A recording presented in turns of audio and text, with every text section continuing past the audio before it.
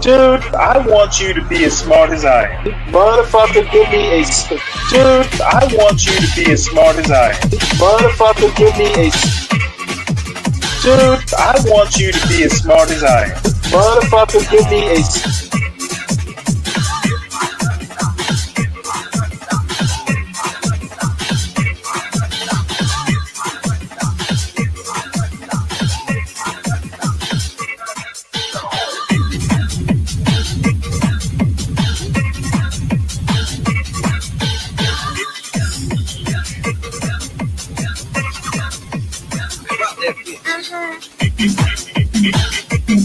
Dude, I want you to be as smart as I am. Motherfucker, give me a specific...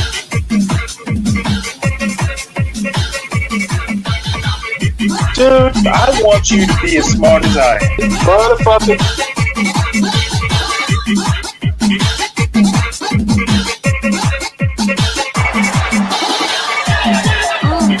Come on out, you rapist!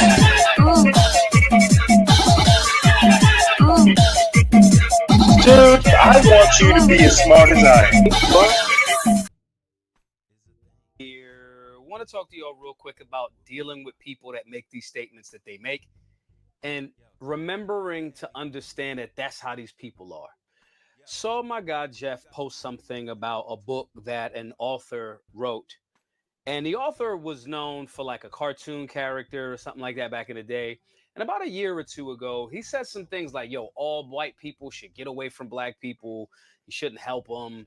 Just that type of thing. Now, First Amendment, right? Everybody got the freedom to say whatever they want to say. Everybody gets that pass, right? You get to talk about and express how you genuinely feel.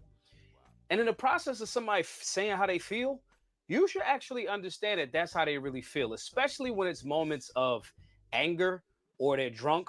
You know, the whole thing about like a drunk mind speaks a sober tongue and shit like that. But anyway, I want to give you all a quick backdrop on what was said, the context of the person, and the solution to how you deal with this and moving forward. So this is what was said initially. Again, my guy Jeff said he's reading this guy's book. The guy's name is Scott Adams, right? He's reading this book. It's a great book. And what I said to that was, because the name peeked up to me, and I'm like, isn't that the guy who pushed the racial divide and told white Americans to not trust and or engage with black Americans? Hard pass on anyone who promotes racism, in my view, old or new content. Now, before I move further, again, this is someone that supposedly heard a poll that said most black Americans dislike or distrust, white people, right? Now, all of a sudden, we now believe in polls. Polls are not accurate. There's a great book called How to Lie with Data and Statistics or something like that. Everybody should check it out. But polls do not speak to everything. This is like when people lean on per capita. They say, oh, well, this happened, so this is exactly what it is. It's almost like saying, since there's a lot of black NBA players, that all black people or the vast majority of black people are great at basketball.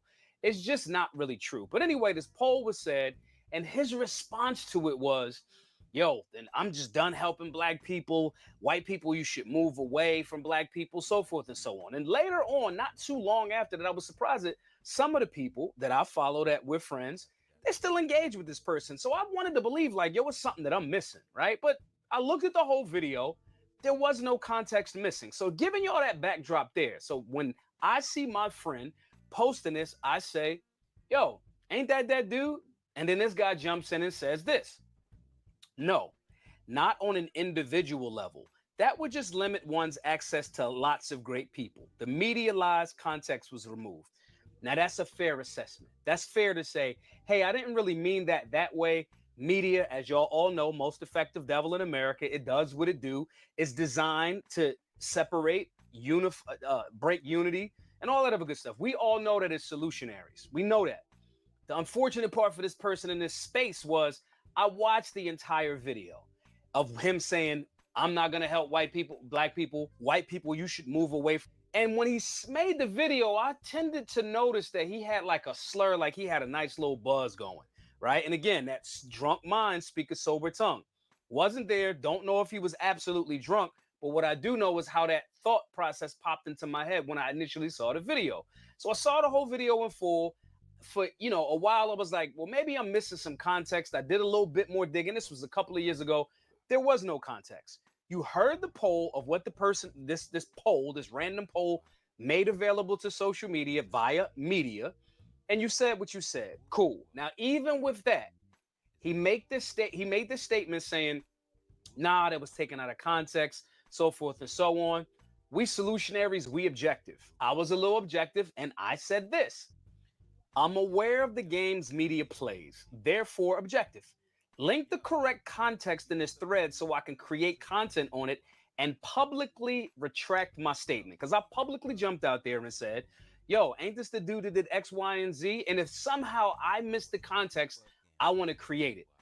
In life, if you attack somebody, you critique somebody, you missing context, you just wrong, the same level of public, yo, I was wrong about that, should go into the same vigor that you had for calling somebody's contradictions. That's what we believe as solutionaries. So I already knew there was a very slim chance that I missed the context from when he said it however long ago. So I said what I said, present it, and I'll retract my statement. This is what he says.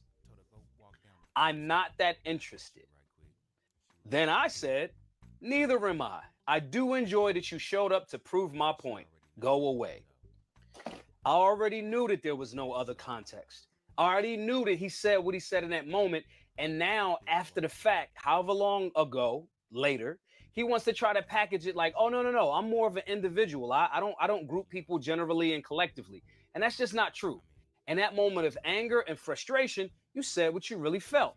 Then when I gave the humble opportunity to say, you know what, if I missed it still, go ahead and put it in the thread so I can publicly retract that. Because I put some smut on your name.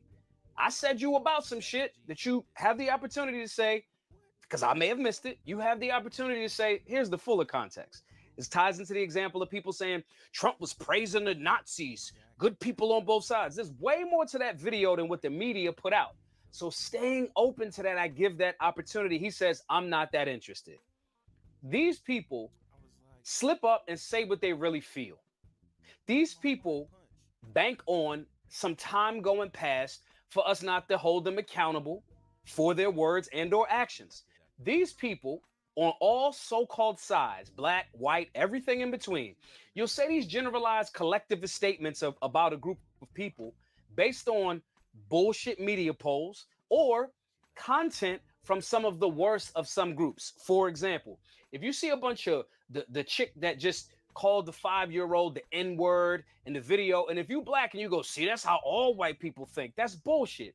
You took that moment where somebody, the lowest IQ of the group, of the bunch, of the so-called collective that you're admonishing at the moment, you then generalize everybody into a part of that group when convenient, because you let your anger, your bigotry, and what you really feel, the malice in your heart, you let that shit pop off.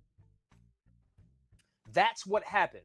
So when you give somebody an opportunity to actually fix that, and they don't, because there's nothing really to say, and most people generally go, oh, he didn't really mean it. That's what they bank on. Some of y'all still in H&M. Some of y'all still support Gucci. Gucci had a whole blackface, red lip, big thing that was clearly blackface. I haven't been to Gucci since. H&M put out a shirt that said, with a young kid with a monkey on his shirt or something, said the coolest monkey in the jungle. I have not been to H&M ever since. That's my power to voluntarily disassociate from shit that I just disagree with. There is a way to collectively address the bullshitters in one overall collective without making everybody seemingly, that's what all of the blacks are. That's what all of the whites are. When these people do that, I personally choose to not be associated with them anymore, because we as solutionaries, black, white, Asian, Indian, whatever, we are looking to unify America and put America in a space where it's supposed to be.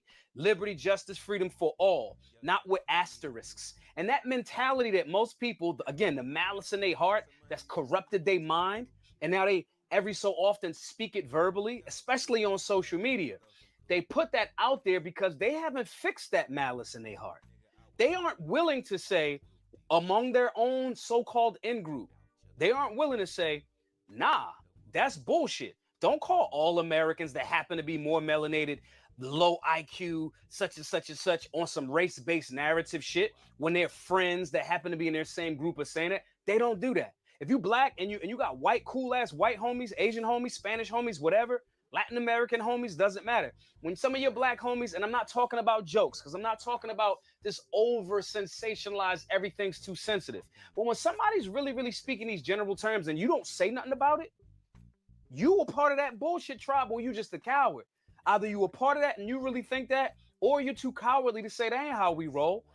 My tribe ain't fucking color. My tribe is solution-based, liberty-minded solutionaries. And most people get comfortable because they know that your memory or their lame excuses will hold up if your memory holds up. They lame excuses without an actual correction will happen. But what's in their mind and their heart, they're welcome to it. But I don't create quarter for that. I actually want to live the Dr. King dream of everybody working together. If you my tribe, you my tribe. And a lot of times, some of you forget that. Some of you don't want to maintain that standard. If you work out and are healthy and you got a system in place, the solutionary 9 is the solutionary 9. When I see people going, oh, I'm not doing 75 hard, I'm doing 75 soft. No, you're just being soft. You're not doing the actual standard and maintaining it. My standard is non-racism. My standard is individually, move by move, person by person, situation by situation. I do not group an entire group of people based on the lowest level bullshit actions of the worst of that particular group. So you may decide to say, well, it's more convenient to go along and get along and act like what they said ain't what they really think in that moment of passion or anger or drunk or whatever it is. You could not want to call a contradictions. Because conveniently, they want to believe in polls that are given out when it supports their narrative. But when the polls said Donald Trump wasn't going to win the first presidency, we saw how those polls work out. When the polls and the data says most convicted pedophiles in America are white males, I'm not grouping all white males into that. It's corny. It's lame. It doesn't work. I believe that those things are put there to make sure that people aren't working together, but you could believe and apply whatever you want to believe. But I don't know, Maj, you just too race-based, even though I'm talking about unification. Maj, just because somebody said it don't mean they really mean it. Well, if they didn't mean it, why the fuck they saying it? Maj, you just want to hold people to a standard too much. Maybe that's why our country's in a fucked up place that it is, because the standards have eroded as it relates to professionalism, as it relates to honesty, as it relates to genuine context, as it relates to the Constitution. Most of the followers my followers are supposed to be liberty-minded or conservatives. And if you're conserving the Constitution, you maintain a standard. But if you don't want to maintain a standard, that's fine. And if you think, Maj, you just tripping, put it in the comment section. You say something that I think is accurate, I'll agree with you. I'm objective that way. But if you say something wrong, you're going to get some pushback in the comment section. This is the reason why we have a group of solid individuals that want to push each other in our Solutionary 9 private group. We want to make sure that we can see good people from all backgrounds, Americans of all backgrounds, pushing towards a standard. So we're not having such a horrible victimized mentality that everybody's under attack and every single person that you want that doesn't look exactly like you is out to get you. That's not what we live, and that's not what we push. And when you go outside and touch grass, you start to see that that's not the actual reality. If you want to be around those type of people and you want that to be your actual tribe that's pushing you to get better and improve, go over to solutionaryuniversity.org, sign up for the Solutionary 9 membership. Meal plans, workout routines, shooting drills, civics, and understanding of liberty. All of these things are put together in 9 daily activities and a community of people that want to push each other to be better, if that's you. My name is Maj Toure, the founder of Solutionary University. Hope to see you in the group soon. Be safe, be solutionary. Good morning, everybody. This is actually a show that I've kind of just replanned about 30 minutes ago. You'll see the theme as I kind of walk through the show. But I think the key word here is going to be reactionary. and just hold that thought. Um, and as a matter of fact, this next video will pretty much give you an idea of where I'm going with this. I have about 8 news stories, just the top news stories, and then I'm gonna kind of continue with videos into my thinking on this brand new phenomena called black fatigue, which I think is just ridiculous. But I'll give more thoughts on that as we get along. So let's see. Here we go. And everybody, make sure you hit the like button before I forget to say that. Make sure you subscribe to the John Galt Urban Landlord channel. Share it out. Share the wealth far and wide. There's something for everyone here. And also, please subscribe to the Stanley Cross channel. It's Stanley Cross 6000. It's where I do the occasional video essay and things like that. And I may do a video essay on black fatigue, but I think this show's pretty much going to be a lot of thoughts on that particular phenomenon. And then I may just clip it into shorts. Haven't really decided yet. But let's go on with the next video, which I think says a lot as well. Black fatigue, huh? Okay. Oh my goodness. So at this point in time, I can't get upset. All right. I know many of y'all are probably livid hearing and seeing the foolishness that is going on right now. Because And it is foolishness. This new talking point that the Sambos and the racists are putting out there. It's this concept of, oh, black fatigue. All right. We have black fatigue. Even black people have black fatigue. And it's being put out there and promoted by the typical miscreants, right? You have the Sambos out there and you have the racists out there, whether it's, Mark Dice, the Coon twins, the list goes on. And I actually think that a more accurate term for black fatigue really is Edward fatigue, to be honest with you, or ghetto fatigue. I miss you like a hog miss fly, like a baby miss mammy titty. And it seems that it's a very coordinated effort, right? They're giving their talking points from the powers that be. I don't know. We already saw that Tim Pool was given his talking points by Russia. So I don't know. These people are given talking points and they put out these videos in attempts to make them go viral and to spur just a division. And I came across this on Twitter because it was this failed YouTuber who was talking about, black fatigue and black people view themselves by the color of their skin, not the content of their character and stuff like that. The lie that's been sold to the black community in particular is that the color of our skin dictates the content of our character. What? And I couldn't help but laugh because I'm like, y'all can't be this dumb. This is absolutely hysterical. This whole notion that they're trying to put out there by these Sambos of these races, of this whole black fatigue, I find it absolutely hysterical. And I'm going to tell you why I find it hysterical, right? Because in the same week that they're talking about more black fatigue, let's just think about this. We had a woman go on national television and say she was a racist, all right? And she was an unapologetic racist, Piers Morgan. In the same week that they talk about black fatigue, we had a woman, a single mother, all right, who had a history of DUIs, fighting in public. That's what she was charged for, brawling in public. Call a little black kid the N-word, okay, in the same week. In the same week, that same woman has raised almost nearly $1 million for calling the little black kid an N-word, just so we're clear. In the same week that they talk about black fatigue. In the same week they talk about black fatigue, we had a man who was pulled over by California Highway Patrol come out of his car with an AR-15 walking towards police officers in the same week. In the same week, we had 2 little white boys who were pointing a gun at police as they all spent like 5 hours trying to get the kids to put the gun down, all right? To the point where an officer had to walk around and just take the gun out of their hand. This is in the same week they talk about black fatigue. Now, I've never seen an officer do that for a little black kid. They sure as heck didn't do it for Tamir Rice. But this is what we're witnessing. In the same week, we had a teacher who was charged, multiple teachers who were charged with messing with the kids. That's in the same week.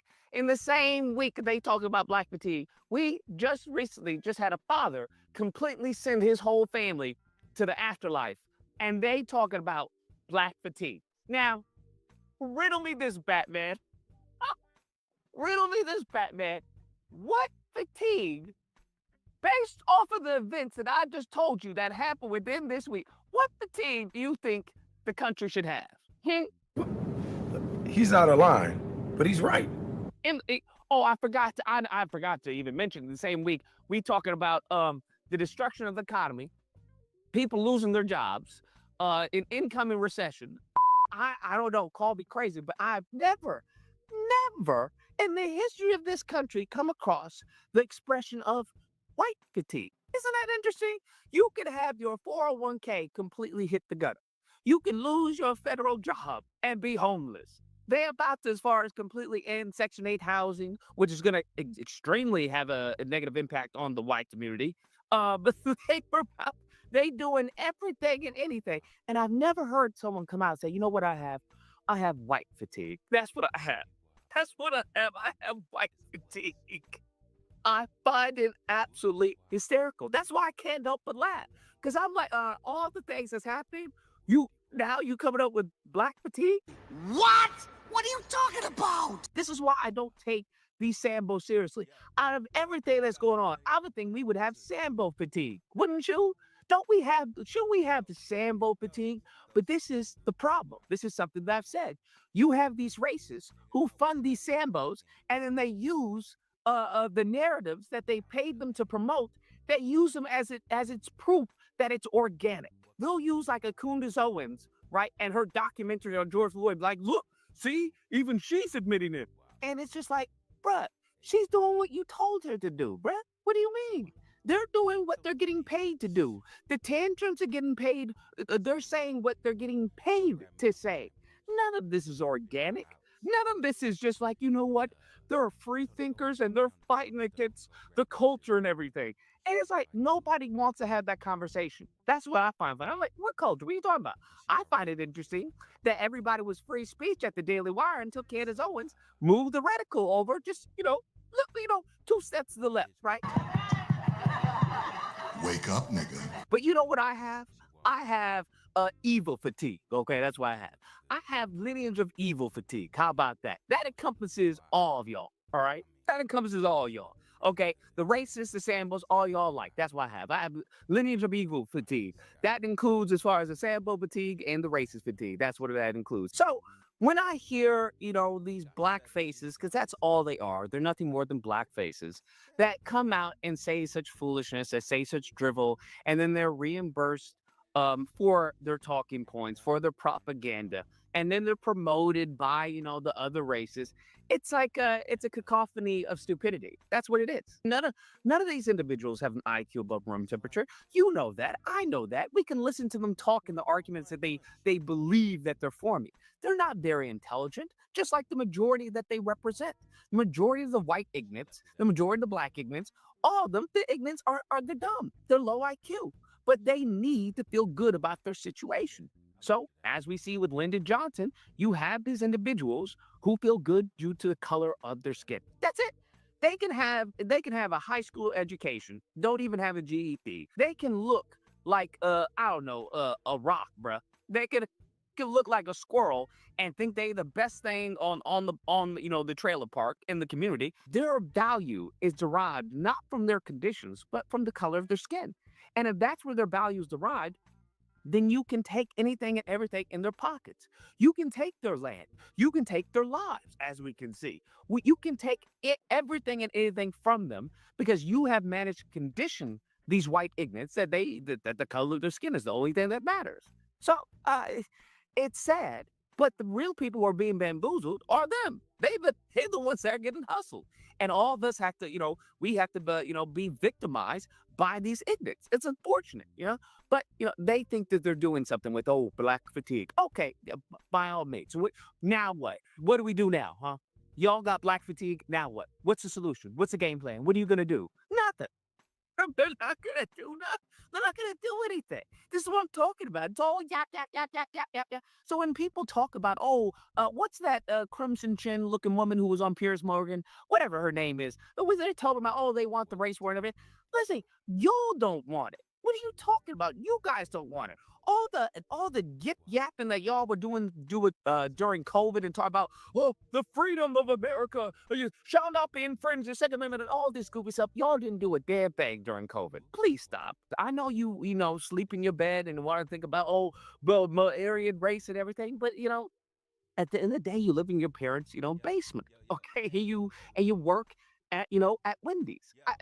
So come back to reality. That's all I'm saying. Come back to reality. I know you a god online, right? You're a god online or whatever, the memes and all your stats and everything. They love these charts, bro. They love these outdated charts. But in the real world, right? In the real world, you're a loser. Unfortunately, it just is what it is. You're a loser, racist, which is majority of what many of these people are. So, if they have to live their fantasies online, by all means, I don't have a problem with that. I have no problem with that. If you want to say some racist cooking for Cocoa Puffs online, you go ahead and do that. Feel good about yourself, all right? Feel good about yourself.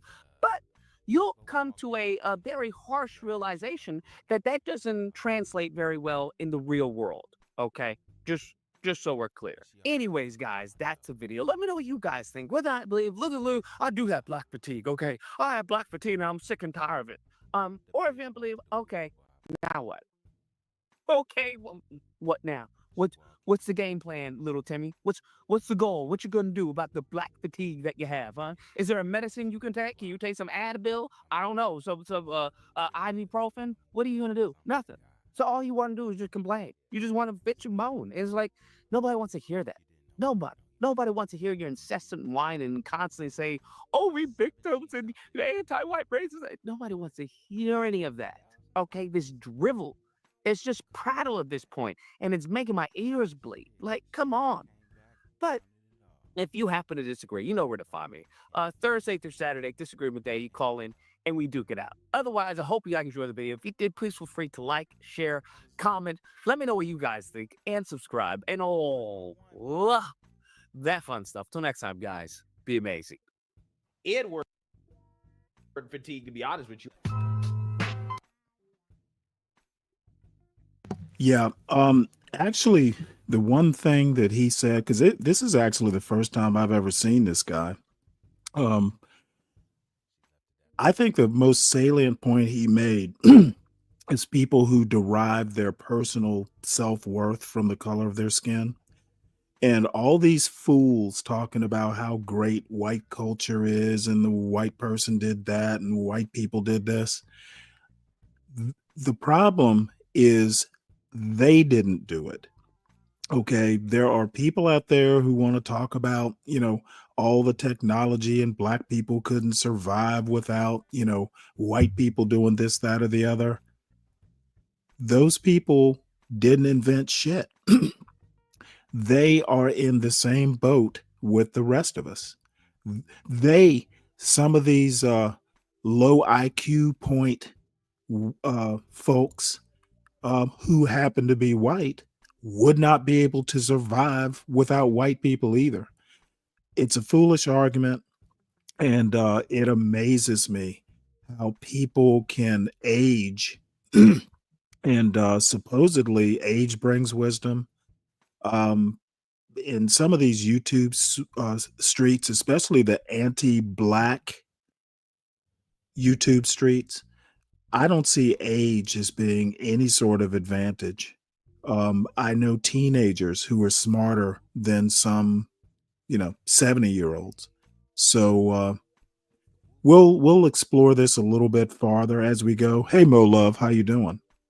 We'll explore this a little bit more. I want to do some news stories, and I want to talk about my Trump fatigue. So Let us sally forth. We're going to start with Trump's trip to the Middle East. Looks like he landed in Saudi Arabia today. Lots of good stuff going on there, apparently. So we want to talk about his this investment deal. Apparently, $600 billion. And just so you know, Elon Musk and some of the other of his billionaire buddies traveled with him to Saudi.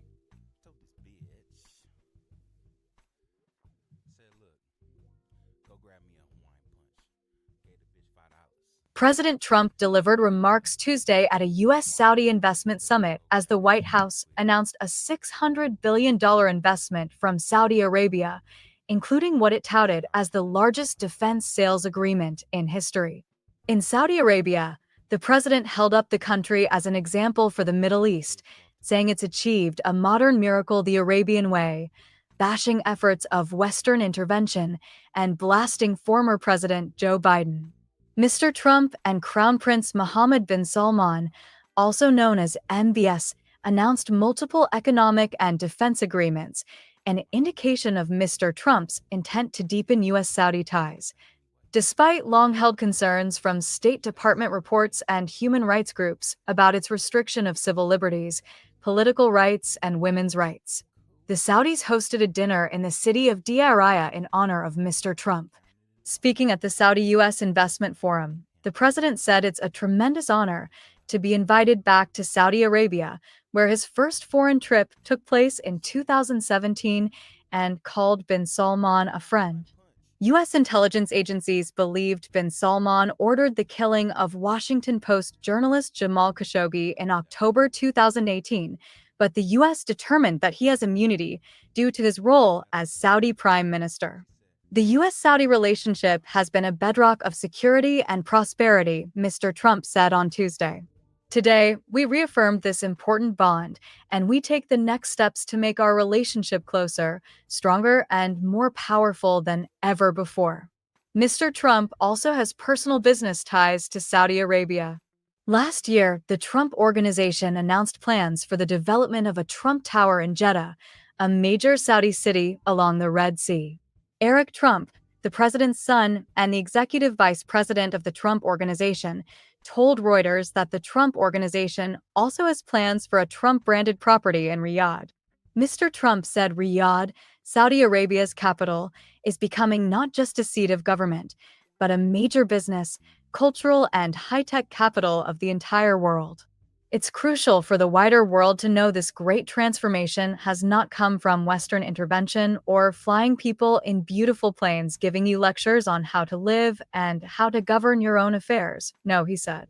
The gleaming marbles of Riyadh and Abu Dhabi were not created by the so-called nation builders, neocons, or liberal nonprofits like those who spent trillions and trillions of dollars failing to develop Kabul, Baghdad, so many other cities, he said. Instead, the birth of a modern Middle East has been brought by the people of the region themselves.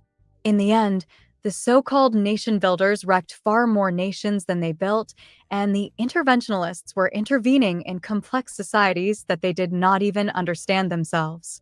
In recent years, far too many American presidents have been afflicted with the notion that it's our job to look into the souls of foreign leaders and use U.S. policy to dispense justice for their sins, the president added. Specifically, the president and crown prince signed agreements for judicial cooperation between the Ministry of Justice in Saudi Arabia and the U.S. Department of Justice, coordination between the Pentagon and Saudi Ministry of Defense for modernization and development of the capabilities of the Saudi Armed Forces, and an international partnership program between the Saudi Ministry of Interior and the Federal Bureau of Investigation. The package of agreements includes extensive training and support to build the capacity of the Saudi Armed Forces, including enhancement of Saudi service academies and military medical services, according to the White House. It also includes billions of dollars in investments in U.S. data centers. Mr. Trump also said on Tuesday that he will move to normalize relations and lift sanctions on the new government in Syria to give the country a chance at peace. there is a new government that will hopefully succeed, Mr. Trump said of Syria. I say good luck, Syria. Show us something special. The president arrived in Saudi Arabia earlier Tuesday, the first stop on a 4-day trip to the Middle East for Mr. Trump. The trip is his first of his second term. The president also visited Saudi Arabia before any other nation during his first term in the White House, bucking the tradition for presidents to make their first foreign trip to the United Kingdom, one of the United States' strongest allies. After Air Force One was escorted into landing by Saudi fighter jets, Mr. Trump was greeted on the tarmac at the airport in Riyadh by the kingdom's de facto ruler, the Crown Prince. After a coffee ceremony, Trump then went to the royal court, where he and bin Salman descended a lavender carpet as trumpets sounded to mark the president's arrival. Following the arrival ceremony, the president attended a delegation meeting and bilateral meeting. Mr. Trump complimented the Crown Prince in remarks during their bilateral meeting, calling him wise beyond his years. The president also said that the Saudi prince is considering a purchase of $600 billion of military equipment, but joked that it could be $1 trillion. The two leaders also participated in a business lunch with notable CEOs including Elon Musk, Larry Fink, and Steven Schwartzman. Mr. Trump said the business leaders are expected to walk away from the visit with a lot of checks. Saudi Arabia is of key diplomatic importance to the Trump White House, especially amid ongoing efforts to negotiate a deal with Iran over its nuclear program, and with the Israel-Hamas war still raging in Gaza. The president and the Crown Prince held private talks earlier Tuesday, which were expected to span a wide range of topics, from Iran's nuclear program to the war in Gaza and keeping oil prices in check. But the visit also focused on business, as the president has looked to strengthen ties with the Middle East partner. And joining Mr. Trump at the investment summit were expected to be some high-profile business leaders, including NVIDIA's Jensen Huang, Palantir's Alex Karp, Citigroup's Jane Fraser, BlackRock's Larry Fink, Franklin Templeton Investments' Jenny Johnson, Uber's Dara Khosrowshahi, BDT and MSD partners Dina Powell McCormick and Blackstone's Steve Schwartzman, according to multiple sources familiar with the event. Later this week, Mr. Trump will travel to Qatar and the United Arab Emirates. Qatar has offered to donate a jumbo jet donated by the royal family of Qatar for Mr. Trump's exclusive use as a presidential plane.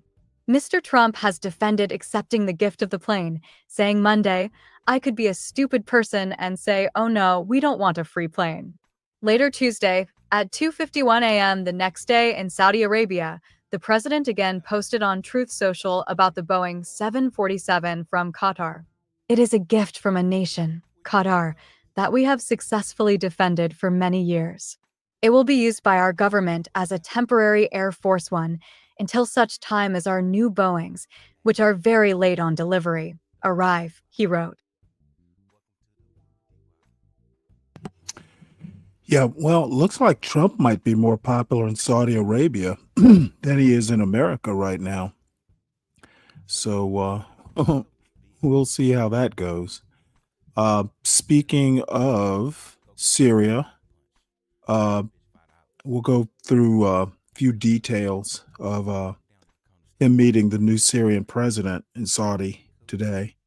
It says here, May 13th, 2025, President Donald Trump declared in Riyadh his intention to relax U.S. sanctions on Syria and pursue the normalization of diplomatic ties with the country's recently established administration. This decision comes after a decade-long civil war in Syria with Iranian support and was influenced by appeals from Saudi Arabia's Crown Prince Mohammed bin Salman alongside Turkey's President Recep Tayyip Erdogan. Trump spoke at the U.S.-Saudi Investment Conference, expressing hope to give Syria a chance at peace, while Gulf leaders backed Damascus as a barrier against Iran's influence. He warned Iran that time is running out, Trump did, amid its nuclear progress, and stressed willingness to impose massive maximum pressure if Iran rejects negotiations. Trump's shift on Syria places him at odds with Israel, which remains cautious about quick recognition, illuminating evolving regional dynamics and potential new diplomatic paths.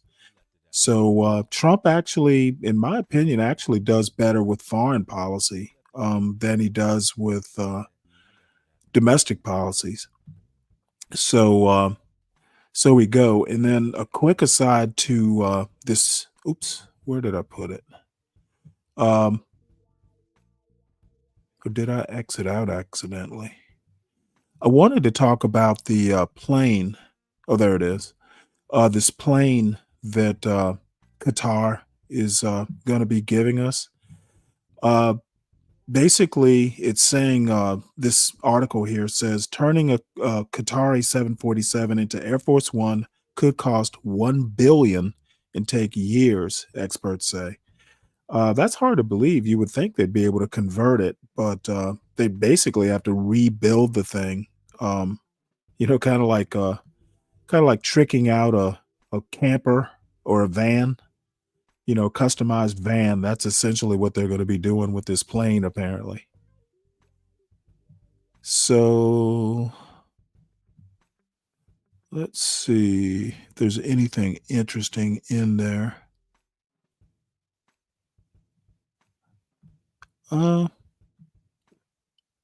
Let's play this video. This looks interesting. It's kind of a summary of what happened today, I guess.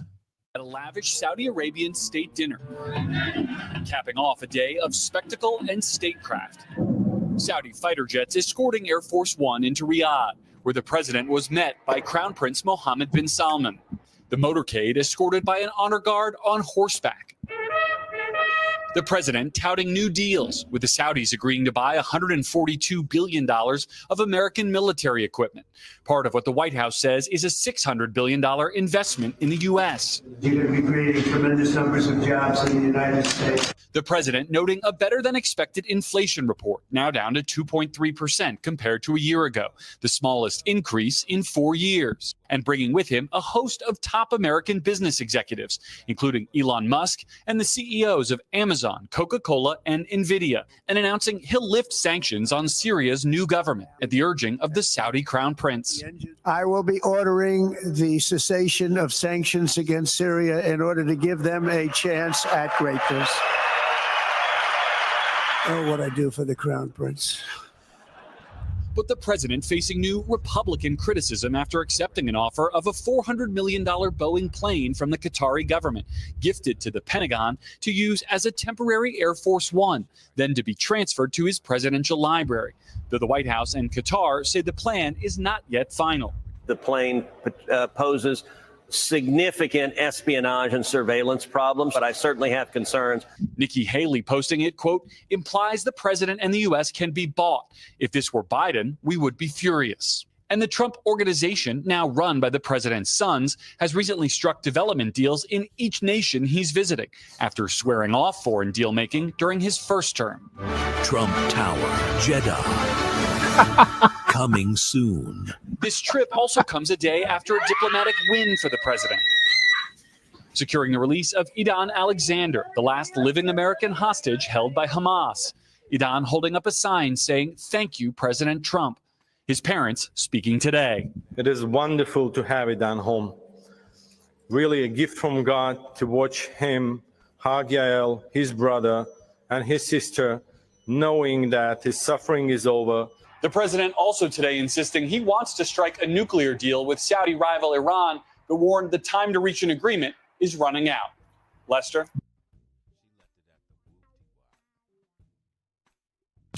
All right. Well, Trump having a good day in Saudi Arabia. That's it's heartening to see that he's thriving over there.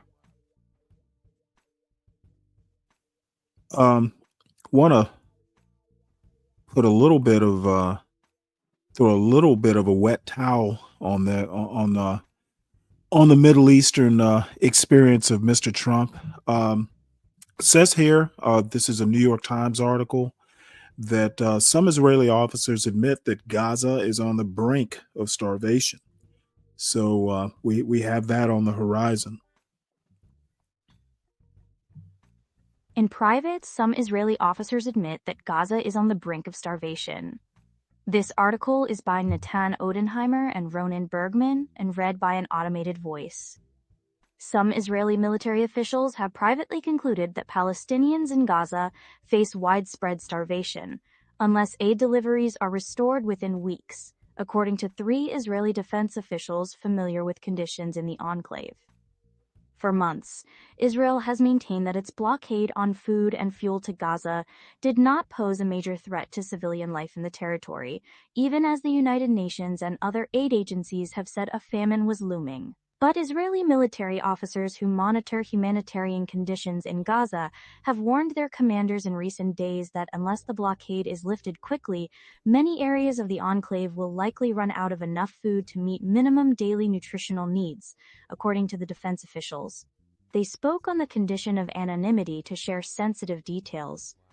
Because it takes time to scale up humanitarian deliveries, the officers said that immediate steps were needed to ensure that the system to supply aid could be reinstated fast enough to prevent starvation. The growing acknowledgement within part of the Israeli security establishment of a hunger crisis in Gaza comes as Israel has vowed to dramatically expand the war in Gaza to destroy Hamas and bring back the remaining hostages, twin aims that more than 19 months of war have yet to achieve. On Tuesday, Prime Minister Benjamin Netanyahu was defiant and said the military would resume fighting in the coming days in full force to finish the job and eliminate Hamas. Mr. Netanyahu's statement came on the same day that President Trump landed in Saudi Arabia as part of his first major foreign trip since his re-election. Mr. Trump, however, is not visiting Israel, underscoring a growing divide between 2 leaders who increasingly disagree on some of the most critical security issues facing Israel. The military official's analysis has exposed a gulf between Israel's public stance on the aid blockade and its private deliberations. It reveals that parts of the Israeli security establishment have reached the same conclusions as leading aid groups. They have warned for months of the dangers posed by the blockade. The analysis also highlights the urgency of the humanitarian situation in Gaza. Most bakeries have shut, charity kitchens are closing, and the United Nations World Food Program, which distributes aid and coordinates shipments, says it has run out of food stocks. On Monday, the Integrated Food Security Phase Classification, a UN-backed initiative that monitors malnutrition, warned that famine was imminent in Gaza. If Israel proceeds with a planned military escalation in Gaza, the initiative said in a summary report, the vast majority of people in the Gaza Strip would not have access to food, water, shelter, and medicine. The Israeli military and the Israeli Ministry of Defense declined to respond to comment on the Israeli officers' predictions that Gaza is nearing a food crisis. Oren Marmerstein, a spokesman for Israel's foreign ministry, said he was unable to share details from internal discussions, but that the ministry was in contact with all the relevant agencies on an ongoing daily basis and closely monitors the situation in Gaza. Israeli restrictions on aid to Gaza have been one of the most contentious issues of the war. Israel cut off supplies to Gaza in March, shortly before breaking a ceasefire with Hamas, which remains entrenched in Gaza despite losing thousands of fighters and control over much of the territory during the war. Israel said the aim of the blockade was to reduce the Palestinian armed group's ability to access and profit from food and fuel meant for civilians. In the process, a senior Israeli defense official said, Hamas would be more likely to collapse, or at least release more of the hostages that the group captured during its attack on Israel on October 7, 2023, that ignited the war. The Israeli government has repeatedly said that the blockade had caused no shortage of support for civilians, partly because so much aid had entered the territory during the truncated ceasefire. But aid groups swiftly warned that civilians would be the main victims, adding that the restrictions were illegal under international law.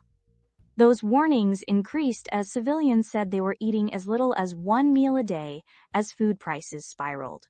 Palestinians interviewed by the New York Times said the cost of flour has risen 60-fold since late February, leading to a rise in looting. All I ate today was a little bit of fava beans from an expired can, said Khalil El-Halabi, a 71-year-old retired UN official from Gaza City.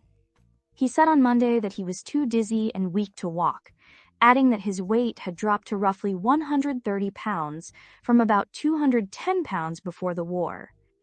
Mr. El Halabi said Wow. his daughter, who recently gave birth, was unable to breastfeed because she has not been eating enough. No baby formula is available, he said. Specialist officers in Kogat, the Israeli government agency that oversees policy in Gaza and the West Bank, have reached the same conclusion as the aid agencies. The officers continuously assess the humanitarian situation in Gaza by speaking with Palestinians there, scrutinizing updates from aid organizations about their warehouse stockpiles, and analyzing the volume and contents of aid trucks that entered Gaza before the blockade. The officers then privately briefed senior commanders on the worsening situation, warning with increasing urgency that many in the territory were just a few weeks away from starvation.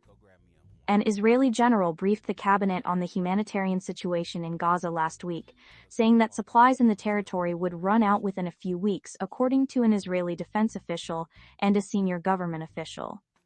The cabinet briefing was first reported by Israel's Channel 13.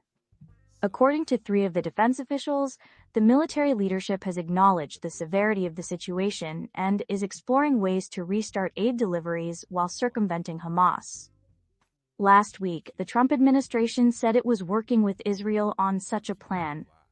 Israeli officials and aid groups said it would involve private organizations distributing food from a handful of sites in Gaza, which would each serve several 100,000 civilians. The Israeli military would be posted at the site's perimeters, while private security firms would patrol inside them. The plan was dismissed by aid agencies, including the UN Office for the Coordination of Humanitarian Affairs, which said it would not join the initiative because it would place civilians at greater risk. The agency said the proposal would force vulnerable people to walk longer distances to get to the few distribution hubs, making it harder to get food to those who need it most.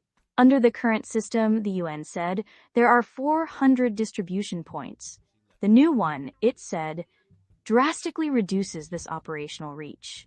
The UN also warned that the plan would force civilians to regularly pass through Israeli military lines, putting them at greater risk of detention and interrogation. It added that the plan would accelerate the displacement of civilians from northern Gaza, since the distribution centers were expected to be located far away in the south of the territory. Israeli officials confirmed that the plan, if enacted, would help the military to intercept Hamas militants and help to move civilians from northern to southern Gaza. But they said the aim was not to increase civilian hardship, but to separate civilians from fighters. Experts on the laws of international conflict say it is illegal for a country to limit aid deliveries if it knows that doing so will cause starvation. Enforcing a military blockade with the knowledge that it will starve the civilian population is a violation of international law, said Janina Dill, co-director of the Oxford Institute for Ethics, Law and Armed Conflict at the University of Oxford. Ms. Dill said that even if there is some debate over Israel's obligations toward Gazans, when Israeli decision-makers state that the purpose is to extract political and military concessions, it clearly constitutes a war crime. Adam Razgon contributed reporting from Jerusalem. Wow. Just when you didn't think it could get worse. Speaking of starving people, or potentially starving people, I mentioned earlier that I actually think that Trump is better at foreign policy than he is at domestic policy. And maybe I should say not just Trump, but MAGA in general. Apparently, this new budget that the House is considering, and it may be Trump's budget that they're considering. Who else's budget would it be? Says here, could jeopardize SNAP users, farmers, and state budgets. And something that was said in one of the earlier videos, the majority of people on these welfare, these social safety net type programs are white. The stereotype is that, it's welfare, the welfare mother in the middle of the hood. Well, more to the point, probably there are more welfare mothers in Appalachia than there are in urban areas. So let's hear what this article has to say. This news story was written by Mariana Alfaro and Daniel Wu. Proposed GOP cuts could jeopardize SNAP users, farmers, and state budgets. States would probably serve fewer people in need of food assistance, experts say, as Congress says it's rooting out waste to meet spending reduction goals for tax cuts. The federal government has fully paid for benefits under the Supplemental Nutrition Assistance Program since it was created in 1939 as a way to fight food insecurity amid the Great Depression. But now, Republicans in Congress are looking into forcing states to pay for 5 to 25% of SNAP funding, in a move experts warn could force state governments to remove individuals from the food assistance program, leave local budgets with massive shortfalls, and hurt the food producers and retailers that serve them. On Monday night, the House Agriculture Committee released its budget bill, which includes a provision outlining that, starting in 2028, all states will have to pay at least 5% of their SNAP benefit allotments. Additionally, states would be required to immediately begin paying 75% of administrative costs if the legislation is passed. States pay half of the program's overhead now and do not contribute to benefits. If these changes become law, they would force 28 states and territories to pay for 25% of their SNAP costs, according to fiscal 2023 data from the Agriculture Department. Data for 2024 has not yet been released. Republicans on the Agriculture Committee said Monday that having states pay for part of SNAP would help reach their goal of $230 billion in federal savings. House Republicans need these cuts to offset the cost of extending President Donald Trump's tax cuts in a massive bill Congress aims to pass by July 4th.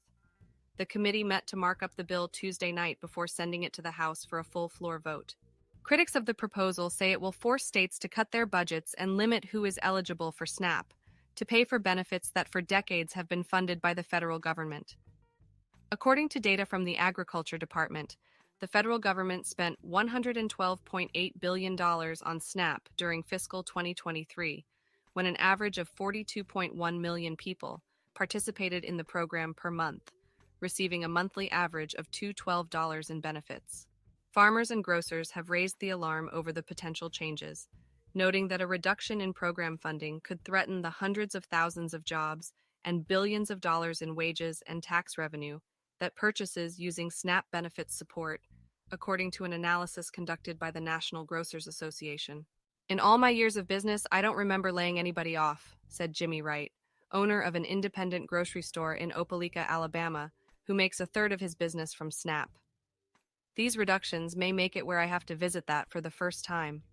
A reduction in SNAP would be a significant loss to our business, said Caitlin Kimball, who runs a vegetable farm in Naugatuck, Connecticut. SNAP, she said, makes up between 5 and 10% of her sales every year between her farm stand and sales to farmers markets, school districts, and grocery stores. Cuts and restrictions are likely. Elaine Waxman, a senior fellow at the public policy think tank Urban Institute, said making states pay for a portion of SNAP fundamentally reshapes the program at a time of economic uncertainty. States will do different things depending on their positioning, but I don't see any scenario where they're able to avoid significantly cutting SNAP, she said. And that might be benefits. It might be severely restricting eligibility. So there will clearly be far fewer people, I think, receiving SNAP. Waxman said one of the benefits of having the federal government shoulder the cost of SNAP benefits is that during a recession, the program immediately steps in to fill the need when people lose their jobs or face a reduction in earnings. States, she warned, may not be able to provide the same coverage in case of an economic downturn. And, she noted, USDA estimates show that SNAP spending acts as a stimulus during hard economic times. For every additional dollar of SNAP spent in the downturn, you get about $1.54 in economic activity, Waxman said. That actually generates jobs, and not just in food, but also in transportation and packaging companies. I want to make one point. States' rights are a big issue. One of these things that MAGA and the right in general likes to push. One of the problems with pushing things like SNAP or making states shoulder more of the cost of the social safety net. It sounds good on the surface that, every state knows exactly what the people in that state need. The problem is that there are a lot of states that there's not an equal distribution of wealth among the states. Generally, states like New York, California, and blue states in general tend to be wealthier overall than some of the Republican states. So, in a way, cutting these benefits and making the states shoulder more of the budget actually works against states that work for Trump. And this is one of those examples where you'll hear political scientists say that a lot of times, especially with populist movements, that, people tend to vote, especially one issue voters, run a high risk of voting against their own self interest. So, if you're in a red state and you voted for MAGA, well, this is what you're going to get. And I'm going to let this story play through because we haven't heard much. Well, I'm not going to let it play much longer because I think people kind of get the idea. But this is something that's going to hurt flyover states more so than coastal states, and Republican states more so than blue states. So there's going to be a lot of buyer's remorse if there's not already. So, people are going to get MAGA fatigue. And all of the people who intersect with providing groceries on our shelves. Republicans insist the proposed changes to SNAP are not cuts and are instead attempts to root out program waste to save federal funds. For far too long, the SNAP program has drifted from a bridge to support American households in need to a permanent destination riddled with bureaucratic inefficiencies, misplaced incentives, and limited accountability. Agriculture Committee Chairman Glenn Thompson, Republican, Pennsylvania, said in a statement, "This portion of the One Big Beautiful Bill restores the program's original intent." Ahead of Tuesday evening's committee session, Thompson said he was confident the legislation would advance in the panel and when the full House votes on it.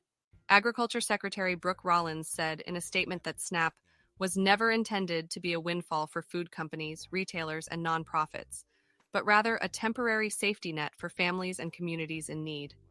Rollins noted that the Agriculture Department spends nearly $405 million each day across 16 nutrition programs, and insisted that Americans will not go without access to programs like SNAP or school meals or the charitable sector. People will go hungry.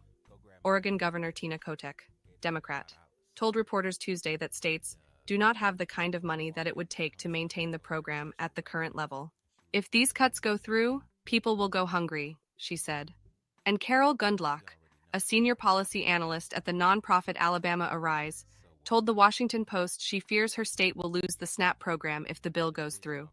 States, especially poor states like Alabama, can't pick up the commitment that Congress made to providing nutrition assistance, she said. Under this bill, states with higher rates of SNAP payment errors will face the largest increases in benefit costs. Gina Plata Nino, Deputy Director for SNAP at the Food Research and Action Center, said many states are operating under pandemic-era guidelines or have not yet updated their systems, which means they may have large error rates. States with high error rates include swing states such as Michigan and Pennsylvania, deep red states including Mississippi, Oklahoma, Florida, and Indiana, and states with limited administrative infrastructure like Alaska and Hawaii. Ty Jones-Cox, Vice President for Food Assistance at the Center for Budget and Policy Priorities, said SNAP will have to effectively be administered differently across the country because each state will have to choose how to enact the program and drive down their error rate. Since SNAP started, the goal of the program was that, no matter where you lived, our country had a national commitment to providing low-income families with a food assistance benefit that's sufficient, she said. And we are now saying that that's not what we plan to do anymore. All right. Well, that paints a grim picture. And there will be much more in the coming days on this big, beautiful bill and the ramifications of passing it. Gonna be. I'm more interested to see where the Senate comes down on this. So I found this next story interesting because I didn't really think about what happens when you cut off money for research at universities and places like that. So this I wouldn't say it surprised me, but it's like I was like, I didn't think of that. And apparently, a lot of these researchers at universities are gonna pack up and go to other countries. So there's almost gonna be like a reverse brain drain here. So says here, well, I'll let the story go. The world is wooing U.S. researchers shunned by Trump. This article is by Patricia Cohen and read by an automated voice. Help wanted. Looking for American researchers. As President Trump cuts billions of federal dollars from science institutes and universities, restricts what can be studied, and pushes out immigrants, rival nations are hoping to pick up talent that has been cast aside or become disenchanted. For decades, trying to compete with American institutions and companies has been difficult. The United States was a magnet for top researchers, scientists, and academics. In general, budgets were bigger, pay was bigger, labs and equipment were bigger. So were ambitions. In 2024, the United States spent nearly $1 trillion, roughly 3.5% of total economic output, on research and development. When it came to the kind of long-term basic research that underpins American technological and scientific advancements, the government accounted for about 40% of the spending. That's the reason political, education, and business leaders in advanced countries and emerging economies have long fretted over a brain drain from their own shores. Now they are seizing a chance to reverse the flow. This is a once-in-a-century brain gain opportunity, the Australian Strategic Policy Institute declared, as it encouraged its government to act. Last week, at the urging of more than a dozen members, the European Union announced it would spend an additional €500 million, or $556 million, over the next 2 years to, quote, make Europe a magnet for researchers. Such a sum is paltry when compared with U.S. budgets, so it's understandable if their appeals are met with a request to show me the money. After all, salaries tend to be much lower in Europe.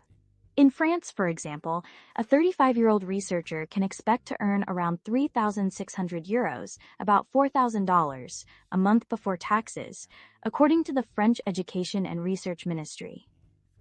A postdoctoral fellow at Stanford would stand to earn the equivalent of around €6,000, about $6,685, a month in the United States.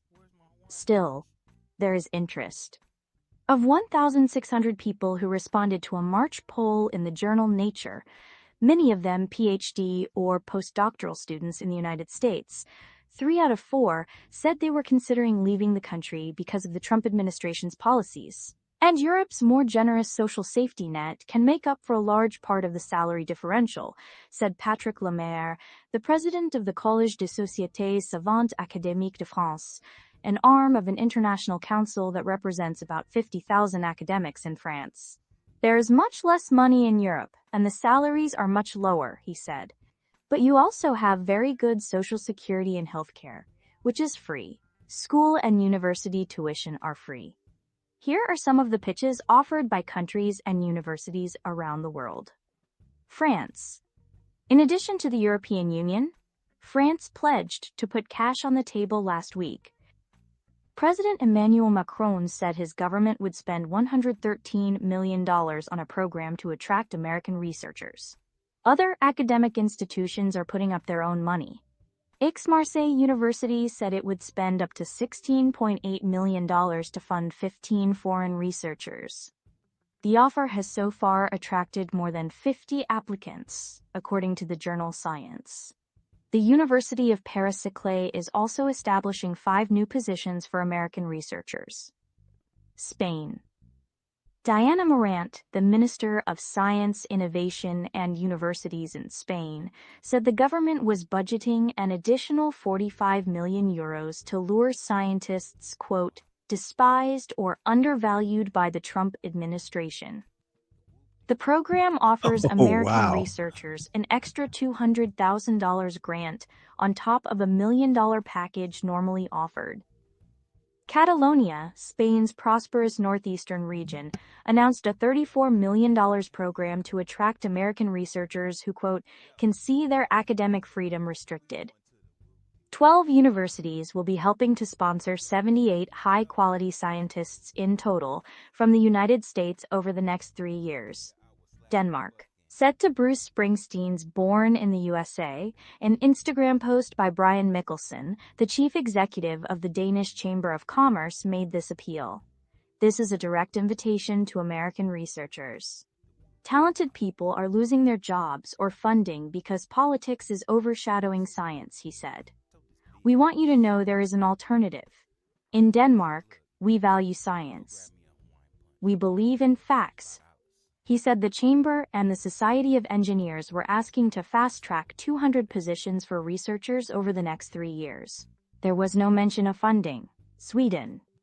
Johan Persson, Sweden's Minister of Education, organized a meeting last month with officials from 9 universities to discuss how to attract disgruntled talent. To American academics and scientists, we need you, he wrote on X.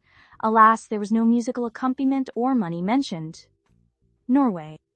Academic freedom is under pressure in the U.S., said Jonas Gahr Støre, the Prime Minister of Norway. The government is offering 100 million kroner, or $9.6 million, to fund experienced American and other international researchers next year.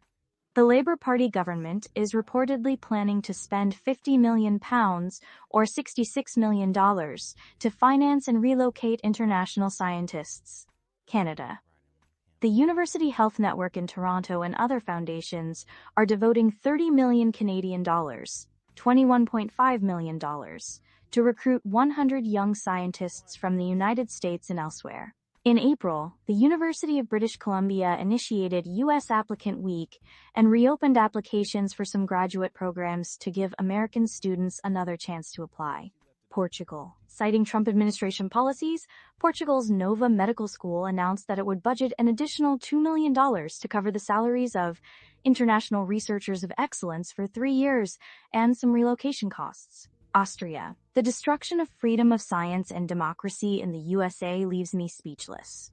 Eva Maria Holzleitner, the Minister of Women, Science and Research, said in an Instagram video, "We are working on programs to provide a safe haven for students and scientists at risk." Last month, Austria opened its own national portal on Your Access, Researchers in Motion, a platform supported by 43 European nations that offers a wide database of job offers, scholarships and grants, as well as information about organizing a research project in Europe. Australia. The Australian Academy of Science began a global talent search last month, with its president stating there was an urgent and unparalleled opportunity to attract the smartest minds leaving the United States. The call-out asked for donations to finance the effort. Ireland, Belgium, South Korea, and China have also talked about starting programs directed at researchers, scientists, and students in the United States. Liz Alderman contributed reporting from Paris. Well, it sounds like the H-1B visa issues might resolve themselves. It's like nobody's going to want to come here. So let's move on. And speaking of people leaving, let's talk about people coming, specifically South Africans. Apparently, the Episcopal Church and other churches, and I think the Catholic Church might be one of them, churches play a large role in helping refugees settle into the country. And apparently the Episcopal Church is kind of pissed off at Trump. So let's explore exactly why. This news story was written by Victoria Bissett and Jonathan Edwards. Episcopal Church says it won't help Trump resettle white South Africans. The church is ending its refugee resettlement deal with the government. Rather than resettle Afrikaners, it feels were given preferential treatment. The Episcopal Church is ending its refugee resettlement agreement with the federal government. rather than comply with a directive to help resettle white South Africans arriving in the United States as refugees, citing its steadfast commitment to racial justice and reconciliation. The church's decision Monday, the same day that dozens of Afrikaners granted refugee status landed at Dulles International Airport, drew criticism from the White House and Vice President J.D. Vance. The church's presiding bishop, Sean Rowe, said in a letter that the U.S. Refugee Admissions Program, which the church's resettlement ministry participated in for decades, has essentially shut down since January, with no refugees arriving and hundreds of staff laid off. Then, several weeks ago, the Trump administration told the church that it would be expected to resettle the white Afrikaners under the terms of its federal grant. Rowe said the church wouldn't do so given the highly unusual manner in which the federal government selected the white South Africans, who received preferential treatment over many others who have been waiting in refugee camps or dangerous conditions for years. Instead, he said, the church would end its refugee resettlement grant agreements with the government by the end of the fiscal year in September. I am saddened and ashamed that many of the refugees who are being denied entrance to the United States are brave people who worked alongside our military in Iraq and Afghanistan and now face danger at home because of their service to our country, Rowe wrote. I also grieve that victims of religious persecution, including Christians, have not been granted refuge in recent months. Episcopal Migration Ministries said it is one of 10 national agencies that work with the government to resettle refugees in the U.S. In 2024, the organization accounted for about 5,400 of the roughly 100,000 refugees resettled through the federal government. The Episcopal Church's decision to terminate its decades-long partnership with the U.S. government over the resettlement of 59 desperate Afrikaner refugees raises serious questions about its supposed commitment to humanitarian aid. White House Deputy Press Secretary Anna Kelly said in a statement, "The Afrikaners have faced unspeakable horrors and are no less deserving of refugee resettlement than the hundreds of thousands of others who were allowed into the United States during the past administration." U.S. Citizenship and Immigration Services and the Department of Homeland Security did not immediately respond Tuesday to requests for comment. But on Monday, Vance posted a link to an article about the Episcopal Church's decision. He added a one-word reaction: crazy. Religious organizations like Episcopal Migration Ministries are critical in integrating refugees into American life, said J. Kevin Appleby, senior fellow at the Center for Migration Studies of New York, a think tank that studies domestic immigration and international migration. In addition to providing direct resources, they also rally congregants to help newcomers find housing and employment and become part of the community. It's quite a loss when any faith-based organization resigns from the program, Appleby said. Rowe said the church would pursue other avenues to support refugees. President Donald Trump has said that Afrikaners, who are descended from mostly Dutch settlers in South Africa, face racial discrimination, allegations that South Africa's government denies. He also claimed on Monday, without providing evidence, that a genocide is taking place in the country. Trump has cited a South African land redistribution law signed in January, which seeks to redress the imbalance in land ownership in South Africa after 4 decades of apartheid rule, as evidence of discrimination against white South Africans. Though no land has been seized under the legislation, no South Africans of any race, ethnicity, or linguistic group met UN criteria for refugee resettlement last year, according to United Nations figures. A State Department memo obtained by the Washington Post said most of the 59 Afrikaners who were expected to arrive in the U.S. have witnessed or experienced extreme violence with a racial nexus, including home invasions, murders, or carjackings that took place up to 25 years ago. Another of the 10 groups involved in the resettlement of refugees in the United States, the Church World Service, CWS, on Friday, expressed its deep concern at the plan to admit Afrikaners as refugees, saying the move demonstrated that the government still has the capacity to quickly screen, process, and depart refugees to the United States. However, the CWS said in a statement that it would continue to serve all eligible refugees, including Afrikaners. Appleby accused the Trump administration of politicizing the refugee resettlement program, which has been a successful partnership between the government and private organizations for decades. He said white South Africans do not meet the UN definition of refugees. People outside their country, unwilling to seek the protection of that country, because of a well-founded fear of persecution, based on their race, religion, nationality, political opinion, or membership of a particular social group. Millions of refugees around the world are not getting the protection they need, Appleby said, adding that prioritizing South Africans violates the integrity of refugee protection and the values of our country. Last month, the U.S. Conference of Catholic Bishops' Migration and Refugee Services, the largest refugee resettlement agency in the world and the largest of the national resettlement groups, said it was ending its century-old program because of the drastic government cuts. The Trump administration's attempts to halt the vast majority of refugee admissions have faced legal objections. Last week, a judge ordered the administration to admit about 12,000 refugees, according to the Associated Press. Separately Monday, the Department of Homeland Security announced an end to the temporary protected status for Afghans, which was granted by the Biden administration following the U.S. withdrawal from Afghanistan and deteriorating conditions under the Taliban. The arrival of the Afrikaners occurred amid a years-long back and forth between the United States and South Africa that dates to Trump's first administration. In 2018, Trump said he was directing Secretary of State Mike Pompeo to closely study the South African government's land seizures and alleged large-scale killing of farmers. The South African government responded by rejecting Trump's narrow perception, which only seeks to divide our nation and reminds us of our colonial past.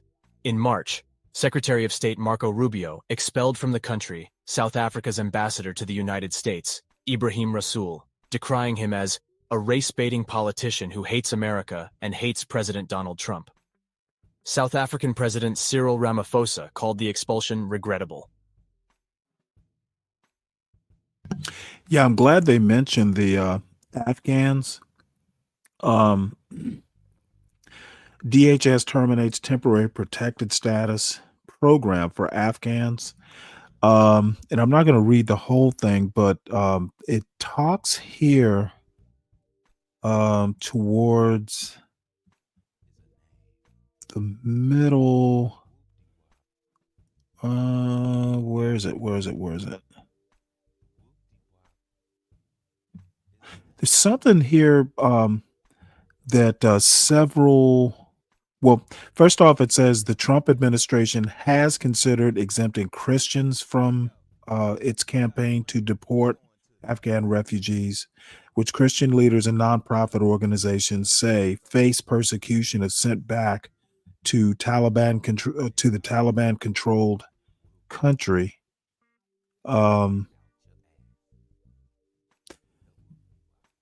Okay, here it says the termination furthers the national interest. This is Kristi Noam, talking about sending Afghans back. The termination of their temporary protected status furthers the national interest as DHS records indicate that there are recipients who have been under investigation for fraud and threatening our public safety and national security. So that could be, as we know from, the attempts to send students back, that could be almost anything, that the Trump administration might consider a threat. So, these are people that, during the Afghan war, oftentimes translators, that sort of thing, risk their lives to help. So just want to make you aware that this is troubling. I'll put it that way. Is this true? The white G side in South Africa? I have no idea, J-Dub. To be honest, I don't really keep up with what's happening. But the other thing is, no, it hasn't been like genocide. I was talking to Orthodox guy or somebody. The topic came up briefly. And basically, genocide, the definition of genocide is not just killing people. It's been expanded to include several different things that aren't exactly loss of life. So you would have to basically do your own research.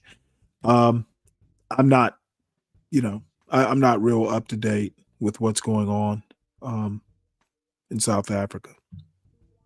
And staying on this immigration topic, that judge in Wisconsin that was arrested, apparently she's been indicted by a federal grand jury. So this is looks like it's going to go to trial. Either that or, maybe there'll be some sort of plea bargain. But judges beware. And that's really all I have to say. Bet she's a Democrat. Madison, Wisconsin. AP, a federal grand jury indicted a Wisconsin judge Tuesday on charges she helped a man in the country illegally evade U.S. immigration authorities looking to arrest him as he appeared before her in a local domestic abuse case. Milwaukee County Circuit Judge Hannah Dugan's arrest and ensuing indictment has escalated a clash between President Donald Trump's administration and local authorities over the Republicans' sweeping immigration crackdown. Democrats have accused the Trump administration of trying to make a national example of Dugan to chill judicial opposition to the crackdown. Prosecutors charged Dugan in April via complaint with concealing an individual to prevent arrest and obstruction. In the federal criminal justice system, prosecutors can initiate charges against a defendant directly by filing a complaint or present evidence to a grand jury and let that body decide whether to issue charges. A grand jury still reviews charges brought by complaint to determine whether enough probable cause exists to continue the case as a check on prosecutors' power. If the grand jury determines there's probable cause, it issues a written statement of the charges known as an indictment. That's what happened in Dugan's case. Dugan faces up to 6 years in prison if she's convicted on both counts. Her team of defense attorneys responded to the indictment with a one-sentence statement saying that she maintains her innocence and looks forward to being vindicated in court. She was scheduled to enter a plea on Thursday. Kenneth Gales, a spokesperson for the U.S. Attorney's Office in Milwaukee, declined to comment on the indictment Tuesday evening. Dugan's case is similar to one brought during the first Trump administration against a Massachusetts judge who was accused of helping a man sneak out a courthouse back door to evade a waiting immigration enforcement agent. That case was eventually dismissed. Prosecutors say Dugan escorted Eduardo Flores Ruiz and his lawyer out of her courtroom through a back jury door on April 18th after learning that U.S. immigration and customs enforcement agents were in the courthouse seeking his arrest. According to court documents, Flores Ruiz illegally re-entered the U.S. after being deported in 2013. Online state court records show he was charged with 3 counts of misdemeanor domestic abuse in Milwaukee County in March. He was in Dugan's courtroom that morning of April 18th for a hearing. Court documents suggest Dugan was alerted to the agent's presence by her clerk, who was informed by an attorney that the agents appeared to be in the hallway. An affidavit says Dugan was visibly angry over the agent's arrival and called the situation absurd before leaving the bench and retreating to her chambers. She and another judge later approached members of the arrest team in the courthouse with what witnesses described as a confrontational, angry demeanor. After a back and forth with the agents over the warrant for Flores Ruiz, Dugan demanded they speak with the chief judge and led them away from the courtroom, according to the affidavit. She then returned to the courtroom and was heard saying words to the effect of "Wait, come with me," and ushered Flores Ruiz and his attorney out through a back jury door typically used only by deputies, jurors, court staff, and in-custody defendants, according to the affidavit. Flores Ruiz was free on a signature bond in the abuse case at the time, according to online state court records. Federal agents ultimately captured him outside the courthouse after a foot chase. The state Supreme Court suspended Dugan from the bench in late April, saying the move was necessary to preserve public confidence in the judiciary. A reserve judge is filling in for her.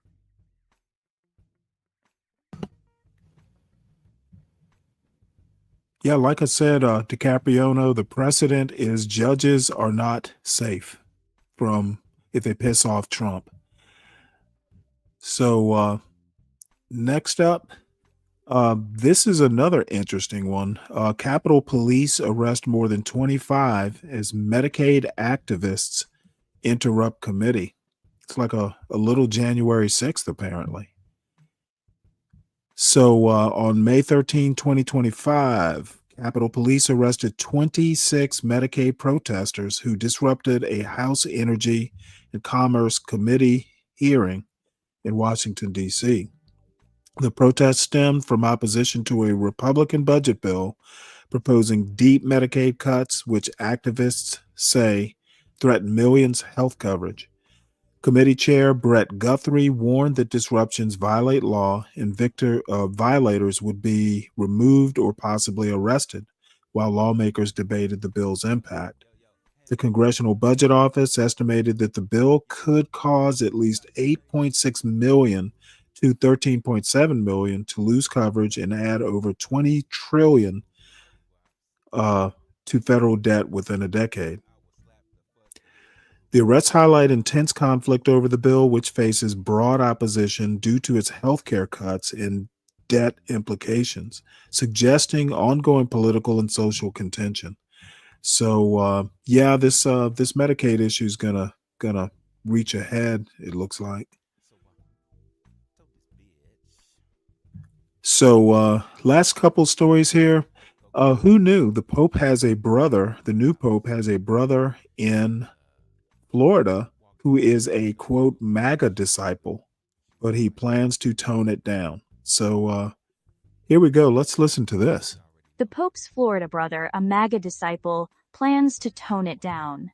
This article is by Richard Fawcett and read by an automated voice. You can often find the eldest brother of the successor of the Prince of the Apostles down at the Twisted Fork restaurant in Port Charlotte Flay, where, on Honky Tonk Thursdays, he is most likely boot scooting along with the rest of the line dancers. His ringtone plays the opening riffs of Led Zeppelin's Immigrant Song. He incurred $20,000 in roof damage from Hurricane Ian. And until recently, anyone could read his Facebook posts, which included vulgar potshots at Nancy Pelosi and her husband, and a pronouncement that supporters of Joseph R. Biden Jr. suffered from a, quote, mental affliction. Nearly a week after the Chicago-born Robert Francis Prevost became Pope Leo XIV, the world is still adjusting to the fact that he has an American family that does typically American things. The Borgias, for all their many sins, never posted crude or spicy memes to the socials. And indeed, for Louis Prevost, 73, it is the Facebook posts, which he shared online before his brother was made Pope, that have earned him the most attention in the last few days. By Tuesday, the posts were no longer publicly viewable. Among other things, he reposted an old video of Ms. Pelosi, under which the author of the original post referred to her with a vulgar sexist epithet. The original post also insinuated that Ms. Pelosi's husband, Paul, was gay, echoing a misinformation campaign that spread among those on the right after Mr. Pelosi was brutally attacked by a man who broke into his home in October 2022. The New York Post called the post awful and gross. Another post written by Mr. Prevost, according to the Daily Beast, told people to keep their powder dry because there is a war right here at home, a war for our streets and neighborhoods. By Monday, Mr. Prevost was a guest on Piers Morgan Uncensored, where Mr. Morgan read some of the posts back to him. It's quite lively stuff for a bloke who's now the Pope's older brother, the talk show host said. Well, I posted it, and I wouldn't have posted it if I didn't kind of believe it, said Mr. Prevost, who added that he would probably tone it down now that his brother was the vicar of Jesus Christ. Mr. Prevost, who described himself to Mr. Morgan as a MAGA type, said the new pope was much more liberal than he was. Although, when asked, he said that he would not necessarily call his brother woke. He said he expected Leo XIV to play things down the middle. During an interview with the New York Times at his Florida home on Friday, Mr. Prevost was photographed in a t-shirt and shorts, sitting serenely on a patio chair. He recalled how his youngest brother was a peacemaker who preferred to play priest when other children pretended to be cowboys or bank robbers. Mr. Prevost also spoke of his own fondness for line dancing at the Twisted Fork. The conversation made evident the differences between the worldviews of the new pope and his brother in Florida. While the former called for end to the fighting in Gaza in his first Sunday address, Mr. Prevost said that after the October 7, 2023, attacks on Israelis by members of Hamas, I'd have flattened Gaza and made it a parking lot. In his interview with Mr. Morgan, Mr. Prevost said that he had backed off a lot of media since being criticized for his online posts, and was looking forward to talking to the pontiff about them and finding out if he had felt any blowback. But he knows I am who I am, Mr. Prevost said of the new pope. He's well aware of my positions. He knows I'm probably not going to change, and I don't think I will, other than to, just as you say, tone it down. Charles Bellaro contributed reporting from Port Charlotte, Fla.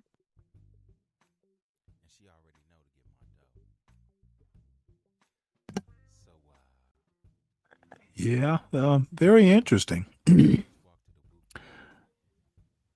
Let's see. Samuel says, truthfully, I don't care for either of the brothers and their political views, let alone some post from Twitter. Interesting. All right. And last but not least, Major League Baseball reinstates Pete Rose and others, paving a way for Hall of Fame consideration. This comes as no surprise to me. Basically, they weren't going to do it while he was alive. This news story was written by Chelsea Janes. MLB reinstates Pete Rose and others, paving way for Hall of Fame consideration. Commissioner Rob Manfred announced that players punished with permanent ineligibility will be reinstated after their deaths, and the Hall of Fame said it would consider such players for inclusion. Pete Rose and shoeless Joe Jackson are no longer official baseball pariahs. In a seismic decision that will alter the legacies of 17 disgraced individuals, MLB Commissioner Rob Manfred announced Tuesday that those punished with permanent ineligibility will be reinstated after their deaths. Players on MLB's permanently ineligible list are banned from entry into the Hall of Fame, meaning Rose, baseball's all-time hits leader who died last year at 83, Jackson and the other deceased players who were banned will now be eligible for inclusion. A committee dedicated to reviewing the Hall of Fame candidacies of players who starred before 1980 will vote on them at its next scheduled meeting in December 2027. Manfred's decision comes at a fascinating time, and not just because his league is financially benefiting more than ever from the very thing for which Rose was banned in 1989, betting on baseball.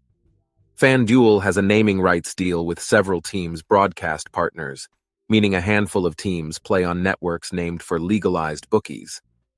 While current players and managers are still banned from betting on baseball, MLB is reaping millions annually in advertising money from companies enticing its fans to do so.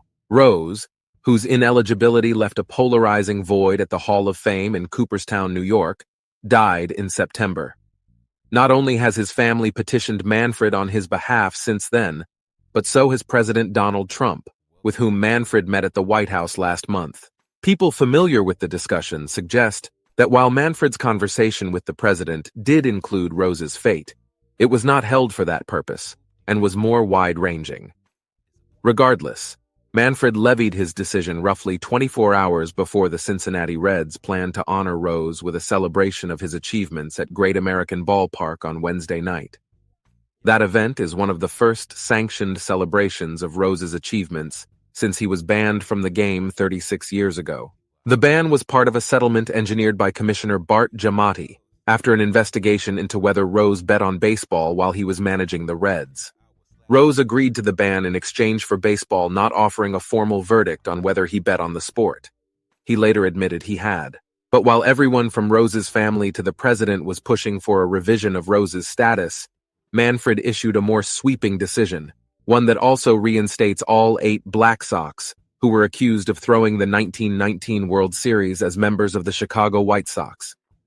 The most prominent member of that group now eligible for Hall of Fame inclusion is Jackson, a career .356 hitter.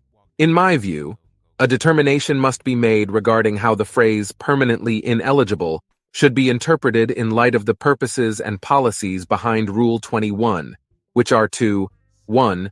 Protect the game from individuals who pose a risk to the integrity of the sport by prohibiting the participation of such individuals, and 2.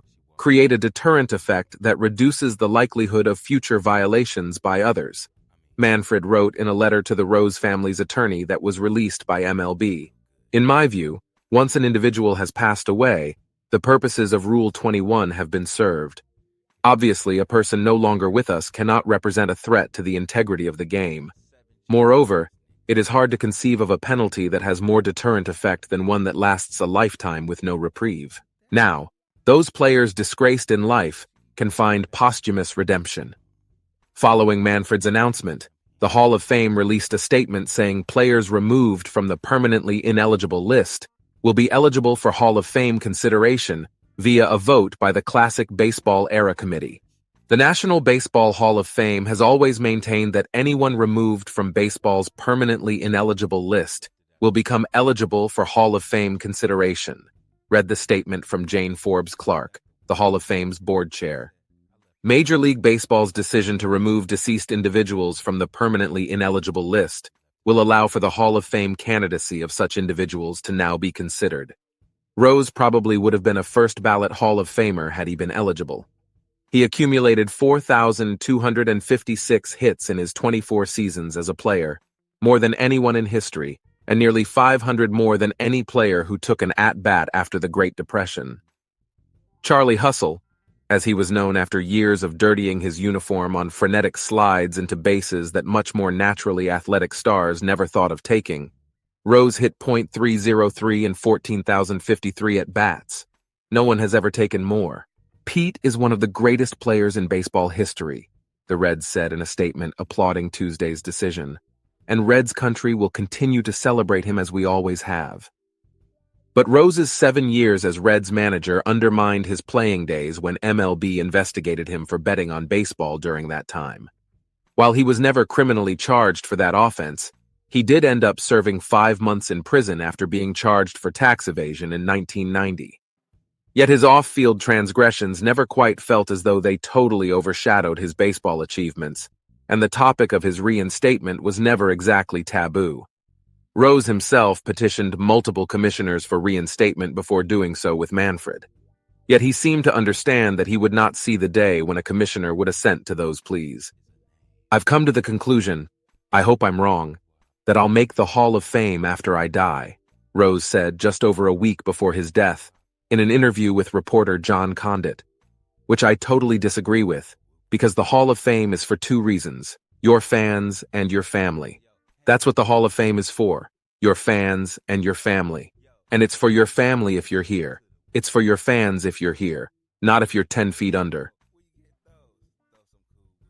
10 feet? Is it 10 feet now? I thought it was 6 feet. And this is just a pop-up story that I have to do. And this is kind of a story near and dear to my heart as an old man. Bill Belichick, Jordan Hudson, and the making of a PR disaster. So if you don't know, Bill Belichick, who's in his early 70s, his girlfriend is in her 20s, I think, and pretty gorgeous. So she's 24. So apparently she's advocated for fishermen, given henna tattoos, and won cheerleading titles. Her next project, shaping the image of an icon. So there was a little bit of an issue. He didn't, I think it was a 60 Minutes interview or one of those news shows. And it's CBS, I think it was CBS Sunday Morning. And anyway, she didn't like something that Jane Pauley said. And there was a little bit of a tiff that I saw the headline. Wasn't that interested in the story, but now that I see this, apparently she was running for Miss Maine. So she's a decent looking girl. She's not like super beautiful or anything, but if I were his age, I'd be thrilled. So we'll listen to a little bit of this. And good for you, Bill Belichick. You give old guys like me hope. This news story was written by Adam Kilgore, Jesse Doherty, and Ben Strauss. Bill Belichick, Jordan Hudson, and the making of a PR disaster. At 24, Belichick's girlfriend has advocated for fishermen, given henna tattoos, and won cheer titles. Her next project, shaping the image of an icon. Portland, Maine. Jordan Hudson stepped down from a riser and toward the middle of the Miss Maine USA pageant stage, where an MC held a microphone and a question chosen at random. He began with small talk that happened to be on the minds of sports fans and tabloid rubberneckers across the country. "How are you doing?" A few feet from the stage in the front row sat Bill Belichick, six-time Super Bowl winner with the New England Patriots, the University of North Carolina's new coach, and, at 73, boyfriend of the 24-year-old Hudson. Their romance and professional partnership, combined with the public's appetite for any crumb of information about both, had vaulted Hudson into prominence and controversy. Life in that spotlight, she had recently written her former cheerleading team, had led to a slow exterior erasure of my strong individual identity. But for at least a few more moments Sunday afternoon, inside a Holiday Inn ballroom, she was simply Miss Hancock, one of 5 finalists for Miss Maine. She took a deep breath. "I'm feeling an immense amount of pride right now," she said. "I'm hoping that anybody who's watching this finds the strength to push through whatever it is that they're going through." She paused, chuckled, caught her breath, and let out a deep exhale, and embodies that hate never wins. With that, Hudson had indirectly provided her clearest description of how she views the microscope she finds herself under, with reporters digging into her personal life and tabloid photographers staking her out during pre-pageant hours. A former college cheerleader and philosophy major raised in 2 small New England towns, Hudson became famous last year as Belichick's girlfriend after meeting him on a flight in 2021. Then, 2 weeks ago, Belichick appeared on CBS Sunday Morning to promote his book, The Art of Winning: Lessons from My Life in Football. Described as a constant presence by reporter Tony Dokupil, Hudson cut off a question about how she and Belichick met with the curt phrase that has since become fodder for late-night comedy. "We're not talking about this." The moment went viral, and Hudson morphed from a curiosity to a character shaping what is probably the final professional chapter of a football icon.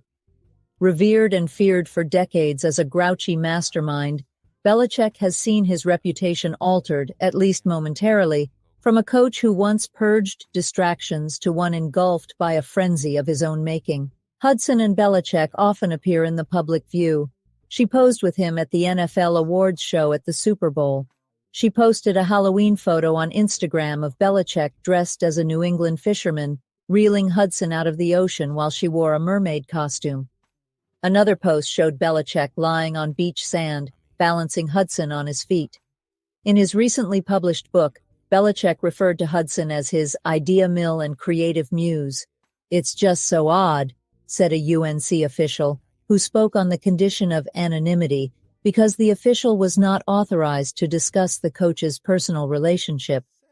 "And we just don't know what's coming. Those two decide what they're going to do, and they do it." Complicating matters for UNC and his book publisher, if not others, Belichick and Hudson's relationship has expanded beyond tabloid grist into a professional partnership. Despite a dearth of experience in publicity, and to the puzzlement of many in Belichick's orbit, she now serves as the de facto manager of his personal brand.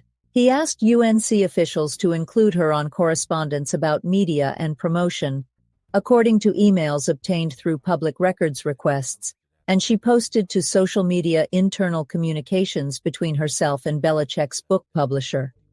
Public records name her as the manager of several companies with apparent ties to Belichick, including All BB Team LLC, Coach Show LLC, and Chapel Bill LLC. Hudson did not respond to the Washington Post's requests for an interview or comment on the details included in this story. A spokesman for Belichick declined to comment, but emails and interviews with people who have interacted with them show that she plays the same role in the coach's life that she did during the CBS interview, always there, ready to act on his behalf. After a podcast, Pablo Torre Finds Out, reported Friday that Hudson had been banned from UNC's football facility, the university issued a statement assuring the public that she is still welcome. "She is very, very involved in the crafting of Bill's projected image. Everything you see on Instagram, all of that," the UNC official said. "I know it's hard to separate out this image of Bill Belichick and Bill Belichick, the North Carolina football coach. Maybe it sounds silly for me to try to separate the two things, but really the football side of Bill and now the public side of Bill have become two different things, and she is in charge of the public side. Alongside her professional alignment with Belichick, Hudson has continued personal pursuits. On Sunday, after she briefly shared how she was doing, the MC asked her a prescribed question that, given her previous 2 weeks, seemed a little on the nose. If you could relive one moment in your life, what would it be and why? Local girl takes flight. Hudson's answer had nothing to do with the misadventure on Sunday morning television. I go back to the days I was on my family's fishing boat in Hancock, Maine, she said, exhaling. I think about this really often. She grew up in Hancock, a map.seacoast town in the state's Down East region. Her father, Heath, harvested mussels with a 33-foot dragger named Ms. Daisy, continuing a generations-long family fishing tradition. It didn't make his family rich, but it made ends meet. It ends up not being enough, Heath once told an interviewer for a National Oceanic and Atmospheric Administration project, but enough to make a comfortable living and keep the family healthy, fed, and sheltered. The Hudsons of Hancock, in Jordan's public telling, were forced to move once their fishing grounds shrank on account of environmental protection laws. They resettled in Provincetown, Massachusetts, on the tip of Cape Cod. The plight of Maine fishermen remains an animating cause for Hudson. She spoke at the Maine Fishermen's Forum in February. Before the election in November, she posted a photo of herself in front of a yard sign for Republican congressional candidate Heather Sprague and the all-caps slogan, "Fishermen's Lives Matter." There's a mass exodus of fishermen that's occurring in the rural areas of Maine, Hudson said on the pageant stage. I don't want to see more fishermen displaced. As your next Miss Maine USA, I would make it a point to go into the communities, to go to the legislature, to go into the government to advocate for these people, so they don't have to think of these memories as a past moment. In high school, Hudson worked as a henna artist and then a hairdresser at West End Salon and Spa. She tattooed customers outside on Commercial Street in Provincetown, sometimes wearing a sash earned at a beauty pageant. That's always good for business, owner Dougie Freeman said. Over 42 years at West End, Freeman has served several celebrity clients and employed a handful of hairdressers who went on to minor reality TV-level fame. He recognized the same star quality in Hudson. When I hired her, I told her, "You're one of the most beautiful young women I've ever seen," Freeman said. He found her ambitious, driven, and multi-talented, he said. Hudson was a star cheerleader at Nauset Regional High, and in college at Bridgewater State she competed on the 2021 Division III National Cheerleaders Association National Championship squad. Hudson met Belichick on a flight from Massachusetts to Florida in February 2021, when she was a sophomore in college, Hudson detailed on social media. They struck up a conversation about the textbook, Deductive Logic, she was reading. Belichick signed the book. "Thanks for giving me a course on logic. Safe travels." Belichick has 3 children, one of whom, Stephen, serves as UNC's defensive coordinator, from his marriage, which ended in 2006. He separated from his girlfriend of 16 years, Linda Holliday, in 2023 and reportedly started dating Hudson that year. As their relationship grew more serious, Hudson gave up training at her gym in Hingham, Massachusetts, according to a letter obtained by the Post that she wrote to her team last year. She opened the letter by citing the philosophy of team, teammate, self, which she said is used in my office and in my household. Though she didn't attribute it to Belichick, it's a mantra he adopted from the Naval Academy. I hope you can all understand that my absences were symptomatic of my commitment to put the needs of my other teams above my own need for recreation, she wrote. Selfishly, I would have preferred to be in the gym with all of you, doing what I love, cheerleading. She also apologized for all of the baggage that comes with having me around, from the interlopers at practice, to the subsequent media exploitation, to the lack of dependability. During this time, she added, I have faced a slow exterior erasure of my strong individual identity. I can't thank you enough for helping keep that intact by embracing me, for me. It is so difficult for me to give up my time with you, because I feel like I am giving up a part of myself in the process. Hudson's family's move to Provincetown, Freeman said, may have shaped an open-mindedness in her. Originally founded as a Portuguese fishing village, Provincetown exists as a summer playground for billionaires and a vacation haven for the LGBTQ+ community. It's one of the most liberal places in the world, Freeman said. Anything goes here. Hudson's mother, Lee, manages a popular sex boutique in Provincetown. I believe the time she spent in Provincetown showed her and reaffirmed her belief that you should be able to love anybody you want as long as it's legal, Freeman said. I will defend that. It's an alternative relationship, and I feel as though those relationships should be embraced. Owing to that ethos, perhaps, the talk about Hudson among locals veers more toward pride than judgment. Local girl does very well, Freeman said. I understand Jordan is the toast of Nantucket society over there, Freeman said. She got sand in her shoes, you know what I mean? She loves to be by the water. She's living a dream life in many ways. I expect her to be First Lady someday. A moment as Miss Hancock, she might have settled for Miss Maine. Hudson's presence brought outsized attention to a local pageant over the weekend, but she was very easy to deal with, said Lori Clemente, the co-founder of the organization that ran the event. She was really looking out for us too, knowing what was going to be following her into this building. I can imagine as a young woman it was a lot of pressure on her, Clemente added. The media really took her story and ran with it. Part of me feels it was unfair for her to have to come into this with that much controversy surrounding her. But she did an amazing job. She handled it with grace.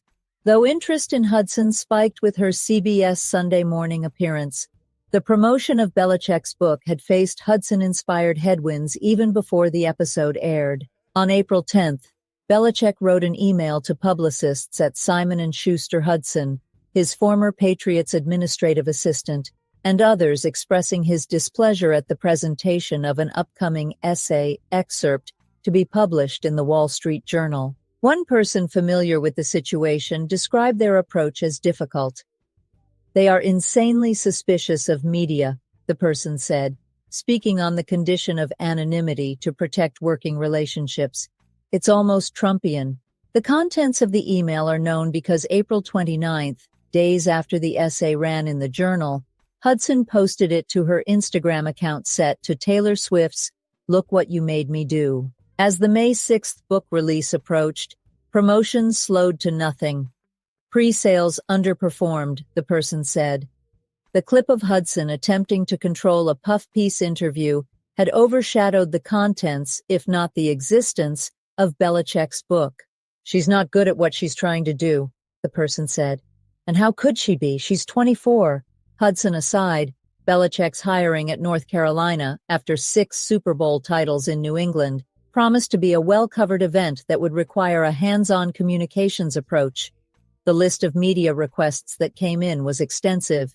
Emails to UNC show. CBS's 60 Minutes pushed hard for a segment that UNC ultimately passed on. ESPN's Wright Thompson, who has written some of ESPN's most notable profiles in recent years, asked to spend time with Belichick, adding, "Coach K would be happy to vouch for me to y'all."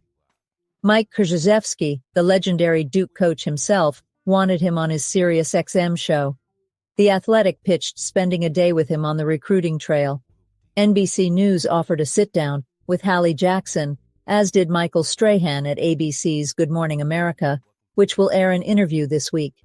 People magazine asked for photos of the couple. Ari Fleischer, former press secretary for President George W. Bush, wrote to athletic director Bubba Cunningham, offering his communications expertise ahead of Belichick's introduction.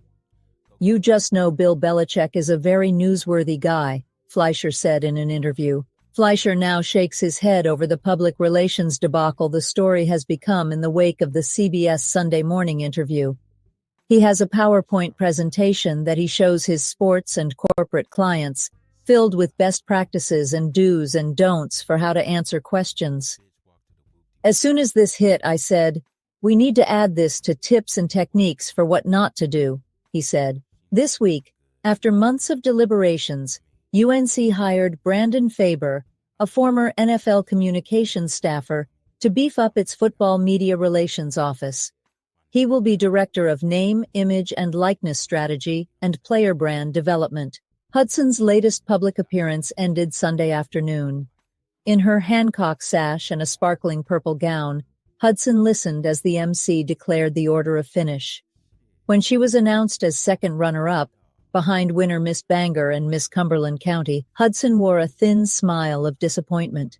She blew a kiss to the crowd, waved her arm, and mouthed, "Thank you." Shortly after the reigning Miss Maine pinned a crown to Miss Bangor's hair, Hudson stepped away from the celebration. She walked off the stage and slipped out a side door, exiting public view, if only for a moment. Barry Sverluga contributed to this report. Well, I'm going to say to Samuel, what's 15 years to a 4-year-old? So she will do, sir. She will do. So it's pretty fascinating story, pretty entertaining too. So everyone, please make sure you hit the like button if you haven't already.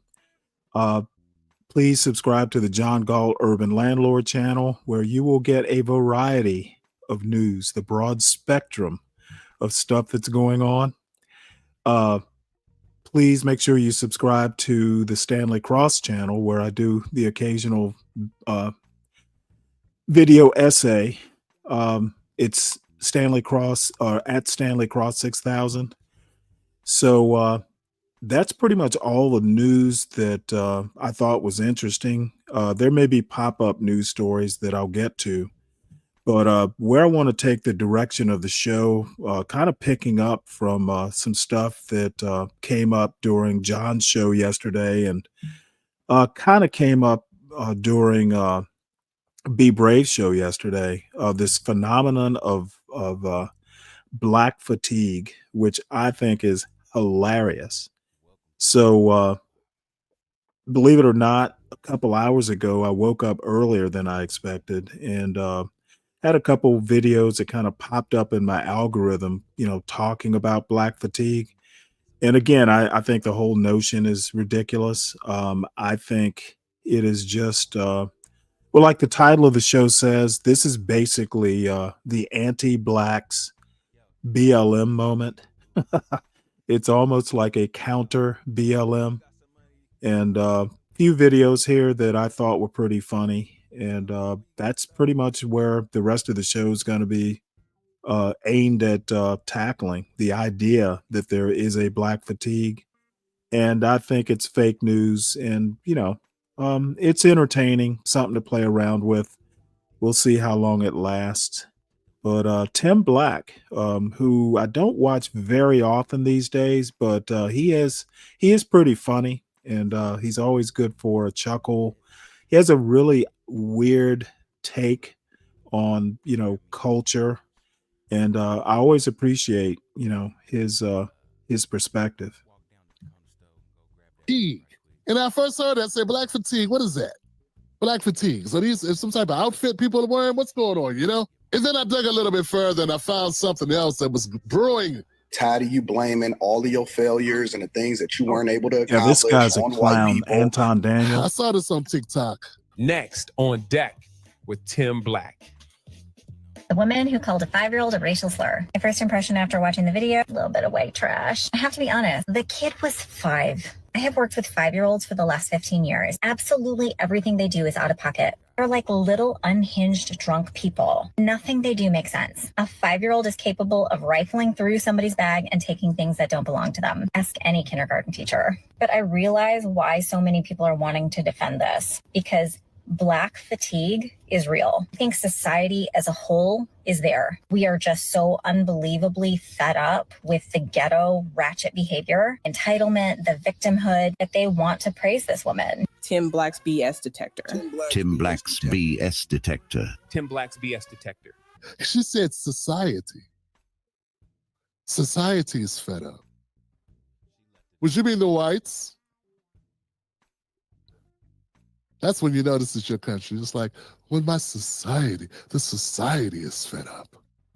What she did is not praiseworthy. But also on the same hand, please remember that every day that us white people get on this app, we get called racial slurs every single day. You do? We get called racial slurs? Who called you racial slurs?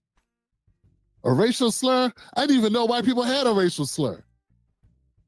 I'm sure Anthony will find it. Anton, that's his name. I'm sure Anton will uncover it. He would have done countless videos about how you guys are victims if there really was a racial slur. You know what I mean? My friend, you have found the saltine. Oh, come on, Johnson. Even that was a term that defined the power of white people on the plantation. I mean, is that what you're talking about? This white lady is saying that white people are a victim on TikTok. Hey, man, if 70% of black people own houses like white people do, if 70% of black people own houses like white people do, I don't think I'd be frowned up about anything. If black people own 10 times the wealth of white people, you can call us whatever you want.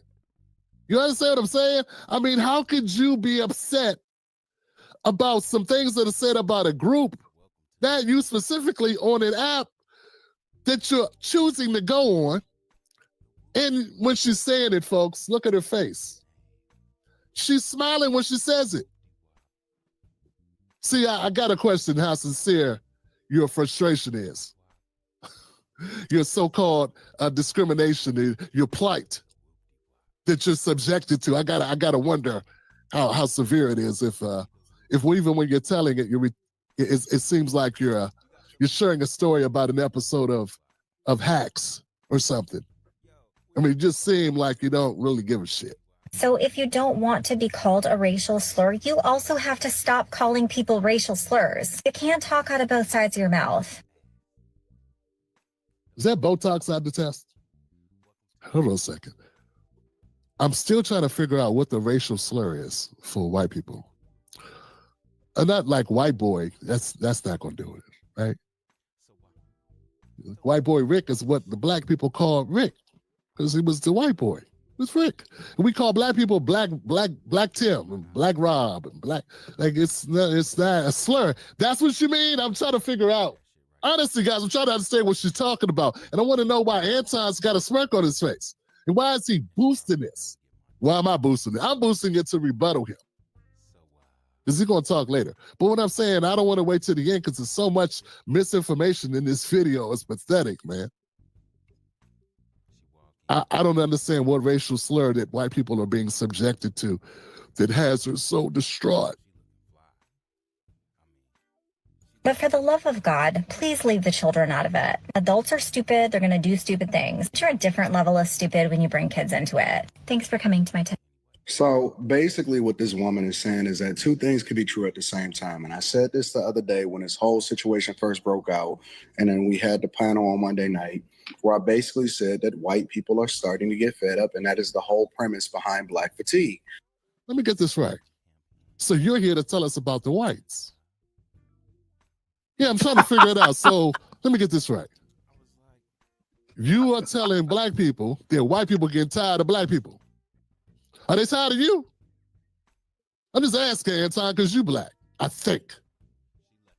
So your job, you've decided that your job is to come tell black people that white people are tired of them or they tired of us. I just want to be clear here, because this is one of my pet peeves, man. Whenever I got these conservative black folks, and I'm not, people say, Tim, you're kind of conservative. Man, I'm nothing. I'm just Tim Black. I call it like I see it. I don't choose a side. You got the wrong guy. I got some policies I rock with. That's it.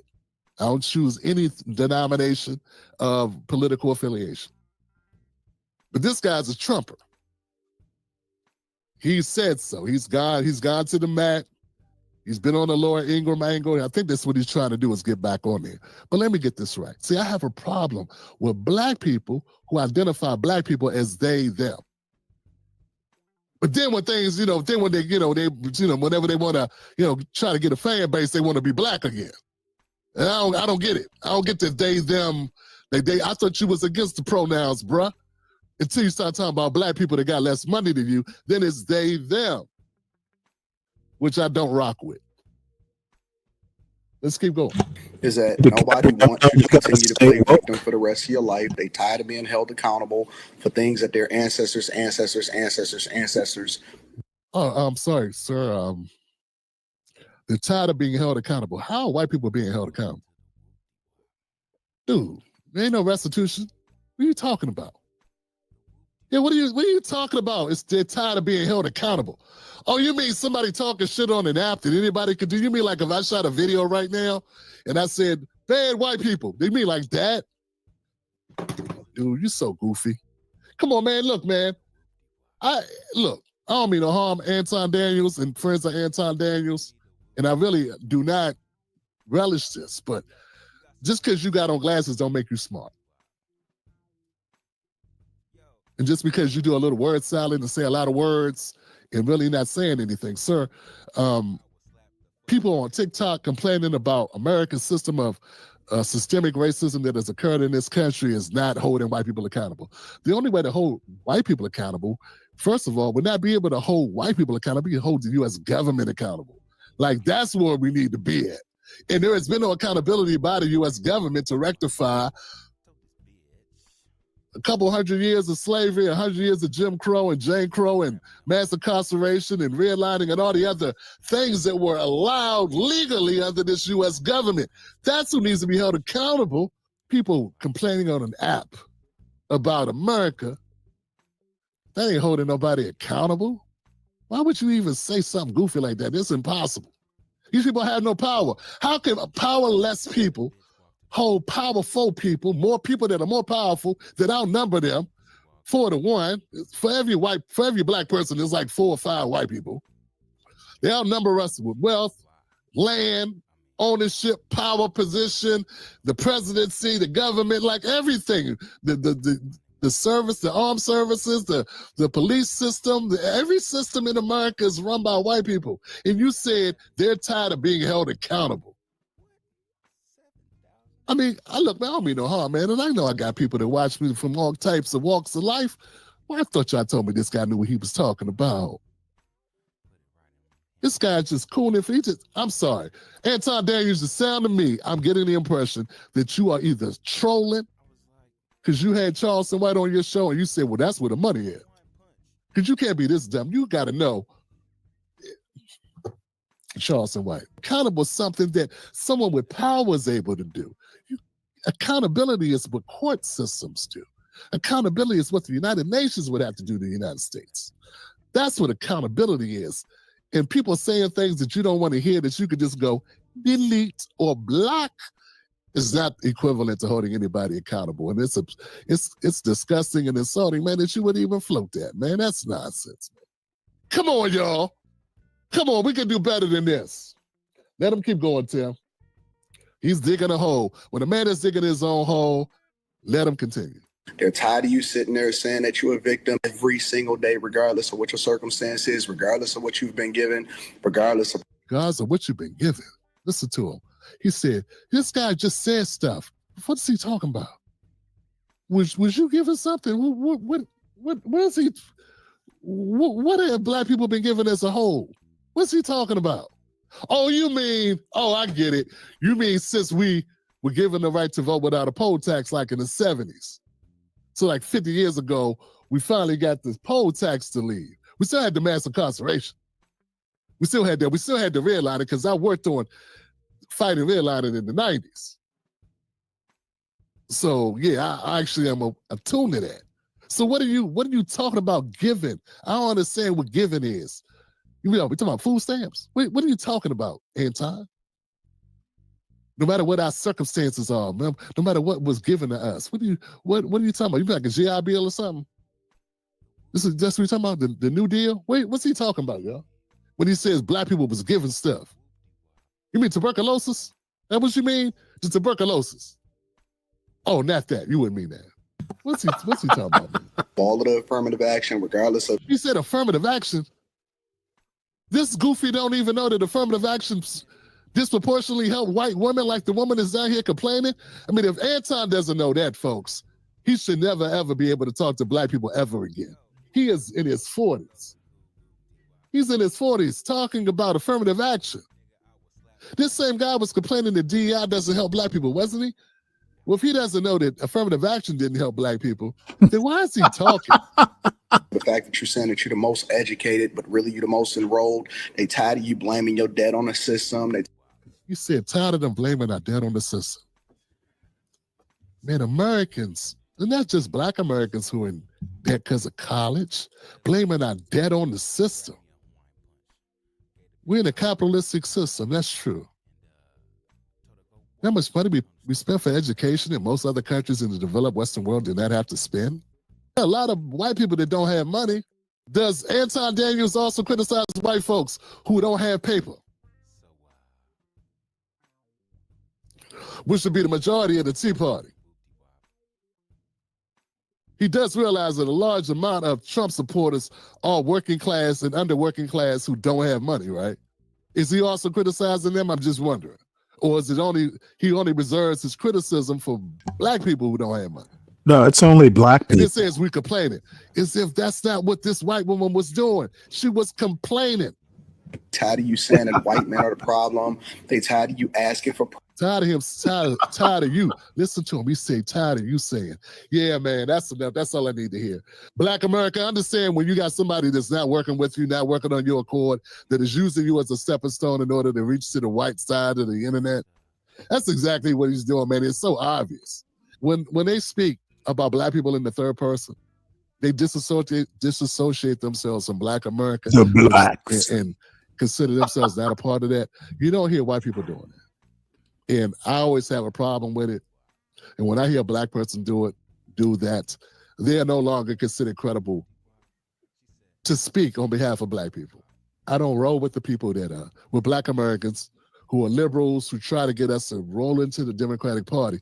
But this is not an alternative. Whatever this guy's doing, journalistic integrity. Caping for Becky's, that's not. The fuck is journalistic? The most powerful people in America are white men. And that's just the way it is. And it's that way on purpose.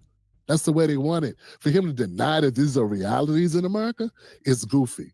And then they come up here and cape for a white woman who is the most powerful person in America, except for white men who they're typically married to.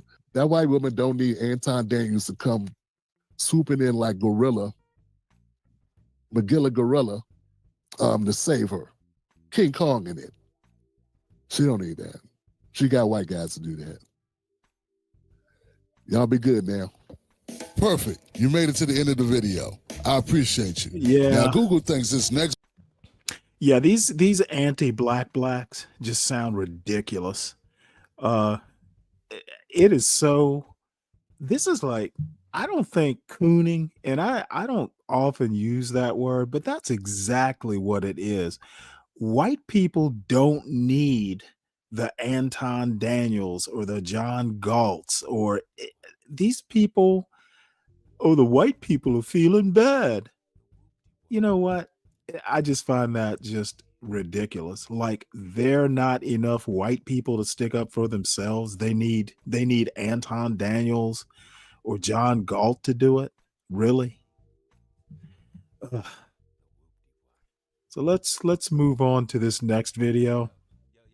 I think of all of them, Tim Black's might be the funniest. He just breaks it down. You know, white people do not need, black people to stick up for them. And if you think that you are providing some sort of service to the so-called black community, you're not. You're just looking ridiculous.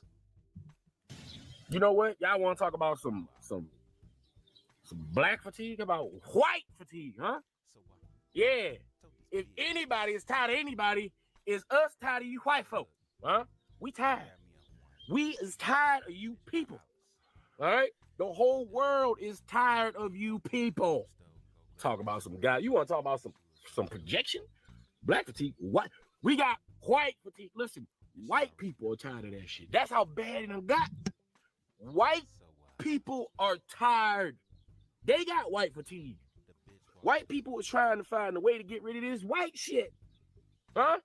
White people, Europeans are trying to find a way to dispel the club of whiteness. They don't like the shit. Nobody likes whiteness. Listen, there is nobody who likes whiteness other than people who like to be in the club of whiteness. Whiteness. You guys intrude on fatigue. You guys go to everybody's countries after you get greeted and you get fed and they teach you how to survive. You kill everybody. You steal everything.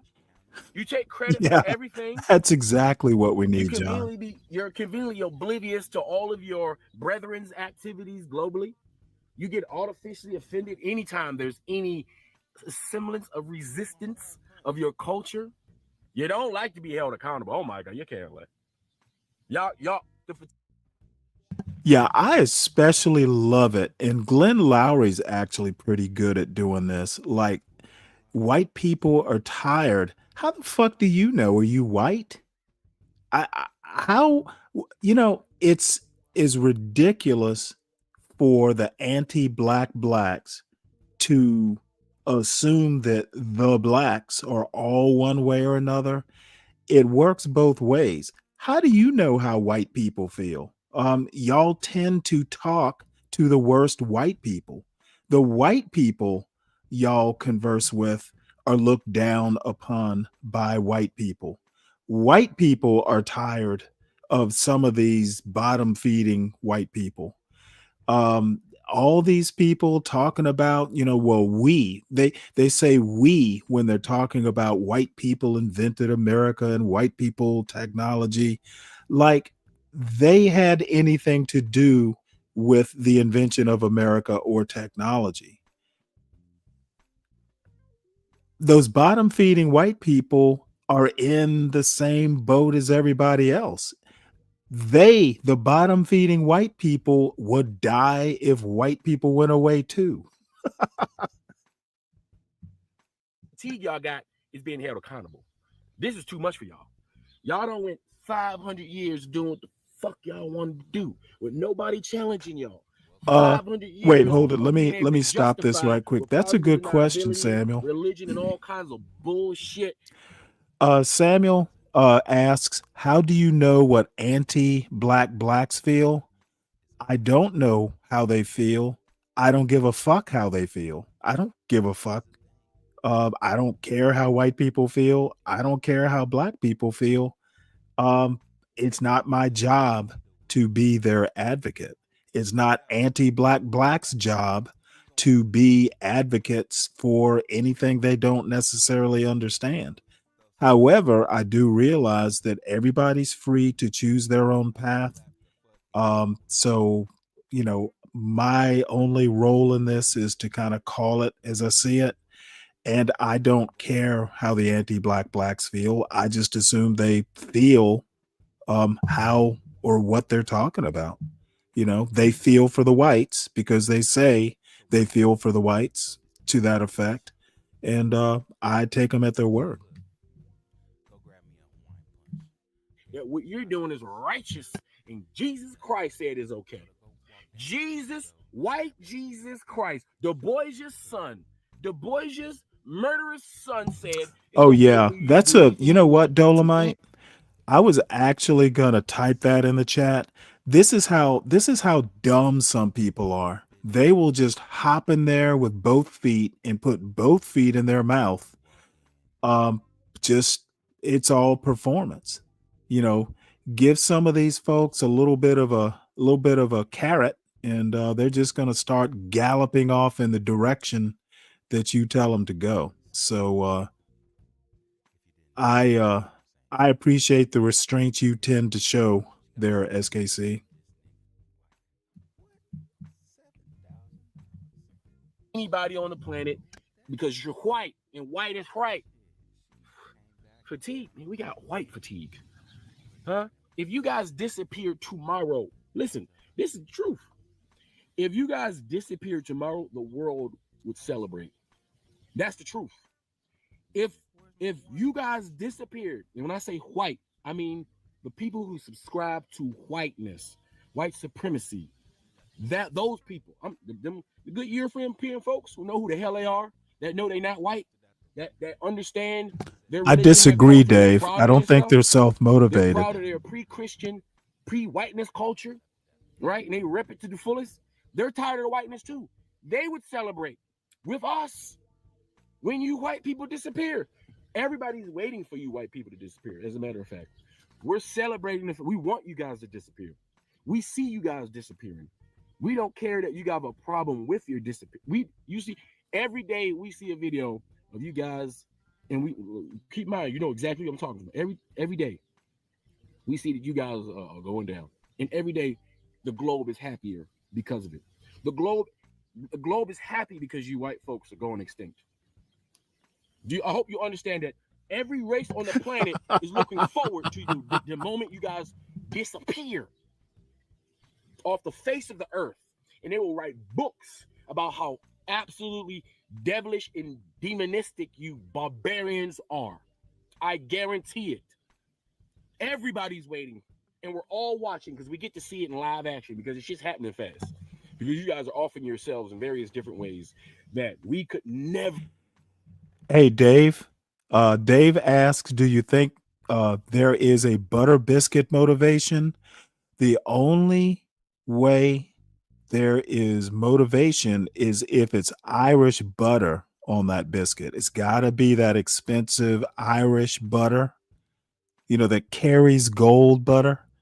That's the kind of butter biscuit. And the anti-black blacks don't eat biscuits, by the way. They eat scones. Amount to like the shit. Like if we all just decided to just attack all y'all at one time, we couldn't do a better job than y'all doing yourselves of taking y'all own selves out. You white people, you white racists, you white supremacists, right? The other people, the Europeans, they're just being upgraded with more genetic code. They're getting upgraded with their primordial DNA that they used to have, the things that they were lacking. All right, so they understand, right? These folks know that they're just becoming part of the human family. The inevitable conclusion of Homemade biscuits are global, definitely better, J-Dub. Trekking. You know, we trek the world, and then we change because of the environment of the world. But now that we have established ourselves, it's time for the original archetype to take over the rest of the world. By the way, baking your own biscuits, like home baking, that's so white, right? And that's what's going to happen. You can't stop it. What, you going to whoop nature's ass? Sorry. But yes, we're all tired of you, white people. And like I said, even you Europeans are tired of you white people. And we can't wait for you to go. And that's the truth. And it's never going to be any different. That's how people are going to feel. And that's all because of the way you guys are culturally. No one wants to deal with it anymore. And they're not. And you guys have to live in a world where your whiteness means nothing. Only your humanity. Your whiteness don't mean shit. Just your humanity. That's the only thing that matters. Anyway, y'all tell me what y'all think in the comment section. Afro Think Tank, learn something, teach something. I'm out. White people have co-opted the word black fatigue to mask racism and say racist and prejudice tropes about us online. I figured I'd make a video to describe my white fatigue, my white malaise, my white exhaustion. FYP shows you what you're looking for. So if you're saying you're opening TikTok and all you're seeing is brawls and fights of black people, look within. Because why?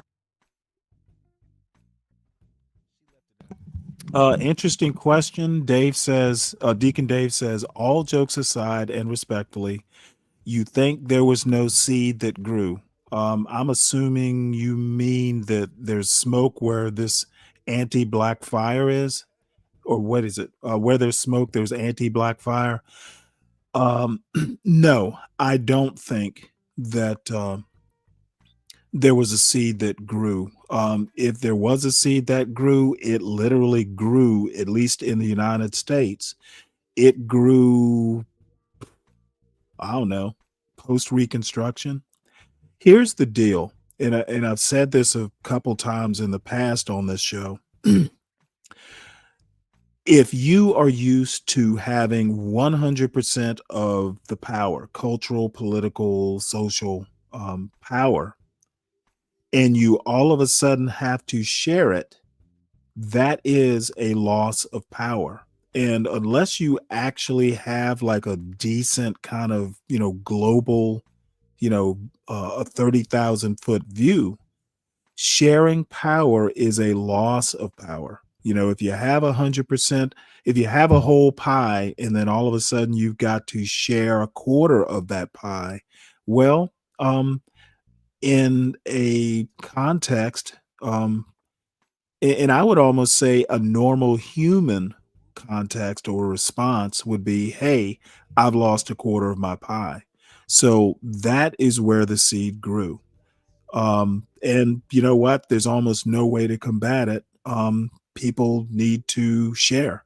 When you have your little 2-year-old who doesn't want to share his toys, with his brother or sister, you got to teach that kid how to share and create win-win situations. And quite frankly, there are many in the American community who don't know how to share their toys. So that's my perspective. Hopefully that answers your question, Deacon Dave. Why are you searching for us? Why are you monitoring us? You guys have the biggest monitoring spirits of life.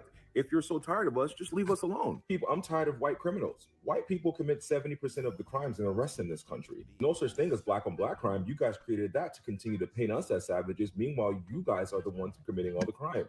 I'm tired of kids not being safe in school because people are being shot by white boys and girls in school. I'm tired of mass shootings in public places. I'm tired of bombings. Well, SKC, I don't care if you're not sure about it. I'm sure about it. I'm tired of white serial killers. Sharing power is a loss of power. And then glorifying them by making movies and TV shows. White men committing crime and not going to jail. Stealing money from people's grandparents and stealing At money least from in a citizens and then you certain give them type of I'm context. tired of you guys causing the conditions for people not to be developed around the world or undeveloped and then label them as. And as a matter of fact, I just thought of something that was said yesterday on another show.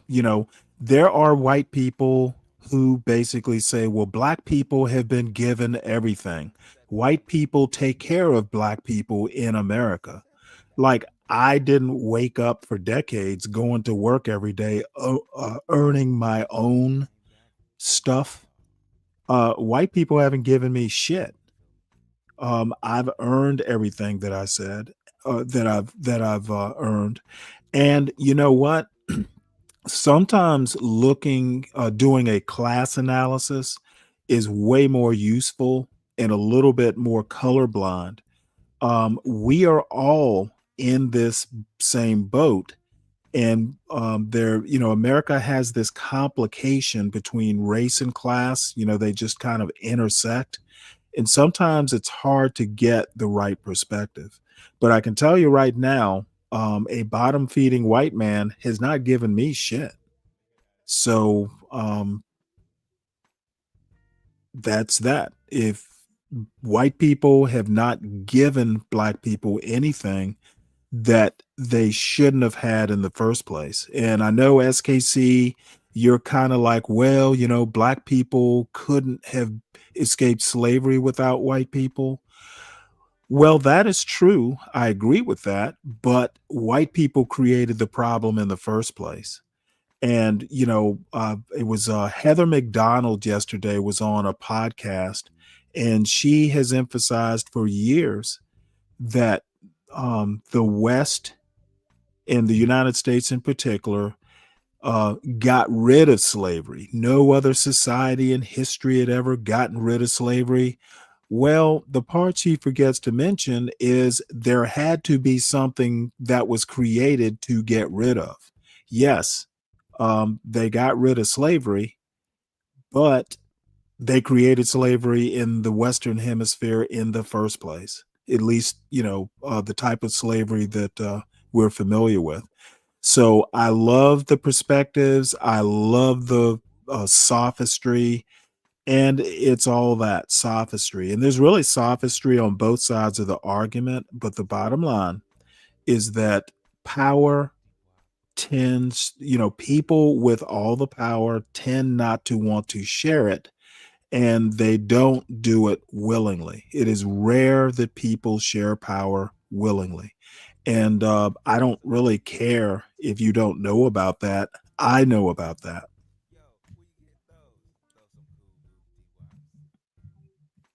Third world countries, second world countries, and then blame them for the reason that they're not developed, even though you're the reason they're not developed. I'm tired of being exposed to food that's been The white man gave you a job. Well, he's the white man has pretty much invented the country, so everybody has benefited from that, John. Police brutality. The white man gave you a mortgage. I'm tired of the fact that your grandparents and your great grandparents caused the conditions for Black people to live in ghettos, Black people not to own homes, Black people not to have access to education, access to funds, and SKC, and then blame you us need for to stop living in the that ghetto, tired and then blame old us for the argument. violence that Nobody we are says subject to, and slavery then was blame us for the invented in the conditions that we U.S. live in. That tired My old horrible thing you keep story of trying to bring teachers up. having inappropriate It's relationships with their I'm teenage starting to students. get Tired of the white SKC hoods and fatigue KKK. with And that the point. neo-Nazis, some which just got attacked in Ohio because they felt entitled to be openly racist. Really confused and tired about those rock concerts where you guys go ahead and Yeah, beat each John, other up. I work We're for the savages, same very Black-owned savage, company that you uncouth did. ghetto behavior. Beating each other up for fun at concerts. Tired of the opioid crisis. I'm tired of Again, white John, middle-class men who have are you ever criminals who all had they a care about is their mortgage bottom given line, to and you by the they white willingly man? put If you drugs into the have, system, which then you kill really kids don't have and which a kill leg to college stand on. students. The white man I'm gave you tired of your seeing mortgage. overweight people in my 600-pound life not doing anything with themselves and living off the government. I'm tired of white people being the largest recipients of welfare in this country and DEI programs. I'm tired of the history that you Okay, guys created in this country. SKC, Heather McDonald, yes, she is making an argument, but the problem is it's not a complete argument. The part she leaves out is that slavery was brought to the United States. That's why there was something to get rid of. Black people did not invent slavery or administrate the slave system in the United States. There were no black people at the constitutional convention that were members that were having input into the Constitution. So the Constitution is where slavery was officially kind of legalized in the United States. So they were all white males. They put the system in place, and they 80 or a little bit more than 80 years later got rid of part of that system, the slavery part of that system. So Heather McDonald's argument is incomplete, in my opinion. She's just looking at the good results. She's not looking at the creation of that system. To the point where my parents are the first people in my family that integrated schools. My parents are the first people in my family that had full rights. Not even my mother. Sorry, my dad was maybe. Well, the white man's guys bank acting had like to be it's not created real. to give you That's your what I'm tired mortgage, of. John. Have a beautiful day, white folk. The white man Yeah, gave white you fatigue your is not fucking landlordship. real. Of course it's not fucking real. Are you kidding me? White fatigue is what very clearly racist white people will try to hide behind because they're tired of having to tiptoe around certain people in certain settings because they don't know how to tell what they are and are not allowed to say anymore. Yes, And they hate the SKC, concept you make of an not being excellent allowed point. to. They were so well acquainted with slavery that they were able to Americanize it. They basically took the slavery that they were very familiar with and they made it a uniquely American institution on American soil. Very good point. They didn't have to invent slavery from scratch. They just added some bells and whistles. To say something. My parents will never shut the fuck up about this. It's harder for racist white people these days to tell what they can and cannot say in certain settings, and they don't know if they're going to face consequences or not. So they are fatigued of trying to figure that out. They are tired of trying to censor themselves and trying to figure out Is when her they hair do and do blue not have to. or purple? That's She's the got all only kinds thing of that they're colors in tired that of. hair. They're tired of being called out for their racism. That She is should be literally it. fatigued from that ugly ass hair. I have white fatigue. I'm tired of the lack of spatial awareness that you guys have. I'm tired of Spatial you being mad and awareness? confused at a four-way stop sign because you can't Good morning. differentiate How who you goes doing, first. Kimmy? I'm tired of you being the most uneducated, ignorant, and unapologetically limited group of people. I'm tired of seeing the unseasoned food and you pretending that you know how to cook. I'm tired of you pretending to be superior when we all know who is superior. Pretending to be superior. Tired of you yearning for safety in public. I, as well as many others, just want to be by ourselves in public, and you always It's the find a way to perfect infiltrate music. our spaces. I'm tired of you unprovokingly attacking Black women and Black men. We are sick and tired of listening to you tell stories about your Uncle Cletus McCracken. Okay, Cletus Stacey, we're McCracken? sick and tired of you weaponizing your Bible, okay? Your family tree that's in the shape of a wreath. Okay, Susan, we're really White tired on white of hearing you fatigue. spew gospel and Bible verses and all this other shit and turning around and delighting in the discomfort and misfortune of the people being harmed by this crime syndicate regime. Okay, we're sick and tired of you guys claiming to Oh, be wait. patriots. SKC, you are always worth stopping the video for. SKC says they found an active slave system in Africa, and the Africans they traded for had been a part of that slave system for millennia. So what, SKC? What does that see? You love kind of expanding, the frame of reference. So what if they found an active slave system in Africa? Are you saying that that the Africans taught the future American slavery? Okay, you know what? Let's just go with that. Basically, Africa tutored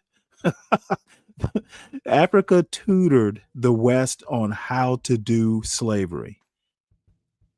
It was still brought to America and given an American twist. What you say has nothing to do with my point, but thanks for playing, SKC. Keep trying, son. Keep trying.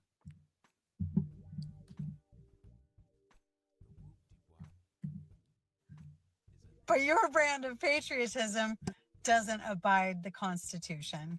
You are the antithesis of patriotic. Okay? We're sick and tired of hearing about it, John. About your black fatigue. When really what's going on is that you need to Hear go that, to John? She's therapy, talking to you. and you need to unpack the patriarchal authority. No, Dolomite. Apparently you think you know me well, but you don't. When Stanley says so what, I guess it means that the SKC's made a great point. That is actually my way of humoring a little child. I used to do that with my son. He'd come up, well, daddy. And I'd go, well, you know what? Great point, son. But so what? Yep, that's how I deal with children, Dolomite. You picked up on it. Authoritarian religion that you've been indoctrinated into, and also unpack your white supremacy culture and your racism. Okay? You're a bigot and a misogynist. And we're fatigued from that. We are fatigued from hearing about the unhealed white people all over this country who aren't doing their work. And if you don't know what the work is, then you're not doing it. The work is your personal work. Your house is a fucking mess. Okay.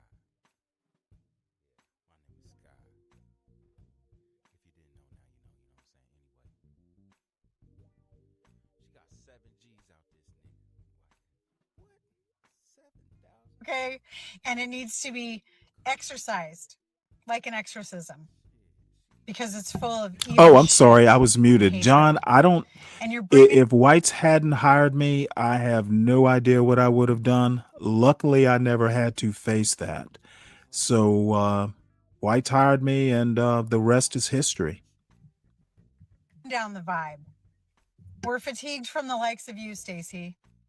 That's the fatigue. Get to work. You got a lot of fucking work to do. Okay. Have a great day. Black fatigue, she said. Let me tell y'all about my white fatigue. The white girl culture vultures, quote unquote Viking braids or Viking dreads, how they are quick to say that black people Well, are Samuel, if oppressed, Ryan is but agreeing with you, aren't their then ancestors the that's ones that used to actually literally hang your people problem from to deal trees? with. Aren't Uh, white people the same ones I get that go to nervous when schools to Ryan agrees pow? with me. You They hate maybe should be government nervous assistance, too. but they make up 60%. Motherfuckers named Brad or Chad, Oh, she said smelling like motherfucker. I like blood, the way she says getting out the motherfucker. water hair looking Nice. like pasta noodles, wet pasta noodles. Hate Hispanics or Mexicans, but love trips to Mexico and celebrating Cinco de Mayo and Taco Tuesday. And most importantly, hating black people so much, but always bringing us up. God damn. Okay, y'all gonna have to excuse my bun, okay? But I just have a few words about this. Yeah, Black SKC, fatigue. everybody in What? Africa was a Is that a slave. thing too? Everybody. They weren't I introduced don't to think so. freedom until they I came didn't to think so. America. But just Oh, like everything SKC. else, Oh, here they go. SKC. They Here got they you go. brainwashed. They got you, All SKC. right. Damn, you and John Galt. They fucking have y'all hooked through the nose and they're leading you around like Bossy the cow. They weren't introduced to a culture of freedom.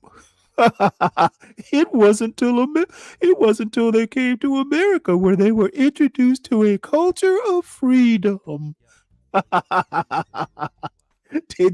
Was that from like some fifth grade play? It was like your July the 4th play when you were in school, SKC. Miss Ma'am,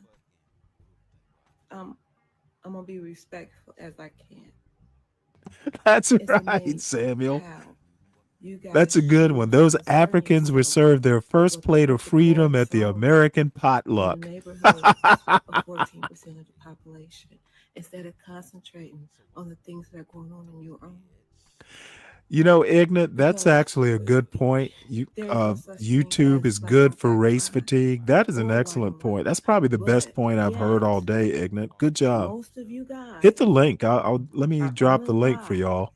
by someone We can who looks come like up and you. we can have us a little black fatigue That's just hootenanny up here. the numbers don't lie. Most of you And it's guys, pinned. The just link like is pinned our in numbers the don't lie. Stanley cross chat. We accept that. That's us. But my thing is, why are you over here? Why are you over here? Is the question. Because I think you should be over there. You have bigger things to worry about. You know why you fatigued? It's that white guilt. It's that guilt. And by the way, you know, this is kind of a departure from the usual show, but oddly enough, it really just dawned on me listening to the John Galt show yesterday. You know, that black fatigue was suddenly a thing. So, you know, this might be the only day I even bother exploring it because I think the idea of black fatigue is just, I mean, it's actually a distraction from what actually needs to be done. And people used to get offended, they don't, because I say it so much, they don't get offended in this John Galt space anymore when I say America is a racist country. We were founded on racism, and here we are looking at a whole show about black fatigue and white fatigue. There is no just plain old fatigue. There is no Trump fatigue. There is no Biden fatigue. There's only white and black fatigue.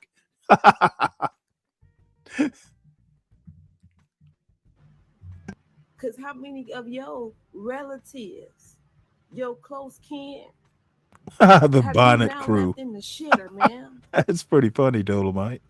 But this is y'all MO. The bonnet Y'all crew. do this. Oh, Y'all I choose might to have to use ignore that what in the you show guys do. title. But That's I've a watched good enough one. ID channel, A&E, Oxygen, History Channel to know exactly who the hell y'all are.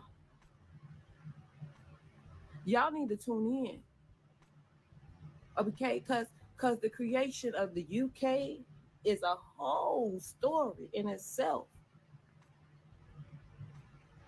It is amazing how you guys choose to forget. They were all cousins and brothers and sisters. Okay. England's fighting Ireland. Ireland's fighting France. France is fighting Spain. But yet they're all related. And just the thought of power, just the thought of it.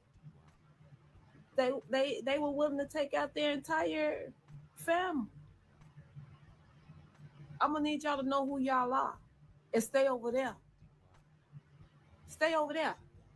Playing both the victim and the aggressor whenever you don't get your way. Treating the store like a daycare center and letting your So, Kimmy, badass are you kid saying run you're amok getting only race to take some fatigue? go-go juice. Using the bathroom and not washing your hands. The quickness to call me racial slurs whenever you don't get your way. Lack of accountability. Lack of self-awareness. An unearned sense of entitlement to everything. Thinking you have more knowledge than the person who is literally trained to work there. Hate to break it to you, saying my ethnic name with a hostile attitude and mispronouncing it on purpose, even after I corrected you to say my name correctly, is part of why I refuse to use my name tag. Tired of that. Wearing racist paraphernalia and then making their way to my register in hopes that I would react negatively to it. Treating me like the help. Leaving trash when you don't get your way, and then getting surprised She's when going to you're go not on getting forever. service. Dealing with your nonsense day after day after day after day after day. Hashtag here on TikTok. Well, I got another type of fatigue. Oh, White yes. trash fatigue. Yes. Yes. Yes. The best is last. White trash fatigue. Absolutely. I've got that. Yeah, I said it. Don't mistake that with people that are, country, rural, the good old boys. Make that That's good funny, news shine. They'll Tyrone. probably give you the shirt off the back if you needed it. But y'all know what crowd I'm talking about. The ones that, they're groups in an establishment. They're loud, rude, obnoxious, and just generally cause problems. They always complain about, I'll say African Americans, but they use that other word with a hard R. On benefits and all that crap. But what's funny is most of them are too. They make up a large majority of people on food stamps. Preach, brother, everything preach. else, Medicaid, Social Security disability, that's their favorite. They get their check in the mail every month. All got felony warrants, on drugs, all that stuff. If they come in a group to an establishment, I leave because they just cause problems. They can't handle their alcohol, all this stuff. And God forbid you correct them because they take it as a personal affront to their, whatever. I read that on some internet blog, could you read? And then they have the audacity to try and educate you, but you have facts. They get mad as hell about that. Then they call you some white liberal snowflake. Yeah. Hey, J-Dub. And if this offends you, see, this is so funny. I've told Be Brave several times that, you know what? Many white people don't have time for white trash. But he just basically, the color of his skin is his currency. White people did that. White people did that. I often hear Be Brave go, well, we run this country. That motherfucker doesn't run shit. He runs his YouTube page. That's about the only thing he's ever run in his life. John Galt needs to be asking Be Brave what would he have done if white people hadn't hired him. I guarantee you Be Brave has never worked for a black company, but John Galt wants to ask me these silly questions. He would never ask Be Brave. What would Be Brave have done without the white man? So I applaud this white guy for calling white trash out for what they really are. They're a fucking walking bar fight. You're part of that group. All right. Well, we will march smartly from this group of videos to currently one of my favorite people. Tabitha Speaks Politics. And I don't always agree with her, but she's at least funny. People my time. I don't even know why I am giving these people my time.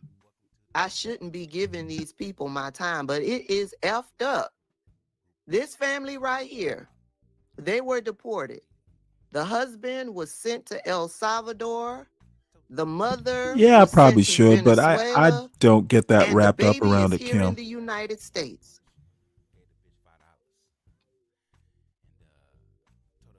The baby is here in the United States. They shipped the daddy off to the El Salvadorian prison. They sent her ass to Venezuela. And the baby is here with a foster family. Remember the Venezuelan Now, community? this is Trump They fatigue. overwhelmingly voted for Donald Trump. And then after he got into office and started talking publicly about his plans and revoking their citizenship or their legal status, he started revoking the Venezuelans' legal status. Then they were all up in arms. They lied to us. They used us. You let them lie to you and use you. That's what you did. You play a role in this. You let them lie to your face. You let them use you. You knew the man was a liar. You knew he was a cheat. You knew he could not be trusted. You're no victim. You're an accomplice. You getting double crossed, period. You was okay if he... You know, actually, it just occurred to me. I meant to say this earlier. It is so funny that, these bottom feeder whites and the anti-black blacks as well will go on and on and on about black fatigue and white fatigue and all these fatigues, while I did a story earlier on, the Medicaid access and some other social safety net programs that are going to have cuts. These people are out voting for a guy who could very well affect them materially, and in the short to medium term, they may be affected materially. But yet they have time to talk about black fatigue or white fatigue or just fatigue, instead of worrying about the coming fatigue, which is going to be MAGA fatigue. So I just had to interject that. He was sending the Mexicans back. You was okay with that shit. You know who wouldn't have revoked your legal status? Joe Biden, Kamala Harris.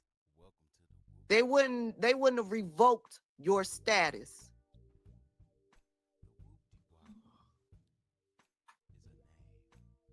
I don't have a lot of sympathy for these people. They voted, a lot of these people. No, actually, I didn't wear fatigues in the Navy. They I wore voted for khaki. this man thinking that it was going to be some other community that was going to get the ire and not them. So they were okay with another community feeling the wrath of a Donald Trump presidency. Well, I hate stopping this so often, but all these things coming up. But that bucket of shit in the house community, I have no clue. Dolomite, I've already said that there is no black community as people want to think about it. There is no coast to coast black community. Black people are not all alike. We don't all face the same future. We didn't all come from the same past, at least, you know, you know, I'm talking, I was born in 65.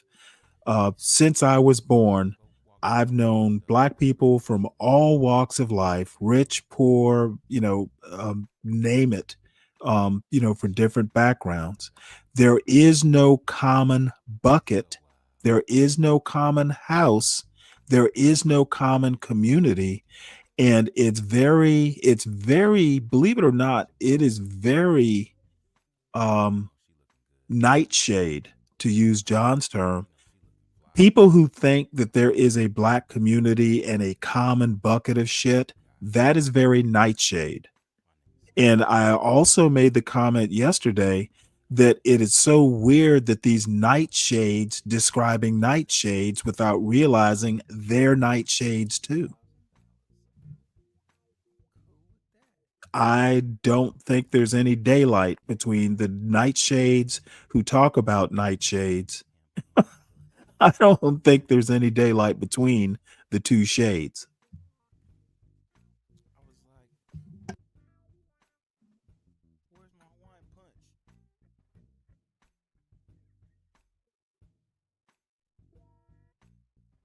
I mean, somebody said you knew he was a snake. You know, out on the campaign trail, he would tell that poem about the snake.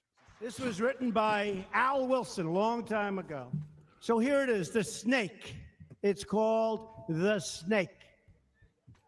On her way to work one morning, down the path along the lake, a tender-hearted woman saw a poor, half-frozen snake. His pretty colored skin had been all frosted with the dew. Poor thing, she cried, I'll take you in and I'll take care of you. Take me in, oh tender woman. Take me in, for heaven's sake. Take me in, oh tender woman, sighed the vicious snake. She wrapped him up all cozy in a comforter of silk and laid him by her fireside with some honey and some milk. She hurried home from work that night, and as soon as she arrived, she found that pretty snake she'd taken in had been revived. Take me in, oh tender woman. Take me in, for heaven's sake. Take me in, oh tender woman, sighed that vicious snake. She clutched him to her bosom. You're so beautiful, she cried. But if I hadn't brought you in by now, oh heavens, you would have died. She stroked his pretty skin again and kissed him and held him tight. But instead of saying thank you, that snake gave her a vicious bite. Take me in, oh tender woman. Take me in, for heaven's sake. Take me in, oh tender woman. Lord. Sighed the vicious snake. I have saved you, cried the woman. What kind of story hour is this? Heavens, why? You know your bite is poisonous, and now I'm going to die. Oh, shut up, silly woman, said the reptile with a grin. You knew damn well I was a snake before you took me in. And she can't believe that the snake bit her. And the snake says, well, bitch, you knew I was a snake.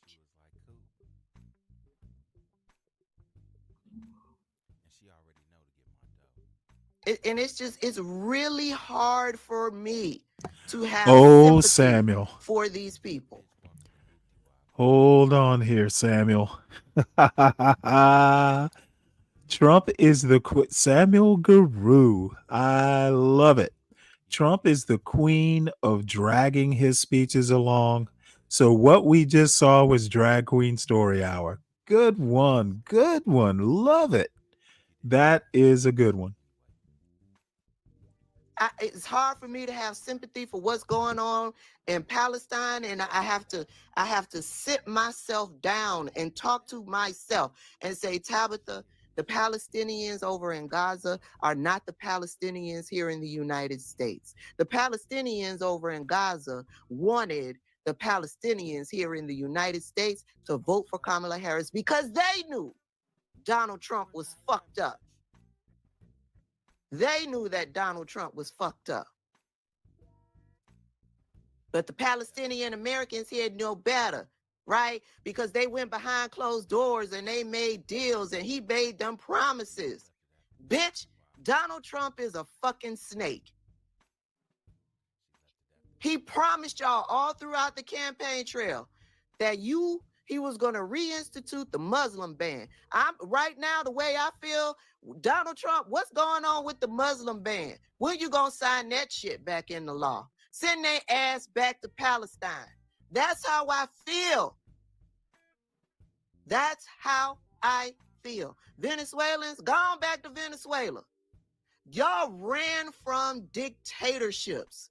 Y'all ran from that shit. You get over here, you get comfortable, you get high and mighty, thinking you better than other people, and you bring that shit, you vote for that shit in this country. Yeah, it was Venezuelans. Venezuelans had black fatigue, and Palestinians had black fatigue. Country. I want all of y'all asses out. That's how I feel about y'all sometimes. That's how I feel about y'all. That's why I don't use my platform to advocate for y'all. Just like MAGA nuts. I don't talk to MAGA nuts. I talk about MAGA nuts. I'm talking about y'all. Period.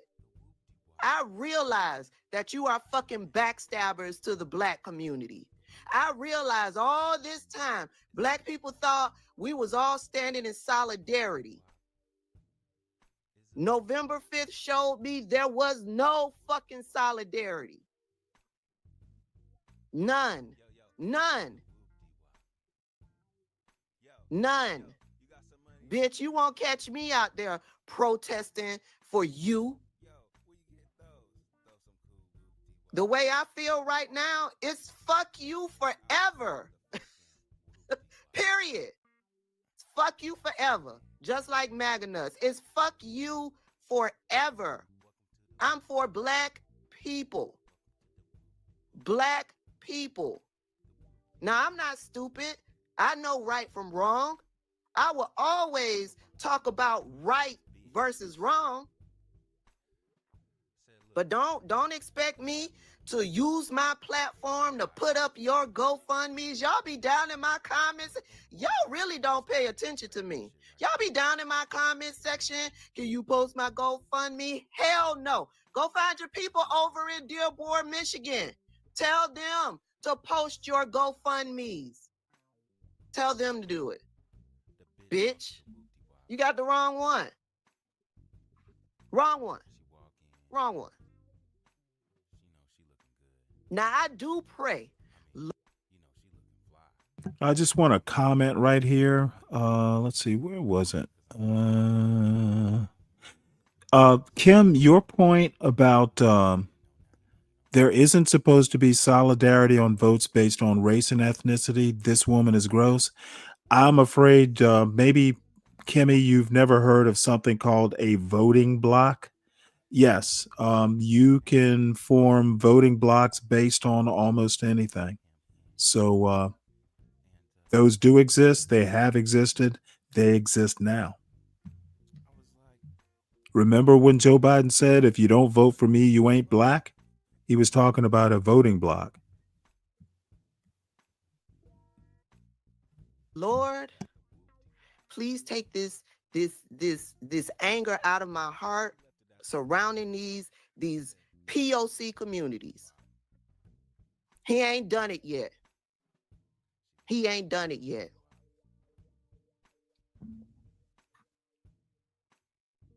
He has not done it yet. And so we still here. This is actually the Okay. most upset I've ever seen her. All right. All right. Like I said, it's the most upset. I've actually never heard her use a curse word. So she must be mad about something. So and again, she's one of my favorites. I think I think a lot of her.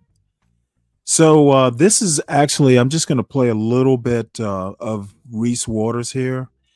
He actually has a show coming up around noon today about black fatigue, and I'm definitely going to watch it. Um, maybe I'll wake up from my nap if I take one and watch it. But I'll play this little short piece of a show he did last night. I titled this live, "Are You Tired of Black People?"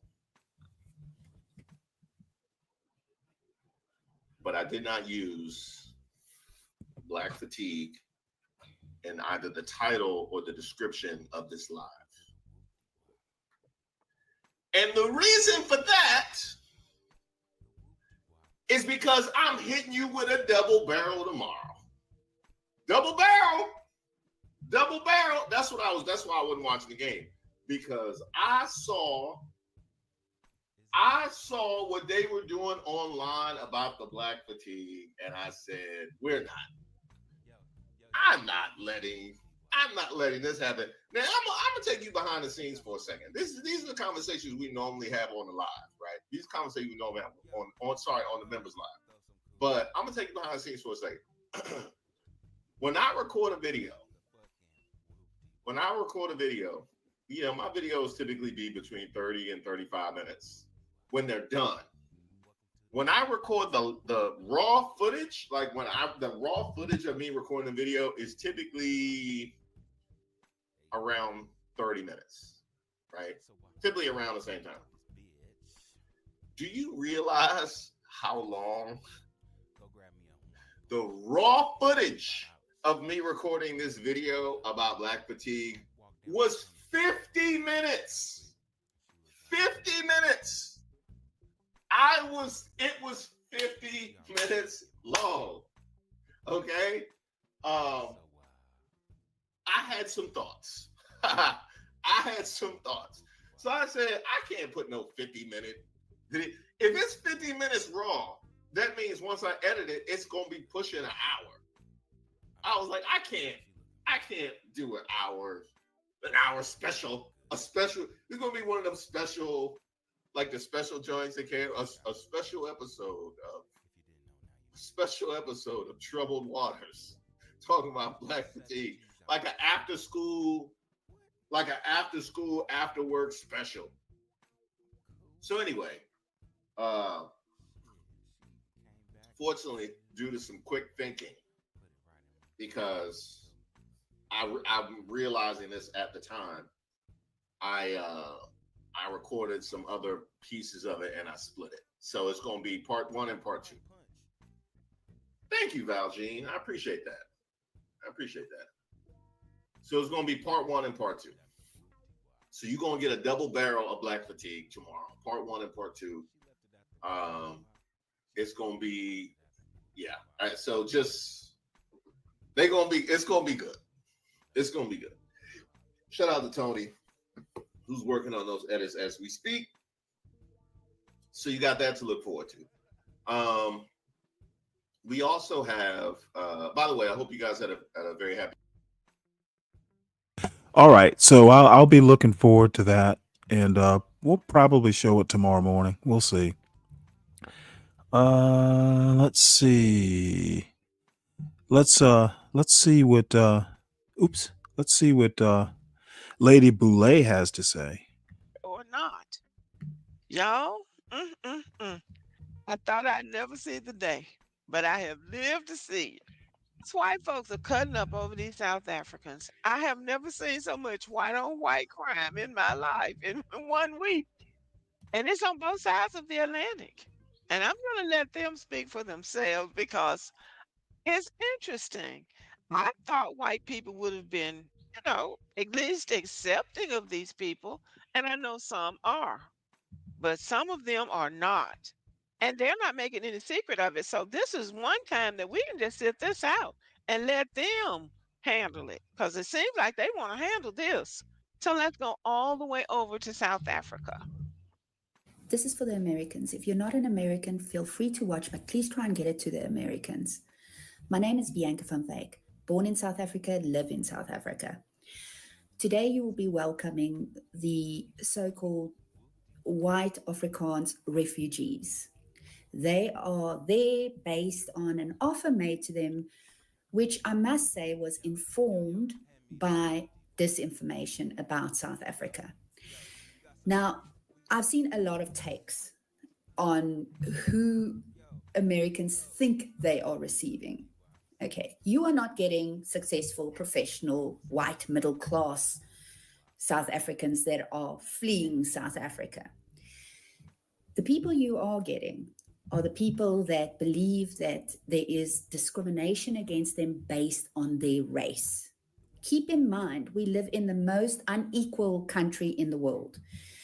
We have, for instance, 70% of agricultural land and agricultural holdings are owned by white South Africans. 62 to 68% of top leadership positions in corporate are filled by white males. There is a huge salary disparity between white South Africans and the rest of the population. And there are a number of other indicators which shows you that this story of discrimination based on race is false. Another thing that I wanted to say is that you will get certain so-called refugees that have experienced crime. However, in South Africa, no one is exempt.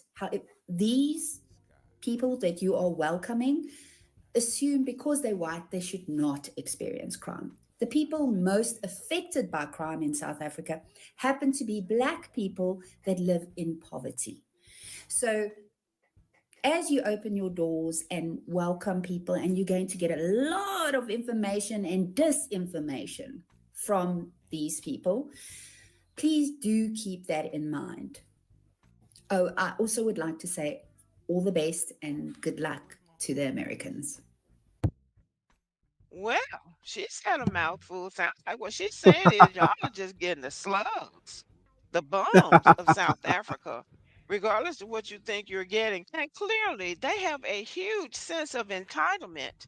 They've got 70% of those people's land, but they want all of it. They don't think the South Africans should have any of the land. See, that's what it sounds like, is they got 70% of those people's land. But they Does want look all like a of it. motley They want crew. all of it. If the South Africans, the actual South Africans, get any of the land, then they feel like they've been discriminated against. So basically, what I hear her saying is good riddance and good luck. Whoa. Well, let's come back to America and see what white Americans are saying about them. This video is for the white Afrikaners who are coming to the United States. I think you've already landed here. And I know that some of the folks who met you at the airport told you, welcome, we're so glad you're here. Most of us aren't glad you're here, okay?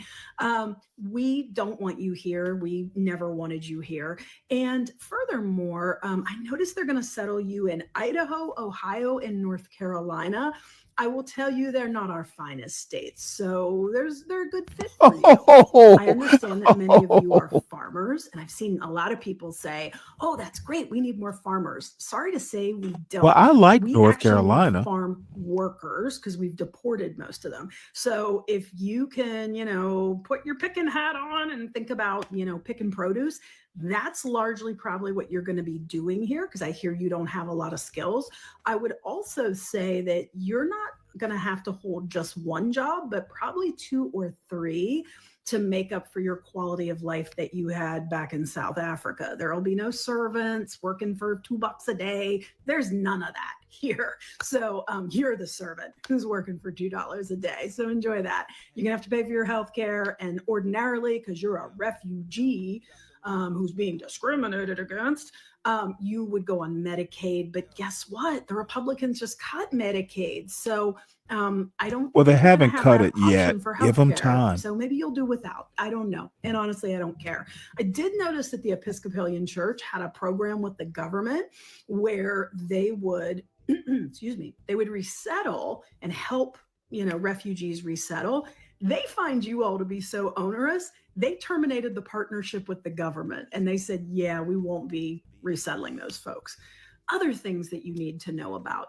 While we are 58% white here in the United States, that's not going to last much longer. Within the next couple of years, we're going to be the minority, which will be fun for you because that's what you're used to. Interestingly enough, we have a ton of Latinos. We're the second largest Spanish-speaking country in the world. So for you, if you could stop speaking that dirty, guttural, whatever it is, German, French, Dutch thing that you speak, that Afrikaans, nobody wants to hear that shit. Afrikaans, So man. you can speak English or you Afrikaans. can speak Spanish, which is really the second language here. In terms of other things that you need to know about, the Black people in this country, they don't get fucked with, okay? I know that there's a long legacy of colonialism and all kinds of stuff happening in your country, but our Black folks have sort of been through the fire, if you will, and they're not going to be fucked with. So you're the minority here. Enjoy. I really hope you like your time here. I'm going to bet my ass that you're going to be booking it back to SA probably within the next 12 months. Have a great day. Well, there's a lot being said about this on TikTok, and everybody sort of is up in arms about it Karen because had a lot to they say. had suspended the refugee program for everybody but these people. But again, I can't muster up any real energy for this because nothing that this man does, nothing that this administration does is going to surprise me. But now they Hey, I probably happen to are like going to be in like for a women, Deacon surprise because they Dave. think they're Don't going to don't come beat over me up here for and have thinking servants highly of working for women. them for $2 a day. And they're farmers, but they really aren't farmers because I would like to know who's actually doing the work on those farms because I'm willing to put money on the table that it's not them. Everybody comes to the United States thinking that they're going to be co-rulers with white people over Black people. And that's probably what the Trump administration would like. But I think Black people have already made it clear that a lot of this work they're not going to do. So it's going to be very interesting to see how these people fare. I don't think they're going to fare very well, and I don't think they're going to stay. I don't think they're all going to stay because they don't look like anybody that's done any real work. Okay. Mike from Boston says, it's funny how you have such a problem with anti-blacks but support anti-whites. I don't support anti-whites. I have not heard anything that's anti-white this morning, other than from whites. And you know what? I'm not going to get in the middle of a white fight. If there's a white guy who's anti-white, that's a white fight. I'm not getting in the middle of it. And MFB, the other thing is I say a lot of things on this platform because if you haven't noticed, I'm center left and most people here are far right. And yes, I consider MAGA far right. And vaguely populist, but mostly MAGA is pro oligarch. So I suspect sometimes if I say something that people don't merely just disagree with, they're going to automatically call it anti-white. If I say white people in this country, if I say racism in America is a white people's problem, and it is, that's not anti-white. It's what I consider to be facts. If white people run this country, and you heard that lady say the country is 58% white people run the government, white people run most industry corporations, it is a white problem. If America is fucked up, it's a white people problem because white people have been running this country for almost 250 years. You have no one to blame but yourself. So yeah, everybody contributes their problems to the country, but the country's still run by white people and white people are in charge. As Be Brave and all the other anti-black whites are fond of saying it's a white man's country. White men have been running it. White men have given blacks and everybody else a bounty. You know, it's been a white cornucopia for almost 250 years. That basically means this country is a white problem. So it's a sheer numbers game. And maybe you ought to take that expensive white education you got and I'm kind of joking about that, but take that expensive education and put it to use, and let's apply it all to critical thinking. So I'm not anti anything. If anything, I have stupidity fatigue. Okay. I think there are a bunch of stupid people. Stupidity might be America's biggest problem, but you know, that's such a vague term. So I'm not I don't have black fatigue. I don't have white fatigue. I have stupidity fatigue. And there are a lot of people like the anti-black blacks who fit under that stupidity umbrella, in my opinion. Work. For one thing, they're old and they're overweight. And then they've got these little children who would have to become acclimated to a whole different culture that they don't know anything Oh, about. well, my bad, And it's DJ. not going to be I'm anything sorry, like it was Mike. in South Africa. And I it's kind of going to took it too cost a whole lot seriously. more My bad. money I to live apologize. here. So if they don't have a pocket full of money, and this woman in the first video said they're not the best and the brightest of even the white South Africans. So we'll see how it all shakes out. But You I just really you can't get excited about it one you way or said the it, other Kim. because You know what? This is as going to long be as my it's at the other soapbox. As a matter of fact, I should have just gotten a 6-pack last night, and I should be drinking beer while I do these diatribes. I agree wholeheartedly, Kimmy. Strong men, you know, people who are very secure, they, you know what? Women are not America's biggest problem. And, you know, women are people too. Let's start treating women like people. They have brains. Not everything they say is bad. Not everything they say is good. I don't get that whole hood conservative, you know, misogyny thing. In my opinion, I actually prefer to hear like somebody like a Tommy Sotomayor, and I've never really listened to him much, but you know, when he gets on his red pill, you know, diatribe, and I don't even know that he does it that much anymore, but this this like if you say anything vaguely sensitive, oh, you sound like a woman. Oh, that sounds feminine. You know what sounds feminine is hearing grown ass men who are married and have kids whine about how bad women are, as if women run this country. Ugh. administration is calling the shots, anything can happen. And it won't be anything good from my perspective. But anyway, y'all, let me know what you think about the video. Give me a thumbs up or a thumbs down. And have a You know great what? evening. That is so lame. The country has gone downhill since the 19th Amendment. How much have we accomplished? We've won fucking like a world war. We have won a world war since the 19th Amendment. We have, what else have we done? We've done civil rights since the 19th Amendment. We got computers. We put a man on the moon since the 19th Amendment. What are you talking about, Ben? We've accomplished a lot since the 19th Amendment. And, you know, life can't be all a bowl of cherries. We've had some failures too. But I mean, if you're going to blame all the bad stuff on the 19th Amendment, are you willing to blame the good stuff? Maybe the 19th Amendment put us on the moon. So anyway, let's this is actually the video I meant to play instead of that other one about the Afrikaners that Tabitha did. So this is more on black fatigue. me put it back to the beginning here.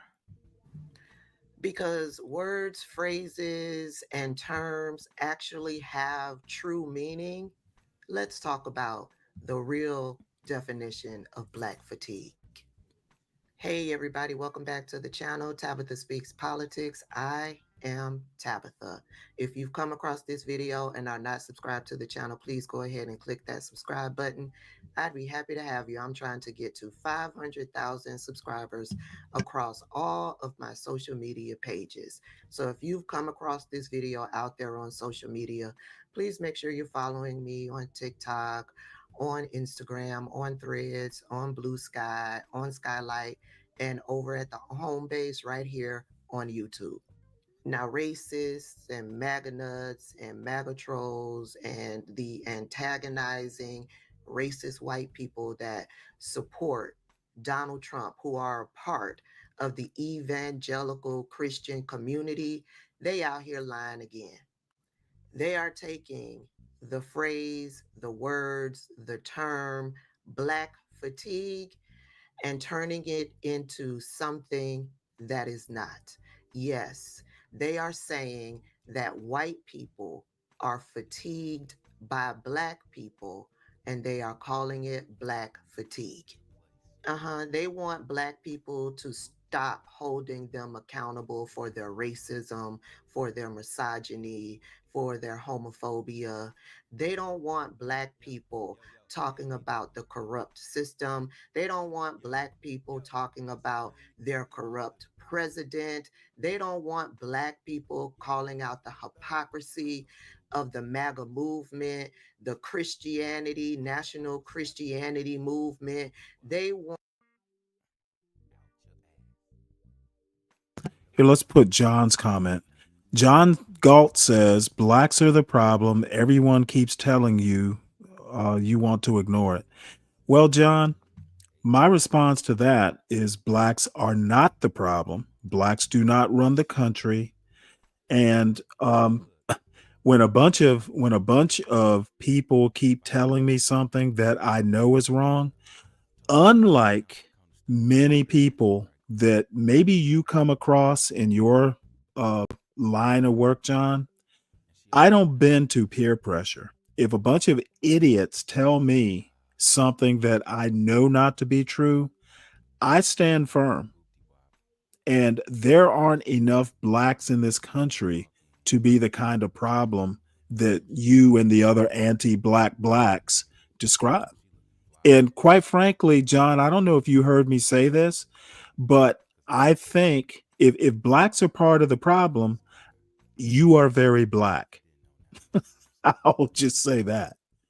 You know, nightshades calling nightshades doesn't change much. It just kind of confirms what I've been thinking all along. So y'all keep telling me blacks are the problem, and I will keep ignoring you. And here's the link. And by the way, I didn't put links in the chat at the beginning of the show for a reason. I wanted to do this undisturbed.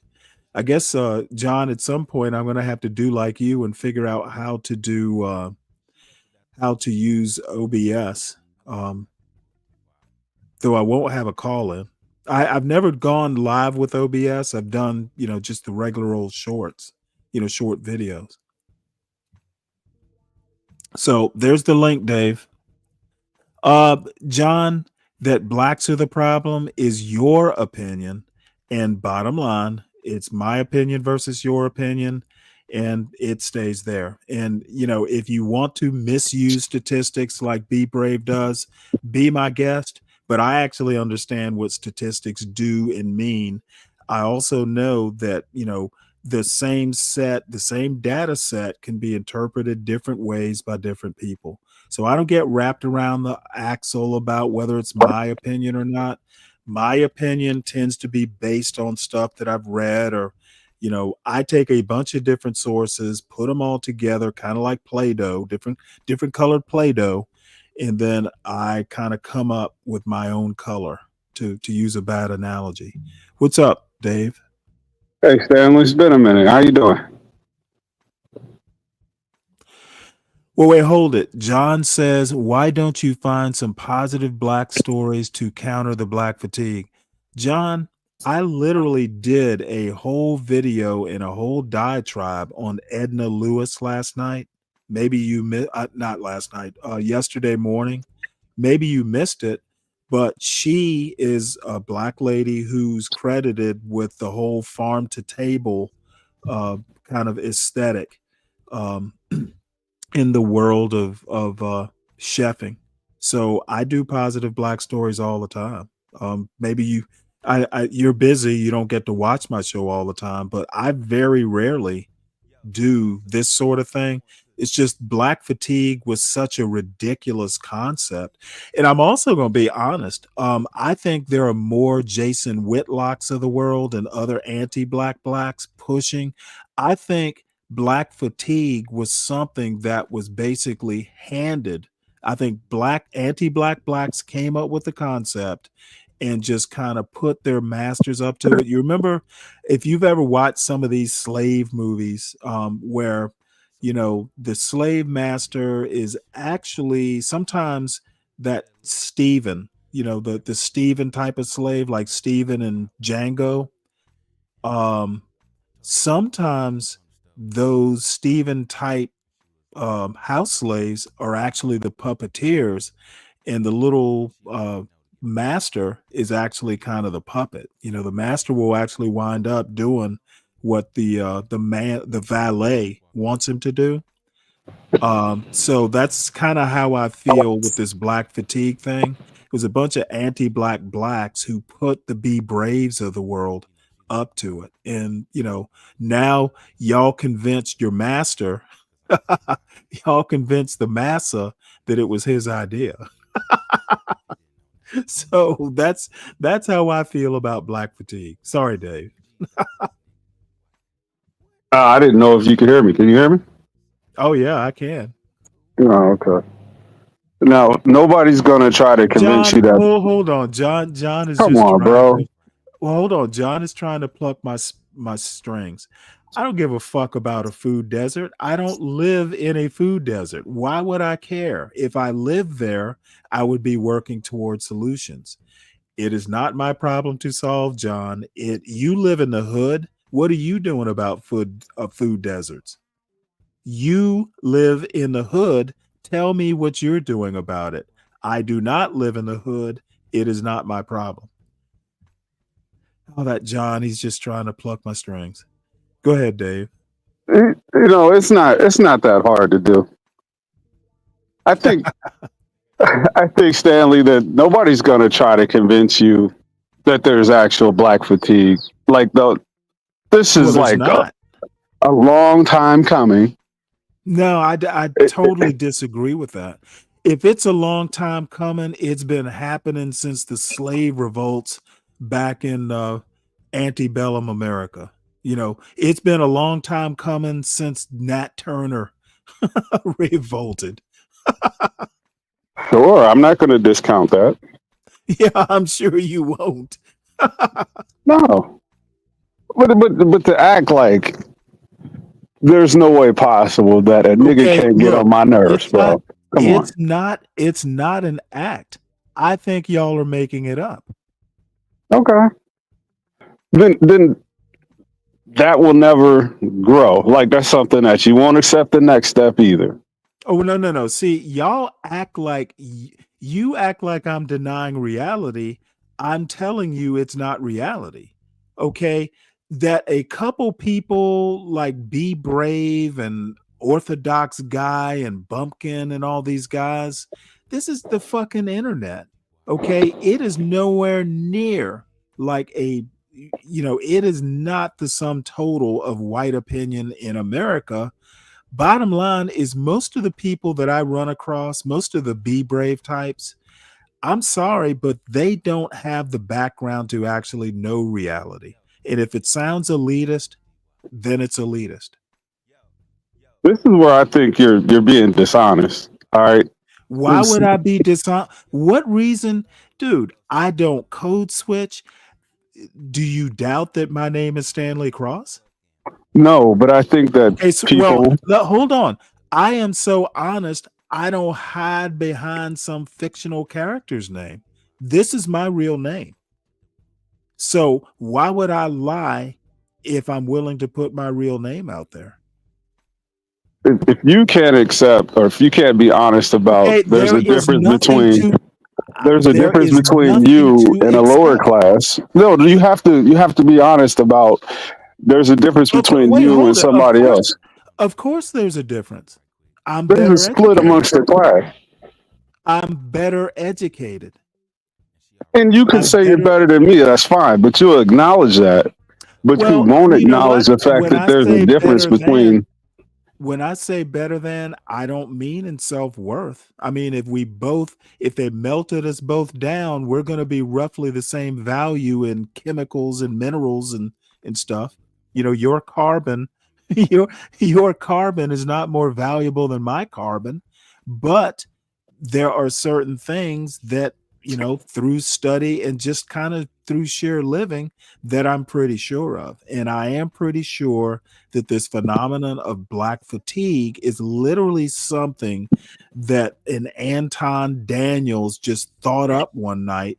And, you know, he puts out a video and it picks up, it goes viral. So I think that, like a lot of things, it's just something that went viral. It'll peter out in a month. Everybody's jumped on it, man. But you could have seen it coming. It's not Yeah. something that just came No, out I of thin didn't. air. Well, I Not mean, it's you. not. Well, not you, because you choose to ignore it. Okay, well, you know, that everybody's jumping on it just instantly tells the contrarian in me it's not worth me jumping on. Let everybody else jump on it. I don't need to. No, you shouldn't. You shouldn't. I do think a certain part of that is contrarian. I think you said that right. Well, I mean, I am like, when a million people go see a movie over a weekend, I'll wait for it to come out on, you know, HBO. I'm I'm the always same going to way have. to a certain extent. Like what was that? Power. I watched Power. Yeah, well, you guys want, you know, SKC says this Black fatigue is a long time coming. Until it You know got what? popular. And When it's it got gonna. popular, I stopped watching. What was that other one? Empire. Yeah, I'm like, Oh, I never watched Empire.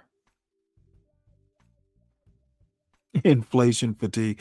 Well, you know what, hey, you cut Tyrone? out. That is actually something that is real. The inflation fatigue. That is something that is productive and something that can be worked with. Black fatigue. Blacks aren't going anywhere.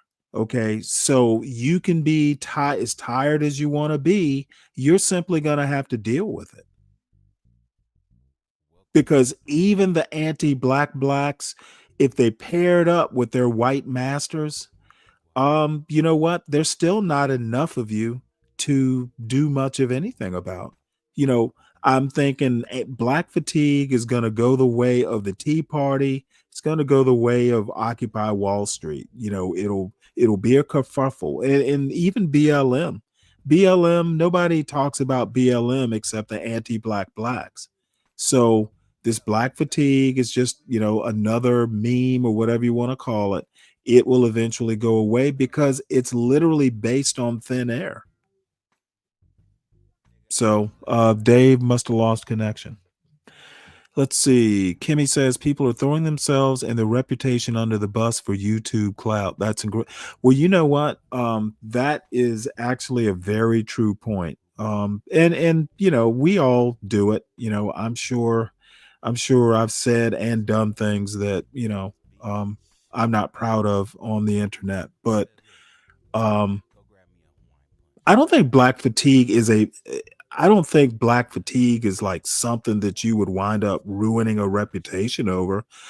I think there is smoke, but I don't think there's fire. I think there's a grain of truth to it, but I don't think it's, you know, much more than a grain of salt.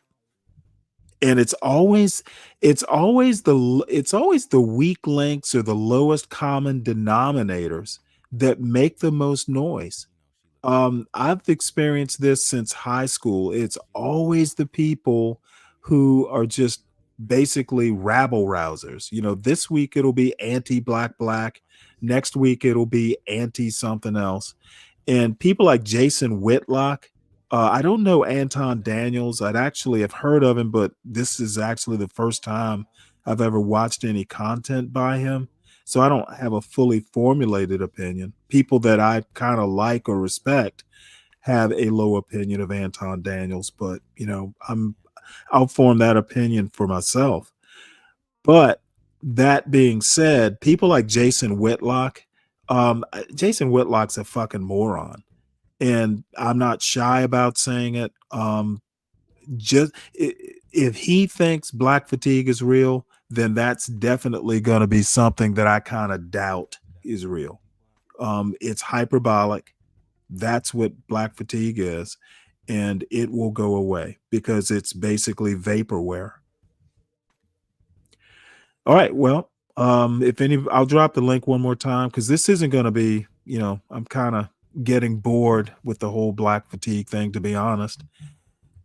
Let's see, and in the Stanley Cross chat, the panel link is pinned to the top, and I'll drop it one more time into the John Galt chat.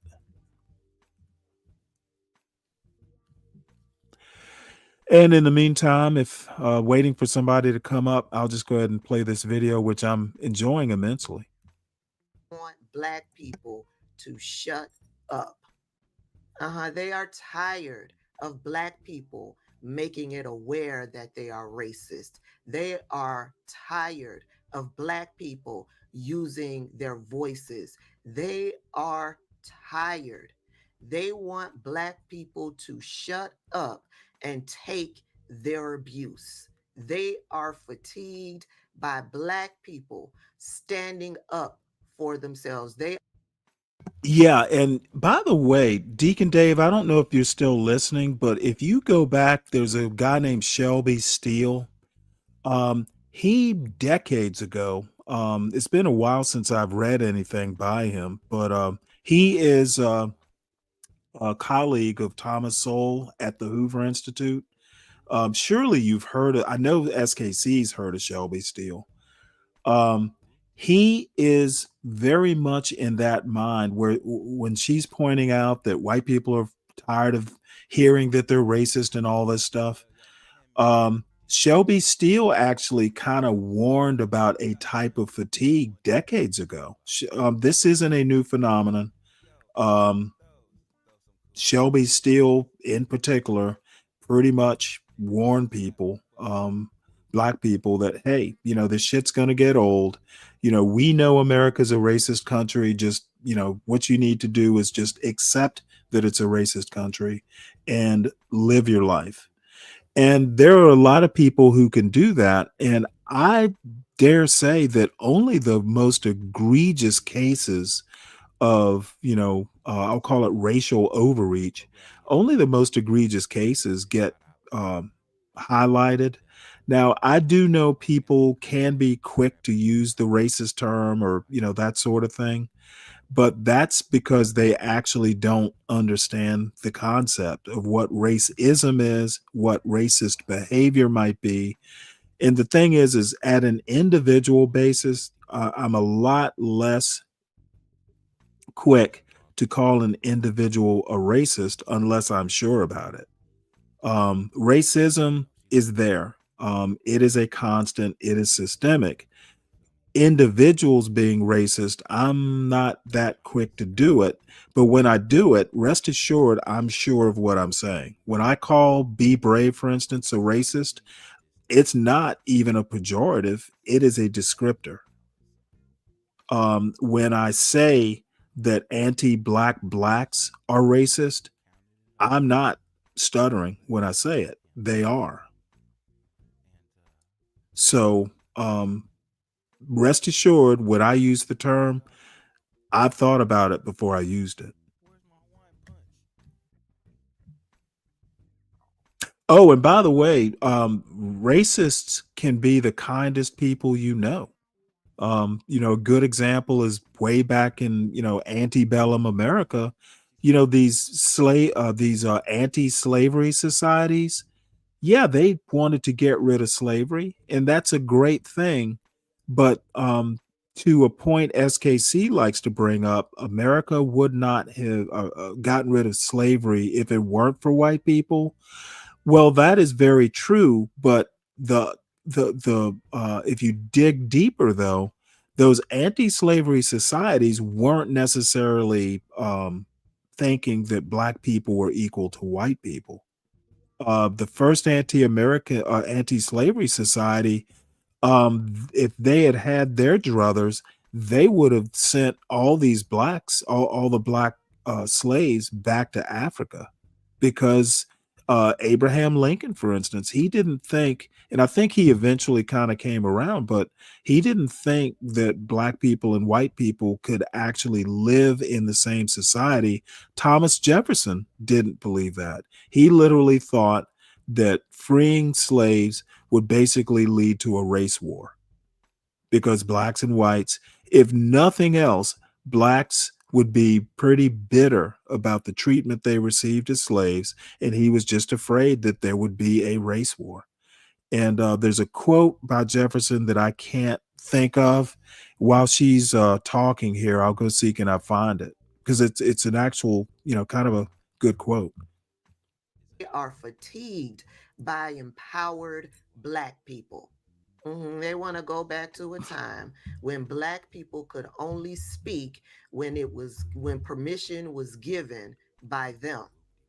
They want to go back to a time when they could be disrespectful and racist to black people without consequence.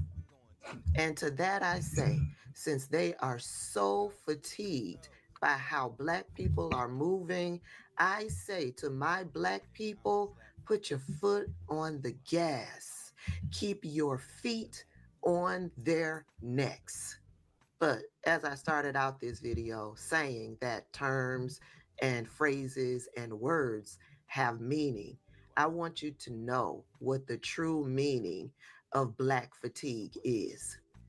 Black fatigue refers to the emotional, physical, and mental exhaustion caused by the daily stress of living under systemic racism and its consequences. It's a term coined by diversity. Oh, wow. It's already made it into the lexicon. Mary Frances Winters to describe the toll of constant microaggressions, the need to prove oneself, and exposure to news about injustice and violence against black people. I'm a witness. I'm a living testimony. I can testify to the fact that black fatigue is real. The past. Let me pause it right quick. Ben, you're saying that good advice, but the world is racist. I find that sort of sentiment similar to SKC, talking about slavery. The world, every society had slavery. That's like saying everybody jumped off the bridge, so I'm going to jump off the bridge. Okay, just because the world is racist doesn't mean you individually have to be. And the world is also classist. The world is a lot of different things, but that doesn't mean you or your kids or your immediate circle has to be racist. That just sounds like a reason or an excuse to be racist. I'll be racist because everybody else is. That may work for lowest common denominators, but it doesn't work for people who are higher order, who are higher order thinkers. What's up, SKC? Give me 1 sec, SKC. Ryan, he's saying to retaliate against the anti-blacks, you are playing a racist black woman. You know what? I mentioned earlier, Ryan, that anyone who doesn't give a glowing review of white people in America is a racist. That's pretty much how I see that comment. If I'm not saying white people gave black people the world, and I'm doing any sort of critique, then I'm racist. So, oh well. So what's going on, SKC? I know you have something to say. You know who Shelby Steele is, right? Yeah, the great Shelby Steele. Well, I don't call him the great, but yeah, it's been years since I've read him, but yep, he's still around at the Hoover Institute as far as I know. He and his buddy Thomas Sowell. Yeah, I like all those guys, you know. Soul, Shelby Steele, Glenn Lowry, Niger Major. Oh, by the way, you'll want to watch, speaking of Glenn Lowry, you'll want to watch his show, Charles's show tomorrow. He and I are going to be talking about Glenn Lowry's interview with Tucker Carlson. Apparently he got fired by the Manhattan Institute Oh wow. for he's thinking it was his stance on Palestine, but I didn't watch the whole interview. I just caught a clip of it. But yeah, they've parted ways. Oh, yeah. I don't know. I haven't watched this stuff in I would say probably 4 or 5 months or so. But yeah, I like Glenn Lowry, you know, McWhorter and Coleman and all those guys, man. Oh my God, Coleman Hughes is just that dude. They need to put him back in the oven and let him bake some more. I bet you a lot of his views may resonate with the younger crowd. No, I don't think they do. He's really, and I'm not even, you know, being dismissive or anything. He really is kind of vacuous. That he did what? He is vacuous. Oh. He there's nothing original about him. His thing about color blindness is just screwy. He wanted to debate what's his name? Kendi. If Kendi, people tend to think Kendi's kind of vacuous. So is right, but Coleman Hughes, well, he doesn't run. He's kind of like me. It's not worth his time. You know, it's just going to be a back and forth. You're not going to convince anybody. It's just kind of a waste of time to debate people that, it's just going to be, you know, talking point against talking point. And, you know, it's really, these sorts of debates are actually more for entertainment than anything. And I wanted to talk briefly about Shelby Steele. Shelby Steele talked about, you know, he didn't call it this, but he's been talking about black fatigue for decades. Yeah, that's what I was alluding to yesterday in our discussion, that this idea of black fatigue, as much as people want to, especially people on the internet nowadays, want to try to,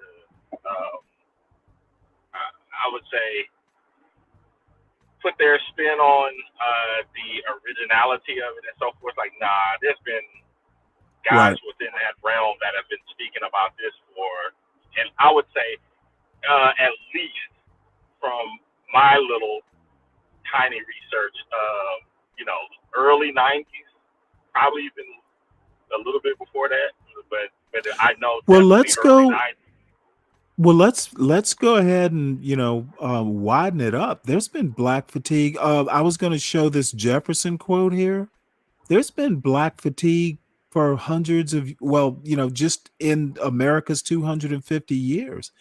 You know, when like Nat Turner, you know, the Stono Rebellion in Charleston, that was black fatigue. I mean, basically, you will hang a Nat Turner, or you will hang was it Denmark Vesey? You hang those people as a sign to the other blacks, or the other blacks, African slaves, to not rebel. This is what you're going to get if you do like that dude did. Okay. The South, hold on one sec. Let me finish. The South was deathly afraid of slave revolts. Haiti freaked people out, including Thomas Jefferson. So that was a form of Black fatigue. We're going to clamp down on these slaves because we don't want them rebelling. That's Black fatigue, or at a minimum, it's Black wariness. And then I want to talk about this Jefferson quote right here. He says, this is a letter he wrote to someone, but he's writing to John Holmes discussing slavery and the Missouri question. Thomas Jefferson says, "But as it is, we have the wolf by the ear, and we can neither hold him nor safely let him go. Justice is in one scale, and self-preservation in another." Basically, he's saying you either have justice in this slavery question in 1820, or you have self-preservation. And he's basically saying that he was afraid that if you manumitted all the slaves, there would be a race war, because he did not think that, well, he basically thought that the slaves are going to be pretty bitter for having, the treatment they got as slaves, and they're going to go, and it's just going to be a big race war. So this Black fatigue is why they kept the slaves. Now that might be a stretch, but I don't think it's much of one. And I mean, I think it's a stretch. But it's like, okay, well, and then let me address Broke Genius here. His theory, Broke Genius's theory, is racism is that it is a form of human competition. Totally disagree. Now I know where you might think that, where, after a war, warring tribes in Africa would enslave the defeated tribe, but slavery in Africa was a different thing than slavery in America.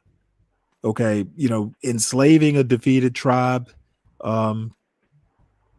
is kind of different than, being sold into slavery by, that same tribe and then brought all the way over to a different country where you're a slave to a culture you don't even know about. So I don't see slavery in America as any sort of competition at all. I don't know. It was an economic system. Okay. Slavery was needed as an economic engine. The different tribes in Africa. Okay, I don't care. I literally just said we will talk about America. Slavery in America was different than slavery in Africa. There was no competition or warring tribes or anything like that. So see, I don't like to go whole world, because I'm not that familiar with the ins and outs of slavery in Africa or, in the Middle East or anything like that. I know about American slavery. I know that it was unique. And as soon as you start doing comparative slavery systems, you're straying from my point. Well, I mean, you can't have a comparison without and still say it was another form of slavery was unique. Okay, well, in your way of thinking, that's fine. Using the word I think unique begs the question to comparison. I don't think it begs any question if you actually know what you're talking about. Yeah, it does. Oh, did he say uniqueness without showing a comparison? Oh, right. Dave, I meant racism. Oh, yeah. Racism isn't a competition. Maybe there's an element of competition to it. You make up stereotypes to kind of demean your competition. I guess there's a grain of truth in that, but I don't see systems, racism as a system. I see it more as, if it's a competition, you're oppressing your competition. And we've been round and round about this, SKC. You and I will never agree on this. The world has nothing to do with American slavery. other than they had Yeah. for a while, they had to bring slaves from another continent. Yeah, like you're right in that. We're never going to agree on that because the comparison can never be made. The conversation gets shut off. Right. The comparison you cannot compare American slavery to other forms of slavery. That we do agree on. And no, I'm saying that you can't. Oh, I thought you said can't. No, you No, can't. I'm saying that the conversation Why? can't. Let me ask you a question. You never What? want to What? have the comparisons made. Okay, so you're saying there can be comparisons. Yeah, you like take for instance, you brought up. Oh the no, no, word no, no! of Don't American elaborate. Don't care. I just care that you said they can be. We can get into the details in a minute. So yeah, my question to you is, how is making a comparison helpful in understanding the effects of American slavery? because then you can see that it was not a unique situation. Okay, I don't care about any of that. I'm worried about the effects. How is the comparison useful in assessing the degree of damage that American slavery caused on America specifically? How is the comparison useful in assessing and doing a damage report? Because you can see how other people dealt with it. I disagree. How many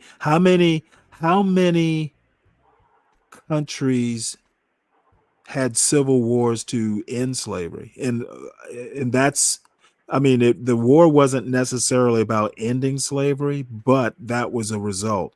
How many, and that's the other thing about the Heather McDonald's.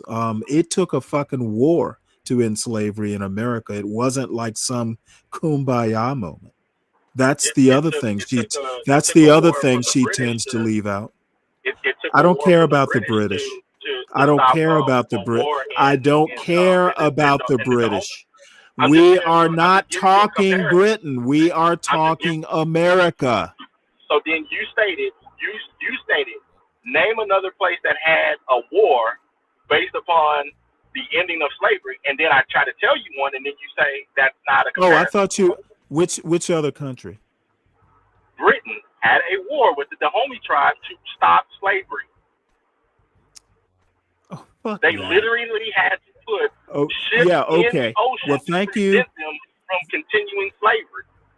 Thank you for that comparison. Means nothing in American context. But yep, you answered the question, and I did ask it. So thanks for that answer. And I gave you an answer to it. That's what I mean. Well, so you know what? And clever you. Now I will go back. I will go back to my original question.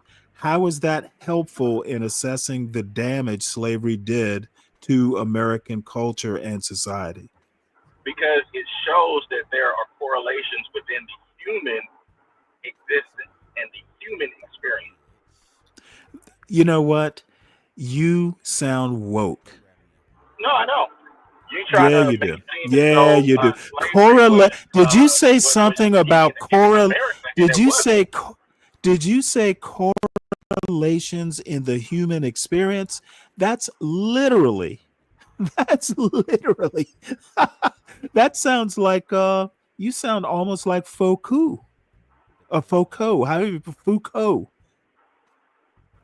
You're talking about power dynamics and comparisons of experience. I shouldn't have even bothered asking the question. I know. I don't think. Well, you gave me an answer. Okay, see, this is the other. Yeah. You go ahead and finish. Yeah. You asked the question as the deal. Rhetorical, thinking that it was a conversation stopper when in essence it's not. It actually opens up the conversation to. Well, see, I don't want the I know you don't want that. The conversation does not need to be opened. I want to concentrate on the U.S. I don't see that comparative slavery even applies to assessing the damage that American slavery did to American culture. I don't see Dahomey. I don't see Britain fighting Dahomey is useful knowledge or correlational or anything like that. And that's fine. Let me keep it in America for you. So Okay, what well it's like before you keep it in America, let me also point out that giving an answer is not a solution. Okay, if I ask you how are we going to get the car running again, telling me that the neighbor has a car that's running, that doesn't help me fix this car. So giving me an answer to a Brian Nichols, telling you that the neighbor's car has the same issue as yours is working towards the solution. Hold on one sec. I got a phone call I gotta take. Just carry on. I'll be right back. Yeah. It's just, I don't know. It's a weird idea in my vantage point from my vantage point that you can, or that Stanley can bring up things like Haiti in a conversation that has nothing to do with America from his point of view. But then if someone else brings up something outside of America, that's a carnal sin. So I don't know. It just seems a duplicitous in certain ways. But the idea about black fatigue has been going on for easily. I could see someone trying to stretch it into around the 50s, 60s. I could see that, but going beyond that, no. Think tanks were talking and writing about these issues more or less in the mid 90s, early to mid 90s, and I find it very interesting that the quote unquote black think tanks that were talking about these issues and discussing them at length were the very people that Black America ostracized and called coons. That's one of the fascinating parts of this whole black fatigue thing. In essence, a lot of the issues that the quote unquote coons have been talking about and pointing a finger at for decades is now becoming the position of all of these black people that want to now take note of all of the dysfunctional attitudes that have been going on within Black America. And I don't think that is the majority of Black people that are engaged in this activity, but I do believe that it is the majority of Black people who have either co-signed it, tried to support it in certain ways, or have ducked their head in the sand, done the ostrich thing, and tried to act as if it has not occurred at all.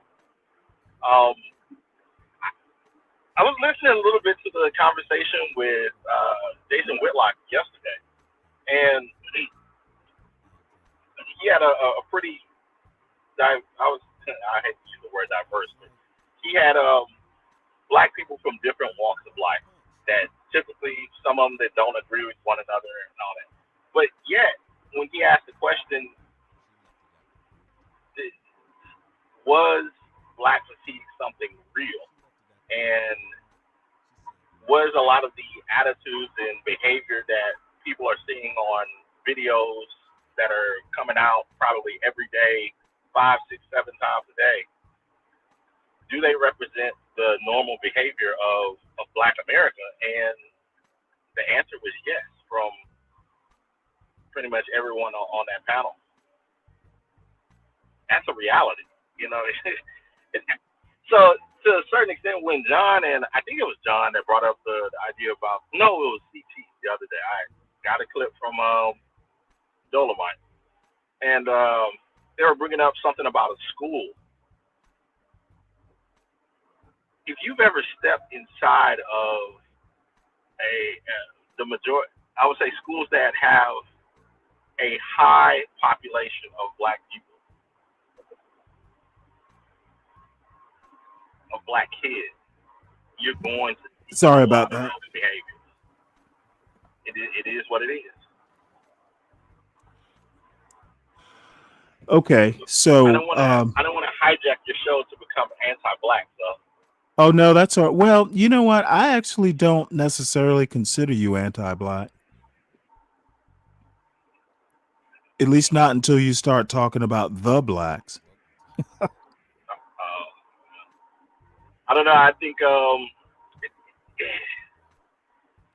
in certain ways, this is the thing that I do not understand.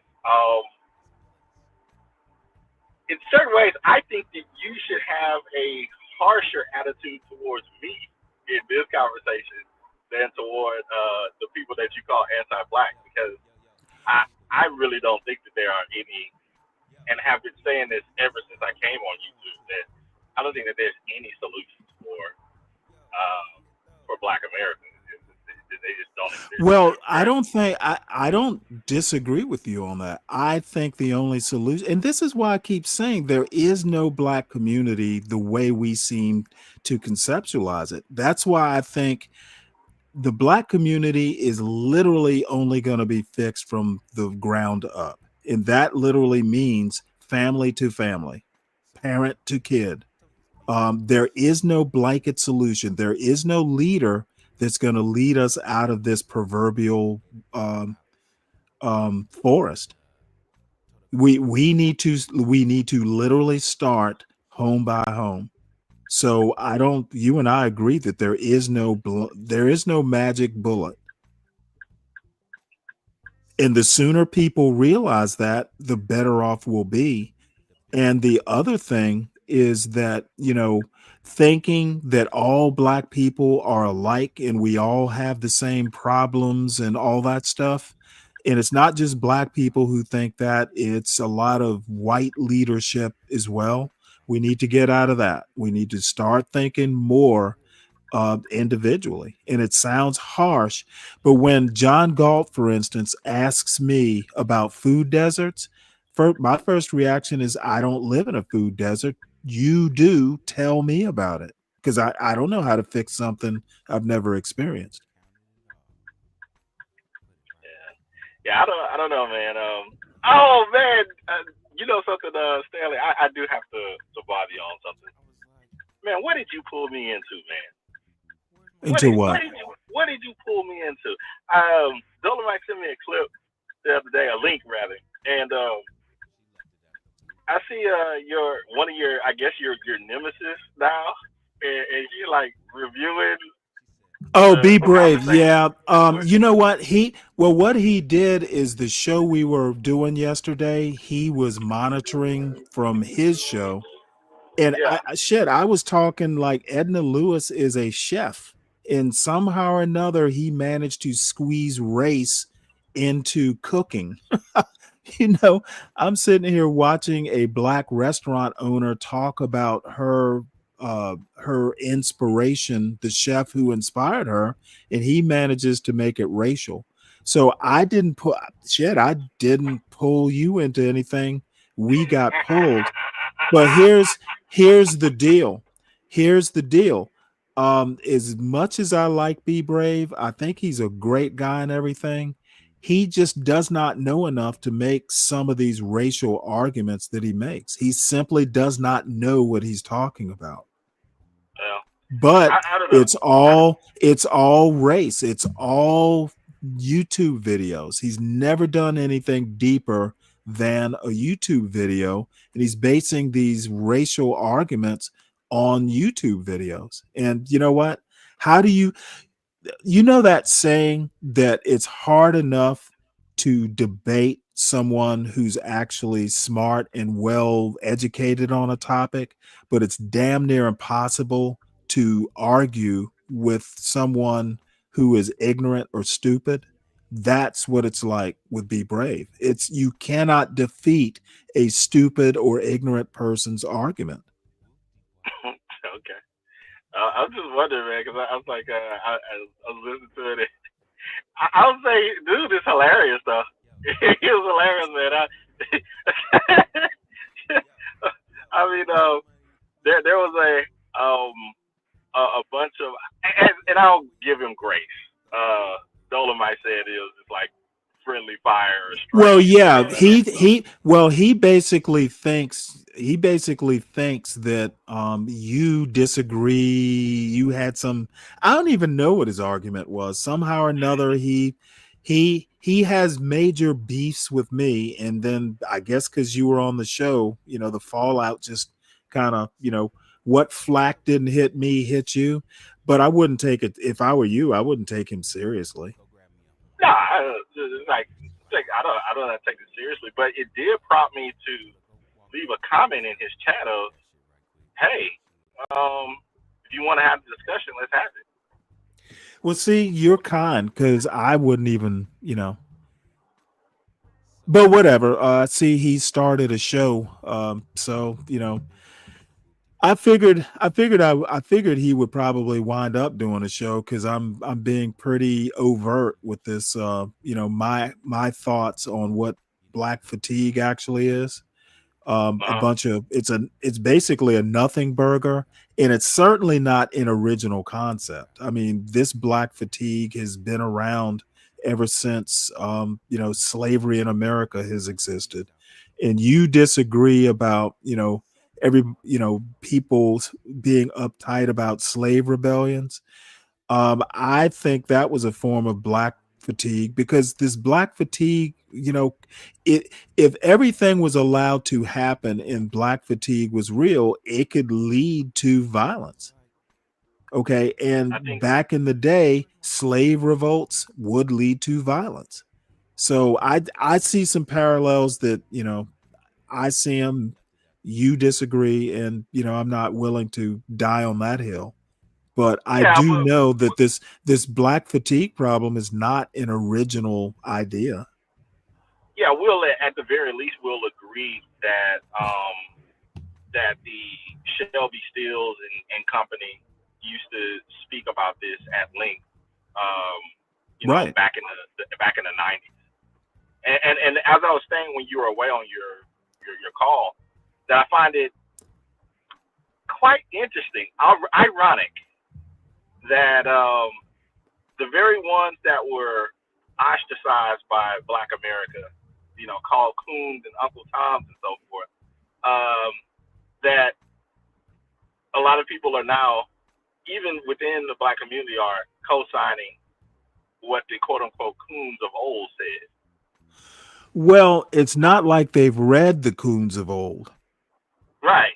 And that's why okay, you're not gonna, I mean, what they're doing is basically, and I hate to sound elitist, but it's just like lowest common denominator got an idea and decided to run with it. I don't know. I just find it Well, interesting. see, you're not willing. I think it's pure accident. I don't think they read Shelby Steele and came up with, hey, I'm going to do, some content about black fatigue. I don't think Jason Whitlock is very familiar with Shelby Steele. Now, I could be wrong. I mean, I'm just, I'm going out on a limb presuming that he's not done his homework. I could very well be wrong. Nah, I think he knows exactly who he is. Now, some other people, I don't think that, Anton Daniels knows, but right. But nah, Whitlock, he's hate him or like him, he is a story journalist. He does. Well, I'm gonna be honest. I don't know enough about him to hate him. I just really know him from the clips that come down, because people love to clip him, and both literally and figuratively. And but I don't agree with his politics by any means. I don't know. I would give him a different look if I were you, a fair shake at least, because he is a writer. So that cannot be taken away from him. Okay, well, what? Reed has he written anything of note? Oh yes, he has. In fact, in fact, some of the I guess one of the ways that I got into Whitlock was really not by sports. There's a writer named I don't know if you've heard of him, Delano Squires. I have. Delano is how I've heard it pronounced. Right. And he's been on this show several times, and they have done breakdowns of things that he has wrote and compared it to some of the things that Whitlock has written. Hold on one sec. Can you recommend a specific book? Yeah, I'll look into my archive and I'll try to send something to you. Yeah, just give me a title. I can. Yeah, it's not. Yeah, he hasn't written books. He's a journalist. He's written articles, and so. Well, journalists write books.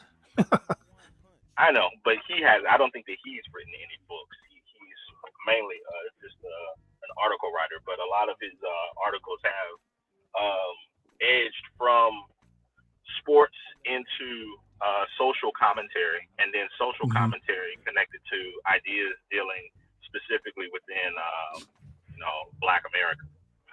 I see. Yeah, well, I mean, recommend some stuff. I'll read it. Yeah, but the other people, yeah, I mean, I'm not trying to play the elitist thing of See, I'm a naked. I've just, as a matter of fact, I generally have never been that way. I think sometimes it kind of leaks out, but dude, they were calling me conceited in 8th grade because I don't suffer fools gladly. And you know what? I'm going to be just naked about that. If I don't think you know shit, I'm not scared to tell you I don't think you know shit. I don't know. I think, Now you live by the sword, you die by the sword. I also know that. Yeah. I did hear this concept that I think that there's some more meat on the bone of this. You seem to have been in a kerfuffle with Mr. Brave concerning book reading and versus what people can see with their eyes and know by anecdote. Well, I don't think YouTube counts as seeing with your eyes. Okay, a bunch of YouTube videos to me is not data. And I'm not a slave to data or anything like that, but I just don't think that and you and I had this conversation yesterday. You know, if you see 1,500 YouTube videos, even if you see 1,500 in a year, I don't know that necessarily confirms anything. It might give you a suspicion or a theory, but this idea that all Black people are alike and that all Black people are responsible for crime in the hood. You know, I hear so many times that, well, Stanley, you live in a white neighborhood. Okay, so what? What does that have to do with anything? Well, Stanley, you married a white woman. And what does that have to do with anything? I grew up in a Black family. I have, I do go back to my neighborhood. I'll be back in my old neighborhood come June. And there's still a lawn to mow. My father has the nicest lawn on the block. Of course, it took like 30 years, to get it this nice of constant work. But I grew up with green grass and 2 lawns to mow, a front lawn and a back lawn. So I didn't grow up in the hood. I did not grow up in a food desert. And don't ask me about shit I don't know because I don't have an answer. And the larger point is that not all Black people grow up the same way. We're pretty much as diverse as any other community, and acting like 70% of Black people make excuses for 3% of, the people who commit crime. Fuck all that. I don't know what goes on in Chicago. When someone asks me, well, Stanley, what about Black on Black crime in Chicago? My answer is I don't live in Chicago. Ask someone who lives in Chicago about it. I have no clue. I know what I know Negroes in Negroland. Was it Carl Van Vechten? Is that the novel he's talking about? I'm not sure. I'll look it up. But anyway, what I'm trying to say is this notion that black people are all like we're all our brother's keepers. I find that really just juvenile, puerile, whatever the word is. What is this 70% thing? I'm curious. You know what? I'm going to let him explain it. He's basically saying that 70% of the black community makes excuses for all the violent crime in the inner city. Be Brave's notion is that the violent inner city is bringing all of America down. And most black people don't even live in urban environments, not by much. A large portion of black people live in urban areas, but not the majority. And I just don't see how violence in Chicago is going to bring the United States crashing down. I think it's hyperbolic. And he's basically saying if 70% of the black community would stop making excuses for all the crime in the inner city, things would be better. But I also assume he means that 70% should be doing something about the crime in the inner city. And I think that's literally ridiculous. 70% of the black community don't live in urban environments. Well, yeah. So I'm not gonna make what's happening in the hood in Atlanta my business. Why would I do that? Oh, yeah. Well, if I get the opportunity, I'll ask him. I'm curious about all of this and Yeah, well, and this little you know what? These little stray bullets that were forwarded at me. I'm curious about that as well. Well, they weren't bullets; they were blanks. Oh, you said he's shooting blanks. Oh, wow. He does not look. I get in there and I like trading barbs back and forth, but I don't take B Brave seriously. There's nothing there to take seriously. And for those who want to take him seriously, because I do hear, people in these chats talking about the 70%, I just go, well, you know what? He is the Pied Piper of nightshades, apparently. Wow. Okay. Well, hey, I don't know the history of you two guys or whatnot, but I'll stay out of the way. Yeah, well, we actually did a discussion. It was more a discussion than a debate a while ago. Yeah, we did a whole show, and most people think it was a draw. I actually don't think it was a draw, but I'm probably a bit biased. Yeti, what Discord did you send this article on? Was it on Orthodox Guys Discord? I don't, there's really only one Discord I ever check. So I don't know if I got it or not. Just, if you got, just tell me which Discord and I'll check. Sorry about that. No, it's all right. I think I can answer Deacon Dave's question. Oh, I'm sorry. Let me get back up to it. On my profile. Oh, okay. Oops. Damn it. Let me find Deacon Dave's.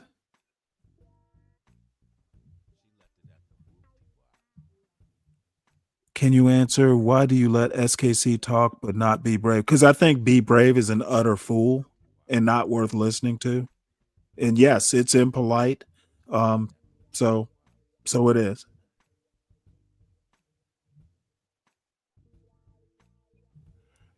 You said you were going to answer the question, or? Yeah, I think it's one of those things of understanding style. Well, I honestly think it is really a matter of, hey, you are one of the people that I have to take seriously when I listen, because like the other day when I talked about, you were talking about the Northwest Ordinance and I mixed it up. I was thinking about something totally different. I actually have to listen to you. Be Brave. Number one, Be Brave makes the same arguments over and over and over. He never comes up with anything new. So, I mean, it's almost like if you're married, you know how your wife tends to nag you about the same things, and you learn that husband hearing where you can kind of hear her and you know when to respond, but you're not really listening. And then every now and again, she'll go repeat what I said, and you're able to repeat what she said because it's always the same thing. Maybe your wife is better about that than mine was. Yeah, I think when my wife gets quiet, that's an issue. Well, that's when you start listening. Honey, say something. Yeah. But she gets into her ultra contemplative mode. That's when I'm like, oh, okay. I want to keep her talking as much as possible. But Oh, I get you. I get you. But yeah, I Deacon Dave, that's the same thing. I think it's style. A lot of people don't know because maybe they're kind of, I would say, Well, we also have known each other a while. yeah, there's that. But then it's like you can't. Well, in my opinion, everyone is not going to accept the same argument posited in the same way. If you don't have the ability to be able to explain your argument in various styles, you're not going to be able to have open conversations with a wide array of people. Right, but I don't think he has an argument at all.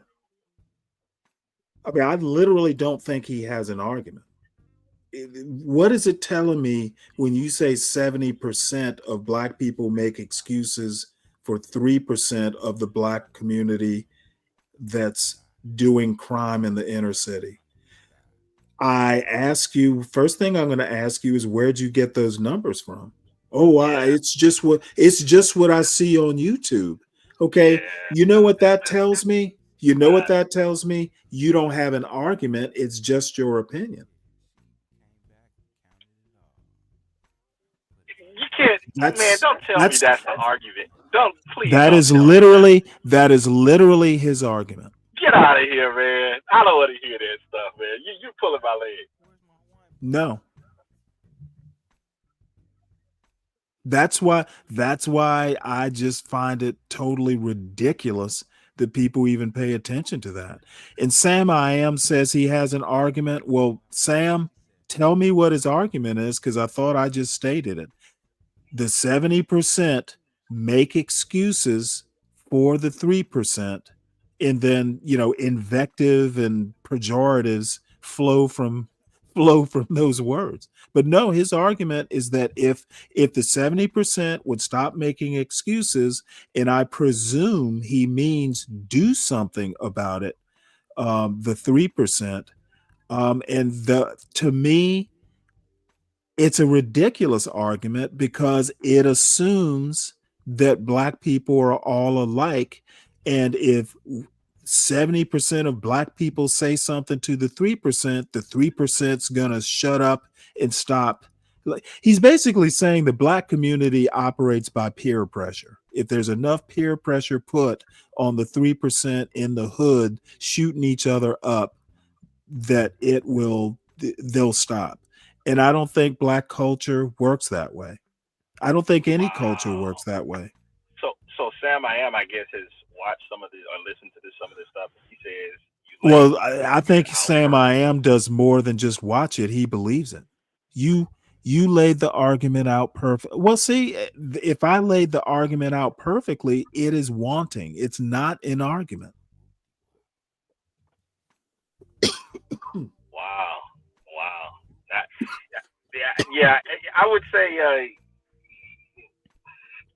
and just to play devil's advocate, if he were to change the numbers to No, I don't think there are any numbers. Change it based on what? There is no data set. Well, that's what I mean. Don't use numbers at all. Use something else in lieu of Well, that. it would still be an opinion-based argument. Yeah, well, that's true, but then You either agree or you don't. That's right, literally yes, no. right. But then at that point, at least it doesn't try to mesh the two. Well, maybe I'm not explaining it right. But what I'm saying is I that have a problem, even if it's an opinion, even if we just, for the sake of it, just say, hey, that is B Brave's opinion. There are certain assumptions in that opinion that I find borderline offensive. Black people are not responsible for each other to that degree. It's an implied homogeneity. Okay. All Black people have influence on all other Black people if enough of them get together and form one voice. The Black community, Black culture, and these are all things that I doubt actually are quantifiable. But what culture works like that? Where if everybody in Atlanta tells Chicago, y'all need to deal with your crime, that Chicago's going to do it. That's ridiculous. That's cartoonish. And I am not going to engage seriously with that type of argument. There's no reason for me to. I do not take that kind of argument seriously. And if I'm being dismissive, then I'm being dismissive. I don't think it's worth me even engaging with.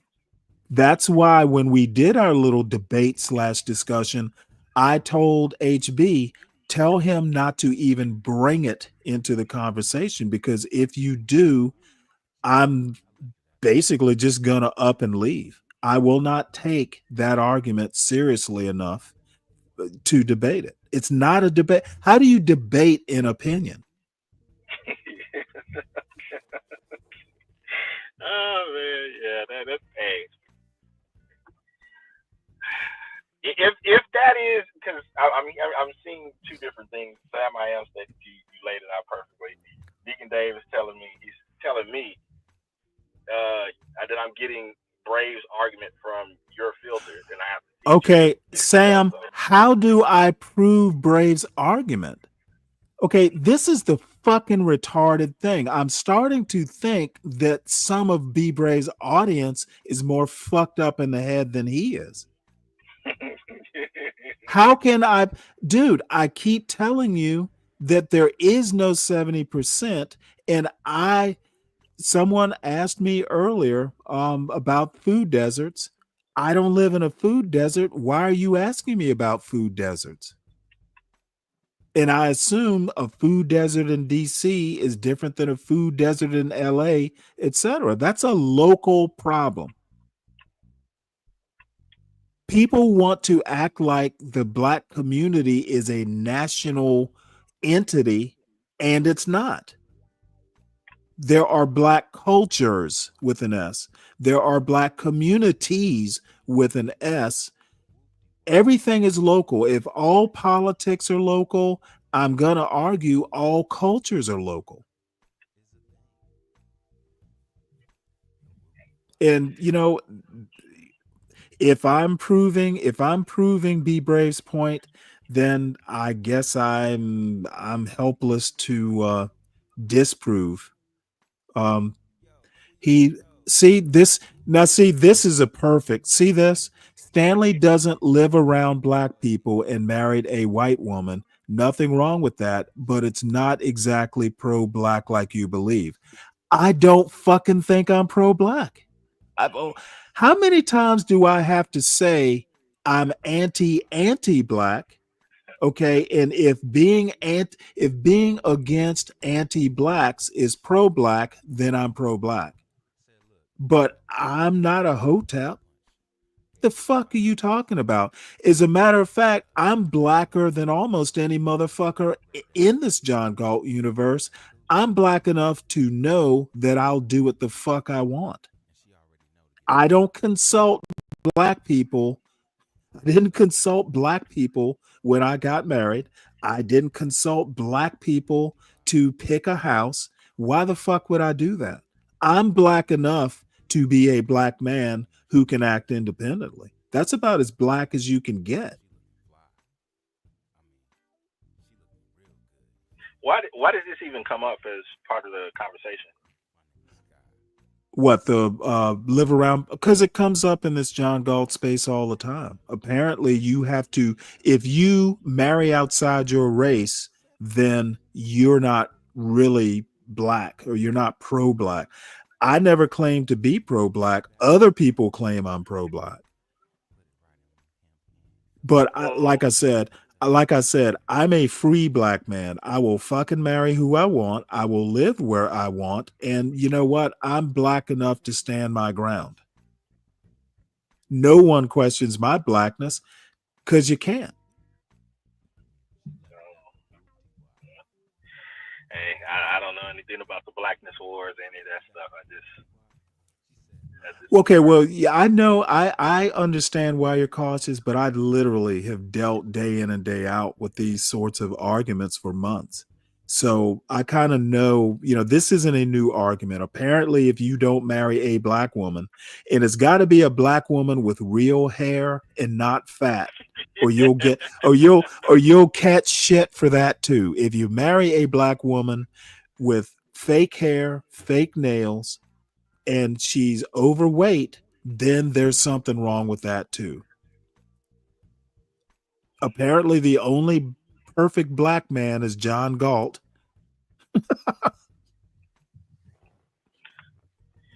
I did. Well, no, that I would probably need to ask him that. Yeah, well, don't take my word for it. I mean, a lot of it is probably somewhat biased and all that bullshit. But I'm, like Sam said, I described B. Brave's argument perfectly. I actually do get what they're attempting with these arguments, and I understand them.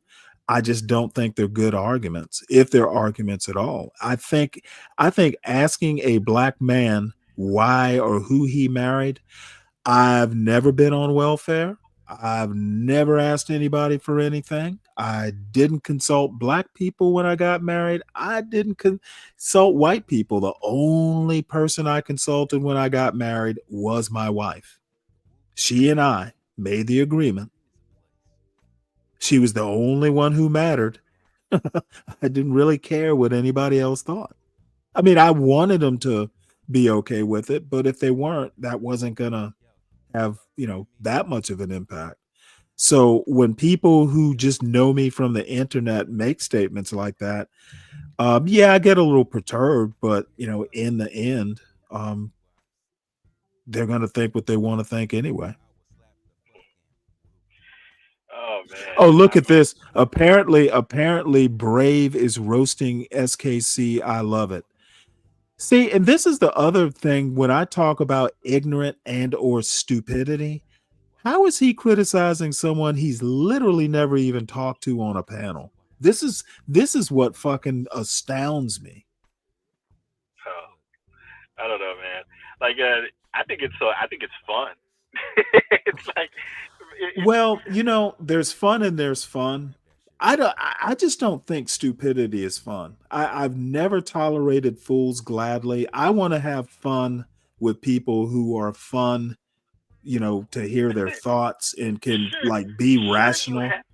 Sure you have tolerated fools, Stanley. You ever been to a circus? Not since I was a kid. Well, then you paid money to go see fools. Well, no. My father. I didn't pay a dime. That was my father, paying those bills. I've never even taken my son to a circus. Oh man, it's like I don't know. Maybe I should chime in to his show or something. But this may be interesting, especially when people don't know who you are, but they're operating in a space with a lot of other people who do, it gets it gets fun. Oh man. Oh, there's going to be a signing ceremony that Trump's doing. Here, let's we can look at. Let me put this in my watch later, and then this is Be Brave's show. Yeah, I like to listen to my roasting. I like to. Argument. Yeah, well, that's true. But then You either agree or you don't. That's right, literally yes, no. right. But then at that point, at least it doesn't try to mesh the two. Well, SKC isn't even making sense here. He's so busy dancing, he isn't even making sense. Listen to what he's saying in response to what? In response to what his initial proposal that probably the 70% is too high. Listen to what he's saying. But what happened if I like dancing? We'll let him speak. Listen to Stanley shutting off the Hold on notion one that sec. there can be no percentage established. Nobody can have any, no observations allowed. You know, this is why I'm so arrogant, folks. I drive Richard, crazy. this is saying there's no captions available. I've been on national talk shows for 30 years, man. And the fucking hosts have had to say, no, we're not going to go over what that person said. He had his opinion, and because other callers wanted to comment on what the fuck I said. And basically, I would steal the show. And it's not even a talent. It's just a matter of a willingness to state the obvious. Let's see, this And is I'm pretty good at this is one at thing that I articulating the have to obvious. say. Okay, pat on the back. He is very This is why I'm so arrogant. self-assured. Look, I got these two grown men talking like goddamn fools over a silly thing, over an accurate, completely accurate observation. Even if it ain't 70, it's 60. Even if it ain't 70, it's 50. I see, Richard. Or if it ain't 70, it might be 80. But none of that matters. I have a question for you. Amazing to me, Stanley. Hold on one sec. Maybe I'm not explaining. What's the question? Based upon your dealings with this guy, if I show up over there right now, do you think that he would allow open conversation? Yeah, he would let you up. Because I don't know him. I really. No, he would let you up. I think at root, basically you and he will probably kind of be on the same boat. But the thing is he is not going to he has a lot of opinions that will align with your quote worldview. But he does not have the philosophical or statistical underpinnings. He's got a lot of opinions, but he can't necessarily back them up. And he's anti-book. That's the other thing that annoys me. He basically thinks if you're basing a lot of your opinions on books, it's kind of like a waste of time. Have you ever seen this old movie called Falling Down? I think I have. Remind me of what it is. The name is familiar. It was a Michael Douglas film, but I was thinking. Oh wait, that's the one where is that the one where he's going around? He's like a guy with a pocket protector, and eventually he just. Yeah, I've seen it. Yeah, this reminds me of a scene there where, as you was describing him in that. I guess that old military supply store with that absolute Nazi guy, and the Nazi guy tries to grab him and say, "We're the same," and he's like, "No, we're not." Well, I thought you were gonna equate that to like black fatigue. That's if Michael Douglas in that movie had black fatigue, that's exactly he'd be going to the surplus store picking up ammo and guns. I was just thinking of when you were stating that Be Brave and I would have or be on the same boat, and I'm saying if a person is stating they believe something, but they believe it for totally different reasons, and so forth. And I'm coming at it from a different angle. There, even though there may be some, that point of where, it looks like there's an agreement. It's like, nah, we can believe something for totally different reasons and not be on the Correct. quote unquote Right. same team. So yeah. Well, I mean, I think it actually is a valid question. Who cares how I got here? We literally believe the same thing. There's something to that. But the thing is, how, in a lab or say you did make some scientific discovery. Well, it is actually important how you get there because other people need to be able to recreate it. Okay. Right. Being able to say, well, there's a problem in the Black community. Him saying, well, I see a lot of YouTube videos where Black people are doing all these egregious things, and you coming in and saying, well, hey, I have statistical evidence that in certain areas there are actual problems.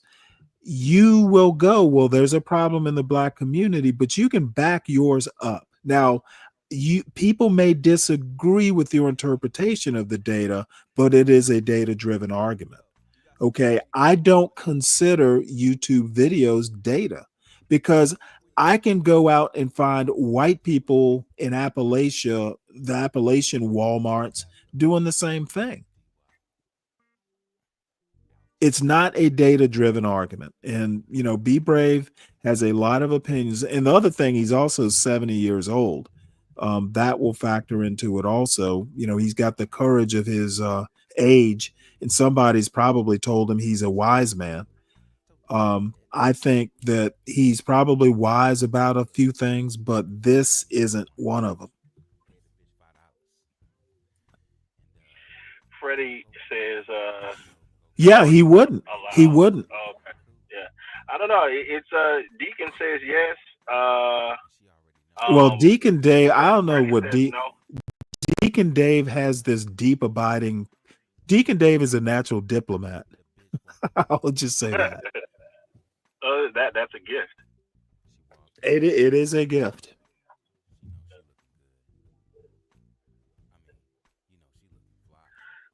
In fact, I think that a lot of people discount how much diplomacy has saved nations. Okay, I'm not discounting it, but the thing is that we're not talking two different nations. And we're talking two different worldviews. And look, I'm not going to change Be Brave's mind, and he's not going to change my mind. And quite frankly, he is more entertaining.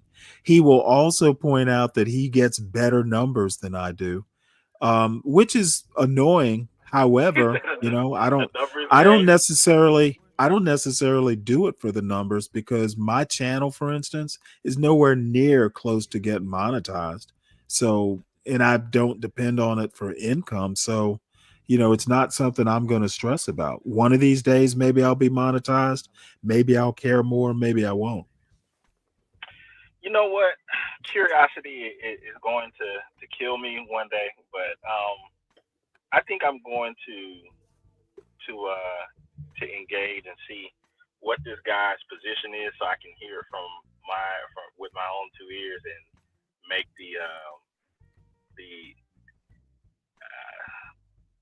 just go from there. I am curious about his all of this stray fire to someone that he really hasn't engaged with before. But well, he will be all apologetic and he'll charm you, but I don't get fooled by the charm. I just think that, he reminds me sometimes of Yosemite Sam. You remember when Yosemite Sam used to get so pissed off and he'd pull out his pistols and he would fire them at the ground and the fire would lift him off the ground? Oh, okay. Are you old enough to remember you're old enough to remember those old Bugs Bunny Yosemite Sam cartoons? Yeah, I remember those. So he would get so mad. He would get so mad at Bugs Bunny. He would fire off his weapons, and they would act like rockets. his 6-shooters would act like rockets and lift him off the ground. Oh, That's what he reminds me of. He reminds me of a modern day Yosemite Sam. He just gets all old man mad. Oh, and it's probably mostly an act. He's not really, he doesn't strike me as a violent person, but sometimes on YouTube you get to be what you're not. And yeah, he can firing stray bullets is kind of what he does. But going over there, you're not going to hurt my feelings. I am actually kind of interested to see what Well, so I had a conversation. I was on a panel with him before. Oh wow. I don't really remember this guy. Well, you know what? I haven't shown a pop the balloon in a while. I don't know if you still can. I'll have to find out. But bottom line is that we can talk about other things and get along just fine because we have some of the same views on property and the importance of property. But mostly what he talks about from day to day, he also has this weird conspiracy theory about the global corporate machine. And a lot of times when he starts talking about black people in relation to the global corporate machine, that's where these weird opinions, he even contradicts himself sometimes. Okay. This may be fun this morning. Let me get out of here and jump off over there for a little bit before I get back to work, man. Okay. See you later.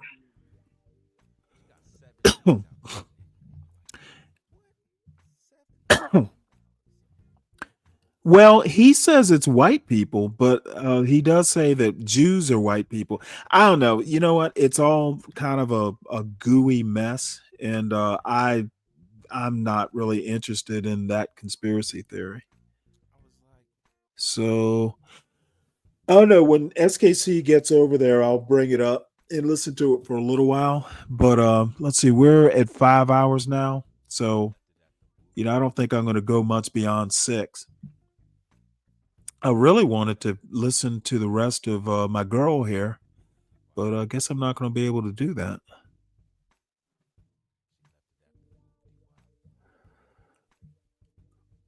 The Naval Academy apparently is graduating today. This is something they do about climbing a rock or some bullshit like that. I think they grease it or something like that, and I don't know. I did not go to the academy, and this would not be my favorite thing to do at the academy.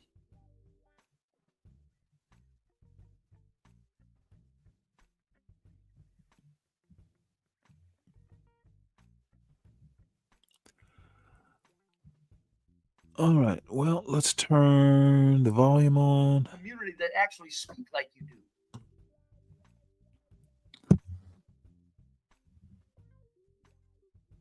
What? The Naval I'll Academy, try Deacon that. Dave? SKC, all right, coming up in a few. Hey, SKC, get over here. Motherfucker, I'll talk to you like a gentleman. Hell, I'll give you a fucking monologue. SKC is coming over here, folks. Goddamn, you can't beat that.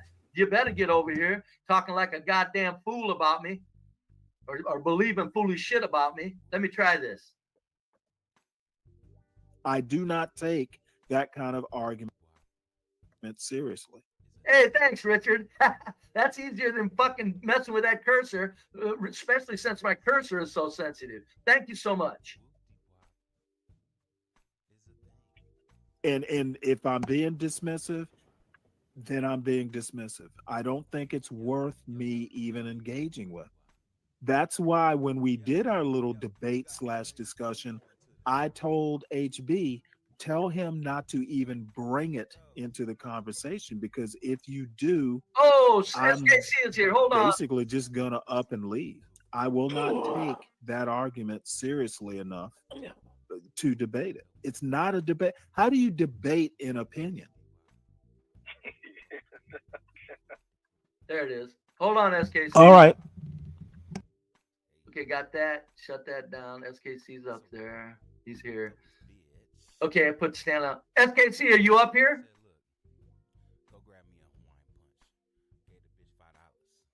What'd I do? Mute or something? SKC.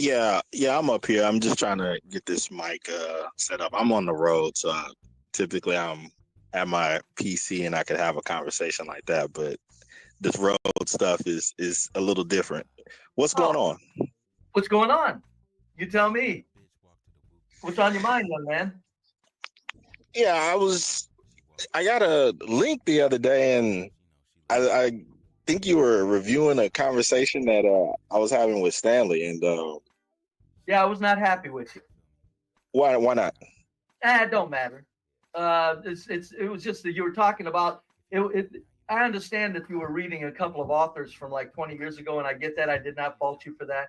What I'm saying is you've got CT, you've got Act Nation, you've got John Galt, and you've got myself over here. We're talking about shit. We're bringing it to light better than anybody has, including the manosphere, okay, on these streets. And you act like, well, the two books that were written 20 years ago is what people need to listen to, as opposed to like, I'm sorry, there have been 4 people spilling their guts for 3 years here. You didn't even give us an honorable mention, SKC. You didn't. That was my problem. Why should I? Oh, that's okay. I understand. Duly noted. No, I'm just curious. It's okay. Like, if you don't know why you should, I'm not going to try to explain it to you. If I'm jumping in on an issue that 4 people brought to light and did it very well, as opposed to the people that wrote books 20 years ago, and I'm sure they were very good books, I would give an honorable mention to these Johnny Come Latelys that's kicking ass. Okay, so Give them credit. You said the Johnny Come Latelys? Yeah, I mean, well, I think you've had blacks writing about the black fatigue for 20 or 30 years. Yeah, I called CT, Act Nation, John Galt, myself, Johnny Come Latelys. Yeah, we're just late. I think that just means you're, doing something that's been done before. But I think, isn't that what Johnny Come Lately is referring to? Yeah. So I'm guessing that I'm kind of confused about these names that you're putting forth when you say yourself, and then you said Act Nation and CT and John Galt, right? Yes. Okay. And I am not trying to stomp on anybody's toes or any of that. I'm just telling you the truth. Okay. The only one that could say that they were stating those things, I would say before or around the same time and so forth. When you're talking to me, the only one that could ever make that statement would be Act Nation. Okay, I'm sorry. Hold on a minute. I'm saying in the last 3 years. Okay? Yeah, I said it before then. You said it before that? Yeah. Well, you have said nothing, and I haven't heard you anywhere saying anything that CT, John Galt, or Act Nation. And that's fine. That's why I'm telling you now. Okay, so to throw in those other names, it's like I'm coming to the level of what you're talking about. Let's throw the books out of the equation. Okay. Because I can understand how some people, they don't want to go there. That's fine. If you want to talk about just the quote unquote YouTube thing of having the discussions or talking out about all of the dysfunction that you see in Black America and all of that. Yeah, I mean, I recall coming to YouTube years ago before all of you guys existed and was saying, let it burn. Okay, hold on. I'm going to go get a drink. Carry on, SKC. I'm going to go get a drink of water. Yeah, go ahead. I'll let me No, get your Deacon water. Dave, this is what I mean. Dude comes from a position of not knowing anything. This dude is just out of control, and he thinks that Act Nation and John Galt and CT are experts of some sort. It's ridiculous. Yeah, it is fun. It's just good reminders and so forth. Just to, kind of remind people that. Yeah, I call it intellectual fucking putting up your dukes in the ring. Yeah, I don't even think it's that much. It's just, fodder. Because I'm going to try to knock your motherfucking ass out. Well, yeah, go ahead. I like it. Go ahead. Yeah, this is See, just this is what I get a kick out cocky of black dumb slang white when it comes dude. out. I love it because Well, hold it. SKT also knows how to speak very professionally. But look what came out. Go ahead. I love that shit. Anyway, SKC. All they're doing is just I'm not giving bragging. Who Be made Brave 70% famous glory. in these streets? 70%. I don't know anything about any streets. I don't. Who made the term 70%ers a household name on these streets? Who did that? I don't know, and I don't even know what that is. I know you don't. That's why you're not paying attention. Is why you probably really. I don't know what you were saying, and probably is why I'm not aware of your input because I haven't paid attention to you either. But what I'm saying is you got 4 guys, This is CT, hilarious. Nation, John Galt, and myself that have been rocking and rolling now for a good many years, and certainly for the last year. Right. But how about somebody's gonna bring up the pointing out of black He fatigue. does, but he doesn't broadcast much from it. It's called should get a little bit of credit on I'll drop it in the chat for you. He doesn't really do much sort of YouTube YouTubian stuff street battle and all these of that days. stuff. I'm not having a conversation unless you have multiple personalities. I'm not having a conversation with 4 different people. I'm having a conversation with one, right? Yes, go ahead. Okay, so I don't know, the gang association of the other 3 individuals. I'm not here for that. I'm not trying to and all that other stuff. So I'm just wondering, why do those other names keep coming up when it's just me and you talking? Oh, I'm sorry, they won't come up again. Oh, because of their input. They're valuable. They're black men. They're black men that have said in no uncertain terms, black culture sucks. And it's but you actually believe that those are the only people that have been saying that? No, that's why I said on these streets in this neighborhood. Not on this neighborhood. I get it. Within this sector of YouTube. I don't know how. I'm new to this shit. I don't know. I'm a Luddite. I'm just saying on these streets in this neighborhood, those 3 black dudes have been kicking ass. And I'm telling you, taking names later. And in the last year, they've really been rocking and rolling. So I don't have anything good or bad to say about what they've been doing. If everything that you stated is accurate, I know about it. Yeti, I think his channel's called Communita Anthropology. It might be called something else, but SKC does have a channel. Back in the day. Yeah. Oh yeah. No. I'm just saying. I'm just saying that that's the guys that I've heard of and listened to. I'm saying I've heard of you in passing, and I've seen you like on Bernard Riley and. I heard something about that. When you were talking yesterday, you were saying something about myself over at Bernard Riley talking about relationship stuff. When I think of SKT, I think of Manosphere, and I'm wrong. I don't delve into relationship stuff. I'm happily married. Have been married now for 19 years. Have 3 kids with 1 kid on the way. I don't delve into all of that nonsensory about who is effing who and what all that vicious cycle of non-parenting and all of that. So I think to me that's ridiculous. If there's value to the manosphere, I don't think there's so much saying who's effing who. It's more about black women that have lost their fucking minds, which they have. That's the value of the manosphere. My only critique of the manosphere is, so what? So tell them to get out of your life and go get a white woman. It's easy. It's not complicated. And not only that, but Bernard Riley is a manosphere channel. That almost what you just said there almost sounds like SYSBM. SYSBM stands for. Yeah. Oh, it's on Rumble. Okay, he used to have one on. Used to have one on YouTube, right, Dave? A lot of it centers around getting away from a dysfunctional culture. Yes. And in particular, getting in relationships with women from that dysfunctional culture. Yeah, Fred. Well, Yep. what I'm saying is get away from them. So I don't know. Save yourself, black man, would be get the hell away from black women if you have to, right? Some of that is, yeah.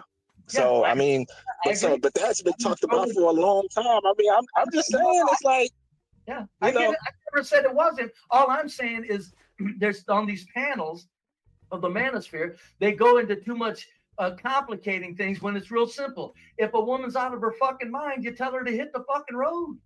Yeah, I agree. Yeah, but that's which is why I don't engage in a bunch of relationship talk. My mistake for associating you with the manosphere. My apologies. No, it's okay. I just ask for precision. Now, I don't just embarrass the manosphere guys. I've done business with them. Mm-hmm. But yeah, but I politely disengage when it gets to all of the dating and mating, all those conversations, because I don't have anything to say on that matter. Well, you should.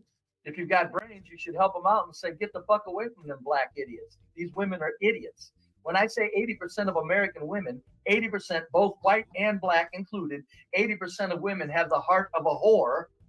Not they're acting like it, they're not acting out, but they at the very least have the heart of a whore. That means men are up against this. You're going to have to say goodbye to a lot of fucking women that you want to play with. Don't take. Did SKC go up on Braves? I don't know. To me, it's a simple thing of I had a dad, so none of that information was needed because that was taught to me by my dad. Well, that's what I'm saying. If there's a lot of black single men that don't understand that when you're trying to combine a bunch of goddamn nonsense into a monogamous relationship, that's where you go wrong to begin with. Hey, Monogamy Latino, what's up? Simple. The golden rule with two people deciding to become one.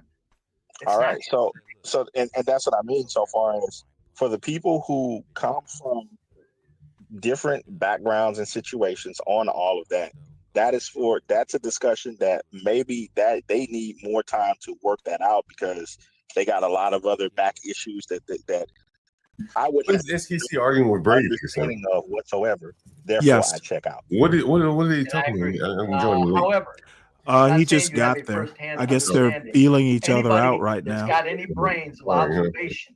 All right, has an opinion if they wanted to have an opinion. I know Latino, a lot of people you don't want to do that for sure. Be saying stuff at certain places. I get that.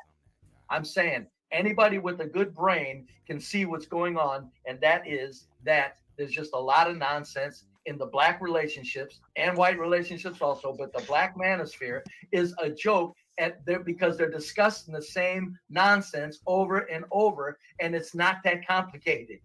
I don't think hold it as a joke and so forth. And also, I think that there are a lot of other topics that they discuss that a lot of people don't give them credence for. I would agree with that. I've sat in on a lot of those discussions. I agree. The point is, what I'm saying is the few times I've popped by, it's been panels of men against 4 or 5 women, 4 or 5 men, 4 or 5, and they're talking like silly children about something that's not complicated because they're all trying to combine their little games into the fucking monogamous relationship. And that means that they're not interested in monogamy. They're interested in a business deal. So that's all I'm saying. And I've always said this from my youngest days. You either want a business deal or you want a marriage. Both are good. It seems like you're more animated about those subjects than I am. Maybe you should go and talk to them about that. I just choose to check. No, I'm not. Yeah, I got you. I'm not even saying you should. I'm not. Yeah. I just thought when I think SKC from Bernard Riley and I don't know, Hood Conservative, right? You and Hood Conservative pretty tight? We are. Okay, Hood Conservative's manosphere. Bernard Riley's manosphere. So that's why I associated you with it. It's not that I've even heard that much. Be Brave does a lot of free association. I've stopped by Hood Conservatives and I've stopped by Bernard Riley. In fact, one time, folks, on Bernard Riley's show, I don't. I give Be Brave less credit almost every time I hear him. Be around Whitey, and Bernard Riley wouldn't let me up. I said, let this old white man up there and assure I'm sorry, him we hold don't on. want to be around Let your me turn black this silliness down. We don't want to be around your black asses. He to his credit, you know what I'm saying, he can, you know, you willing to have a conversation with you. You know, he may not see eye to eye with SKC, but you know, it's civil, it's cordial. You can listen to it. You know, it's peaceful. You know, he's able to have a Right. conversation. Well, I'm not SKC, obviously. I don't think every conversation is worth having. Well, I mean, you know, he's able to have it. You know, he may not agree with it. Well, I don't even know. anybody's able to have a conversation. Let's just say I'm very discerning, especially once I get to know someone for a while. Yeah, I can be dismissive, and you know what? So what if I am?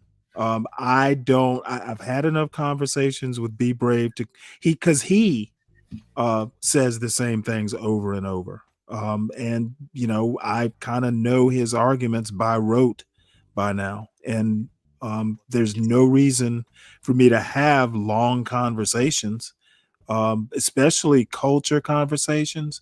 Be Brave literally doesn't know what he's talking about. It's a lot of opinion. None of it is data based. And I'm simply not going to give credence to someone who says, I see, and therefore it is. I'm not that kind of, I don't have that kind of patience. Yeah, I mean, you know, for the panel, he's good at having a conversation. I don't really give a shit about panels or the chat. Entertainment is one thing, but putting out bad information is another. And you know, if you're going to put out something to a chat or to a panel, at least to the best of your ability, base your opinion or your argument on something. And Be Brave bases his opinions on a lot of racist notions and what he sees. Everything he sees on YouTube tends to reinforce his racist opinions. His opinions come before the evidence, and it's almost like designing an experiment or basically doing an experiment to confirm preconceived notions.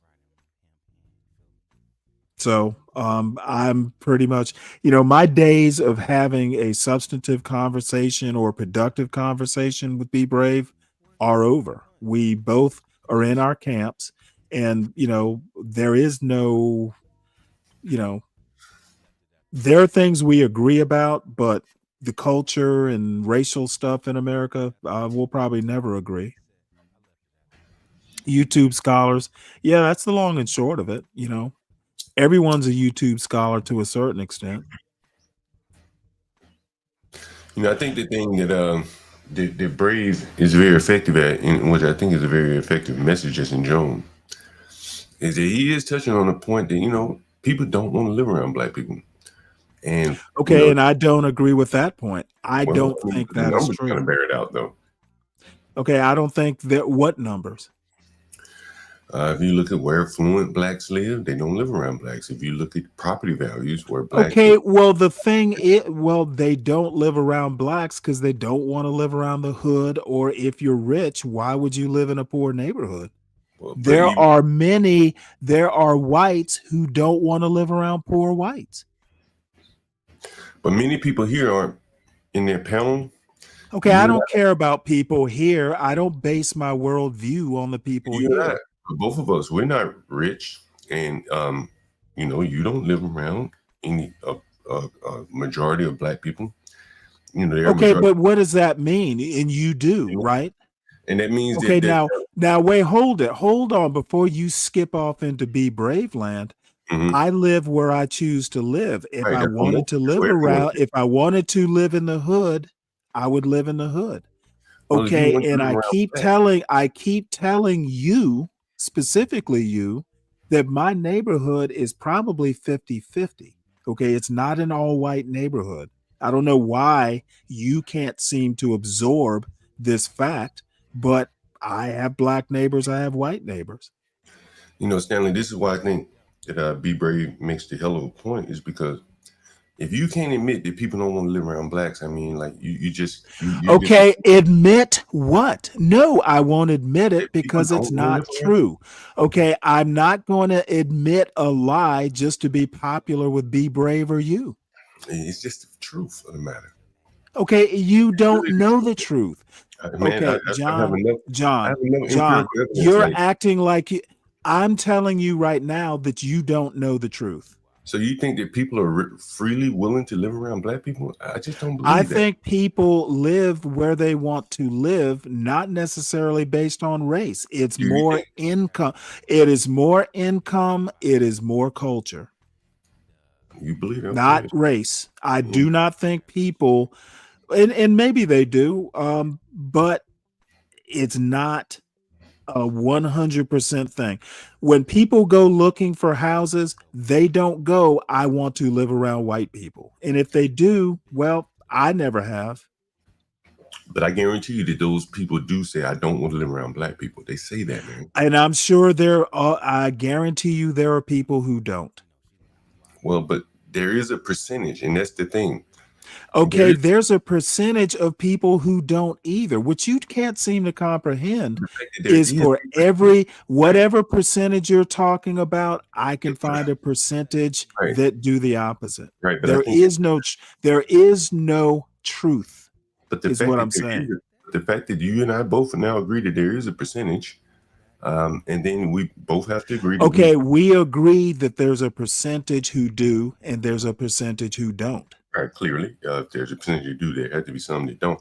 But Stanley, I think you have to be honest, man. Like, okay, John, what makes you think I'm not being honest? Well, I think I honestly believe you're not being honest. You know what I'm saying? Like, Okay, well then you honestly believe what you honestly want to believe, but I think that what can I do? I can't change what you believe, but when you look at my audio icon here or my audio avatar, that's my real name.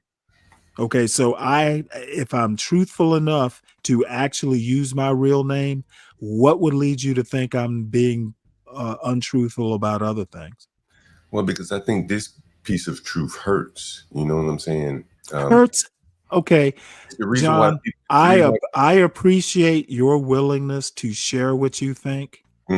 I share what I think, Yeah. and I really don't care what you think. If you No, think I I'm ain't being either. untruthful, Yeah. then you think I'm being untruthful.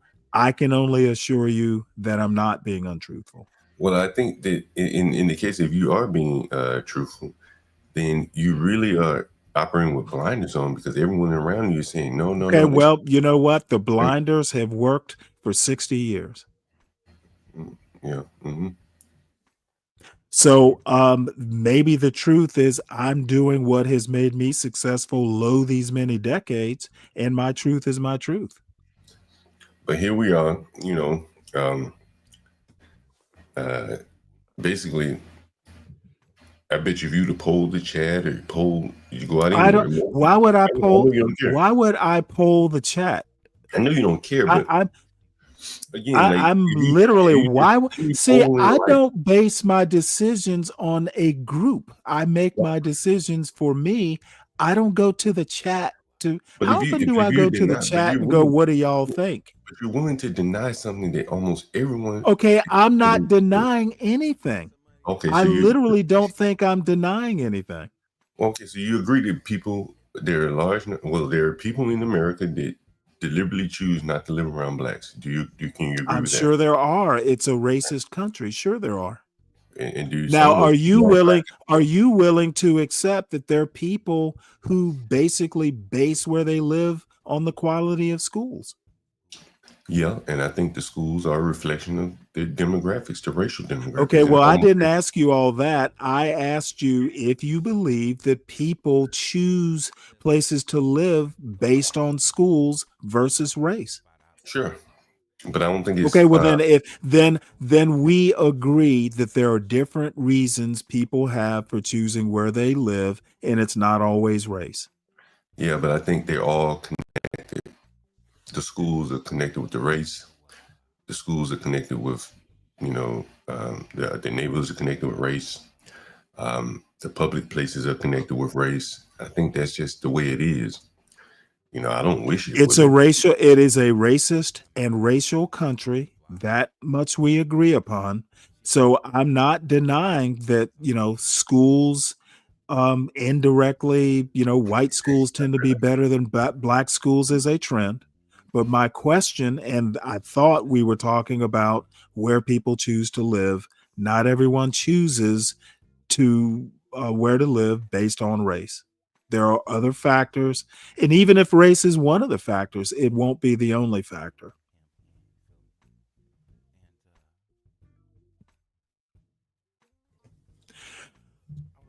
Yeah, Dave. All I'm saying is I have literally never chosen a place to live based on race. This is not the 1970s. But yet you say 40 years you haven't lived around blacks. I mean, that's kind of Okay, hard. no, and you get that incorrect too. Okay, I live correct me. around blacks now. I live around blacks now. But you said I something lived about around. I lived. The last place I lived was a lot more white. It was up in the Blue Ridge Mountains, but I had a black neighbor literally, across and down the road from me. I've always lived around black people. The other day you told me that you mentioned the statistic or something. You said 40 years you haven't lived or dealt with blacks. You said something. I haven't lived in an all black neighborhood in okay, 40 years. So Okay, you but probably there don't were know. whoa. Let's get this clear because you Mhm. say this all the time. I have not lived in an all black neighborhood for 40 years. I did not say I haven't lived around black people. They're You're correct. two different things. I stand corrected. So there could be some differences living around all black neighborhoods that you just are not aware of. You haven't been around in 40 years. Well, wait, hold it. I grew up in an all black neighborhood. I'm aware that not living in an all black neighborhood is different than living in a mixed neighborhood. But I also have to tell you, not that much. I mean, in my all black neighborhood, we had tennis courts, we had a library. Okay. I don't have a library. I didn't have a library in my mostly white neighborhood last time. I don't have a library in my neighborhood now. So if you like libraries, the all black neighborhood was a better place to live. Was there a difference in crime? Would you say there's a difference in crime between all black and all white neighborhoods? That's a yes or no. Depends on the all black neighborhood. There was no crime in the neighborhood I grew up in. Okay. I mean, I'm talking about now. I haven't lived in an all black neighborhood in a while, but I think if you live in the hood versus an all black kind of a suburban neighborhood, I think there's going to be less crime in the all black suburban neighborhood. Why do you think that is? Well, probably something to do with poverty. Poor neighborhoods tend to correlate with higher crime.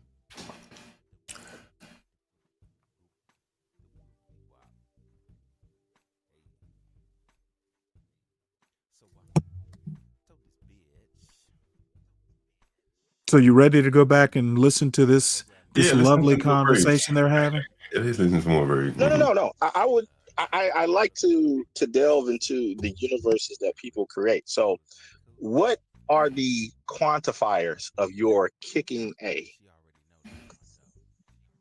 What the quantifiers is just simply what I say, and the things I say. I know what I say, and I'm going. Nobody else is saying this. Not like this old white man is saying it. Certainly, there's blacks that say it a little close to it. There's no other white people on these streets saying this. Nobody, not even close, and not near as in Here, let me that pause makes it this as right interesting quick. as I make it. Yeah, no, they're not doing it. Something that Dave says, I can't say something because of PG County. I'm a little Oops. bit Deacon Dave there. Well, Deacon Dave says I can't say something because of PG County. I mean, that's what does PG County? I've never lived in PG County. What's his point about PG County? That people are moving away. Yeah, I think what he's saying. He's talking about crime. No, I think what he's saying, not just crime, the schools is everything, the property values, everything. Once was an affluent black county, but they destroyed it themselves. No one else did that but them. Well, I think people moving into the county, maybe they weren't restrictive enough. A lot of times in these suburban neighborhoods, they'll want to build these is it Section 8? There's something that they will do. They'll make suburban neighborhoods mixed, where they'll put like apartment buildings or Section 8 housing or something that will attract. Basically, they want to make mixed income neighborhoods. I think the biggest reason, I think because of that, the biggest reason that happens, honestly, is because they can't get a comfortable mix of business and housing where they can like mix the two. By and large, no one wants to start up a business there, so more or less it just becomes bedroom communities. And if you're going to have bedroom communities, then unless it's very affluent, then you're going to end up with some lower income houses. You got to fill some of those spaces, and you end up being a dumping ground for lower income people, and that's what happens. Yeah, well, I mean, if income correlates to crime rate, then bringing in lower income people, you're probably going to see an increase in crime. I think it's a little now. more. I think it's Well, it could be. I mean, like, I'm not an expert in that field. You probably know more about that stuff than I do. But I can tell you right now, I know, for instance, Howard County, there's a guy who's on YouTube. He's got a channel, fairly large channel these days. And he lives in Howard County, and they were building malls and all this stuff. If somebody wanted to put like a strip mall or something, there's really nowhere to put a strip mall, in my immediate area. But if they did, I'd be unhappy. I don't want businesses, in the neighborhood because of increase in traffic and stuff like that.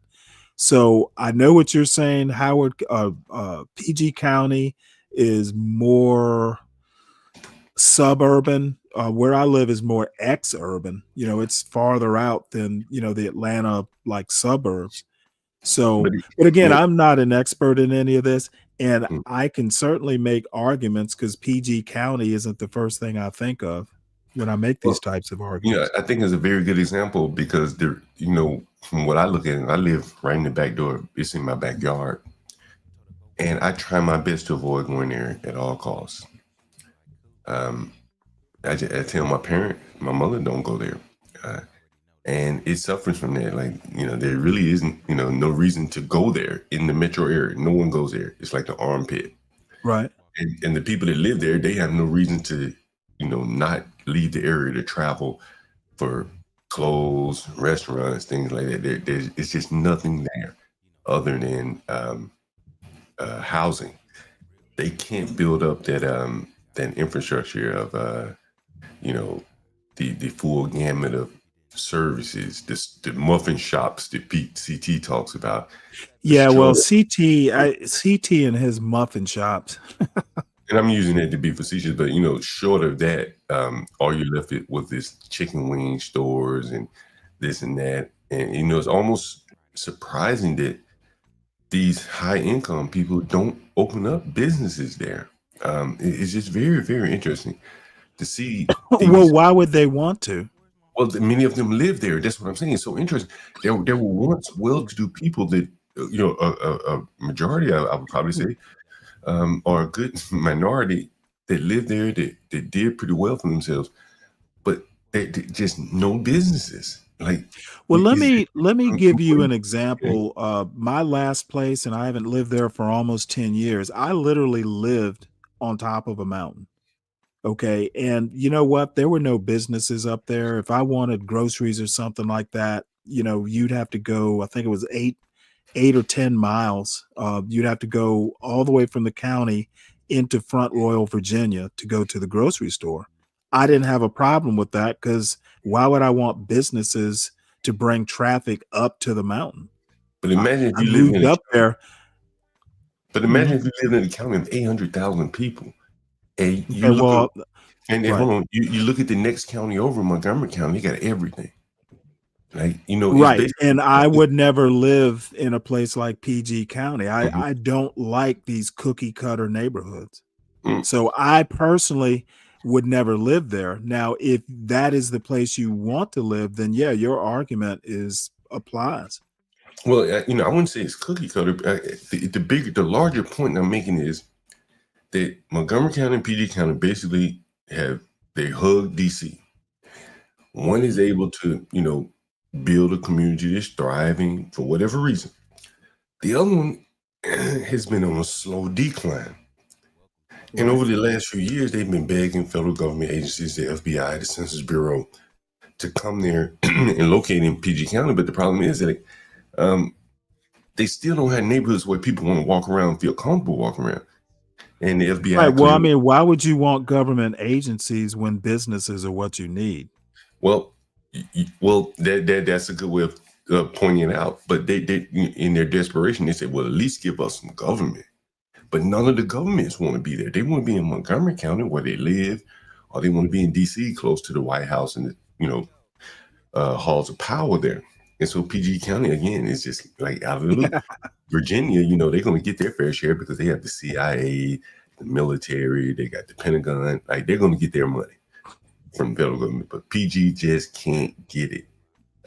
And I feel bad for them. And, Deacon Dave says too many blacks, and maybe that's a valid point, but I don't care. These arguments that you all want to make are arguments and for that matter, subjects. You and Deacon Dave and whoever else can talk about PG County and why it's failing and all that stuff. And I will sit back and I will listen and I will go with whatever it is y'all decide, because I'm not interested in the topic. I don't care that PG County was rich as it once was. Because if whatever the dynamic was there, if it's transferred over into where did everybody go? Charles County. Charles County. Same thing's going to happen in Charles County, whatever the dynamic is. Now, Deacon Dave thinks it's too many black people. Well, apparently, if that is indeed the case, too many black people will be moving there, and eventually Charles County, will be a problem. Stanley, that is what, I think is at the crux of this fatigue, is that, you move to somewhere like Charles County, you did that deliberately to get away from the inner city problems. But and they then follow the people you. from PG don't follow you, you know what I'm saying? And, you done bought a house there, now you got to uproot yourself, or the schools are becoming problems and shit like that. That is the crux of the fatigue, if you ask me. Okay, well, I think the fatigue is something. It's not a new phenomenon. I'll just leave it at that. Shelby Steele talked about it 30 years ago. However, the fatigue is just a bug or feature depending on your viewpoint. And again, I think that this black fatigue thing is really more a black problem. It's the anti-black blacks that have basically fed the idea to the whites or endorsed it, or however the dynamic works. I think it's ridiculous. I think Anton Daniels is like, I'm glad he noticed it and talks about it, but there are plenty enough counter arguments, and I think it's kind of ridiculous. And better than that, I think, and I used you as an example, the nightshades that you were talking about. It's nightshades talking nightshades. People who are part of the problem are describing the problem. Well, and I think that is partly the thing, is that, again, like, I don't live around white people, by choice. And then there are a lot of blacks that, do go live around white people, but for whatever reason, and then they don't want to admit the problem. And I think, well, they're running away from the problem. If the problem is as you describe, now my question is, are they carrying the problem with them? Okay. Well, if you go live in Rome, you better live like a Roman. But in many cases, you know what I'm saying, they may not know that they are, but they are. Okay, well, then that is a fixable problem. And again, if you are quote immigrating into a white neighborhood and bringing your former neighborhood's culture, that's not a good thing. And if you're not smart enough to figure out that you will have to change with your geography, then what am I supposed to say other than you're going to fuck up? let me ask you this question, though, and I don't disagree with you. If you move from, say, and I'm just going to use an extreme example, and I don't know if you've ever been in Jamaica, like on vacation, man, the volume that those people play their music is unbelievable. And if you were to move a Jamaican to a white neighborhood, it just, some shit, he's not even going to know that he can't cut his music down until he gets there and people start looking at him funny because his music up loud. Then he may comply, but he's not going to be able to be himself, having to turn his music down. Okay, well, but I use the example of immigration. If you move from China, you're not to the United States, you're not going to be able to bring your Chinese ways for long into the United States.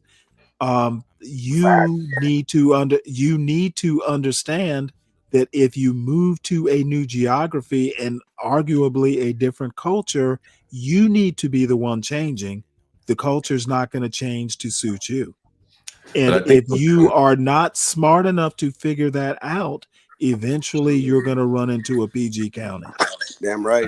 I think if you're Chinese and you don't want to learn English, you want to live like a China man, you can go to New York and live within the confines of China. Well, I think you get my point. Okay, if you want to start getting specific, you're kind of getting away from my point. I think the point that I'm making, though, is that all of the groups have more or less created havens where they can go and do business with each other, and the blacks have not. And which means well, let me just go ahead and cut you off here. If you want to be all anti-black, you can start another show. Okay. No, I'm not being anti-black. I don't think saying blacks need to be, or asking why blacks can't be like the Asians or the Jews. There are historical reasons why. And if you can't figure that out, just blaming it on race, it's unproductive in my opinion. No, I'm not blaming on anything. Why can't the blacks be like the Asians? Or why can't the blacks do business? There are historical reasons which are too detailed to get into, if I even know all the details. I guess blacks are not like, I guess what I'm saying is blacks are not Asians. So why would you ask, why can't blacks do business with each other? Well, part of the reason is because blacks don't have the kind of startup capital that other communities might. Okay, that's one reason. Well, with all that being said, if black people have to go outside of their own group to buy everything pretty much that they need, then they have to be able to comport themselves along the lines of mainstream society. And so when you see Twitter videos of blacks acting up in stores and shit like that, I don't form opinions based on. Okay, dude, hold on one second, Latino. I don't form opinions based on Twitter. But these things are happening. I know where you're going. I know where you're going. Be Brave does the same thing.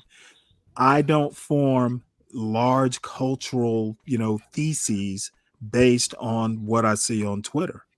Do you think these things only happen on Twitter, or to the people only on Twitter? Okay, I think you get my point. I bet you, most of the people, if they go through their life, if they have any interaction with blacks, they probably seen blacks acting out. Seeing blacks fighting or something like that. If we're watching news. John, have you ever lived in Appalachia? No. He said acting out like they're not adults. He looks at his. Well, hold on one sec. Hold on one sec, Ignorant.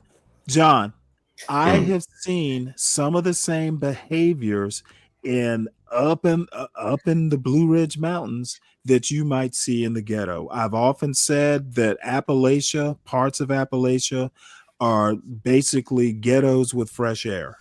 So bottom line is, it's not just a black thing. There may be behaviors particular to the quote black community, but I've seen just as much issues in some of the poor white Appalachian hollers as you might see, in the hood. So I'm less willing, because I've lived around poor whites, I am less willing to pin it on a racial characteristic than other people might be. Okay. I think burgers go really good with fries. How's it Yo, going? John, can I ask you a question? Yeah, sure. And this is respectfully, right? Mm. Do you think the black culture is destroying society more than gay butt sex? And it's a serious question. I want to know. You're not asking me a serious question. It's a serious question. You know, man, I think what goes on in people's houses, I mean, I think. So that's a no. Yeah, I think I know. Yeah. Okay, so Herman the culture is asking, hold on, Ignat. Herman's asking, look up the murder rate in Appalachia. I'm sure it's lower than the inner city, but my theory on that is, and Be Brave is actually one who's kind of chuckled when I say this. I think living stacked on top of each other is going to create problems that you might not get in Appalachia, where I said it's a ghetto with fresh air. It's also a ghetto with trees and grass and fields. People aren't stacked up on top of each other like they are in the inner city. Well, you can't even compare those two just because of the massive population differences. Yeah, of course. To be honest with you. But Chicago. I'm just basically talking about the kind of, I don't know. I know, for instance, when I used to go into DC or something like that to visit my wife's family, a lot of times I couldn't wait to get back to the mountain. It's just, the hustle and bustle. It's just a different atmosphere. And getting back to the mountain, and I'm a city boy, but getting back to the mountain was a relief. There's just, and again, this is just my opinion. I'm not basing it on data. I could be wrong, but I think there's a whole lot more, living in an urban area, a tight packed urban area. It's just more of a pressure cooker. You And think murder rates, I'm not sure that murder rate is important, but I think there are different types of problems in Appalachia. One of them being, the drug culture. Do you think there's a lot of. Hold on, let me ask you a question. Then, do you think blacks would be better off, like if they lived in like Appalachia? Yes. Why do you think I number one could never imagine myself ever living in an apartment again. I could never, even somewhere like Buckhead or somewhere nice in the middle of Atlanta. Like my son's campus is in Midtown, Atlanta. It's beautiful. I could never live there. I live 10 minutes from a fucking fishing hole. If I can't do that, why would I want to live even somewhere like Druid Hills in Atlanta, which is really nice, but the houses, you can spit from one house to another. The houses are so close. These are like half-acre lots. Why would I want to live in a city when I can live up in the mountains? I'm ready for me to blow your mind. I live in an apartment in the country. It's like that's even what the. Well, that can't be great. It's fine. It's fine. I live in the town with a population less than 600. There's birds. You can Oh, hear the wow. birds in the morning. Yeah, it's quiet at 9 p.m. You can hear the frogs at night and the coyotes. Yeah, it's great. Well, other than growing up in a house, have you ever owned a house? No. Because I can tell you, is there any blacks in this city? Well, no, actually, because I could never, like, going from a house back to an apartment, I couldn't imagine doing that. Hey, Pumpkin. I love blacks in your city. No, I live in the middle of. I can curse over here, right? Just making sure. Oh, it's almost expected. Okay, I live in the middle of bumfuck nowhere, bro, in North Dakota. Like, if there was blacks here, it'd be like an enigma. You know what I mean? I'm not saying that there's anything wrong with them being here, but like, it's just. Yeah, you ain't gotta. Don't start mommy explaining. You good? I'm not mommy explaining. I'm just. Yeah, you tried to tap dance. That's what white people do. You good? I'm just asking a simple question. But you should have said North Dakota. North Dakota would have just told it right there. Yeah. Hey, Sam, I say I lived around them. I don't mean on the same street. You know, we were on the same mountain. They weren't necessarily my next door neighbors. I'm the poor white trash that Stanley avoided. You know what? I don't avoid. I've known poor. I mean, a lot of it isn't so much your economics as much as just how you carry yourself. That's fair. Is Trump There's poor white nothing wrong. trash? There's nothing wrong with being poor. Is Trump There is poor something white wrong with trash? being. There's something wrong with being poor and misbehaved.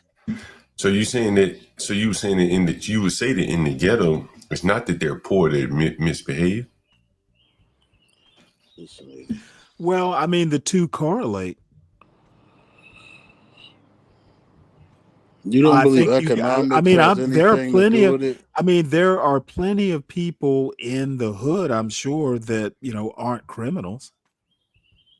And what's misbehave, John? Going outside smoking weed. Well, and I'm being a little. You I'm use being the a word. I little didn't use coy. it. I mean criminals. I mean, how I think that if you want to say culture in the hood is you're more likely to be a criminal if you live in the hood than you would be if you live in my neighborhood. But it's not true. I'm not the kind of I'm not a sociologist. I can't make the correlations and the data-based arguments and all that worth You ever lived in a big city even before, belaboring the point. You ever lived in a big city? Hold on, I'll be back. In a big city. Yeah, a city more than say 500,000 people. No, not for any length of time. I was at the bus stop this morning, and I got a video. Young black man, nigga still wearing a mask. He going to school. And I said, "Where you going to school?" He said, "Idea public school." Now we deep in the ghetto. This motherfucker got to ride probably an hour and a half just to get to school. And when you get there, you're gonna be in a nice neighborhood and shit, with stores and all that. And he gonna probably ask us, "Damn, why is it so nice up here, but all fucked up when I go back home?" Or vice versa.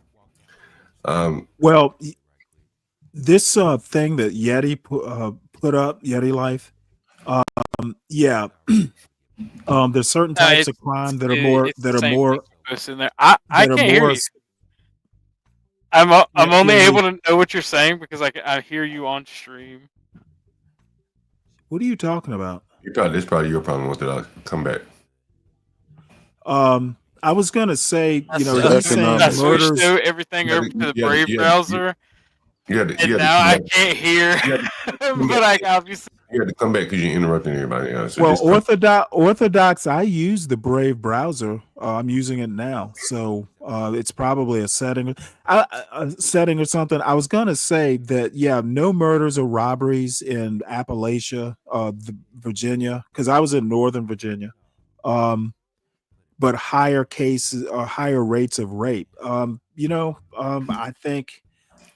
Murder seems to be the standard in these spaces, but there's crime. There's crime in Appalachia. I think rape is one of those things. Great. I imagine a lot of inner cities isn't being reported. Could be. Yeah, that's what I would imagine. Maybe murders. Right. Maybe murders in Appalachia aren't reported because there are a lot of places to hide the bodies. Yeah, it very well could be. Yeah. Deletions are okay. John, you lived in the ghetto most of your life. Do you think it's more people in the ghetto that are doing wild shit? Have you? Than there are people that go to work and that work. I think even the ones that go to work. Yes or no, John? Come on.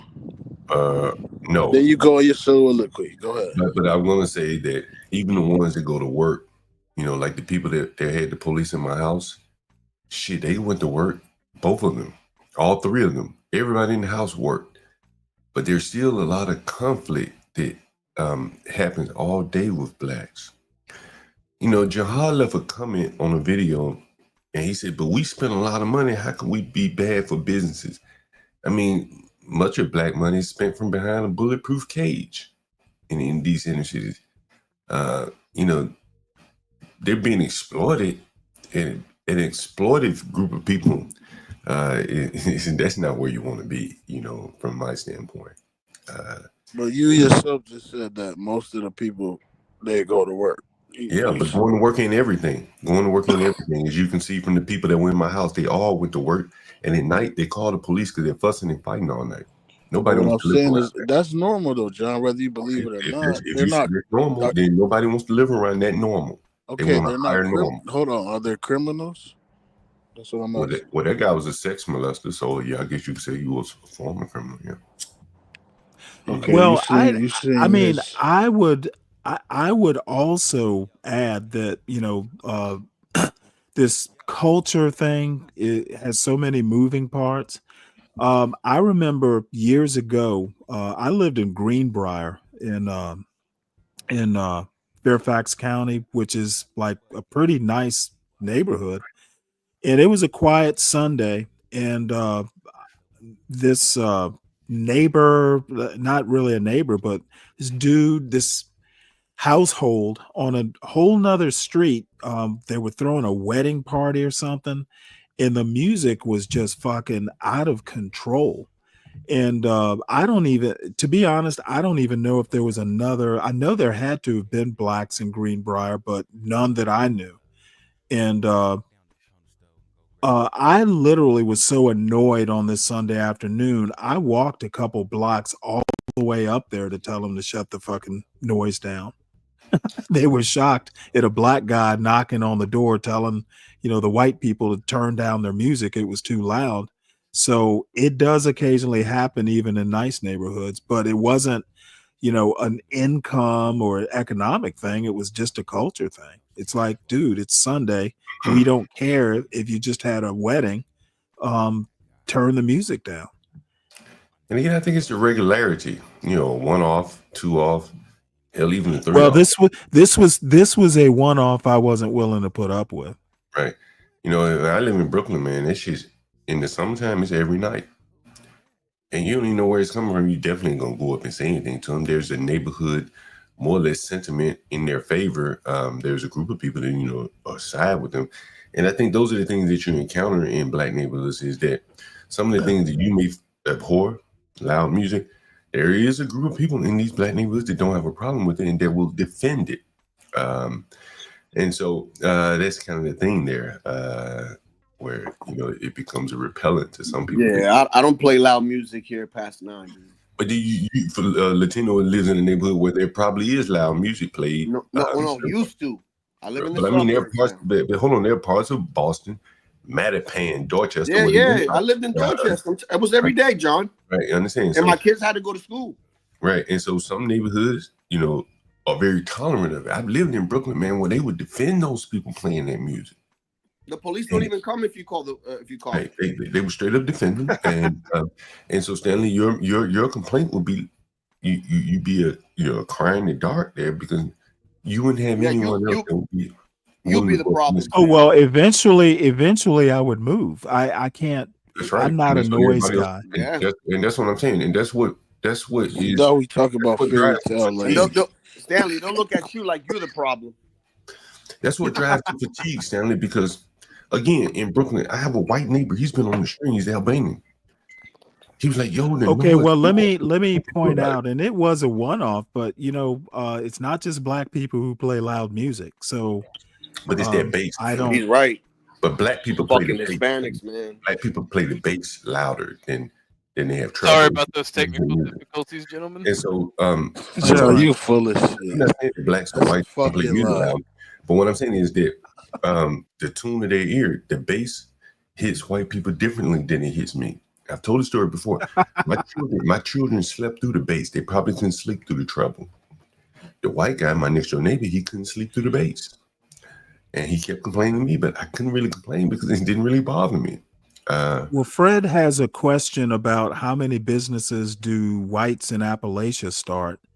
Now, my experience is that, you know, there's a lot of under the table stuff, like, you know, a lot of shade tree mechanics, you know, those sorts of businesses. You know, there's a lot of, you know, money that exchanges. There's a lot of barter, oddly enough, in the mountains. Yeah, that's what I was You gonna know, say. so Barter. sometimes it's not even money that Yeah. changes hands, it's services. Yeah. But like actual businesses, like you open a storefront, I am not aware of any of my neighbors or my extended neighbors who started businesses. But you know But what? I'm sure it happens. What Freddie's missing is that, you know, and I grew up near a very poor area. I told you, white people walking the grocery store and their bare feet would be showing, be black up on the bottom. Yeah, Bro, well, Fred's from Alabama. Okay, so he's familiar. Fred would know what I'm talking about. Those people, John, man. Yeah. The other day, I saw when was it?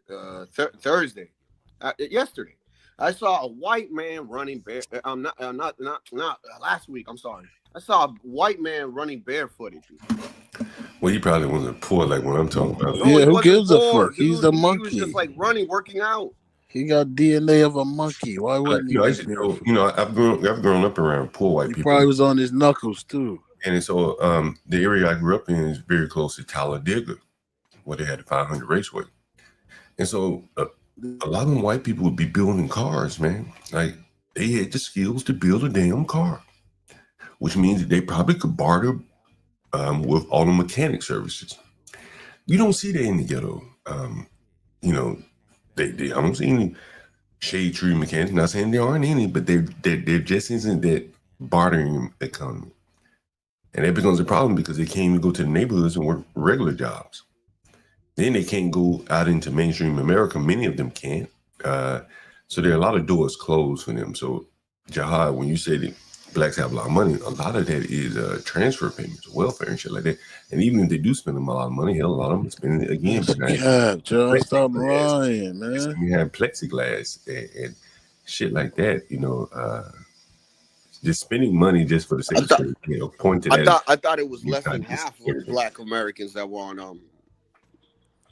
any type. We contribute trillions that we don't get from After the this- fucking government. How the fuck is that possible? After this, let me the math ain't mathing. let me read you a statement when y'all are done. The EAE Orthodox just started a show, and there's a comment EAE made about me that was interesting. He's saying Stanley's never lived in the hood. It's hard to take his opinion on black issues seriously. He's basically a white man.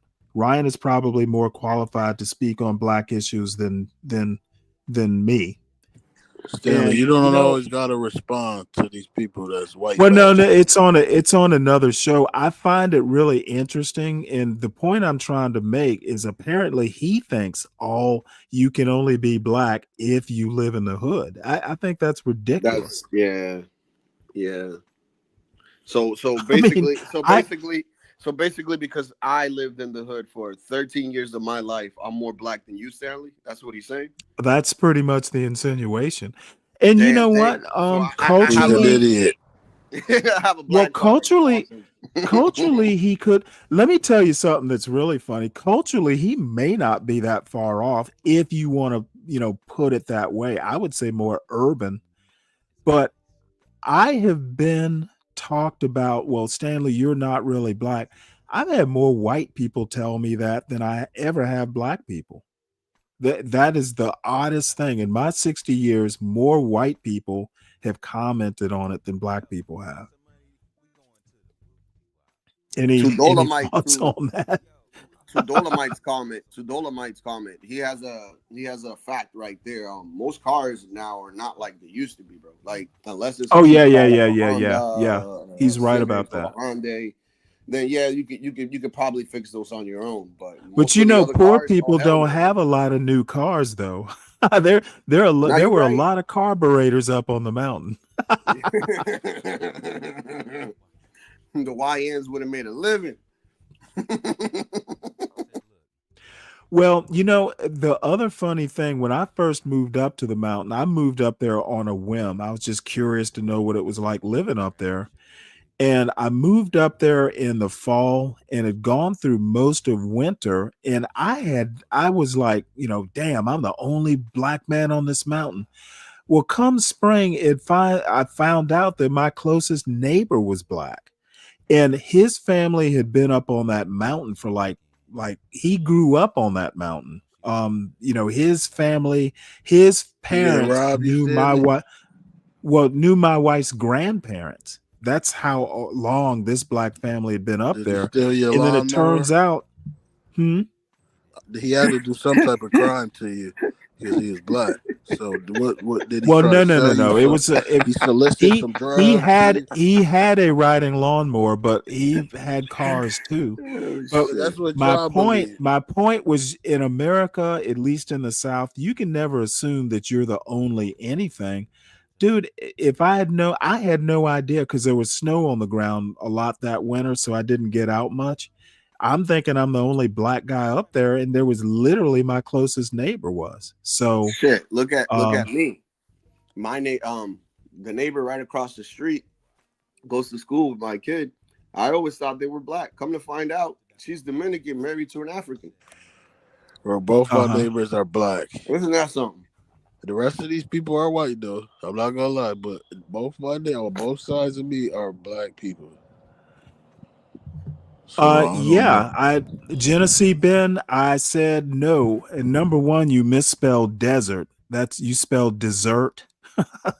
No, I can't speak on food deserts because I've never really lived on one. If the answer is how do you solve it, I'm sure I have ideas, but I'm sure there are more qualified people. John would know more about, that sort of thing than I would, because he lives in the environment. So, and I was warned years ago on a Discord, because this guy who grew up in a hood in Richmond, Virginia, he and I got to talking, and he's younger than I was, but he was like, you know what, you really need to stop talking on this because you've never lived it. And I took that to heart. I try not to talk about things, that I don't know, but I can for sure say that there are plenty of black people who have never lived in the hood, and expecting me to, or saying, well, Stanley's not really black because he has never lived in the hood. That is just most black people currently, and I got this from. You don't know how to play spades. Brave is more black than you, Hey, Stanley, I wanted to comment to Herman. Herman's a contributor to the channel. I don't believe food deserts exist, Stanley. I really don't believe it. My idea of a definition is, you don't have easy access to fresh fruits and vegetables. But that's what I'm saying. I don't believe that exists.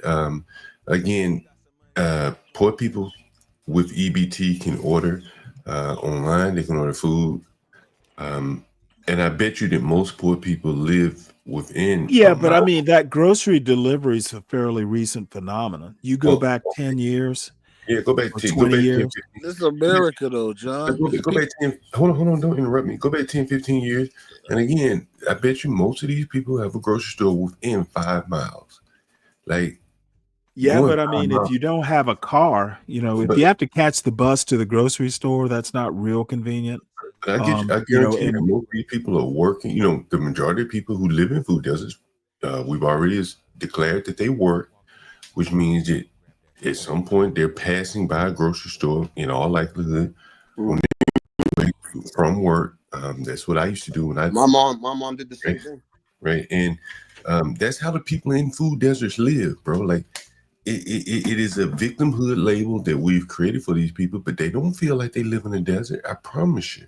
My mom is food pantries. Well, you know what? Church. A lot of times, I am not a sociologist, so I'm always shy about really getting into this sort of stuff. But there are a lot of times, like high blood pressure, for instance, you may not even know you have high blood pressure. What so the fuck that got to do with that what we people, well, no. Let me finish. Just because you don't think you live in a food desert doesn't necessarily mean you don't. Just because you think you're fine doesn't mean you don't have stage 4 cancer. It's just yet to be discovered. So that argument doesn't work, doesn't hold that much water. It doesn't hold as much water as you think it does. I Or think that the, solution, I think that the churches. problem. I think that the problem is it's not that there is no vegetables or anything. I think it's two things. I think most people don't like to eat that stuff, and it's expensive. Right. So they rather go for the cheaper Bro, alternative. I think honestly, I think it is an excuse for the choices that people make, and instead of just saying, "Hey, you people eat poorly," we make up excuses where there are no good options. We saw a black lady in Africa where there's nothing but natural food all around her. Most people in Africa. Okay, I those cultural comparisons, But you can make them. Let me finish my point. You just made a comparison to heart disease. Okay, no. That was an analogy, not a Right, comparison. You made an analogy, right? Analogy. But this woman here is surrounded by nothing but natural food. She craves snacks of America, which aren't necessarily food in many cases, Cheetos and shit like that. Okay, what's your point? Free will. Is there her choice? Yes, free will. What she craved was junk. Right. Right, she craved Okay, junk food. I really don't get that She argument. wasn't in Africa saying there's no healthy food, because there's plenty of healthy food. She craved junk food. Yes. If nobody stuffed it down their fucking mouth. Yes. And nobody wants to talk about that these people eat a lot of junk food, and now we blaming their bad health disease, heart disease, and all these Okay, things. John, I understand where you're going with it. I don't think you're the level of sociologist, and neither am I. Well, I see black people every day, and I see what they choose to eat. I throw Okay, their that doesn't make you. You know what? This is the other thing. This is the other thing that I think. I think that it is so easy to fall into the trap that, oh, I live around black people, therefore I'm a black expert. No, I throw their trash out. I go through their trash. I see what they eat. That's your problem. You smelling that funky ass food. I see what they eat. It's Stanley. going to your head. I'm not basing my opinion off, well, hell, I live around these people. I go through their trash. I have to throw the trash out. John, they share a shit tank. What do you think these people? What do you think they eating? Oh yeah, I'm shitting with somebody else's shit. Yeah, you can't hold think a I conversation. care about what I'm eating? You just can't hold a conversation here. But the point is, like, I see what they eat, I see what they drink, and these people are not healthy food eaters. I think you have to admit that, and that probably is okay. Well, no one is making the argument that, dude, you can create your own food desert just by bad eating habits. Okay, and that's what I'm saying. So if you live in a place with a corner store that has a couple apples and a couple bananas, and you choose not to eat the apples or bananas, you're still in a food desert, whether it's created, self-created, or whether it's actual. That's true. And nobody says. So Jihad is saying that, that one beer is a loaf of bread. So if you drink a beer, you literally having a loaf of bread. Man, what the fuck are you talking about? Jihad is saying, Google it, nigga. You believe what crack is saying? Jihad is saying that these people don't have access hold on, Ignat. These healthier foods, and that's just not true. You need to stop spreading that propaganda. It's not true. They may not be choosing. Okay, what's your nearest grocery store? You get groceries. I mean, I know these days food delivery has actually kind of dealt with that problem. But I also want to point out with the food delivery is they charge higher prices and then their delivery fees. So it's more expensive actually to order groceries. I can get to the grocery store in 5 minutes, man. I can get to the grocery store 5 to 7 minutes. Right out my front door, I'll be there in 5 to 7 minutes. And if I keep going, I'll bump into another one. I bump into 2 more within a mile. And if I go out my back door, I go about 1.5 miles, there's another grocery store, a mainline. All these are mainline grocery stores, not like, Piggly Wiggly, anything like that. Now, I know this is the nation's capital, so things could be different, but I haven't been anywhere. I've been in 4 areas. There's always a grocery store damn near on the interstate somewhere off of the exit, even if it's just a Walmart. So I just haven't seen it myself. I just think it's propaganda. Well, I think the delivery point is actually a good one. I do think that definitely propaganda. You can create your own food desert if you got bad eating habits. Yeah, but the term of them living in one doesn't exist. They created it, maybe. But Well, yeah, I disagree that it That's doesn't not true. exist. But again, I'm not that kind of sociologist. I'm not a sociologist at all. So maybe even the definition I'm getting wrong. it's making an excuse for these people. This is not true at all. There's no food Yeah, desert.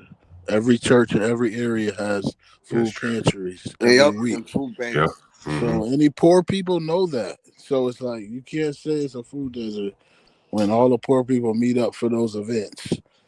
Bro, you know, I was on the stream just the other day, man, getting free vegetables, Potatoes and yams. I saw you. Mm-hmm. And then on Tuesday they give out free. I mean, every day, man. If I come out my house early in the morning, I see old people walking down the street with Tupperware containers.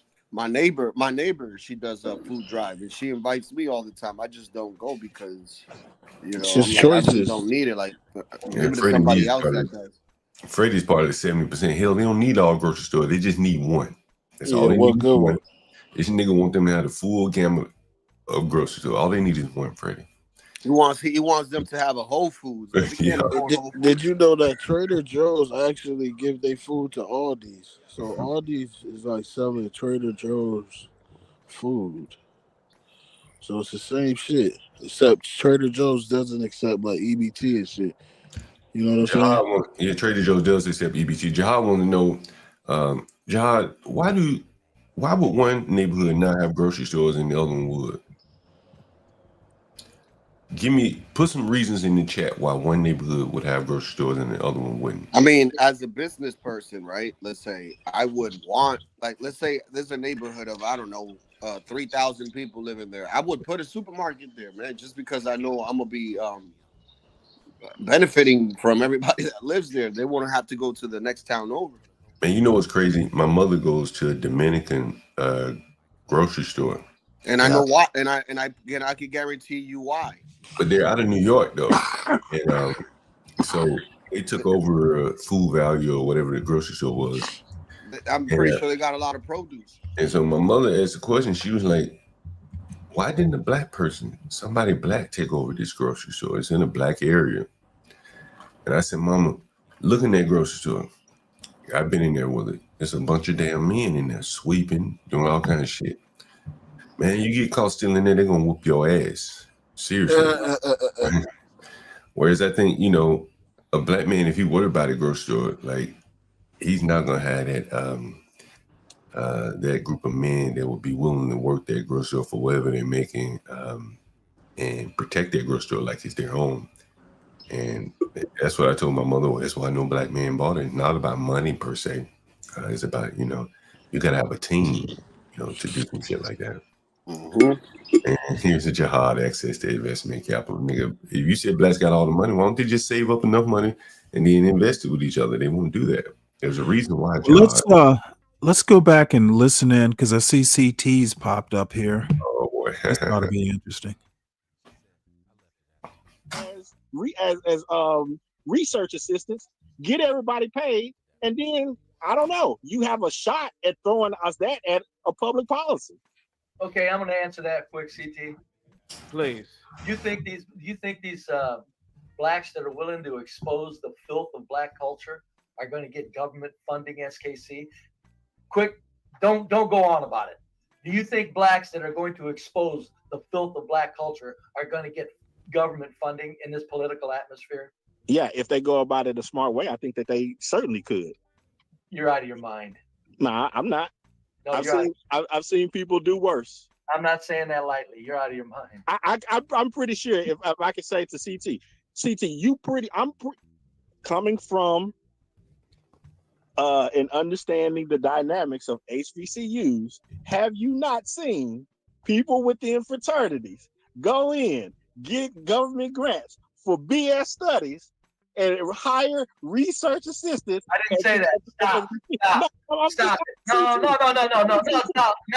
Don't say that. See, this is what happens. I didn't say that. This is what I don't give a happens shit when about Be that. Brave, I'm asking- Be Brave starts down these roads and just gets his ass kicked, and then he wants to move the goalpost. This is why I don't like fucking with Be Brave on these sorts of issues. He's really just plain old ignorant through no fault of his own, but half the time he has no fucking clue what he's even asking, let alone what the answer is. government funding, and you know it. And if you're trying to say they are, you're a damn fool. I think damn they can fool. do it. I think they're sharp enough to do it. Well, to answer your question, and me being very familiar with how universities operate, I'm gonna have to take the side of Brave on this one, SKC. I've actually thought about that before, and if you look at the research that is done on these universities, a black person getting a grant like that, or anybody getting a grant like that when it comes to some sort of social issue, has to tie it back to white supremacy. You ever notice that? You ever notice that whenever there's some sort of study done on blacks, it's always it Okay, generally but the goes back thing is to whatever they tie cause it to, they still get the grant. What a I fucking don't know if moron. you ever notice that. It's like, Well, I've actually looked into some of the methodologies that were used for the 3-strike rule and also the broken windows work that was put together, and they didn't feed into any of the tropes of white supremacy and none of that stuff. It was, and I will grant you that it was okay, so you a said shot in broken the dark windows, right? because it didn't accept it, but So you said the broken windows theory, which I'm very familiar with because I have a criminal yeah, justice background. right. Be honest about it. The broken windows theory is nurture in nature, right? It's more like, well, the environment. Okay, caused now us to they're do this, that, and talking the other. something totally But you different. never heard someone like me or some academician that would say Academian. maybe it's because we've Is that like a taken people who were macadamian? fucking Stone Age people and put them into a certain civilization, and really Some you have type of nut. a uncivilized human being within a civilized environment, so he would do it anyway. See, I mean, that's what I'm saying. Like, I get what you were saying, but Right. see, Why would you put that in Brave, the? Why would you put that in the? Write that in the report? because It's like because that's what Brave is pointing out. See, that's something that Brave me isn't or John pointing Galt shit out. or some of us would say. I would say it's not environment. It's the fact that you could have certain groups of people who could live in abject poverty and it to be a peaceful environment. But the You fact know, is that I you actually literally wonder took whether some people CT who were ever in the went to Stone college. Age and put them into an advanced civilization. So their brain, their comprehension skills, their behavior, their DNA is not adaptable to this The environment. fuck does this have to do with These are the writing things that I grants? used to, bro. I'm telling you, SKC, I know exactly what you're talking about. But yeah, see, But and that's what I'm saying. You know that I'm not just pulling this out of my mind. I know you are not, but the thing is that I was in academic settings, bro. I used to get chased out of classrooms for my ideas because I get what you're What do saying. Oh, it's chicks out nature, of nurture, classrooms yada, have yada, to yada. do with But anything? bro, it could be that some of our people have Stone Age DNA. Some of these people are just See, not evolved, they're and that's talking why about you writing have grants, these and all of a sudden it has to go downtrodden back to environments because you really have anti-blacks primitive human and beings Stone walking Age amongst us. DNA and all this. See, that's what I'm These saying. That's motherfuckers are That's literally not gonna get morons. you a grant. I get what you're saying, but that's not gonna get you a grant, some grant money, bro. right, and that's what I'm saying. It just, and Dolomite has it right in the chat. You got to dress it up right. You don't say just like that. Yeah, have to if put you it in the don't right be language, and you anti-black know when you write this. the That's grant, what then Brave you is might saying. get it. He's saying that me or a person like John Galt can't operate in those confines of, well, you got to put this in the right language. But I don't want to put it in the right language. I'm gonna just overtly tell you. I went to school and I told Brave this yesterday.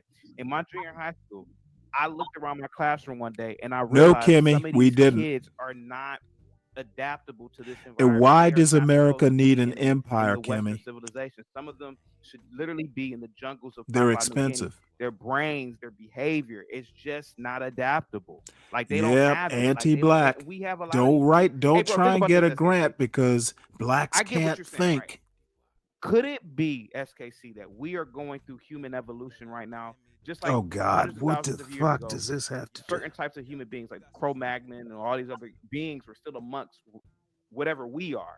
And they just died off. Maybe some of these people just need to die off. Maybe a George Floyd death. I get what Brave is saying. Maybe he needs to die off. Maybe a Rodney King needed to die off. These people are not compatible with this environment. Now, if we were having a conversation, like a different species. Yeah, if we were having a if we were just conversation, having a conversation for for fun and such and such, that's one thing. If you want to have a conversation so far as you're actually having to sit down and deal with not the fake ones but the real academics that are coming with rigor, I think you would need to deal with some competing theories. I have a competing theory to it. Yeah, Brave is right, bro. It wouldn't work out for a person like me because Yeah. I've been there, done that, and I can't be in that academic shit. I'm sorry, I can't do it because it's all bullshit. It's all a facade. It's costume. Okay, then fucking go do something else, CT. Give that to you that a lot of the I would Now, say I have no. You know what? especially This is within this a lot of the CT. community Let academia me is, silence this right quick. Okay, CT is being the nightshade here. Okay, an anti-black nightshade. All he wants to do is tell you why you can't write the report and why you can't get the grant. And SKC's trying to say you can. You just have to dress it up a little bit. And CT just insists, this is why I can't do it.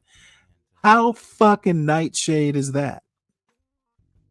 So the nightshades are being the nightshades. They are the nightshades they are describing, is my point. This is why I don't like fucking dealing with people like CT, except like SKC says, just bullshitting around over nothing serious. Because as soon as you start trying to make a serious point, they want to move the goalpost to black, basically, black, what's the word I'm looking for? Basically how bad blacks are. It's just, it is just a fucking waste of time dealing with these anti-blacks. Nothing productive ever comes from having a conversation with an anti-black. and that they should have a give recognition to it. They feel that it is illegitimate from the very beginning, and that they always have to operate from a rebellion style of thinking. And this is where we used to have a really good conversations, CT. Because you like That's to a good equate question. Things to Star Trek, and in ways, I would say, I think I can make an analogy to Star Wars. You recall at the very beginning of Star Wars, there was this rebellion that was taking place, and then they Why fought the fuck the are we bad talking guy. Star Wars? Luke wins, but then in the new series, it's the rebellion again. They never got out of the whole thing of, no, we have to actually build a functioning society. They don't know how to do it. And I think Black America is in that same mind frame to where anytime that they even get a little bit free, they have to go right back into, no, the rebellion must continue. It's like, who are you fighting? We got to make them up. And as you do that, all metrics, education, the civility, politics, all of that stuff is centered around rebellion, which makes thought patterns of how to live in a high trust society continue to go down to zero. Let me say this. Here's as far as nature nurture. I am a believer that it's only a little bit nature and mostly nurture. And this is something you're not going to say in any study, even though it needs to be said and proven, because you could prove it. Black women are Jesus, right back to the black women. Obese, unattractive women at a very young age. The closest and he are ever got to therefore a having black sex woman was a with the lowest video. men in the community, many times low What IQ, black woman and they're doing abused it in him? large numbers. That man got teeth like Black he women been have made chewing themselves rock. so unattractive that only low IQ men can look at them naked, and they're having babies. Is what's going Listen on to in this the inner cities motherfucker. in large numbers. Talks like a These damn people, 3-year-old. That mating standard is now making hundreds of thousands of children, and you can see proof of it in the inner city schools. That's never going to be allowed to come out in any mainstream government-funded study, sir. And I'll guarantee you, that's such a goddamn realistic fact. This That's a motherfucking racist is It's a out of fact. his mind. Look at the number of fat black women that make themselves fat and obese immediately. Look at that large number. Who can look Brave, at it? you're one of those But women. guess Yeah, what? like The seriously, very you can't talk lowest about is a fat black people man. being fat. You're they're one of making those babies. women, buddy. They're not saying let's not make babies because we're not, Now we're this not the best to do motherfucker it. They're thinks saying let's make this a bunch of motherfucker babies for government actually money. thinks he's making a That's a serious fact. point. You're not going to get that fact. You're not going to get that Yeah, you're not presented going to get it in a government-funded study. paper, SKC. That's what I'm talking about. And CT is right also. No matter how you wanted to go at it, you're not Yeah, I going think to. niggas like You're not CT going to is go like as trained. government They funding worse as if you leave out trainees. Like blaming Whitey. they want to be And that's ladies. just the way it They is. want to get fucked by the white man So it's so absurd to bad. think that anybody could get So government they funding hate saying the niggas stuff and that they these talk guys about are saying, or niggas all myself day is with saying. stupid ass Yeah, homies I mean, like this. Yeah, you Who already piss spelled it on out. themselves I and just smoke wondering meth. what do you think about Let me the competing theory? While he eats beef jerky. Well, I wanted to make clear one thing about the government study. Now, the competing theory, when you're speaking of that, summarize it This right nigga quick. Yes, I've smokes heard some that, meth. Make Kimmy. it real quick. Well, Okay, to make it extremely terse.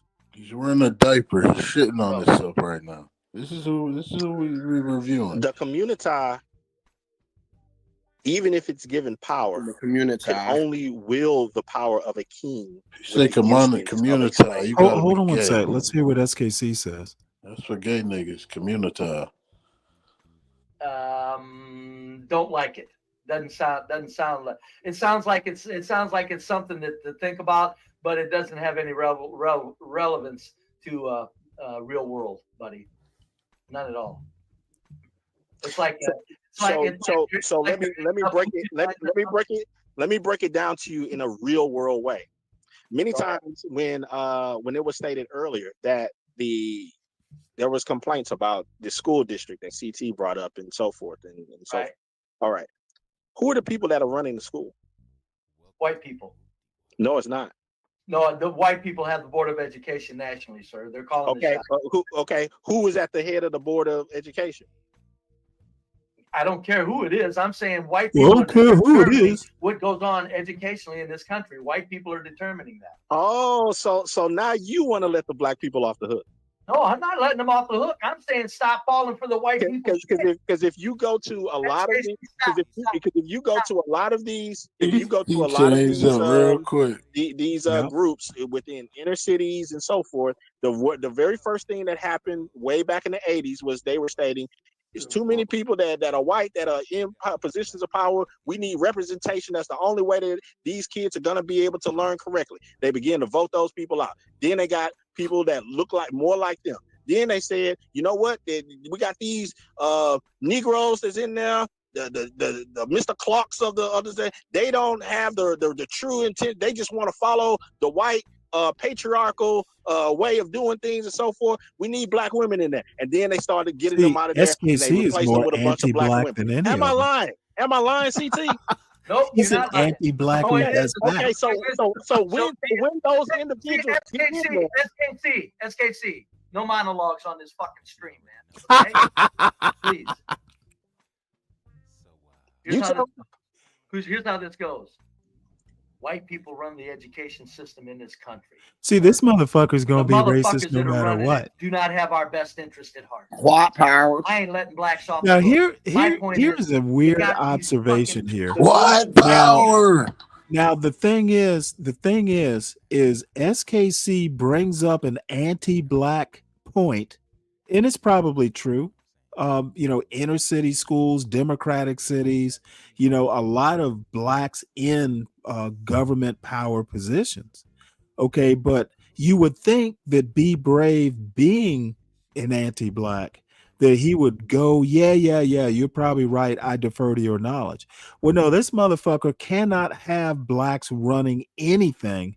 It's got to be white controlled. So he's going to revert back to, whatever his racist lizard brain is going to come up with. No, whites have to be in control. These guys are fucking clowns. Lizard. These guys, this is just fucking ridiculous. This is why y'all fuss at me for not letting Be Brave talk. This is why. Okay. I've known this guy long enough. It is hard following his arguments because it's like choose your racism. Whites have got to be at the top of the pyramid, even if the school board is mostly black in the inner city. Guy is just, you cannot argue with stupidity. It's hard enough arguing with SKC, who I consider fairly anti-black. But the thing is he kind of knows shit. You know, at least if you're going to be anti-black, have some semblance of data to back you up. It's hard to defeat that because SKC is actually fairly smart. Be Brave, it's impossible to debate him because he'll keep shifting goalposts. So I don't like wasting my time with Be Brave. I'd rather just mock him. Ad hocs are the type of argument I want to bring to a racist worldview.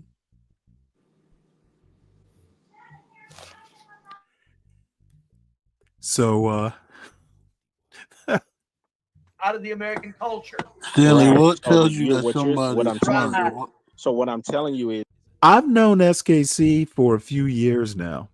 And the one thing he is always good on is he will pull out a textbook or a book, and you still may not agree with the book, but I have to admire a guy who makes arguments based on shit that he actually can reproduce or say, go read this or something like that.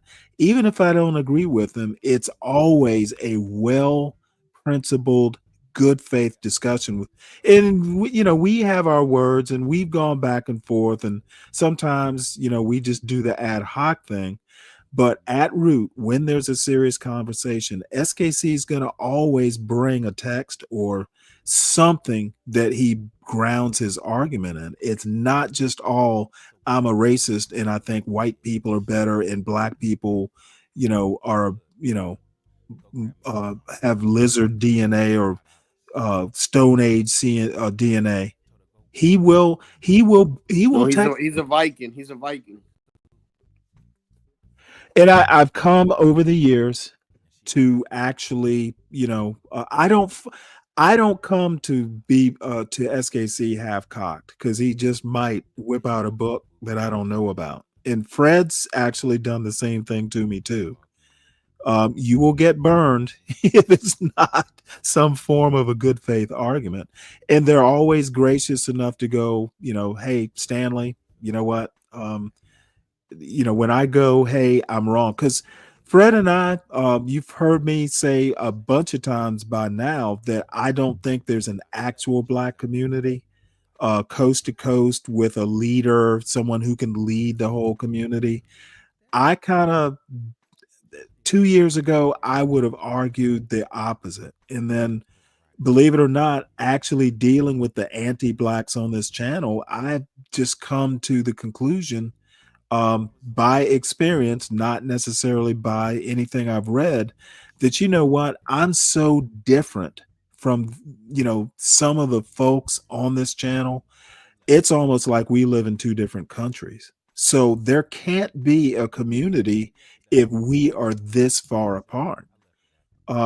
So that's kind of me arriving at it by experience.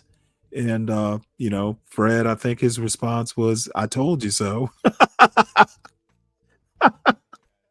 And he'd been telling me that for years. So now I believe Fred. And he was patient enough to let me arrive at the conclusions all by myself. Now, see, that's the thing. You know what, Dolomite? You are absolutely right. SKC is the kind of guy who, if he likes you, he will help you with your arguments. He will help him tighten up his logic. I don't have that kind of patience. Why would I help a moron sound less moronic? I'm willing to just let the moron be a moron. Yeah, I don't conclude a guy's smart because they say a bunch of words and they can say, Well, I mean, what about maybe, that? The way maybe I it's the figure this style. life experience, you got to go through some shit or be somebody who's been somewhere for you to come up with wisdom and have enough logic and discernment to understand that So there are where do you learn your nuances. logic from? There ain't no I one-way mean, street. There's logic, two ways. oddly enough, logic isn't something, sometimes logic is counterintuitive. So even if you go by experience, logic isn't something you necessarily get by experience. That's cat. That's cat. Because you motherfuckers that ain't been through shit, y'all don't have the logic to see through certain things. Not Understand everybody's born certain with the logic. Have situations. you ever So heard that phrase? you don't even have logic until you done been through some Well, shit. you know, have you ever heard the term ghetto logic? I think, to be honest, Never. And this is Never. it. Never heard that term. I think what you ought to do, honestly, is you can't. I think you do yourself a disservice if you depend on one way or the other. I've often said that Renaissance men or Renaissance people are kind of the best because they know what tool to use. They know when to use experience. They know when to use book knowledge. You got to have both in your tool belt. I think these smarty y'all niggas who like to use big words and expungate on exponential words and organisms to exasperate. Well, I'm not gonna deny that. You think I'm all not gonna these words deny. make them smart because they can spew some shit. They utter these words. They utter extravagant words of grandeur and unbelievable, monstrous, diminishing. Incredible. The fuck out of here, B. But all I'm saying is, man, I don't think that makes you smart, man. You gotta learn how to discern a little better. Well, I think you got to be able to do both.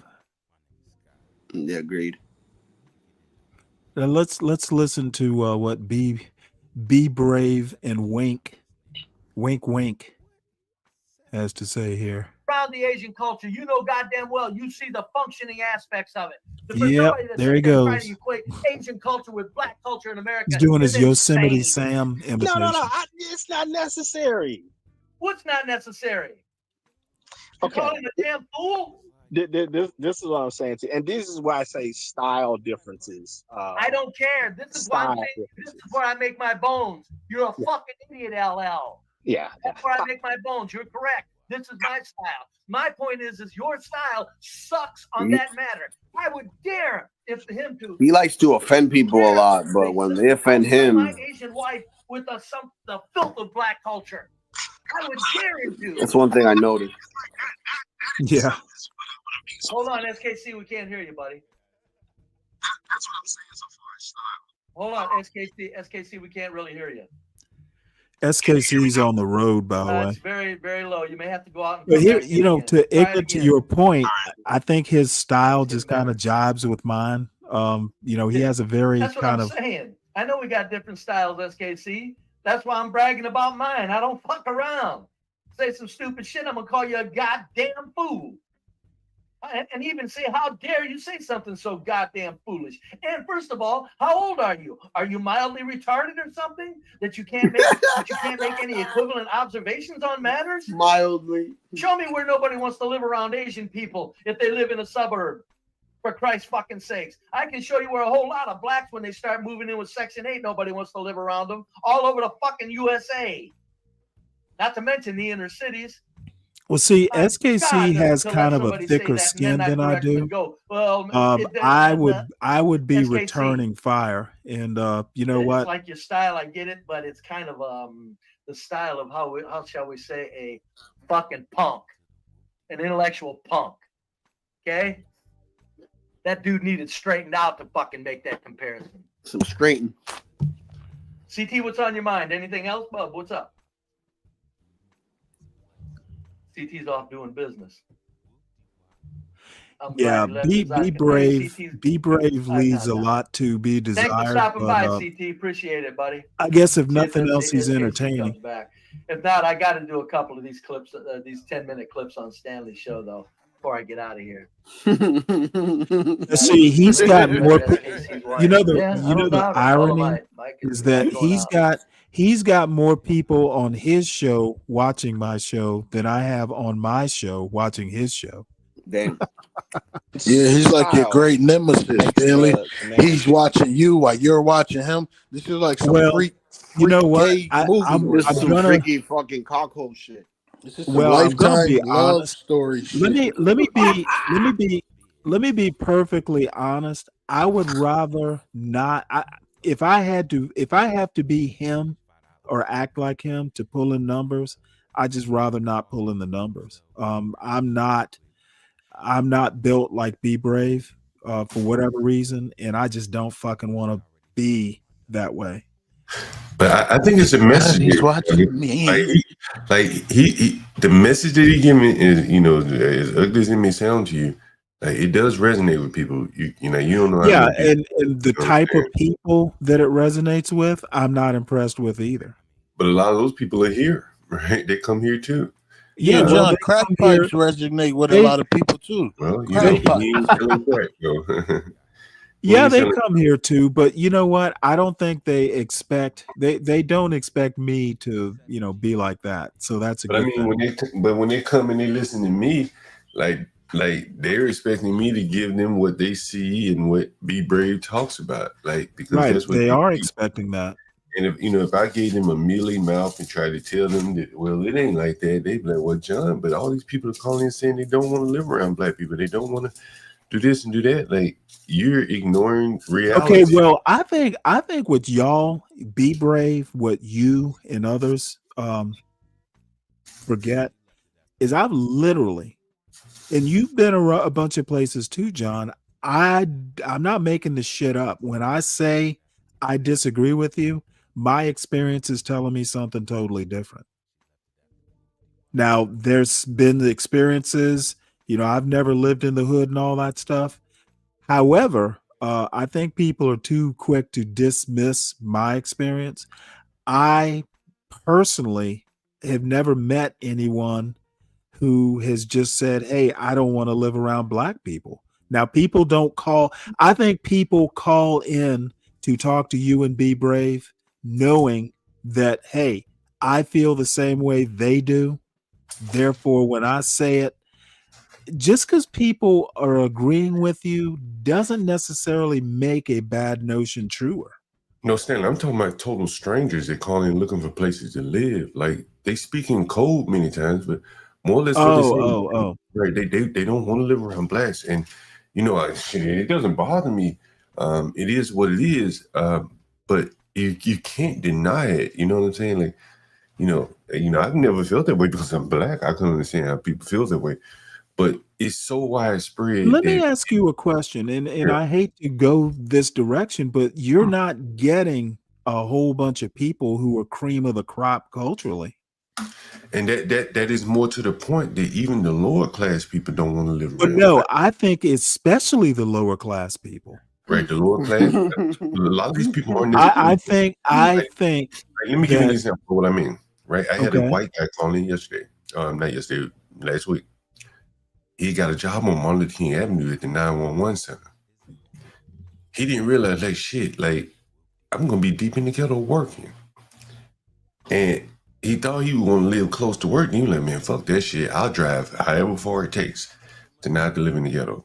And like, those are real serious decisions. This man added an hour to his commute just to stay out of the ghetto. Damn.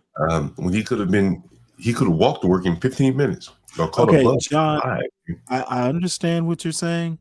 What I'm saying is you're not getting the most sophisticated thinkers. I think not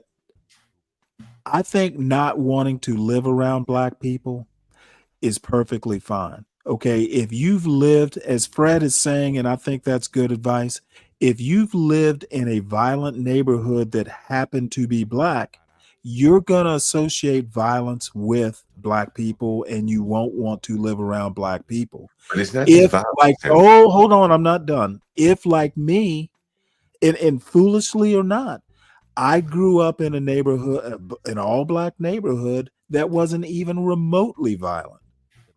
Sure, every now and again, you know, something would happen. That was but 40 years ago. Okay, allow me to finish what I'm saying. Probably more than 40 years. And I understand things have changed, but you do understand, for instance, my father still lives in that same neighborhood I grew up in. And last time I was there was July. I'll be going back there in June. You can still open the door and walk out at night and be perfectly fine. The neighborhood has changed, but it's not any more violent than it was when I lived there. Has it Now gotten it better? may or be worse? it may be an Has it gotten better or worse? anomaly. What I'm trying to say is I don't necessarily associate violence with black neighborhoods because I didn't grow up in that environment. Okay. And I may be naive. You may be right in calling me that, but I don't make that one-to-one association. People do. It doesn't matter if all of us do. Just some of us do. Like the calls that people I say don't they give a don't fuck listen if to. some of it. My- See, my, you seem to think that some of us do is going to change my mind. I'm still not going to associate I mean, that's the source one of the to the fatigue. other. That's the source of the fatigue, Stanley. My That's mother. what everyone's Okay, on. no, John, it's not. Okay. My mother-in-law lives in a black. How can I be suburb. tired of something I never experienced? Well, the people I that have don't experienced associate one But I'm with saying the the people, other. I'm saying the people that have experienced it, you can understand that they would have fatigue from that, right? Okay, well, if it was a white neighborhood and it was violent, they'd have violence fatigue. Why call it black fatigue? Why not just call it crime fatigue or violence fatigue? Why does it have to be black? Not every black neighborhood is violent. But because it happens to be, Stanley, you can't see the I connection. don't think every black neighborhood is violent. Okay.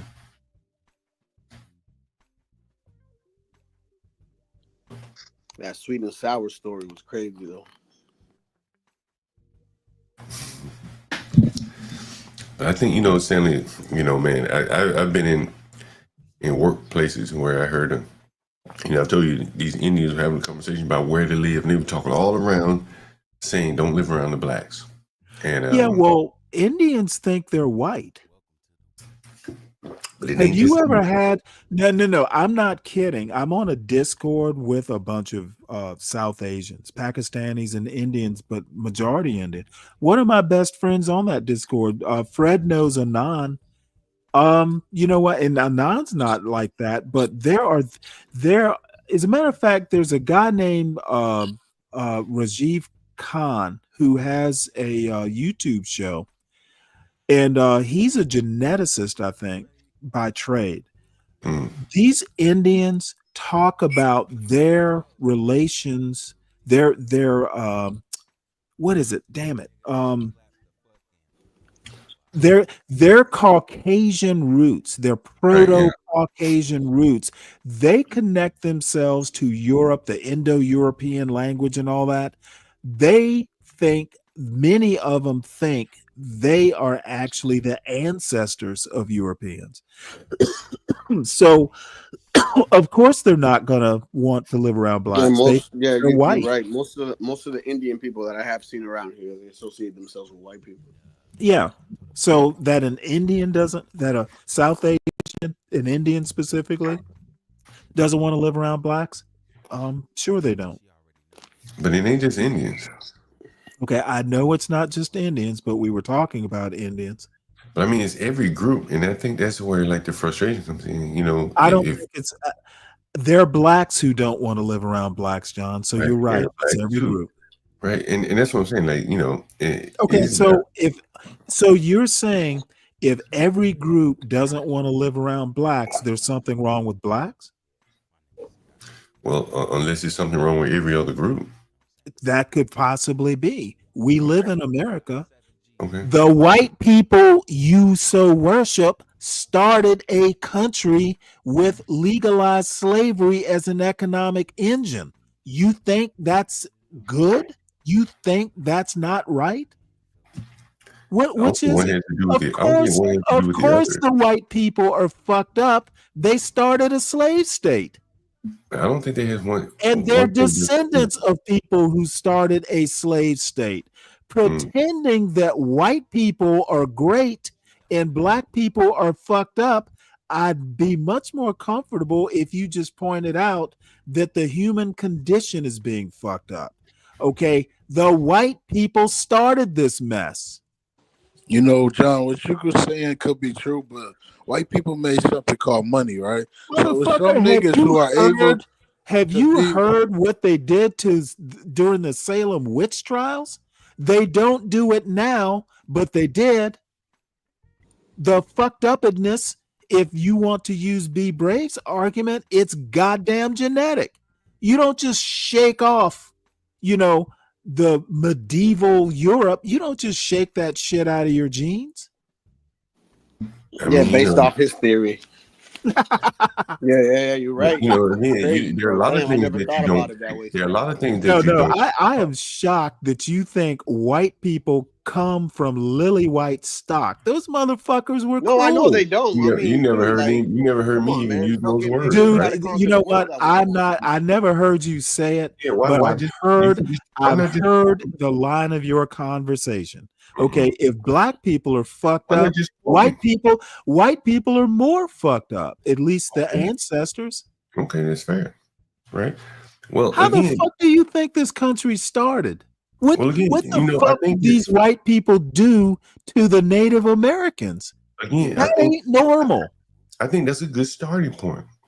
And what I would say to both groups, you're both fucked up, and you probably should live separately.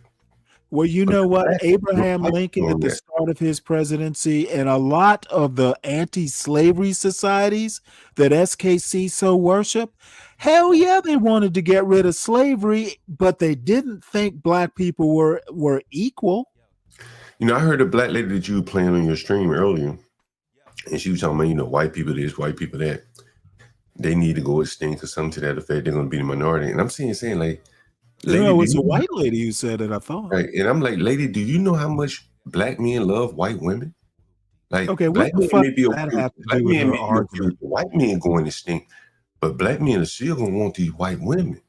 Like, Okay, John, that's you just did a be brave there. No, I'm just saying that is very true. There are large Okay, numbers of so black men what does white people being as cruel as black people have to do with black men wanting white women? Because there's still a large contingent of blacks that want white. They want white women. They want to live Okay, in white what the fuck neighborhoods. does They're that not going have to to be do? okay. Are They you want that saying black porcelain men shouldn't skin. marry white women because No, they come from no, it's cruel not what roots? I'm saying. Therein lies the conflict that as bad as blacks Man, may you want dick policing, man. as bad as blacks may want to mishandle whites, they still need and want that white woman. They still need Okay, that. I They're not have, gonna let dude. they're not Let gonna me let let me them- they're put it not to you gonna- this way, they're not gonna John. let niggas- they're not gonna How let- drunk are you, John? I'm very sober, but they're not going to let niggas run a revolution here. But see, I was hoping you were drunk. Well, yeah, I'm sure you probably were. I was hoping because black men, connecting those dots.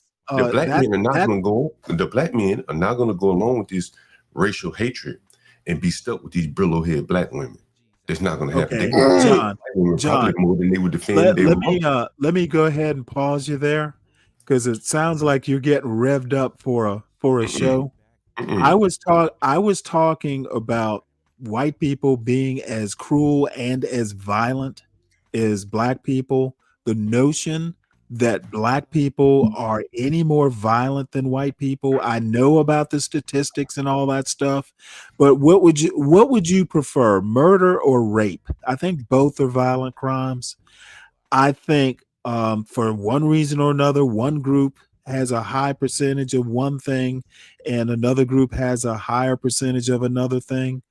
The comparative crime statistics is one thing. All I'm saying is that black people are no more inherently violent than white people are. And the And your basis notion is what? that murder What's your rate, basis? but let me finish. The notion that murder rate uber alles and they're tearing up the streets, well, that is in 2025, but you go back 100 years ago, it was white people murdering Indians by the scores.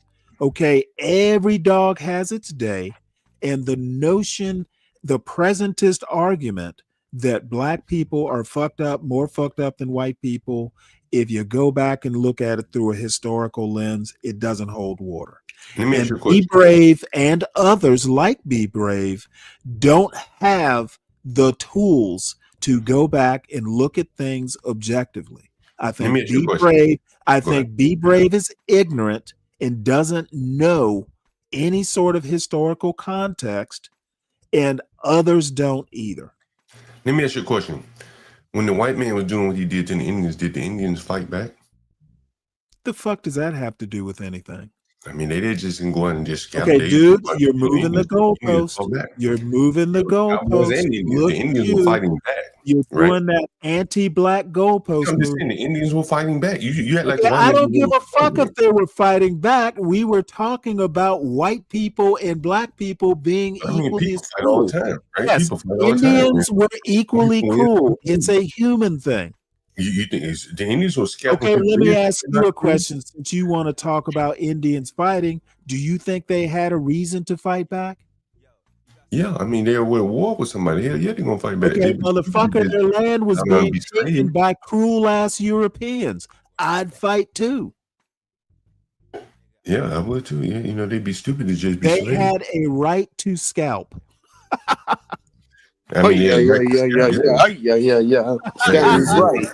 Stanley's right. Yeah. We fought for our I mean, people, you know, our you talk land. like the white man just went and fought the Indians, and the Indians just laid down. They sprang up Okay, and surprised them. dude, The have Indians were you fighting back. ever, you know what? Yeah, the white man just came.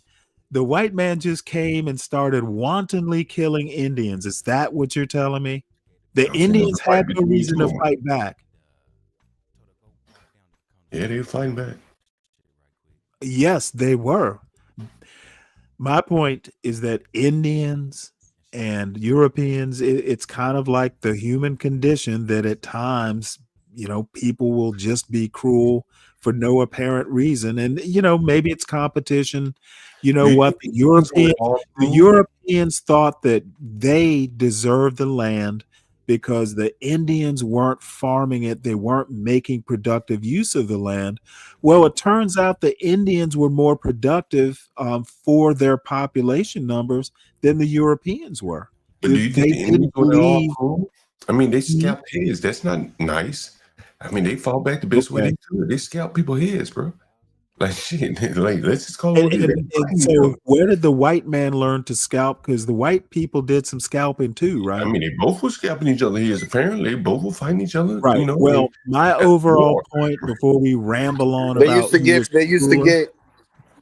the white man used to get I believe what was it, like $150 or something to scalp a Indian's head. So when they would bring the Indian's head, they'll get paid for it.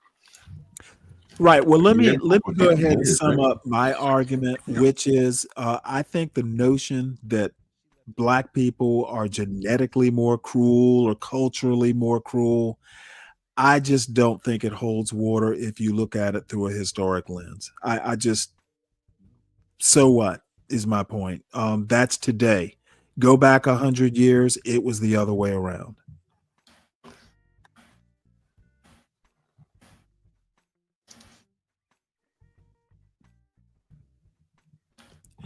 And look who's here now. John, the case can be made that the white boys were fighting. Oh, Jesus God. You mean the white boys were fighting back against the Indians? They were fighting. They definitely were Yeah, fighting. They yeah, didn't yeah. turn slaves. All fights are equal. What Wicked wanted was the Indians just to go ahead and give up their weapons and volunteer to be slaughtered by the superior white man, right?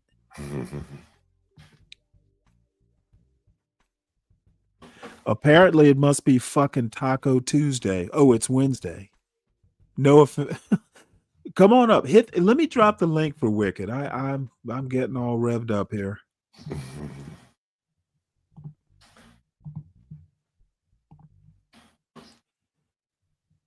And let's see. Is B Brave's show over? When I jump, I land where it's reasonable to land. But by definition, by definition of the phrase, jumping to conclusions is an assumption. I know, and my assumptions are very founded. Very They what? always turn out to be very. Most of the time, as I said earlier, when I shoot. Are you aware of the connotation that's held with jumping to conclusions? SKC. When I shoot from the hip, I hit a lot of bullseyes, buddy. That's jumping to conclusions. That's because he keeps moving the target around to hit to match the bullet and calling it a bullseye. Right. So again, it's more about how many times you've hit the bullseye rather than the blood that's on the wall of where you've killed people. Folks, what he's saying has no relevance here to anything. What do you? There's nothing you're saying that's making any sense right now, SKC. What I'm saying is I'm working within your analogy of you shooting at the hip, and what I'm equating to of you shooting at the hip is do you not count the times of when you have missed? There's so few that I'm still too good at shooting from the hip.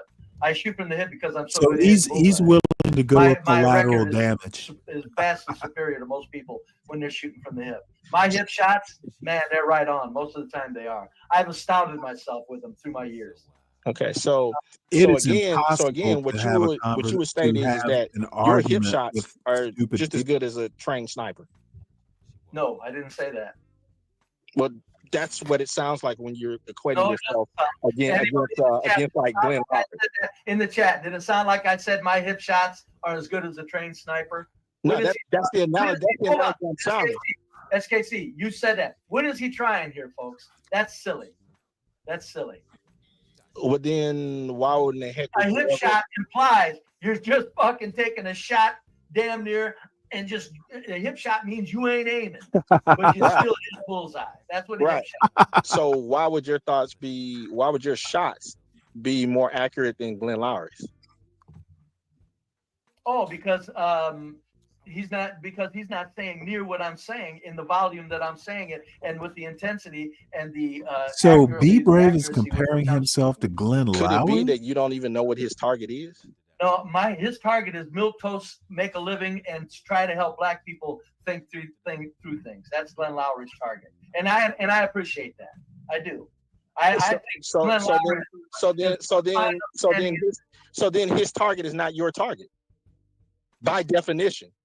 No, I didn't say his target was my target. I said when what I'm saying, he would say that son of a bitch put it correctly though. But his target is not. See, I think SKC is wasting his Give me time. credit for being accurate. Forget the target analogy. You're wearing that out. You're like, You're the one that came up with the hip thing. Yes, and I'm saying now I'm working within your paradigm. I'm talking about Glenn Lowry's target, and I'm going. You said his target ain't the same as mine, and I'm going. It's probably not. You said that. I didn't say that. You said that. You said that his thoughts was, I want to do some milquetoast things to help Black people. That is not your target. It's not my target. You're right. So I'm using your words. I'm not pulling this out of my behind. I'm working within the universe that you have created. What I'm saying is Glenn Lowry would listen to what I'm saying. This is what I do. This is classic SKC. For the people that know, they know. Oh, shut up. You're universe. Taking part in junior high sophistry nonsense. No, I work within your universe. I just pick up the rules. I'm just abiding by what you gave. No, and I'm gonna finish it. Glenn Lowry would listen to what I said, and that's what I said. He would listen to me and say, "That old man." Now let me see if I can add some fuel to the fire It has here. nothing to do with his target or what.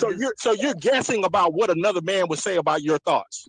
Who has never heard your thoughts. At that point, yes, I am. And again, I probably hit the target. So this whole thing is a guesswork about what you think that a guy who has accomplished all this stuff would say about what you have to say.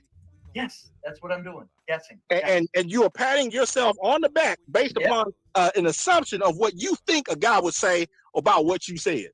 You're catching on. You're getting it. You're getting it. And this makes sense to you. Yeah, damn right it does, because I know I'm correct, and Glenn Lowry would also see me as Yeah, man, I love this dude. I love man. You are a gem. I know it. I'm one of the. I always say to people that say, yeah, no, this and that. You're just, you're one of them and one of them. I always tell people, you ain't never met no motherfucker like me. Nice try. Oh no, I wouldn't say that. I would say it. You can't name a motherfucker like me in your life, sir. Name them. I know a few. No, you don't. You can't name them. Give me their first names. Jesus Christ. Why would I do that? While I'm thinking about it, folks, please, everyone, make sure you hit the like button. Also, make sure you subscribe to the John Gall Urban Landlord channel if you're new.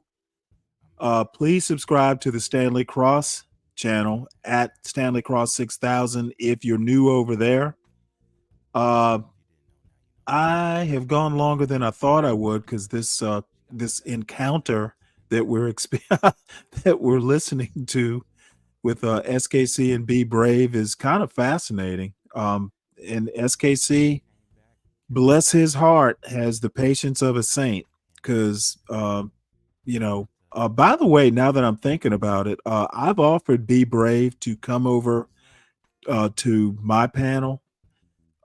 He won't come up unless he gets like a timer or some shit.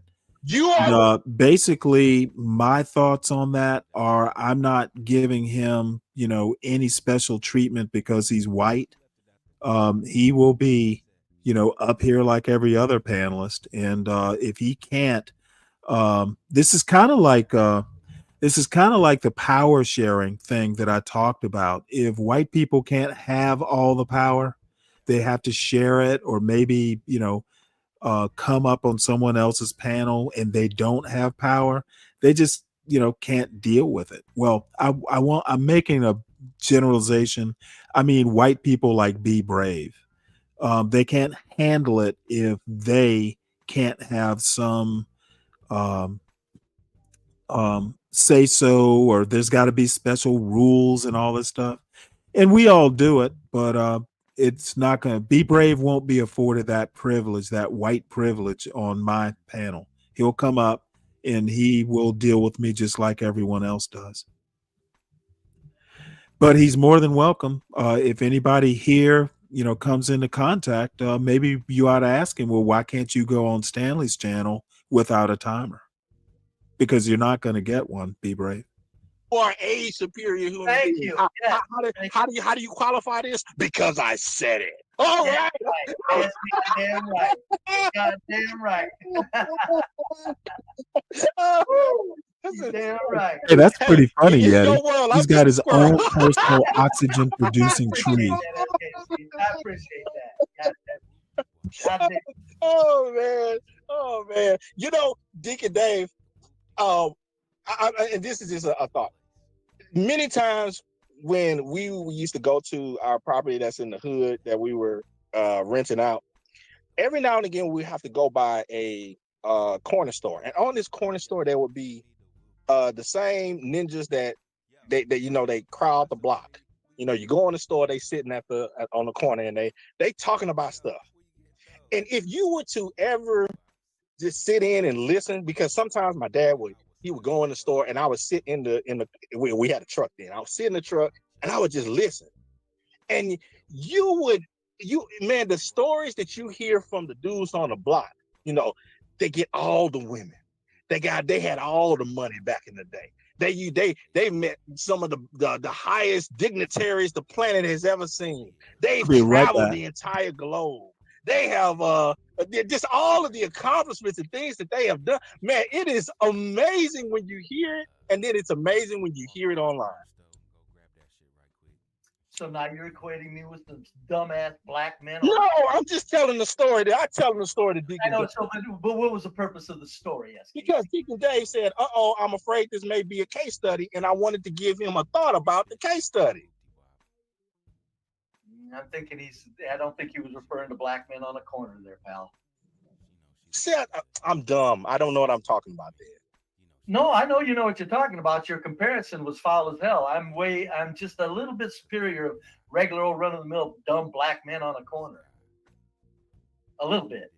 Even if it's not I like a lot, that even if I'm wrong analogy. and I ain't as superior as I think, I don't think I'm quite in the category of dumb black men on a corner.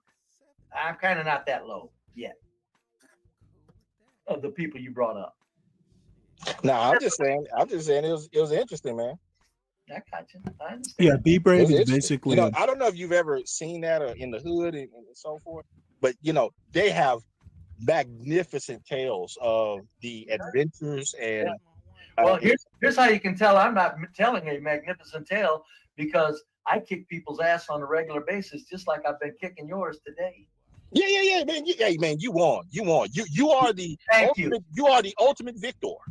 Give me, as Tommy Sotomayor has said, give me the belt. You are the ultimate warrior victor I pale in comparison to your genius intellect. Well, now we won't call it the genius word. We don't need that. And the millions of people who bow down in No. your glory. No. Nobody's bowing down. You don't have to exaggerate. You don't have to exaggerate. You don't have. I'm not saying that they bow down up from the ground is to say, "Be brave," and then they bow their heads back down. No, I'm not implying that. So nice try. Well, what can I say? I wish I were as good as Be Brave. Young man, and it's obvious. I'm simply not. I'm sorry. I wish I was as good as SKC. I love it. I'm just not that kind of patient. This is beautiful. You've been a very good sport. I really appreciate your presence. You can come up on my stream anytime you wish, sir. Oh man, I appreciate it. I doubt it, but why will you never see me on your stream in your life? Why is that? Why do you think that is? I'm gonna tell you why. You didn't even know my stream existed. Like hell, I knew SKC. People talked about your stream 2 years ago, didn't they? So you have heard of me? I said I've heard of you. I said, yeah, from Bernard Riley and Hood Conservative, and then I heard people talk of your stream. Yeah, I've heard of you. I said that. Huh, that's odd. Why is that odd? Because I hadn't heard of you. Oh, I understand. So now here's the point. If I've heard of you and you haven't heard of me, why is it you think I'll never come on your stream? And you were up on mine today. Why is it, well, I'll never come on yours? Why? I'm going to tell you why. Because you're not interesting enough for me to waste my time. There's something that brought you over here. There's something that brought you over here, young man. I typically don't have streams. I don't care. Typically, I won't show up on them because it would be boring, I'm sure. You came to my stream, sir, for a reason, because I rock. You know why you came over here. I came here to have fun. Thank you. I came here to bask in your greatness. Well, thank you very much. I'm not saying if I heard something you would say that I wouldn't come up and give you a challenge, but I don't look for no SKC. All I have to say is it couldn't be me. I admit my weakness. I thought you said you had a stream. You don't have a stream, or you do? As I said, there are no YouTube SKC streams. Oh, okay. What are there? Where are you at? And that's what I'm saying. I don't need one. That is what I've been telling you this whole time. I don't even need one. Wait a minute. Okay, I've heard people refer to you as if you had a stream. Didn't you say you made money on your show off of Stanley before? Or was that? No. And that's what I'm saying to you, Be Brave. What? I don't even have to stream like that, and I can fire up and make money at will. I got you. Bastard. Oh, I'm impressed. I just don't. I would be bored. What's the point of even doing it? Oh, I don't know. I'm just saying I don't know. I thought you had a stream. My mistake. No, man, it's like why not? It's like I just told you. This is what I'm saying. People don't. I talk. People don't want to listen. I told you all that stuff in the past. I took all that stuff down because I don't want people to improve. Let it burn. You did it in the past. Okay, that's what I heard of, and I was over on. When did you say Stanley? You made money off Stanley. That was about 5 months ago. So you had a stream up to 5 months ago. I can hear the idea forming in Deep I guess I did fire up for that one. Okay. I don't know what we're arguing about here, SKC. I'm not. No. I think we was having the little back and forth about the thing of like bringing people up on streams and stuff. I haven't done that in a long. I haven't done that in a long time.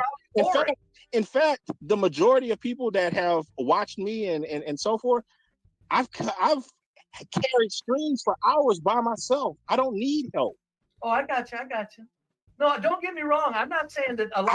I don't even need interactions with people. I'm not taking away credit from you for being an attraction. No, I'm not saying that. I'm not even beating my chest. I'm just saying different like that. What I'm saying is my personal preference. I would have no interest in coming on your stream. Hello, you're over here on mine for 3 hours now. Yeah, because I can. I'm making money right now. Oh, you're making a stream right now? Well, you can send me about $20 on a cash. No. Why would I do that? Why would I do that? If you don't know how to do it, why I'm gonna give it away? Well, I'll be damned. Ain't that something? He's over there. Are you making money on this? If he's making money on this, don't you think he can pop me a $20 bill? Yeah, I need to figure out how to do that. Hell, if this just don't take the cake. Man. SKT, it's Be Brave. Cash App, Be Brave. If you're making money, you pop me at least a $5 bill, goddamn. Come on now. And now he's got the white man begging. I tell you. It's amazing. Begging the 30%. This is bad. 70%, whatever it is. I have to give it to him. I wish I could do that. Damn. You're begging the poor blacks. Nigga, I'm making off of you. Oh God. I wasn't begging the poor blacks for the white man. Do you actually think? Yeah, you're right about that, Fred. And not for benefit I'm gonna from have it. to start. I'm gonna have to start thinking about that. Tell us how much you made then. Oh my God. How much He have you pocket made? watches. SKT? He pocket watches, How much have you made? You know something? Last time I did that, people got mad, and I'm not trying to get you mad, and I don't want that to happen. No. We were friends. We were dealing with each other on good terms. You know, Yeti, I don't know. SKC, I know. I don't even have a Rumble account. It ain't gonna Yeah, Jethro doesn't know. If you're making money off it. Put that money on the street, make that money.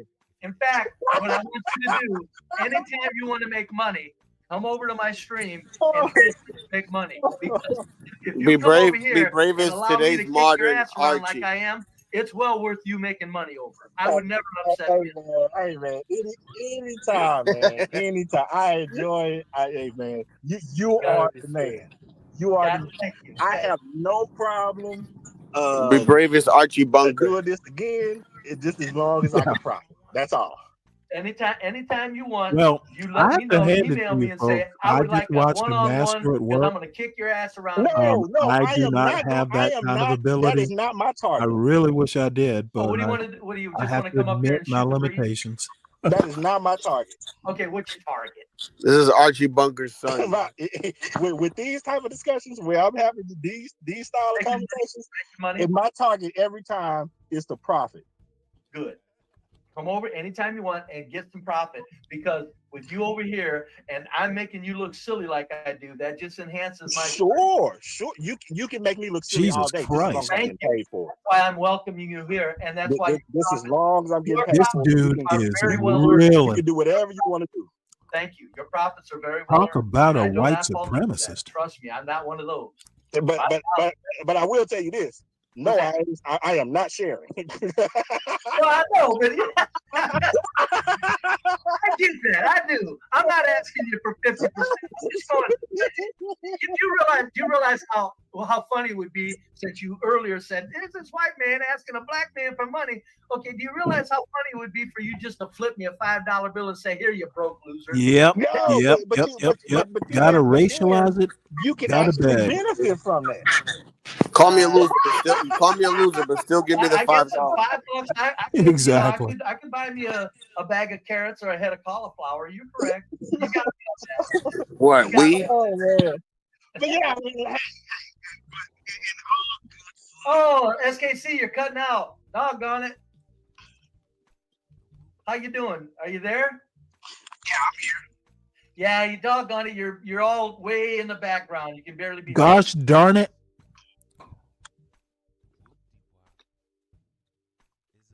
Let's do this again. Timothy Jones. I don't know who you are. Who are you? Show yourself. I don't know who Timothy. Yeah, well, Oh, that's. if seems SKC like it. doesn't come back up, I guess I'll go ahead and kind of end it. SK, Here. hold on, Timothy. SKC, you coming back up or what? I think his work is done. That was a good time if he's gone, though, folks. I got to admit. Ain't nothing I like more than kicking around a smart ass. You think Be Brave learned anything? Timothy, talk. Hey, what up, Brave? Hey, what's going on? Brave, I rock with you. We've talked many times. We've disagreed on a few things, but we always find common ground because you make me laugh. Pretty soon I will get to know you. I'm sorry for having to do this to you every time, but Timothy, it just didn't sink in, and I'm not chancing any. This has been a good stream, and I ain't gonna have a porn. No, for sure. No, we've talked on CT's channel, and I've been on your channel a few times. Thank you for stopping by again. No, Hold on, so SKC, thanks for stopping by. If you're not coming back up, buddy. no, Thank he's a you so much. he's a contrarian. Yeah. He's a contrarian. That is a little so bit of what a it stretch. is every time he loses his argument, he moves the goalpost or he changes it. Oh yeah, no, I kicked his ass today. He don't know it. By anybody looking in, he got his ass kicked. Yeah. No, man, you were making some good points. What was interesting to me is you're giving commentary and not so much a solution, but you're observing what you see. And then he's arguing about that. But then he turns it to, well, I just want to see it burn when he's losing on everything, which is, I don't know. That's just weird to me. No, he's SKC is I don't think he's envious, but It he's is. a little bit. Hey, SKC. He doesn't quite. Hey, man, that was fun. This game, Yeah, well, you're. I and he can't like I handle it. told everybody. I know I he just makes watched money the at it, master at but when work. it comes to I like cannot. observing I life just and, do not have your making patience. observations and talking about it and interacting with people fun, on man. the observations. It's like Now he's defending over them. there now No, with somebody SKC who isn't just in dialed my, in, he's not in my talking about how he thinks kicked he your is, ass. but he's not. Oh I yeah, didn't see it. You know what it I is, give it Brave? to him. I think people want to label He's you the as, man. oh, he's a racist. And I'm like, no, man. I think the beauty of those type of interactions is just like what I was talking about. I don't know if you've ever come across that, Stanley, where you saw this little dudes on the corner, they're talking. Yeah, I heard that. Yeah, and they have all He of didn't these even pick up on wild that. tales of adventure that they have been in and how magnificent they are. The No, only shooting problem from the hip, I hit every target.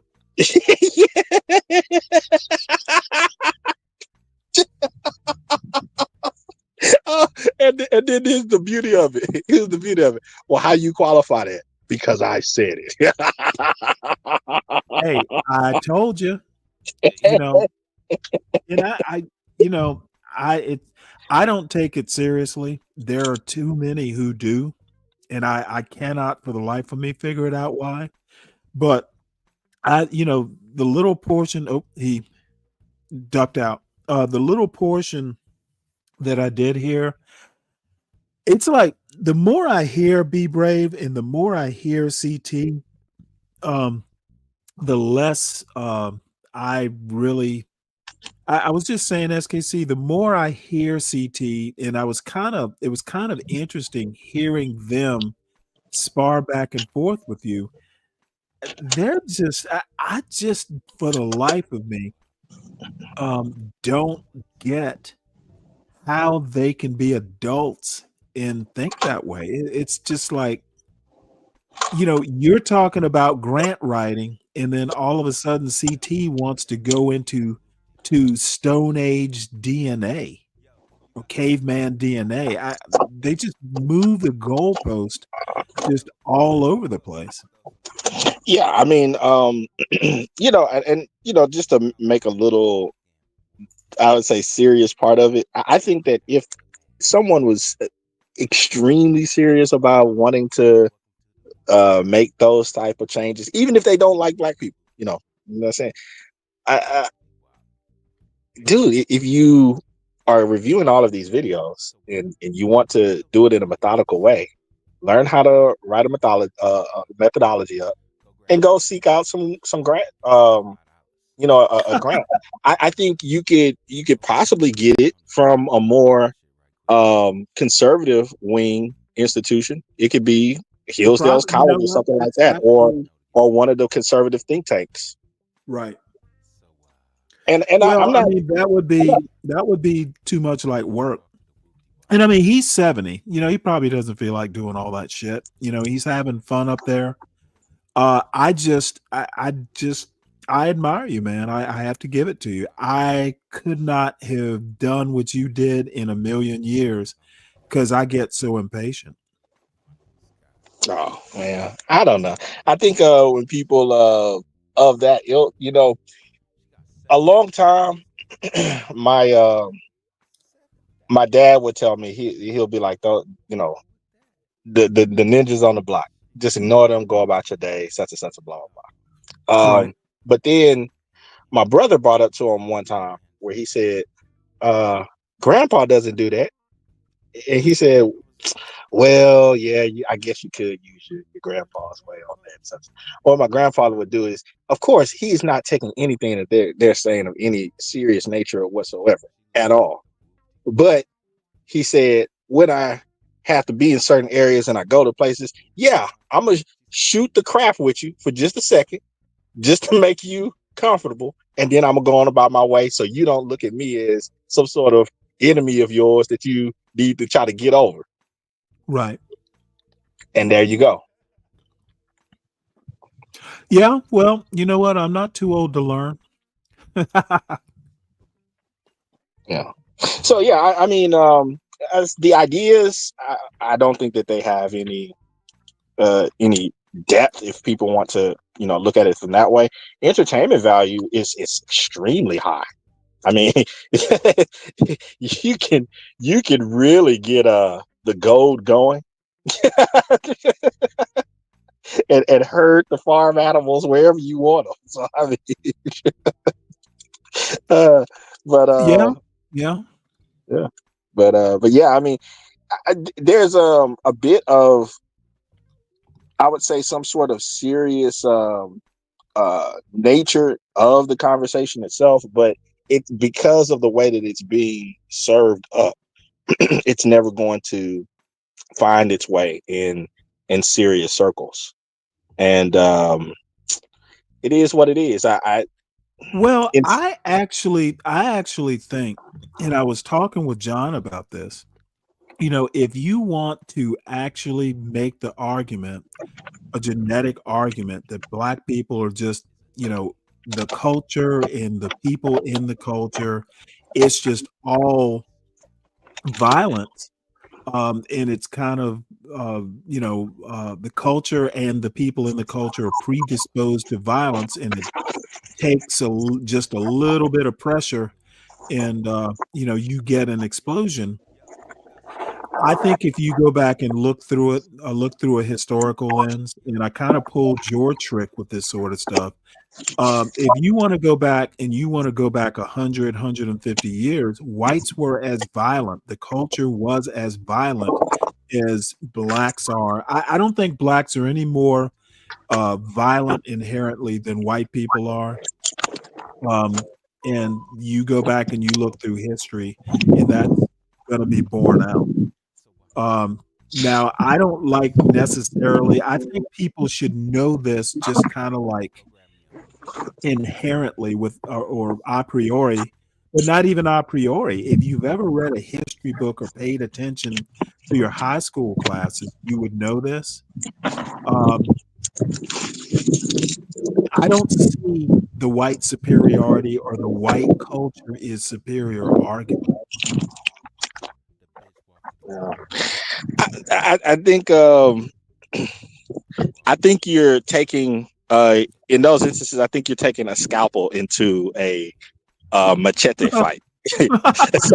Oh, so F you, man. yeah, and it's like, if you want to have that style of conversation, you got to have it with that style of people. But if you want to, yes, shoot the and you crap know and what? shoot You at know the what hip though? everywhere. Deacon Dave has been he's been, kind of not beating me up, but he's been re-emphasizing that point. So, Yeah, man, it's you're supposed to have fun with that, man. You're supposed to bring out all of your rhetorical flair and and but see, operate. I'm not a natural debater like that. I don't get off on, sitting here and, going back and forth with all the rhetorical flourishes. It's not my thing. Oh man, uh, it's I don't know how to put it. I would just say make it worth your while. That's all. Because Well, it you does know have what? high entertainment value for certain people. I am And going to have to work on that. I yeah, have lots of room to grow in this sort of thing, and I'm just going to have to get better at it. yeah. And I will. I can learn. Yeah, it's like I and towards him and everything. And I'm not trying to make this a thing because I really I'm not, because I have no issue with them. But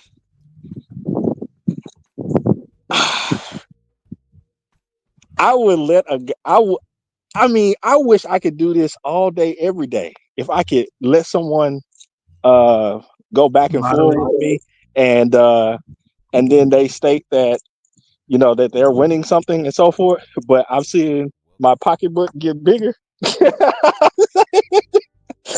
You win all day, buddy.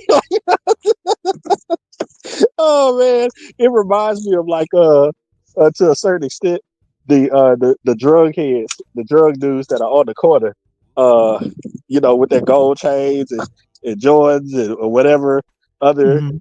expensive trinkets that they have, and they're bragging about how nobody has it like them, while the kingpin is sitting in a mansion across seas, doesn't even know their name and making money off of it.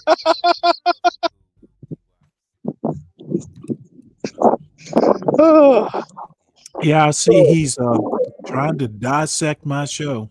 Oh, there he is. He's um we Kimberly's life, we actually covered it a while ago, when it first happened. Um it's gone to trial, but I haven't thought about it in a while. What should I know, or what should I be looking at?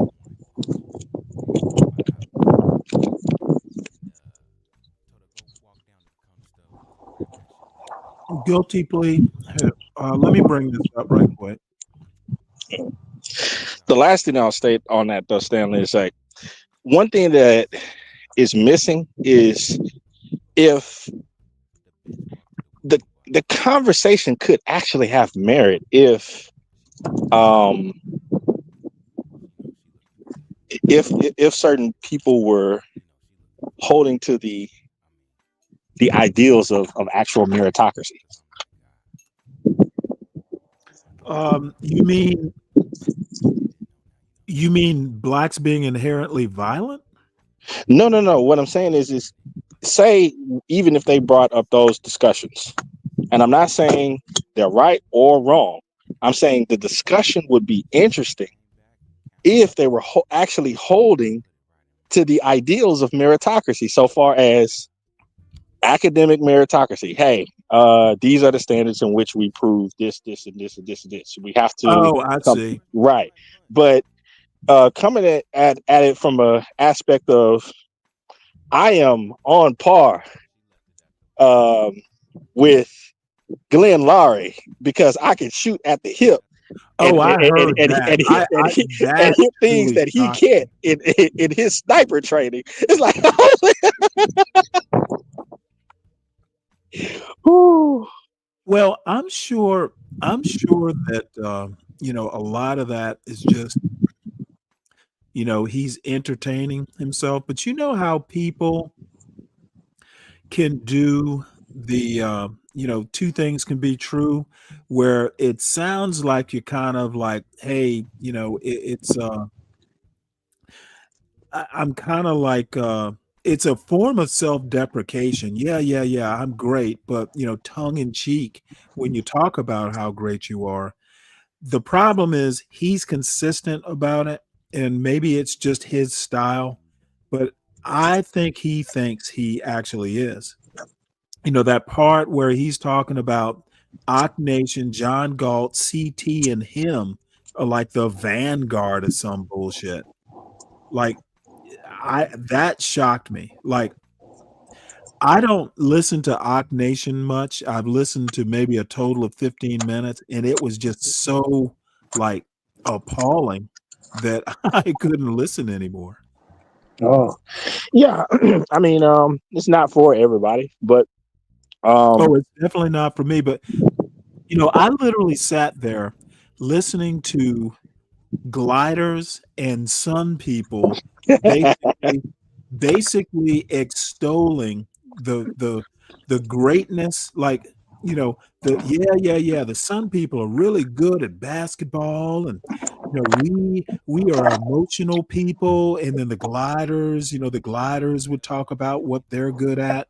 So you've got two sets of people basically admitting their gliders, admitting their sun, but they were getting along great. You know, they had come to a mutual racist detente or something akin to that. And I just found it painful. You know, where's the fucking meritocracy in that? but that's what I mean. It's like, and I'm telling you this, I really don't hate these guys. I don't. Oh, wait, I don't hate him. I just, you know what? I just kind of look. There are a lot of libertarians out there, and it's no wonder America's this fucked up.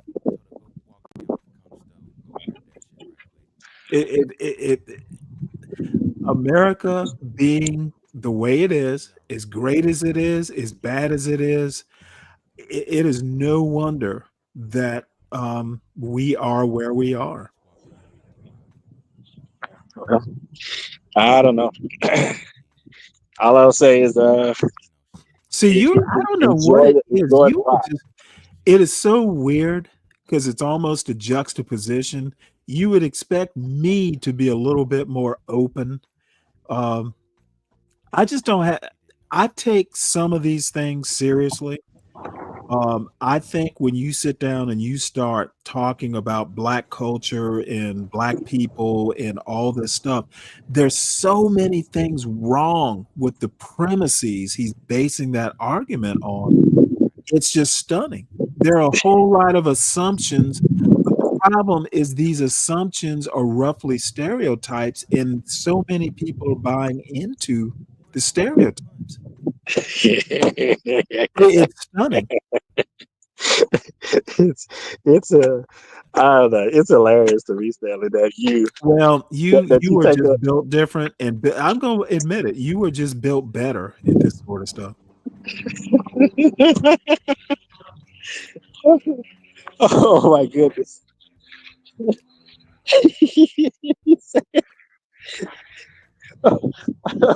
Oh man, from the point of where I heard what I said, how do you get to the 70%? And I didn't hear that part. Yeah, and he said basically I shoot from the hip. And I said, okay, so pretty much you just pull it out of your behind. And he said, no. And I was like, oh, okay, so this is circular reasoning at this point. You could say that it's 180% because you shoot from your hip, and your hip shots are near perfection. Well, but the thing is, and again, I'm taking it too seriously, but these people are raising kids. Not him specifically, but people like him. I'm like, you're raising kids with this sort of like academic or just logical rigor? Hey, you know, as soon as certain concepts come up and you give people the benefit of the doubt and you say, hey, you ask certain serious questions, and if they can't answer those, you already know that now you are involved in a BS conversation. So then just let the BS flow and have fun with it, and hey, if you can, make a little coin off of it. You got your gas money, huh? Oh, much more than that. As some would say, I got gas money in a Trump economy. Yeah, all right. Well, I'm gonna have to learn that trick. Oh man. Oh man. But yeah, I don't. Again, it's all a good fun. I just figured that if I'm going to spend that amount of time, then I could do that, and then also I have my laptop with me, so I said, let me go ahead and open that up and get some other stuff. I had to come back out to go mow because some of my neighbors hired me for more work. They're like, man, could you take care of mine? Really? Take care of mine. So, damn. Yeah, but at least theirs are much smaller than my property, so it only take me like a couple hours to do. Well, you're gonna have enough. You're gonna have enough money for $30. You said what? You're gonna have enough money for $30. Oh man, 60.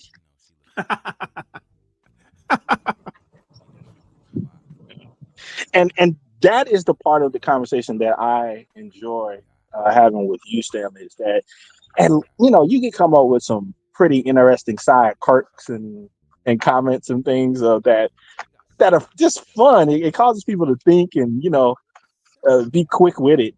But on the opposite, it's like you're just it's just corner talk. Right. Yeah. Yeah, I'm gonna have to get better. You believe me, I don't get impressed by gift of gab that much, but I'm gonna have to work on that. And I think Fred Fred is helping me out with that too. Okay. It comes in handy at some points, but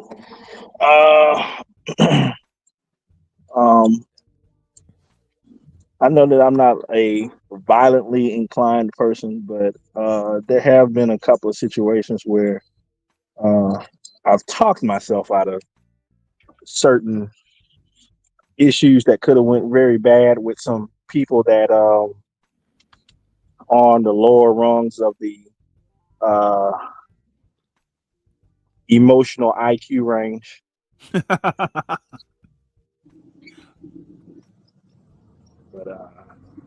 But yeah, so this idea of giving people a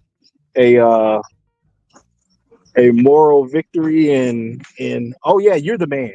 Yeah. You're But smart. see, You got it. You got it better than me. Hey, I give those out like popcorn. I don't know whether it's the Navy in me or what, but I have to have total victory. You know what, motherfucker? I don't want to just win. I want you to remember I won 30 years from now. And that total victory thing just does not work in the YouTube world. Hey, it rarely works in war either. Well, I don't know. That it worked in Carthage.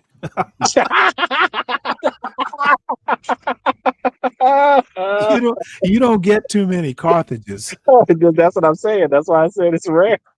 Yeah. You typically have to make some sort of concessions where you're like, okay, even though we're pummeling you, we don't want to destroy the resources there. So I mean, yeah, touche. I hate you, but God dog it, I love the oil in your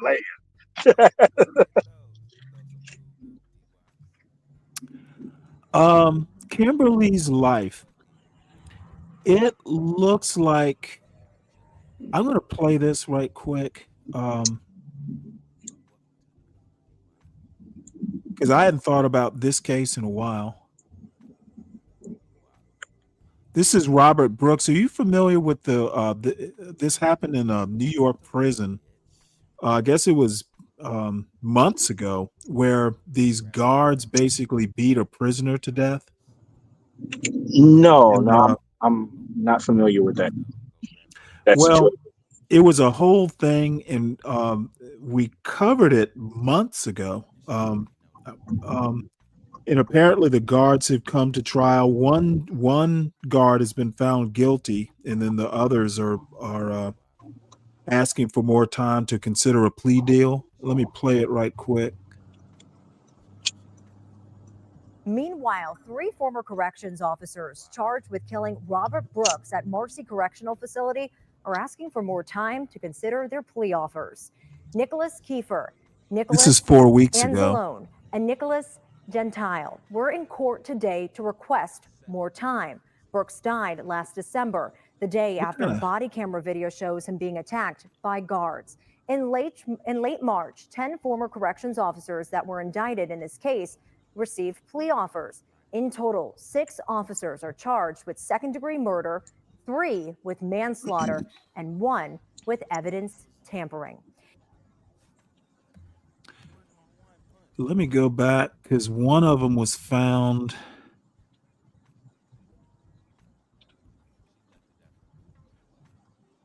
guilty. What do you think about Stephen A. Smith running for office? Any thoughts on that? You know something, and you may not like it that that I'm even making this comment.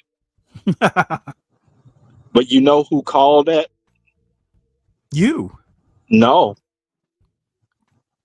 Jason Whitlock called that over 2 years ago.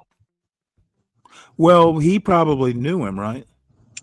Oh, they're like mortal enemies. Really? Mm-hmm. But he stated that he could see what he was aiming to do and went into all the details of it and such. And voila, here we are 2 years later. Well, New you know a what? guilty plea today from Hold on one second. correctional. I'm gonna hold you to funneling me, some stuff that he's written, Whitlock's written, because he just does not strike me as if he's a good writer, he must be able to reason out arguments and stuff. So I'm willing to give him a chance, but the clips that I've seen, and this is what you get for judging people with by clips, which is what I accused Be Brave of doing, making judgments by YouTube clips. So you know what? I fucking stand corrected. Now I know where you guys are going to have your lines in the sand, where you're going to delineate is on his moral reasonings on Well, he's religious, right? his Christianity, his view of Christianity, and all of that stuff. Yeah, you're definitely gonna break and part ways there. Dude, I grew up Catholic, went to Catholic schools. I can skirt, or I can look around that. I think that I can kind of deal with, but as long as it's kept in check, is he able to I mean, he's not to the point to where he's deterministic, is he? I would say almost to the point of where to the point of where it is central to it's particularly with his more later stuff. It's central to his worldview. Interesting. But there are parts of where he has conversations about certain topics, like take for instance Stephen A. I mean, he called it, and he called it. I mean, he called the Stephen A. Smith play almost point by point. Wow. It's kind of interesting that Stephen A. is even a Democrat. I was kind of shocked by that. I actually expected him to be more of a Republican. Oh, no, not by far. Well, I mean, I guess I don't know that much about, his politics other than what I've kind of been able to discern from, again, YouTube clips. Yeah. And I kind of guess that goes back into some of the, I guess the lessons learned from that both of us can get to is that, you have to kind of delve a little bit deeper into people and personalities and histories and that stuff in order to really get a sound, more objective viewpoint of them, because our instant biases can, and I know that I've been horribly guilty of that. Right. Yeah, I'm. Sometimes I have to check my old manness. I'm, I'm just too quick to call someone a punk. Get off my lawn, you punk.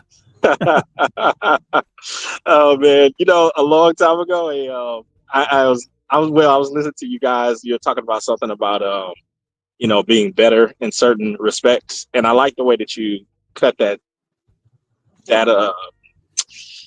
that pork loin on the platter masterfully.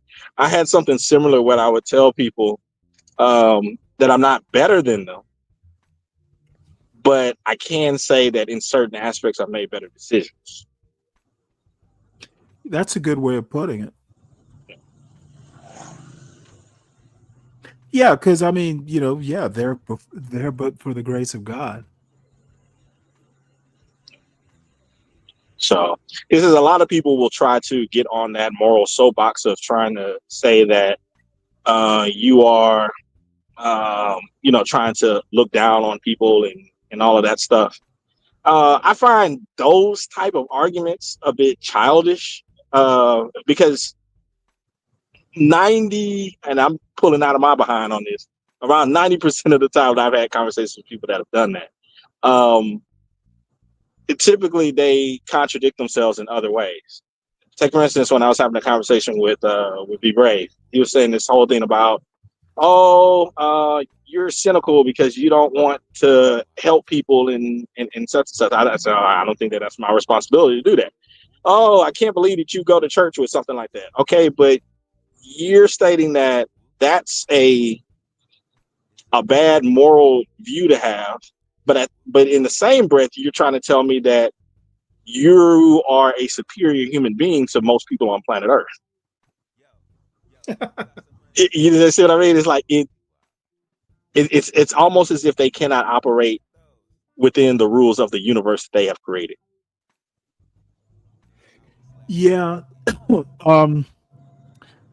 My holy grail is to find a philosophical either a philosophical or maybe just an aesthetic what is it, a unified theory of aesthetics or a unified theory of how to live your life. It's impossible to do, but it's always a a quest. But I also think that people aren't necessarily used to coming across an SKC who actually see, you know what? And actually, you make a very good point. People are not used to talking to people who actually listen to them. Right. Like, yeah. I heard what you said 2 minutes ago. Are you surprised that I was actually listening to you? And, I heard you, therefore I've discovered an inconsistency. Yeah, sometimes that throws people off. Yeah. Well, I don't know. You listen to learn. I mean, you learn a lot from just That's true. hearing what people say, and it gives you some, to a certain extent. So sometimes you can assume things, but when you start to chain together a lot of their thoughts, it gives you a better vantage point of their belief system on a multitude of things. And then of course, like you said, where you can see the obvious contradictions, and then that tells you, okay, this person really is just saying stuff, but they really haven't thought it out.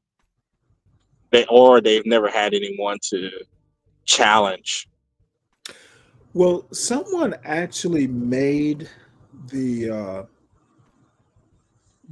observation. I think it was Deacon Dave actually makes the point that you are actually helping Be Brave with intention to sharpen his arguments. And my retort was, I honestly don't think Be Brave is smart enough to figure that part out. It It's not my intention, but it's an after effect. So A byproduct.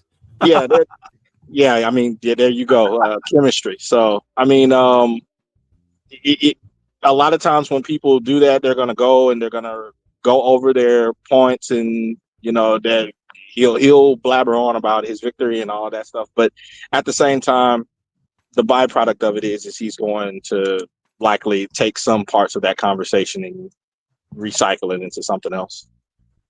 Oh boy, I think he'll be better for it. Oh boy, man, you are a man of faith for sure.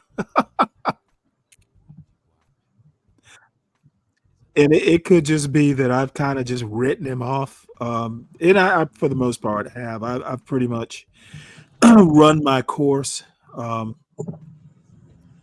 because I just think the very premise is just abhorrent. I mean, seriously, and I don't mean to be all moralistic and stuff. And I just, the whole thing about the way he wants to trash black women, I think that's just abhorrent. Yeah, I tried to give him a context clue in that and stating, hey, here it is that if people wanted to do their little tribalistic dance and say, hey, by proxy, you belong to this community. You should have conversations about these relationship stuff. And I'm like, no, I'm not gonna have it. Right? Yeah. Either you have that or you don't. What people are gonna do, they're gonna do. Yeah, and I like I said, SKC, you probably never thought I'd say this, but I actually learned a lot just listening to how you handled him. It's just a pass along from things that I've learned from other people. That's all. A lot of it was not some sort of. It wasn't inherent in me. Well, yeah. You learn this sort of stuff. People don't come out debating. At least most people don't. Yeah. What'd you think about CT's arguments? About you CT, you go on CT's show every now and again, right? I had a long time ago, but only in a few jumps, and maybe twice a year or something like that. Nothing regular. Yeah, he's taken off. I think I've seen 400 people in his chat on occasion. But a lot of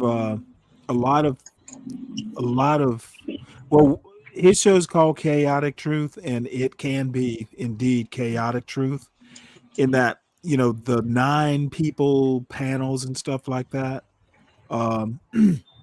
It's kind of a circus, and it will draw people in. One thing that I've learned, and I probably learned it in the past 2 or 3 months, that I have just gotten to a point like today, I didn't even put the links up there. Usually I'll pin them. I didn't even bother putting the links up there. I find it sometimes, especially early in the show when I'm doing news articles and stuff, I just don't need the distraction. So, I'll drop the links. This show is still kind of a work in progress. I'll put it that way. I'm kind of learning what I like to do and what I don't like to do. And I just find 9 people panels, I'm just not up for that. Unless it's an open panel, and hey, I just want to bullshit on a Saturday morning and y'all come up and bring up a topic. Lately, when I've been doing shows, I'd say for the past few months, I actually want to cover, straight news and then maybe some culture points with videos, but I kind of have an agenda. So, it's kind of rare that I actually come up here without a direction that I want to go. So, he sounds like he's gonna have a Bill O'Reilly-esque talking points memo. You know what? I actually like the domestic policy stuff. I'm actually, semi-serious about it. I've started watching Bill Buckley in the McLaughlin group, and I'm older than you are, but I was watching this shit in 8th grade. I've been doing it off and on all my life, and news and politics, Um, funny, I've never wanted to run for office, but I love doing the analysis. As a matter of fact, when I got out of the Navy, I actually contemplated going and becoming a political consultant. I love that stuff. People need their bread and circus. If they don't have it, a planet would be a bigger mess. I guess you're right. People need an outlet there, Angry Snowman. Hit the link if you want. I'm not going to be up here for much longer. As shit, I've been up here 8 hours, 2 hours longer than I usually do. But I want to cover this news story for Kimberly's life, if she's still here. Yeah, I'll say have at it. But I think Snowman is correct in him stating the bread and circus thing. Oh no, I think he's right. I hadn't really thought of it that way, but I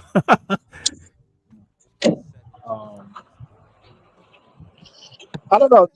And I'm not trying to judge. I'm just throwing this out here, see if it has any teeth.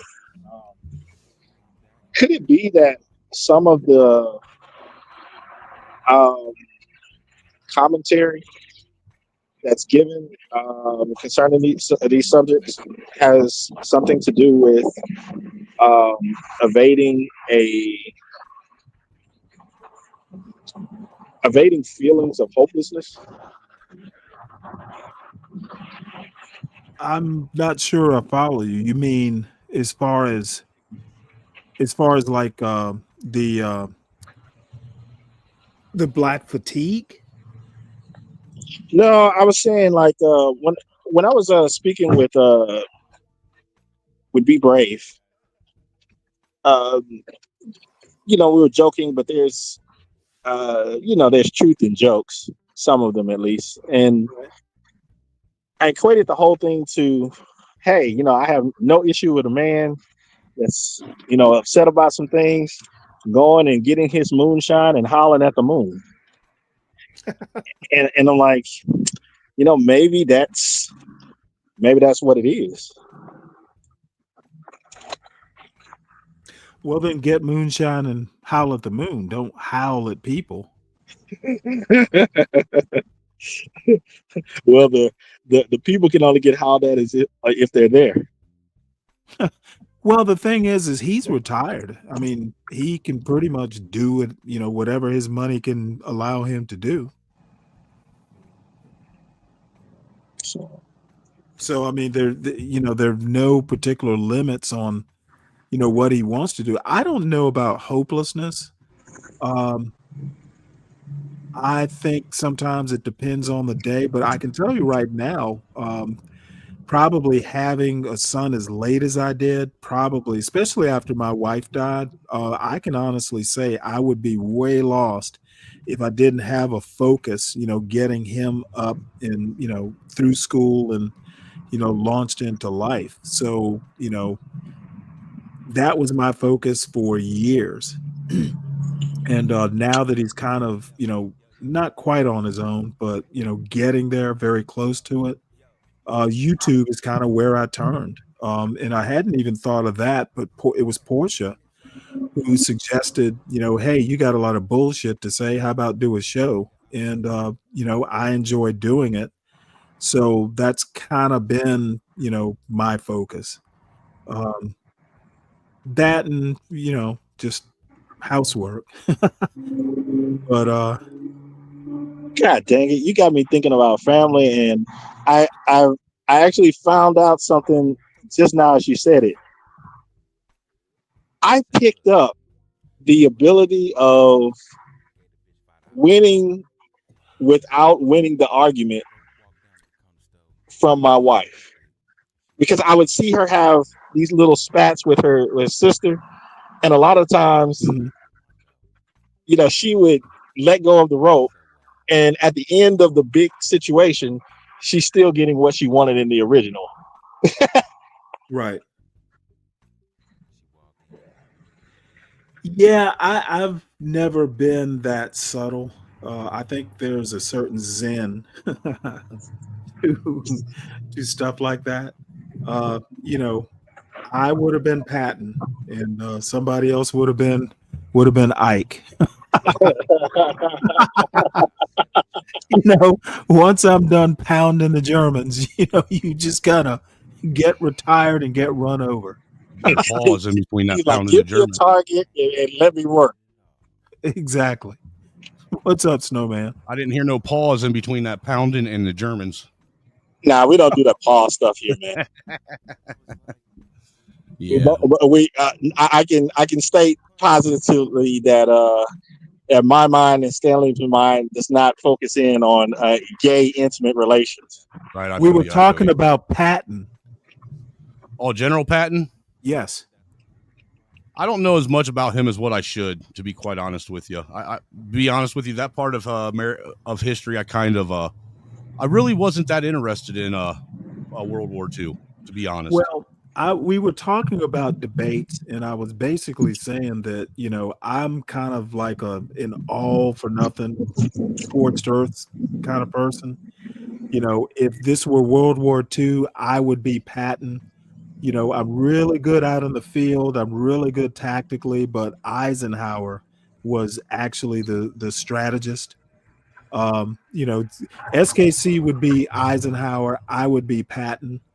And, you know, some people are just tacticians. I would be Hitler. I think Snowman shares that with you, that he is more of a Patton. He prefers the directness. What do you mean SKC prefers the directness? So far as like when having discussions with people, I've noticed that a lot of times you would prefer to cut beyond cut through the fat and just get right to meat part of the matter. Yeah, I mean, why sit and have a discussion about semantics and all this other bullshit when we could just get right to the point? You know, that I think that's where a lot of disagreements are held, is in the semantics, man. Why don't we skip all that? We already know we have disagreements there. Why don't we go right to the main disagreement that's causing us to have all these semantical disagreements? Well, what he's talking about is more like very, very Zen or very Shaolin. You know, let people think they're winning, pat them on the back while you're picking their pocket. Well, I've done that quite a bit. I've done that quite a bit too. That's actually a tactic that I've learned over the years from SKC and Free Zone. Well, because if you dude, you can ask SKC. When I first got into these little panel verse shits right here that we do, I was like a run in head first, you know, guns a-blazing, like I was fucking Rambo, and get shot up dead within the first 30 seconds sometimes. Yeah, it was fun though. It was fun, you know. That's how you learn. I've learned a lot over the years, man. Well, when you stop learning, you die. Well, what movie is that in where they say you either get living or you get dying? I'm not sure, but I would say one of the, you know, Snowman and Stanley. Snowman knows this. Back in the day, there used to be all of these certain quotes that come from people that you sit and you think like, what in the world are you saying? Like some people would say, I'm the same. I never changed. I'm like, what? Why would you want to stay the same? Yeah. I mean, the whole purpose of life is to have some kind of fucking growth, be it, you know, physical or morally or spiritually. Or intellectually, you know, there should be some growth somewhere. Is no such thing as stasis, sir. I mean, unless all you're doing is growing STDs in your body like a petri dish. Hey, let me play this right quick, just so, because now I'm. What's this Vatican stuff, man? I've no, been hearing it's there's not the Vatican. controversy That's behind this just new dude. an advertisement or something. This was Robert Brooks was a prisoner in New York State New York State prison, who got beaten to death, and a bunch of the guards were charged with second-degree murder, some with manslaughter, one with tampering with evidence, and the first one of the guards got found guilty. So this is like 35 seconds, so let's play this.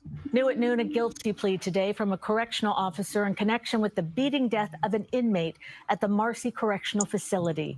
Christopher Walrath was one of 6 guards charged with second-degree murder in the December beating of Robert Brooks. It was recorded on officers' body cameras. Under questioning by a judge, Walrath admitted he beat Brooks, put him in a chokehold, and struck his body and groin. He also admitted he lied to investigators about what happened. Walrath pleaded guilty to first-degree manslaughter. The plea deal calls for him to get a 15-year prison sentence. That was a whole lot of useless information. Whole lot of what? Useless information. It told me really a whole lot of nothing.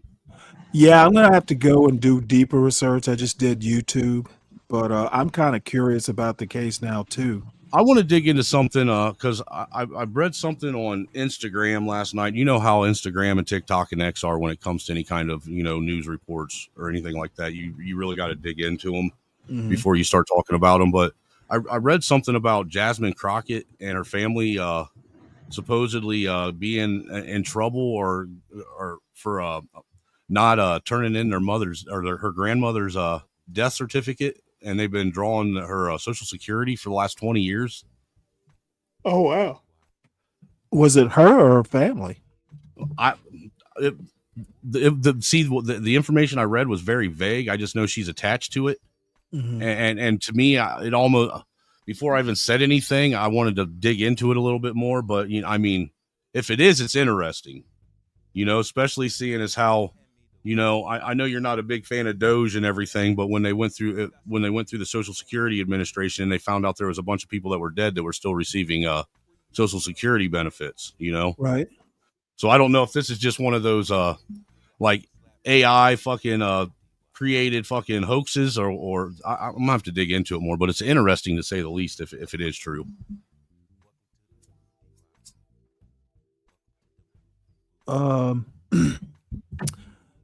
Okay. I know this Diddy trial is getting pretty fucking disgusting. You know what? I haven't. I caught a little bit of it on John's show yesterday. I'm not even remotely interested. Me either, man. What little bit I've seen people report on, I don't even care to know. Well, I read the first indictment. It's just I have not been into rap music in decades. Well, this ain't even about rap music though. This goes beyond it. This is. Oh, yeah. But see, the thing is my cultural touchstones aren't rap music. I was just a little bit too old. Like back in the 80s, late 70s, 80s, rap wasn't that big, and most of it was of that, it was kind of like the bubblegum variety. Yeah, like I remember in 8th grade there was the Sugar Hill Gang, right? And then probably by the time I was in the Navy, 2 Live Crew. Yeah, that's a hell of a Naughty by Nature. Major difference in genres right there. Right. I mean, not even the same music. So I was in Newport, Rhode Island when I think the 2 Live Crew got banned from coming into Providence because they were pretty raunchy. And then I deployed a couple times and I totally lost track of rap. And when I got back and, between then and now, just never got into rap. Occasionally like Mystical was someone I got into, Ja Rule. That was mid to late 90s. But I never evolved beyond that. Like by the time Tupac was around, I couldn't tell you a Tupac song if I heard one. So I'm just not into it. It didn't evolve with the genre. And, other than, hey, I want to know whether he was found guilty or not, keeping up with it is just not. Well, what I think this Diddy want to do. What I think this Diddy thing is I think it's actually the Epstein file client list, to be honest with you. Really? I Well, 100% I do. thought, as a matter of fact, that's a joke I made the other day. This dude was the Jeffrey Epstein of the hood. No, they were all working together, in my opinion. Really? Yeah, absolutely, sir. Absolutely, 100%. I think that there were specific Hollywood elites and there were specific government elites that were all working together doing this shit. I really do, 100%. Interesting. I mean, if you think about it, Hollywood's always been into, questionable things. I mean, think about some of the movies you've watched and some of the scenes you've seen and some of the shit they've done with underage kids. You know what I mean? Right. Just that in and of itself, the questionable nature of Hollywood and what they're willing to okay and put on TV. Imagine what they're doing behind closed doors. Have you ever watched that movie? What's it called? It's got Nicole Kidman and Tom Cruise in it. Oh yeah. I want to say Vanilla Sky was one of them. No, not that one. But that Eyes one was Wide Shut. Eyes Wide Shut. Eyes Wide Shut. Yeah, that was a Stanley dude, that one. Kubrick. That's what that movie is specifically about. Is that shit? I have to go back and watch. I have to go back and watch Eyes Wide Shut. Yeah, I've never seen it, but I just knew the title that you guys were talking about. I like film in general, but I don't know. That's fascinating. If I would have guessed, Stanley, I would have said that you were not a rap aficionado. I would have picked him more for a jazz guy. You know what? Actually, not so much. Though I do have like Thelonious Monk in Dizzy Gillespie, but those are kind of pedestrian. Though I adore Thelonious Monk, he was just weird. But no, I'm kind of classical and rock. Huh. Interesting, Snowman. Like what kind of classical? You'd like traditional classical? No, it would be more like I'm kind of in a Baroque. Boccacelli. Okay, so you're talking about classical. When you said classic, I was curious if you meant classic rock. Oh no, I'd probably be rock would probably be more like what they used to call alternative back in the late 80s.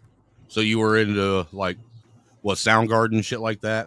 Soundgarden, yeah, but not so Pearl much. Jam, It would be more like that Athens sound. I went to school went to the University of Georgia, so B-52s, REM. Oh, I gotcha.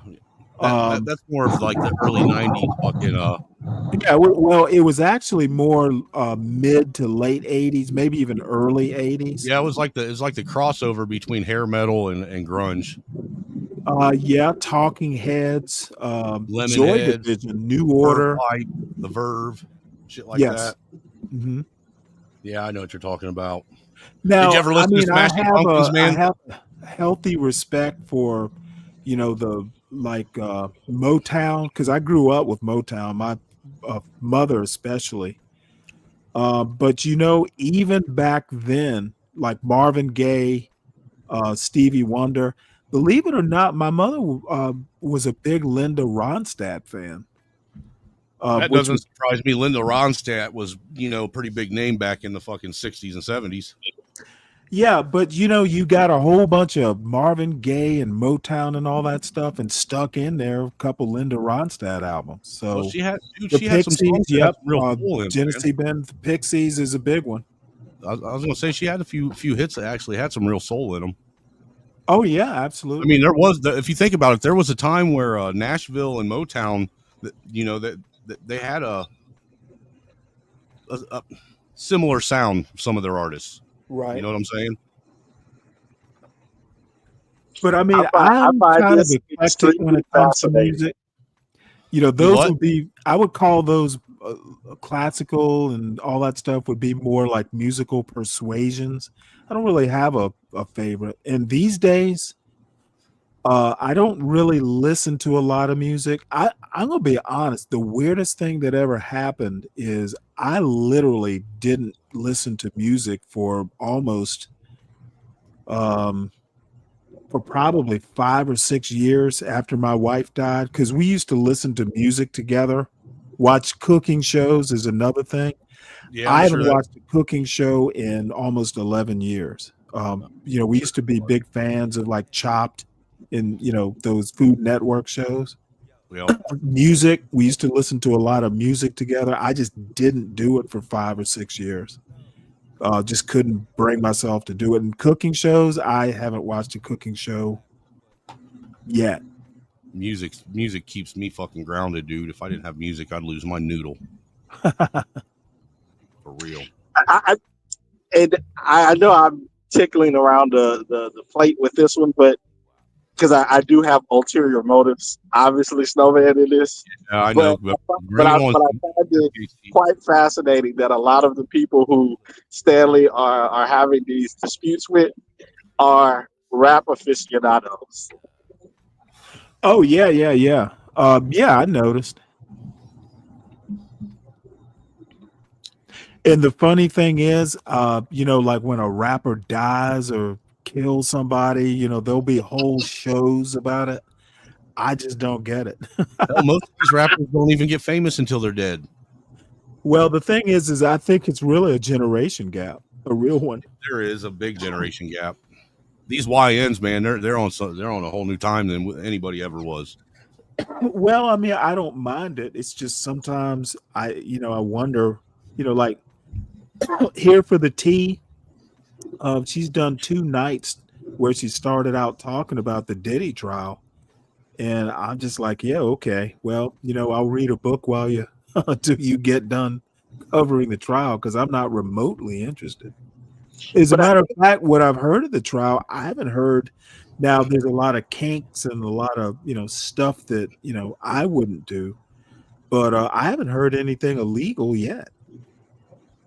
Maybe some domestic type thing, violence, but I haven't heard any anything that would put him away in Club Fed or wherever. In the original indictment, there was a bunch of charges of him at drugging people against their will, them being unbeknownst. Well, the one lady that they interviewed, that they put up on the witness stand, she didn't make any claim that I can recall that she was forcibly given anything. Well, no, I don't. What I'm saying is, I don't think that anybody was forcibly given anything. What was actually in the indictment was there were like specific drinks that had drugs that were already drugged for people that they were unaware that they were getting. Oh, I see. It wasn't forced to them. They just didn't know that they were being drugged so that they could be taken advantage of later. It slipped him a Mickey. Yeah. Like apparently they had bottles of liquor and shit that was specifically for the guests, and then there was separate bottles that were for Diddy and the people that were with him. Huh. I Snowman, you know about this, but Stanley, I've been in the clouds of certain places, and you know how sometimes over at Charles's we didn't have long form conversations about, I don't know, books and philosophy and art, just the long form things on a multitude of subjects. Right. You can tune into some of these places and you'll hear that concerning all of the ins and outs of rap. as if it is almost as if it's a gospel account. Well, I'm not gonna, I don't know enough to be, to discount, because I've heard like the Fugees and A Tribe Called Quest. Some of these groups are like heavy, like they are deep. So I'm not gonna discount, because I know, for instance, Mystical. I thought Mystical was brilliant, in his rawness. I was always a big fan of Rage Against the Machine. I thought Zach De La Rocha was brilliant in how he delivered shit. I mean, I at the time I was working in managing a warehouse down in Savannah. And one day I came walking in, and I was in an office or something like that, and I'm playing Mystical, kind of in the background. People were like, you know who Mystical is? People were shocked. So I'm like, well, what were you expecting, Lawrence Welk? I've shocked I've shocked SKC with a lot of the music that I know. It's caught him off guard, ain't it, SKC? You said what? I said I've shocked you with a lot of the music I know. Yeah, it is shocking, but I think that's one of the beauties of humanity as a whole is being able to see the similarities between what we enjoy. And not to discount what Stanley was stating, because there is some brilliance within I would say that the genre, but I don't know. I have found in my dealings, my little corner of the world, that it seems to cut off love of that seems to cut off interest in other genres. All I know is you've proven what happens and the theory on how people respond to classical music time and time again. Well, could it just be that they're not exposed? I think that might be the initial part. That could be the initial reason for it. But I think at this point, once you get to a certain age, it's one of the things where it's a choice. You choose not to allow yourself to be open to other things.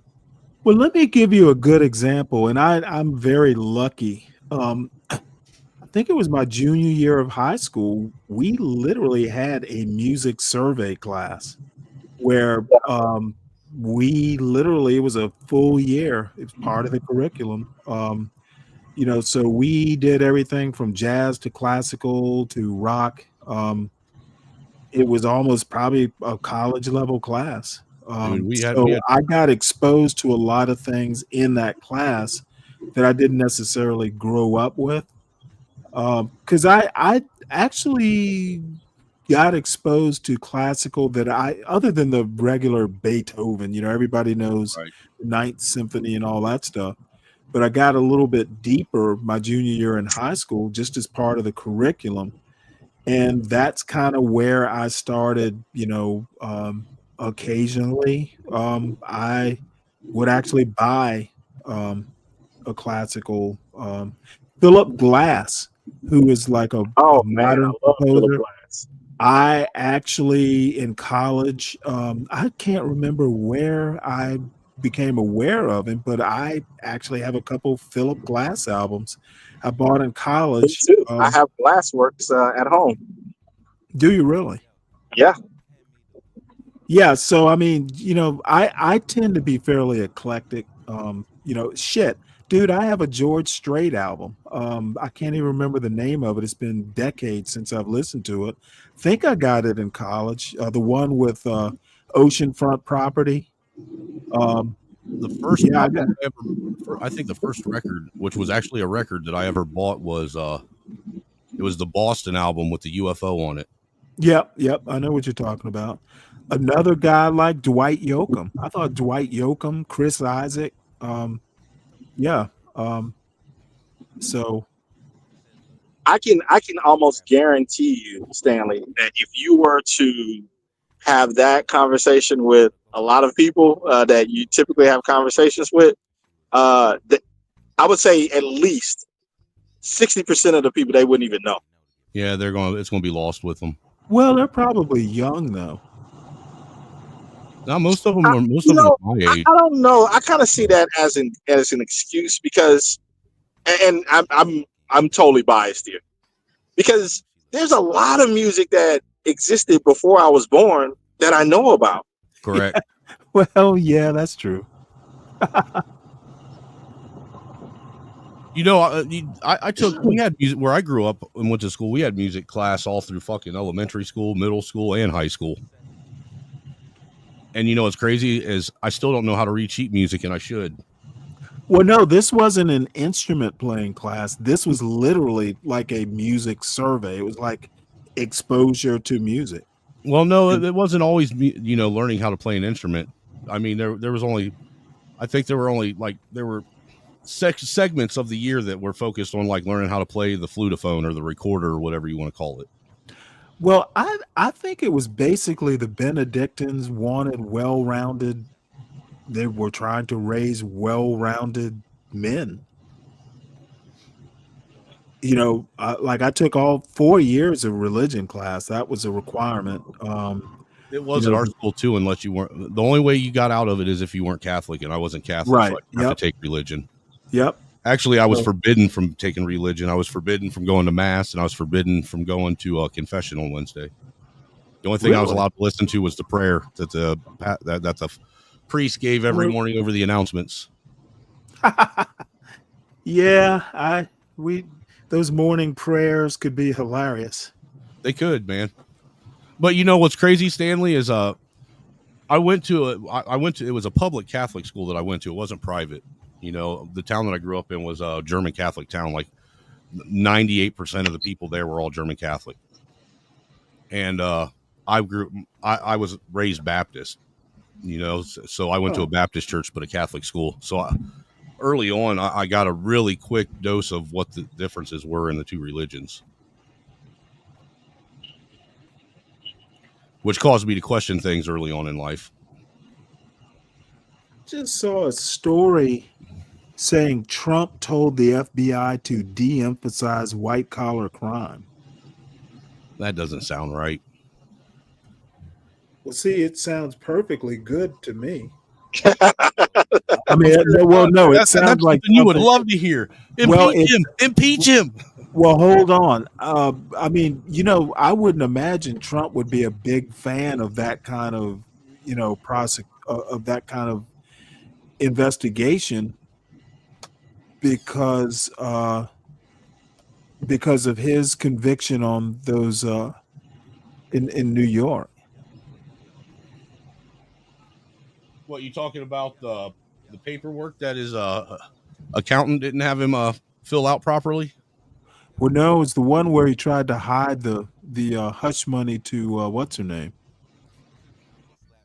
Now I'm looking at the the Letitia James stuff. Yeah, but that's one of them. That's again one of them things. Yeah. Like, who else hasn't already done that? Well, it's basically said that, everybody in real estate kind of does their books like that. They overvalue for loans and undervalue for taxes. Right. Oh, shit. Tomorrow's the birthright citizenship case.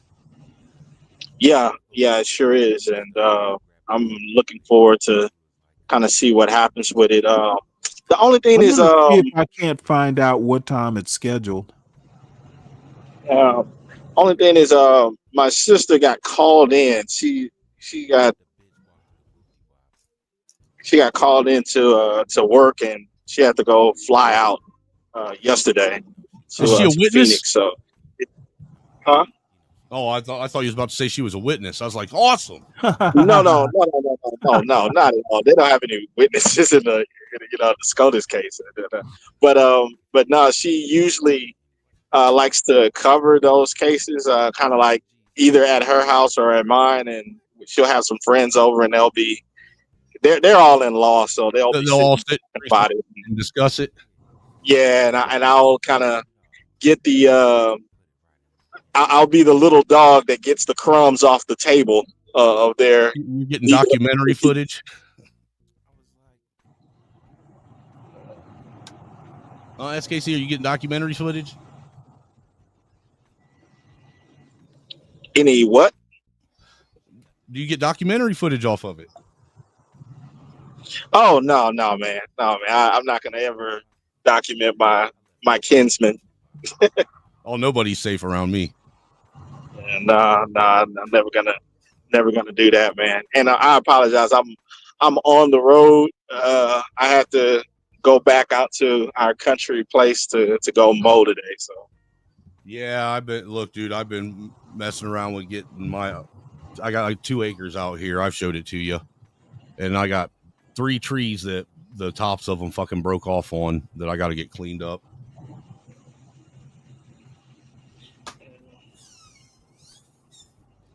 And I just started mowing for the first time this year. What was it?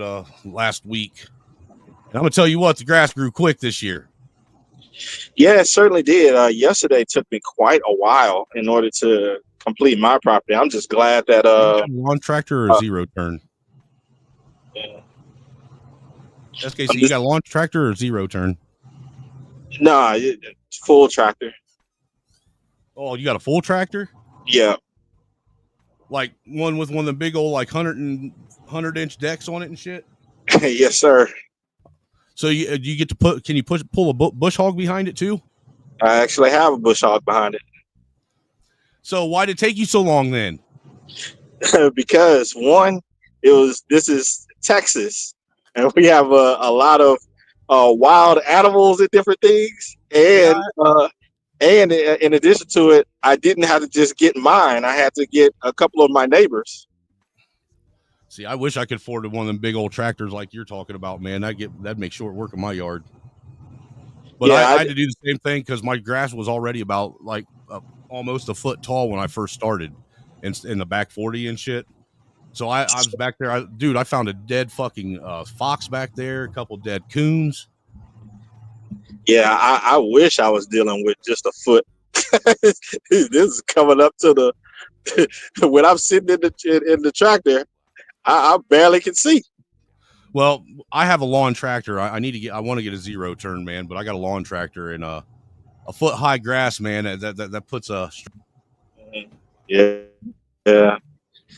But you oughta like I go said, out I'm gonna get this done. Go out there with a sling blade. Dude, do I look like a slave? Come on. He said go out there with a leather sickle. Right. That's something I plan on getting one of them man-powered mowers where it just has the 3 blades on it and the 2 wheels. You know what I'm talking about? I think I know the one you're talking about. Yeah, it's the old school push mower, man. The ones before they had batteries. All it was 2 wheels on either side, 3 blades inside the wheels, and then a handle to push it. And you got to sharpen the blades. Yeah. And I plan on getting one of those for my son. A push mower. Yeah, I got one of those. I plan on getting one of those for my son to learn how to use. Oh, I did for my son. Oh, hell yeah. You know what? You need some exercise, son. Oh, dude. He doesn't even understand this summer. He's going to hate life because I'm going to have him rearrange. I got all this new wood that's going to need stacked. And it's going to need stacked multiple times. And it's going to need to be picked up and moved to another place and restacked. And then, move from that place to another place and restacked. And all summer long. Just tell him, Semper Fi, son. You're wrong, man. Hey, man, I love the sentiment, though, because that's exactly what I would do. It's like, I need you to dig this hole. When you're done, fill it in. Dude, I already told him he might as well get used to digging this summer because I'm going to have him dig a hole in the back 42 just to fill it in, just like you said.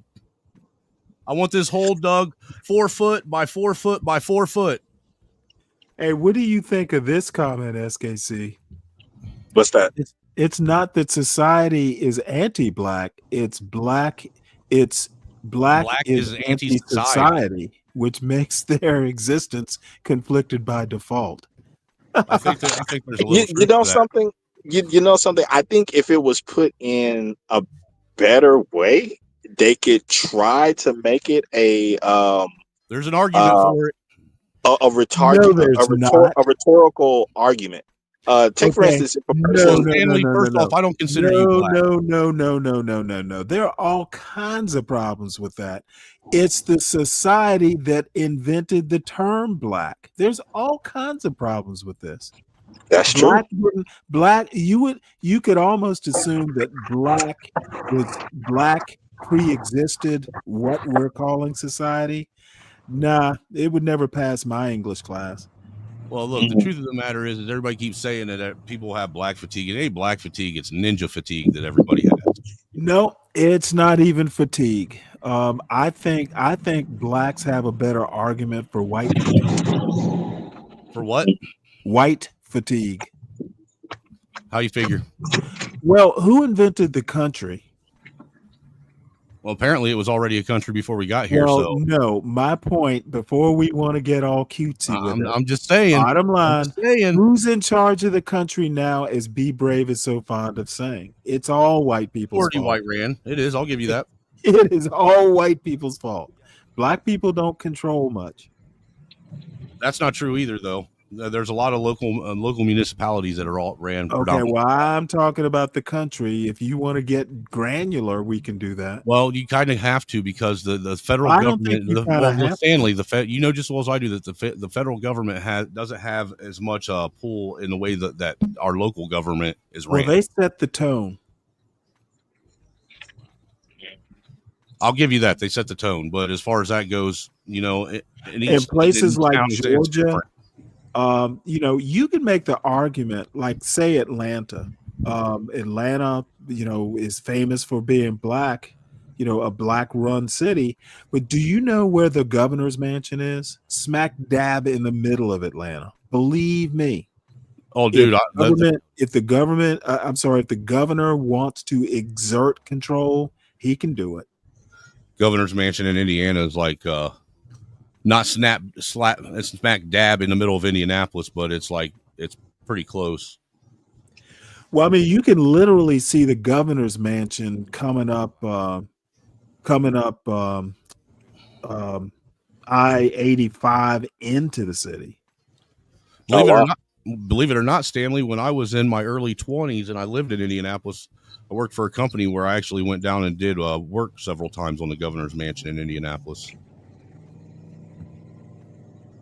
The term comes from a book by Mary Frances Winters, and she doesn't even use it that way. It's not even used that way.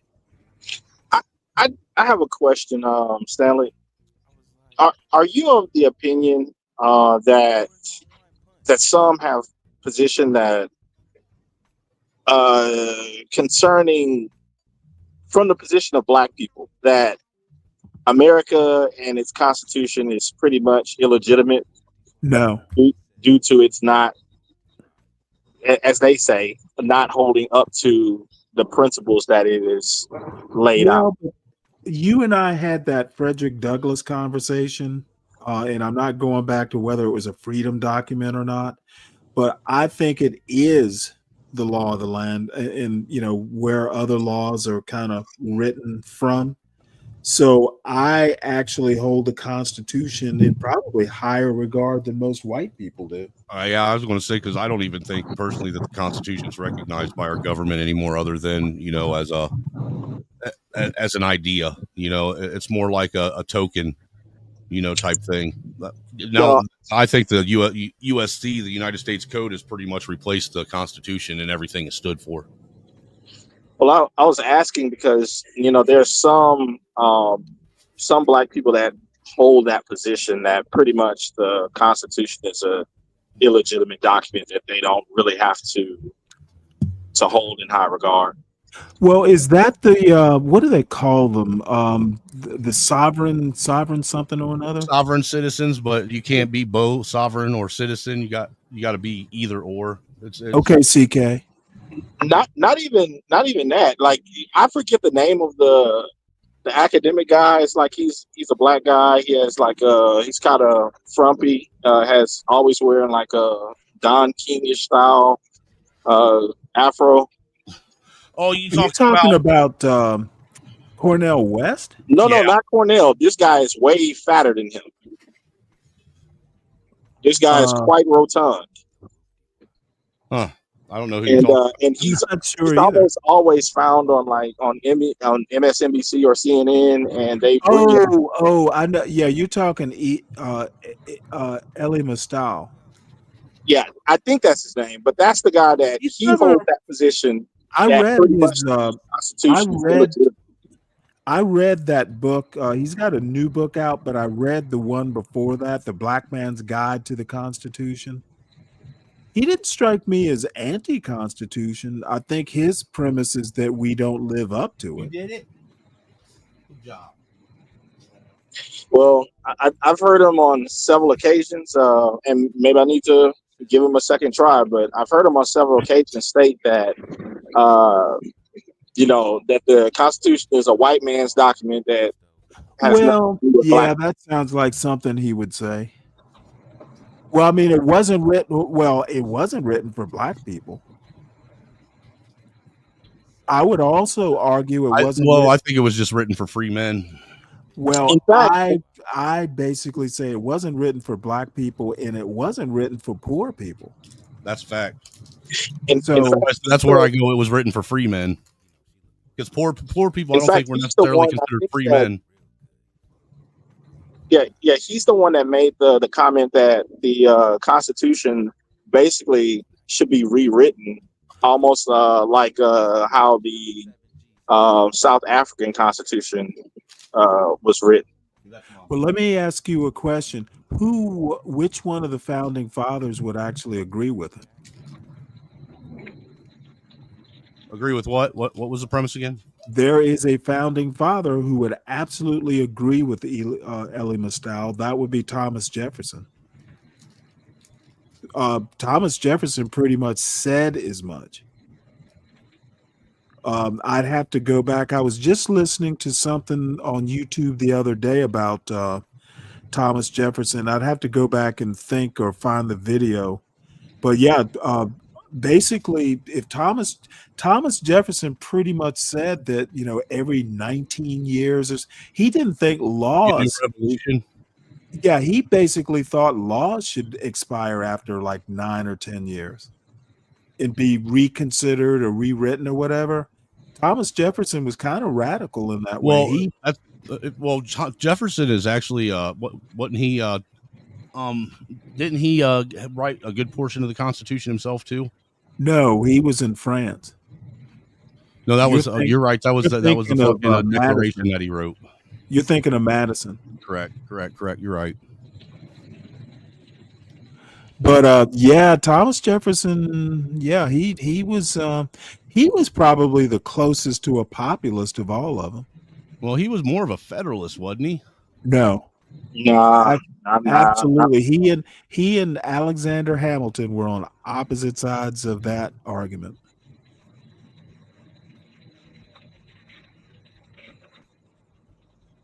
That's right. It says Jefferson favored a stricter interpretation of the Constitution than his Federalist predecessors. Oh yeah, well he was what do they call themselves? Democratic Republicans or something like that. He had a very agrarian vision for the United States. He thought that we ought to be a nation of yeoman farmers. I think that's the term. But I do know that what you said was correct, because he believed that the only way to keep corruption out of the government was to basically dismantle it and rebuild it. Oh yeah. The tree of liberty, its natural manure is the blood of patriots. Yep. Blood of patriots and tyrants. Something like that. Water the tree of liberty with the blood of patriots and tyrants. Now he talked a good game, because his ass ran when the British came, and he was good at talking tough. He was not a tough guy. Well, look, not a lot of these guys were, I think Washington, you could probably say, was pretty tough. Well, but what I'm saying is a lot of the guys that are running the country they haven't been out there and fought nothing.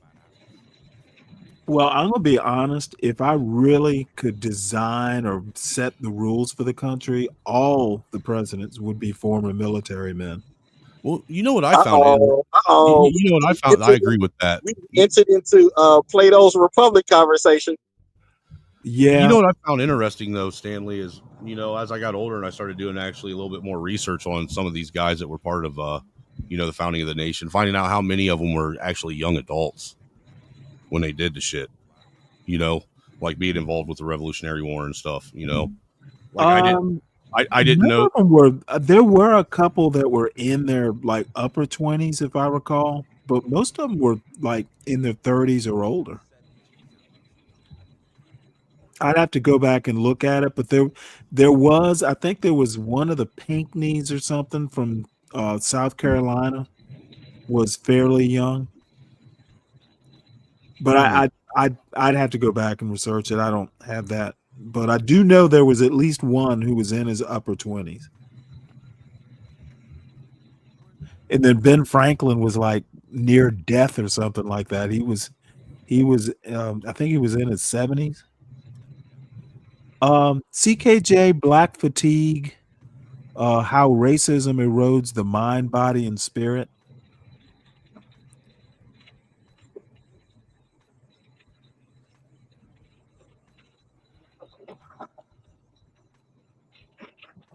This is this is interesting.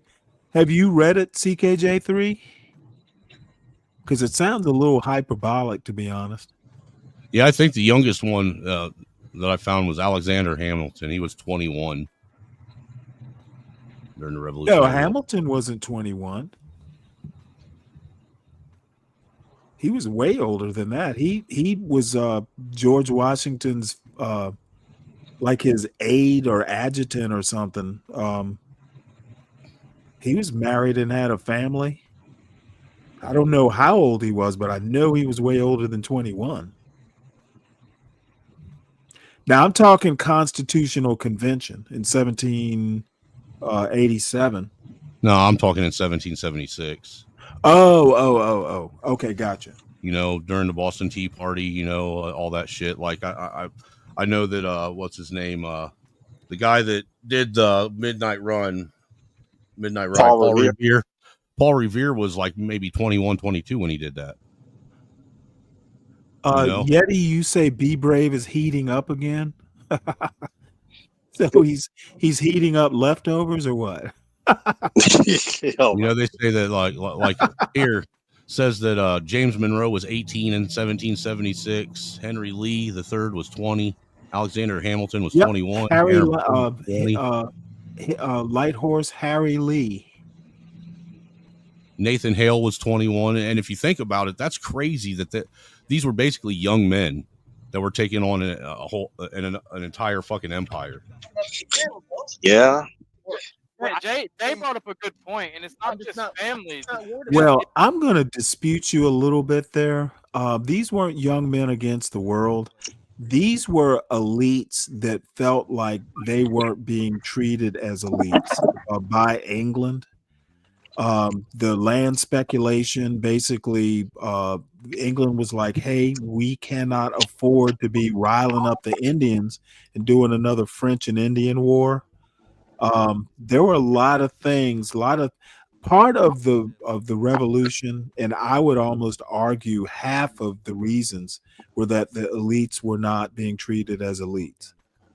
Well, they were taking, well, from my understanding, they were in the process of taking all their guns away from them too. That could very well be. I mean, that was one of the major key components. Having to house soldiers, it was a bunch of different things. I mean, really, by all rights, basically, if I recall, America was going to have to pay for protection.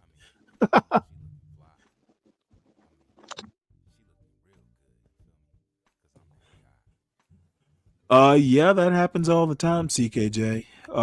Be Brave is heating up. Yeah, well, I have to admit, I kind of halfway knew this was going to rile Be Brave up, because I went and found a bunch of videos that were anti-Black fatigue, basically mocking Anton Daniels and all these people who are, talking about Black fatigue. As a matter of fact, this show I was about black to watch, people always mock the white man's plight. I don't think the white man has a plight. I think the white man. You're entitled to your opinion, man, but Oh, no. It's my opinion, and I have ample evidence. Who's running the country? How's that have anything to do with me? Well, how does that benefit me? As a matter of fact, it has nothing to do with right. you. And how does that benefit me? I wasn't thinking of you when I made the statement. Oh, so I'm not even a white man. Thanks, Stanley. I appreciate that. Well, when I say white man, I'm making the gross generalization that I accuse other people of doing. Oh, you're a prick. No generalizations for thee. Only for you. That's right. No, I just think that how does 14% of a population run a whole country? I wish it could be that way. I don't think that it's necessarily they're running a whole country. It's that they're gaslighting a whole country. That's for sure. I don't think gaslighting is happening. I think basically what it is white people are tired of hearing how racist they are. And I think that's the crux of it. And you know, well, maybe white people are getting tired of being told they're racist. But they are. Not all white people are racist, Stanley. Okay, I think every single MAGA person is a racist. Well, do you believe that to be a racist, you have to have privilege and power? No. Okay, so you believe in the actual dictionary? I believe people can actually be racist regardless. Right. So you believe in the actual dictionary definition that we grew up with. Okay, that's fair. That's fair. Then I'll get, since you believe that, I will give you that one. I will because look, then yeah, everybody's racist in my. Have you ever? Well, I don't think everybody's racist, and you know what? Let's just say everybody's racist. Everybody is damn for sure not working on themselves, trying not to be. Some of us are, and some of us aren't. That's a fair statement too, I suppose. This is why everybody should be like, and I would never say mandatory, but you know, looking at politics, American politics, through a historical lens helps a lot. Okay. You go back and you look at Reconstruction. You see patterns, don't you? Yeah, well, yeah. And go back and look at Reconstruction. Go back and look at Lyndon. Everyone wants to talk about, Lyndon Johnson saying, we'll make blacks a Democrat for 100 years. That's not the word he used. Use the right word. Use the right word. I don't recall the exact word. But people never talk about that other quote, make a poor white man. Let me find the quote so I don't mangle it, but it made me laugh when I first read it. Poor white man think he has power when he doesn't. It was to that effect, and you'll pick his pocket too. Yep. Let me find that is quote. Part of the quote that always gets left out. You're right. Yeah, but the whole quote about, hey, let them think they're better than blacks and you'll be able to pick their pockets. Yep. Nobody ever brings that quote up.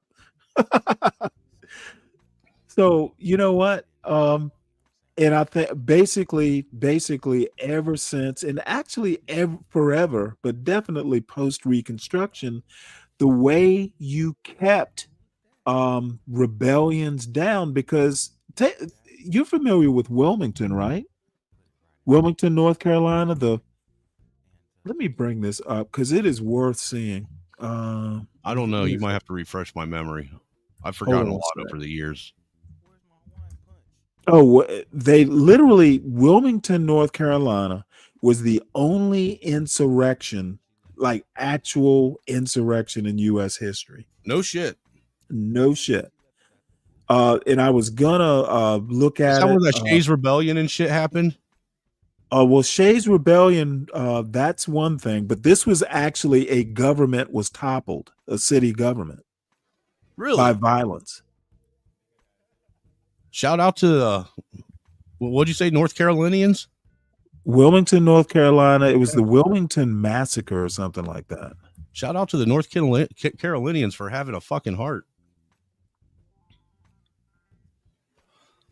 Oh, no. Well, basically, the premise was Wilmington was a government, a city government that was jointly run by whites and blacks. That makes sense. And it was a populist sort of thing where, farmers and, all people of roughly the same class background, black and white, were cooperating and everything was good, but the state government wanted no part of it. It's like, you know what? If this Wilmington thing takes off, white supremacy will not flourish. We need to deal with it, and deal with it they did. Interesting. Oh, this was not taught. Sounds like that was not taught in my high school. It was 1898. And I'm not going to play this because PBS will strike you. I know this from personal experience. But I'm going to give everybody, or you at least, the link. Yeah, I'll definitely check it out. This is called American Coup, Wilmington, 1898. Let's see, how old is it? From 3 months ago. And I've been meaning to watch it and just never got around to it. I'll drop it in the back. Right on. Oh, you're gonna love it when you see it. This is, I don't know why this isn't taught in high school. Maybe it's taught in North Carolina as part of state history. I would love to know how it's taught. But here's the link. And usually these PBS American experience sort of documentaries, generally well produced. Yeah, I actually like PBS documentaries. They tend to do a better job than some of these bigger well, platforms. You're gonna miss them when they're gone. Full yeah, the American Coup. That sounds interesting. I'm definitely going to watch that.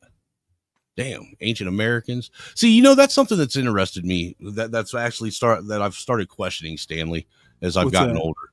Is we have recorded historical history of all these other countries, that are on the Eastern Hemisphere, right? Right. All the way back to, 5,000-6,000 BC, maybe even farther than that. Why is it that we live in America and we have such little knowledge of its ancient history?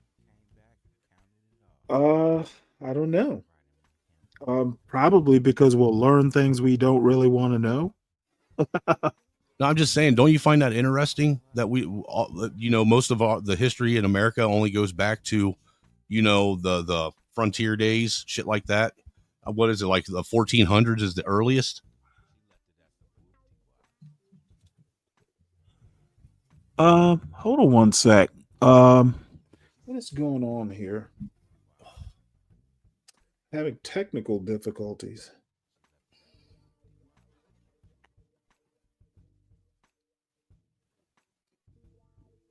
Can you hear me? Yeah, I can hear you. Okay. My browser just crapped out.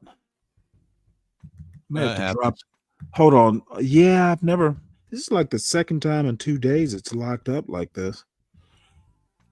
Might be the internet. No. I mean, the browser's literally locked up. I can minimize it and all. You can't close out of it altogether? I can. Just hold on one sec. I'll be right back. I hate closing it out. You know what? It's not letting me do that either.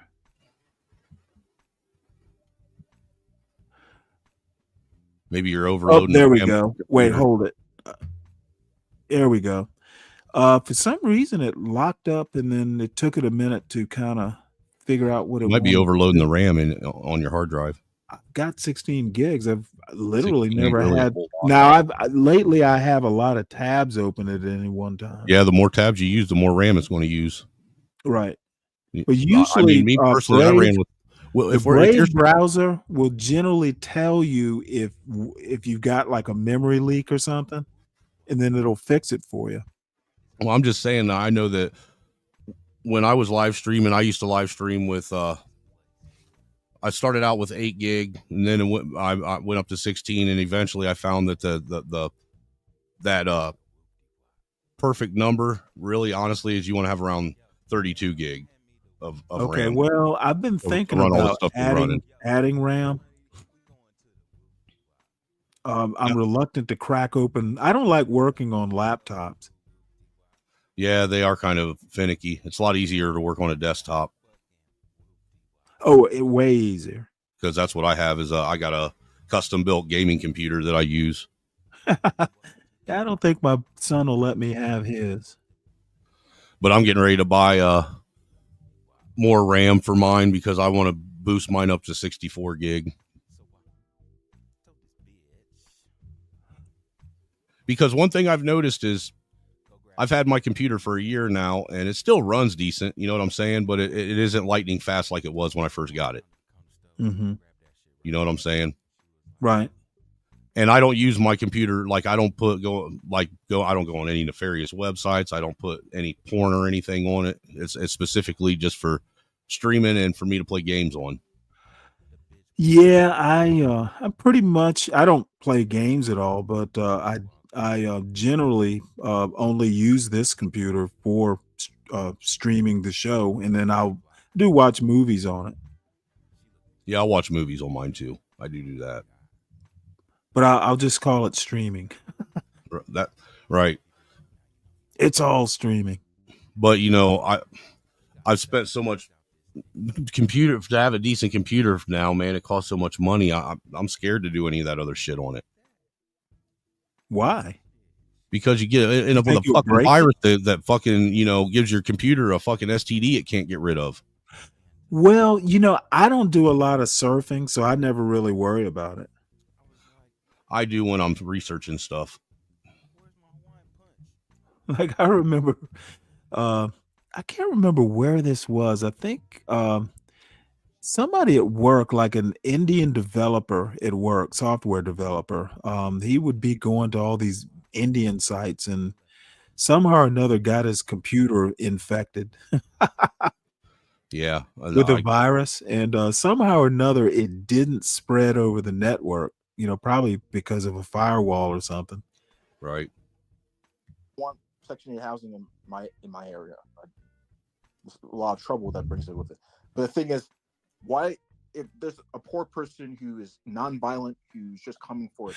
So getting back to what I was saying, I personally think that and I've said this before, people get pissed off when I say it, but I think racism in America is a white people problem and not like every single white person. Here's the deal.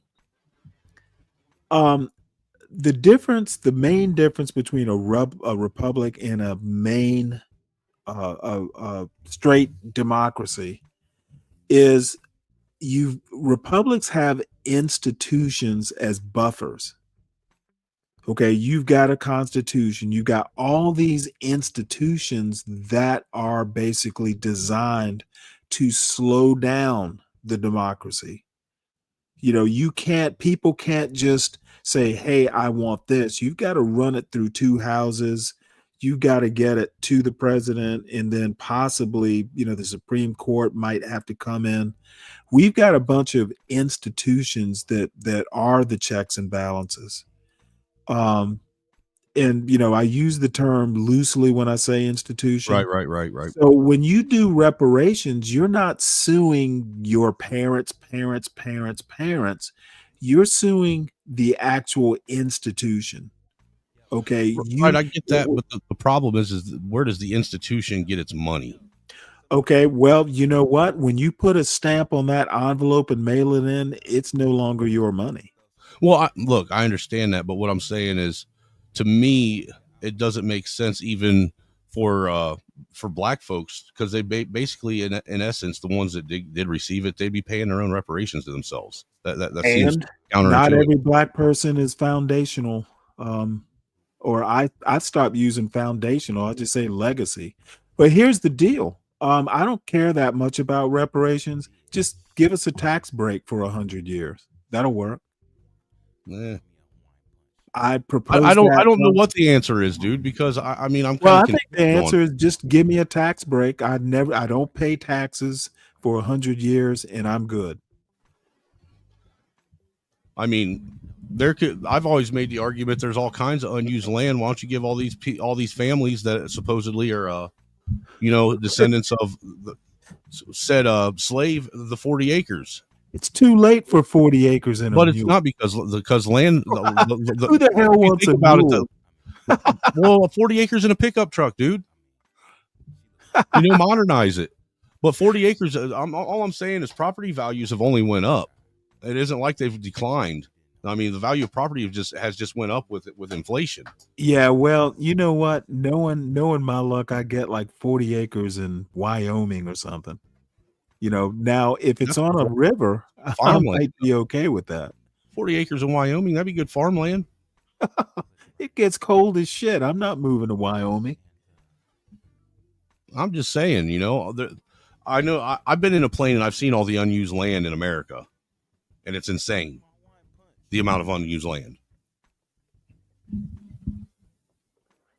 Well, I think it should stay. I think it should stay where it is. And quite frankly, my theory, my conspiracy theory, my father's 81. They're just going to wait it out. There will be a time when they're going to go, hey, there's nobody living that lived under Jim Crow or was a slave. Where's, who do we repay? There's no one who can even tell us Well, it's about going to Jim get to. Crow. Well, I think it's going to get to a point to where everybody's so interbred with each other that everybody's going to be a descendant, or nobody will. I don't think that's going to happen. I think that the anti-black blacks and the anti-black whites, that's not going to happen. There will be racial purity one way or the other. There'll be a few of them. That makes sense, Deacon. Yeah, I just said that. A tax break, it's not, nobody's paying extra money or anything like that. I don't mean a tax break. I mean, literally, we don't pay taxes. Other than maybe Social Security, I think we should pay Social Security. You're talking like you could go to the store and you don't get sales tax put on your shit type stuff. You just get it from yeah, but I mean, I'm not that kind of expert. I would just be good with federal taxes. Of course, so many people don't pay federal taxes now. You might most people, you know that if you make under $10,000, you don't even have to file income taxes. Right. So I'm thinking that might not be the perfect solution. But I mean, it's something to think about. I see SKC has decided to go back over to Be Brave's chat. Yeah, Be Brave is nope, I'm not going to do it. I said I wouldn't. Yeah, hey, you're okay on this chat. I probably feel the same way. I wish I could show, maybe I can find one that's not PBS. Because this is actually something people should know about it. This is back in 1898. That's what, 12 years after Civil War? Yep. Well, reconstruct, as a matter of fact, that it happened after 1876 is kind of amazing. Next year the country turns 250 years old. Yep. I can honestly say that I've seen the bicentennial, and I will see the whatever the fancy name for the 250th is. This will be the first one I've seen, but it'll be. I'm assuming that it'll be a big deal next year. Well, I think that Trump has big plans. He's probably going to do a big military parade or something. Dude, it'd be fucking pretty dope to have a big, presidential fucking fireworks display. Oh, I was thinking he would have a Soviet-style military parade. Jesus Christ, what are you trying to do? Take us back into the Cold War? I would not. I just think that would be something Trump would want. A big military parade. I've always dude, even as a kid growing up, I've always thought those military parades where they, brought out their nukes and all that shit, and their surface to air missiles and everything, and all their big tanks and heavy armored vehicles. I always thought that was I know that I understand the psychology behind it, trying to show your strength and power, but I always thought that was it just looked bad. It looked, it's very theatrical. All right, well, let's play this 12 minutes just so everybody at least knows about it. Right on. For a long time, if you went to the library in Wilmington, North Carolina, there was one thing you weren't allowed to research. We were refused. We were rejected by the librarian. When I asked about or inquired about 1898, they wanted to know why. I was told that yes, they had something, but they kept it under lock and key. The story of Wilmington in 1898 still isn't widely known. What happened here on what's now just this empty patch of grass would radically change racial politics in North Carolina. This is the story of an American election, but also of something we don't usually find in American history: the violent overthrow of a democratically elected government.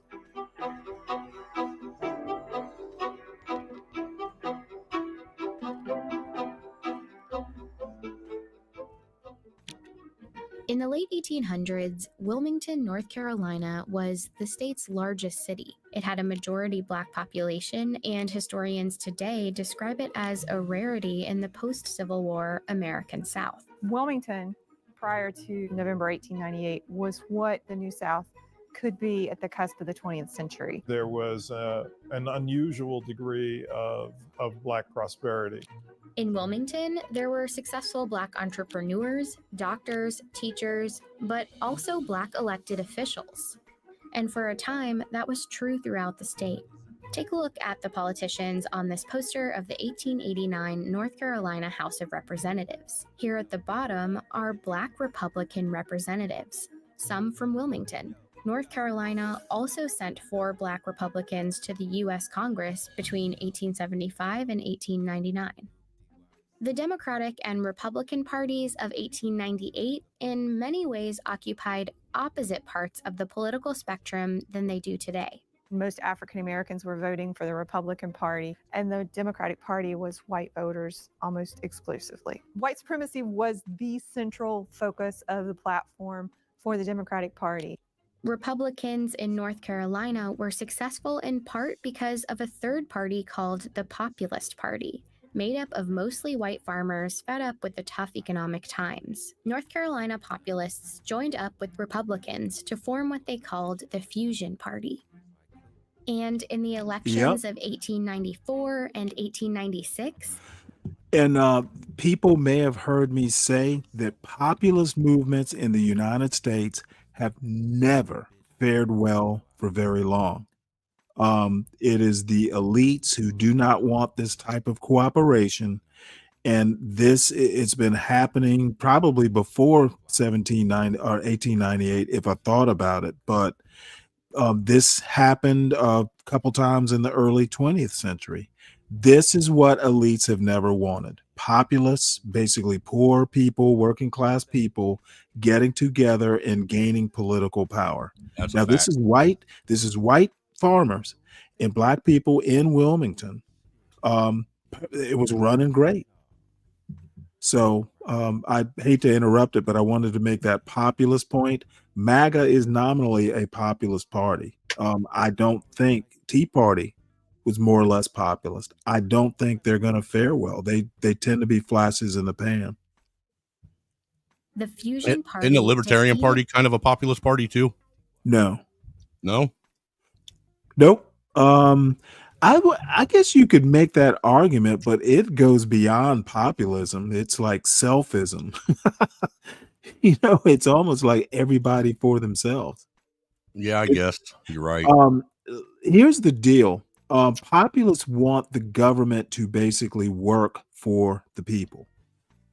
Libertarians don't want a government. If they had their way, there would be yeah, I guess you're right. The most extremist of the libertarians, that's how they are. They're more right. The extremes of libertarianism are basically anarchists, except anarchists, believe it or not, anarchists tend to be an extreme form.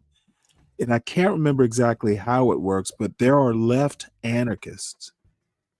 And I can't remember how that works. But anyway, we'll finish this up. The Democrats in sweeping victories statewide. That meant North Carolina now had a government that shared power between Black and white politicians, including a newly elected Republican governor. Together, they moved towards reforms that would favor Black Americans and working class whites. This was something that the Democratic Party folks were simply not going to accept. A multiracial government wasn't just a disappointment for Democrats. It was more like a humiliation. They needed a plan to take back control of the state in the next election. So party leaders like Furnifold Simmons, future U.S. Senator, Charles Aycock, future North Carolina governor, and this man, Alfred Moore Waddell, came up with one: to beat the Fusion Party by luring white populist voters away from their alliance with black voters. Wilmington, with a large black population and a local fusion government in power, would be a focus of their campaign. The state Democratic Party handbook for 1898 laid out their goal: consolidate the white vote by stoking white anger and resentment. It said, "This is a white man's country, and white men must control and govern it." The Sounds most vaguely effective familiar. tool was the media. One of North Carolina's biggest newspapers was a Democratic Party mouthpiece. It ran racist political cartoons throughout 1898.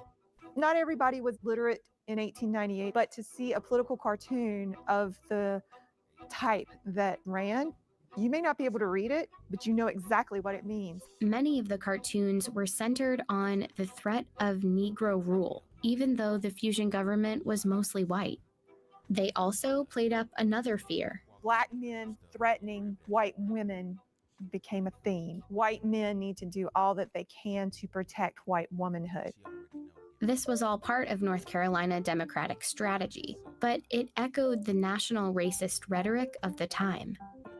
In one speech that Democrats printed in Wilmington paper, a prominent Georgia writer named Rebecca Felton said, "If it takes lynching a black man a day to protect white womanhood, I say lynch." Her speech prompted a Wilmington black man named Alex Manley, owner of the black-run Daily Record newspaper, to respond with a column. He made a simple observation that, at the time, was shocking. That white women who had Oh, I know right where liaisons with Tybee black Island men is. did so voluntarily. This guy here is William Sandy Darity. He's an economics professor at Duke University. He is like one of the what'd you call him? Kind of like one of the godfathers of the current reparations movement. He wrote a book called From Here to Equality that kind of lays out the argument for reparations. So just so you know, he went to school with Glenn Loury. He went to MIT in the same era. He and Glenn Loury know each other. He's been on Glenn Loury's show, as a matter of fact. Right on. And enthusiastically. Manley wrote, "Every Negro lynched is called a big burly black brute, when in fact, many were sufficiently attractive for white girls to fall in love with them." Manley pretty much said, in a nutshell, sometimes white women choose to be with black men. Manley's editorial became another tool for Democrats. Newspapers reprinted it, called it a horrid slander, and ran comments about it on a daily basis. It was just a few months before the election, Oh, you're gonna and love white voters what were happened to this angry. guy. By the time the election rolls around on November 8th, black voters, Republican voters, had been thoroughly intimidated here. By all accounts, the elections of 1898 were a sham. The Democratic Party had a paramilitary group called the Red Shirts. They attacked and blocked black residents from voting. At a rally just before the election, Alfred Moore Waddell provoked the crowds. He said, "Negro office holding ought at once and forever be brought to an end, even if we have to choke the current of the Cape Fear River with carcasses." The votes were counted, and the Democrats won. Democratic candidates won every seat they had a candidate up for election in. But some local fusionist politicians remained in power because their seats hadn't been up for re-election, like the white Republican mayor and the Board of Aldermen. And of course, the election did nothing to undo the economic power black folks held in the city. The Democrats had won the election, but their goal of total white supremacist control remained out of reach. And so they engineered what was essentially a coup d'etat. The day after the election, at a gathering for white men in Wilmington, the Democrats unveiled a document called the White Declaration of Independence. It contained an ultimatum. Cynthia Brown, whose descendants were in Wilmington back in 1898, is a historian at her church where there's a preserved copy of the declaration from the next day's newspaper. We will no longer be ruled and will never again be ruled by men of African origin. They would strip Black men of voting rights. Well, you can't They say would that give didn't white men exist. a large part of the employment heretofore given to Black men. And as for Alex Manley, It's not we fake. demand Not that he fake leave news. the city forever within 24 hours. The next I morning, personally think that's why they got rid of hundreds white microfilm men in marched to the libraries. offices of the Daily Record. Probably so. Manley was gone. It- He had fled to save his own Did a life. bunch of digitizing, They I set hope. the Daily Record building on fire. This is where it once stood. Once the white leadership destroyed Alex Manley's printing press, they destroyed one way in which the African American community in Wilmington could organize itself and keep itself informed. At City Hall, the mayor and board of aldermen were forced out. There's 200 armed men in City Hall at the time. They didn't do it of their own free will. And as they resigned, a new member selected by the Democratic Party was voted into office. Waddell, who once threatened to fill the Cape Fear River with Black bodies, was the new mayor of Wilmington. Meanwhile, the mob had grown to about 2,000 men, and the violence spilled into the streets. In these photos, X's mark where the first Black residents were killed. The stories are that they were dumped into the river, and there are varying stories about how many people were killed. I see 40 to 60 clearly as fatalities as a result of the violence, but I think it was higher. Many Black residents hid for days in the swamps and the wooded cemeteries in the city, including Cynthia's great-grandmother. And thousands of other residents fled Wilmington, never to return. Shortly afterward, Democrats printed booklets celebrating a glorious victory, and in the newspapers depicted Black residents as the instigators.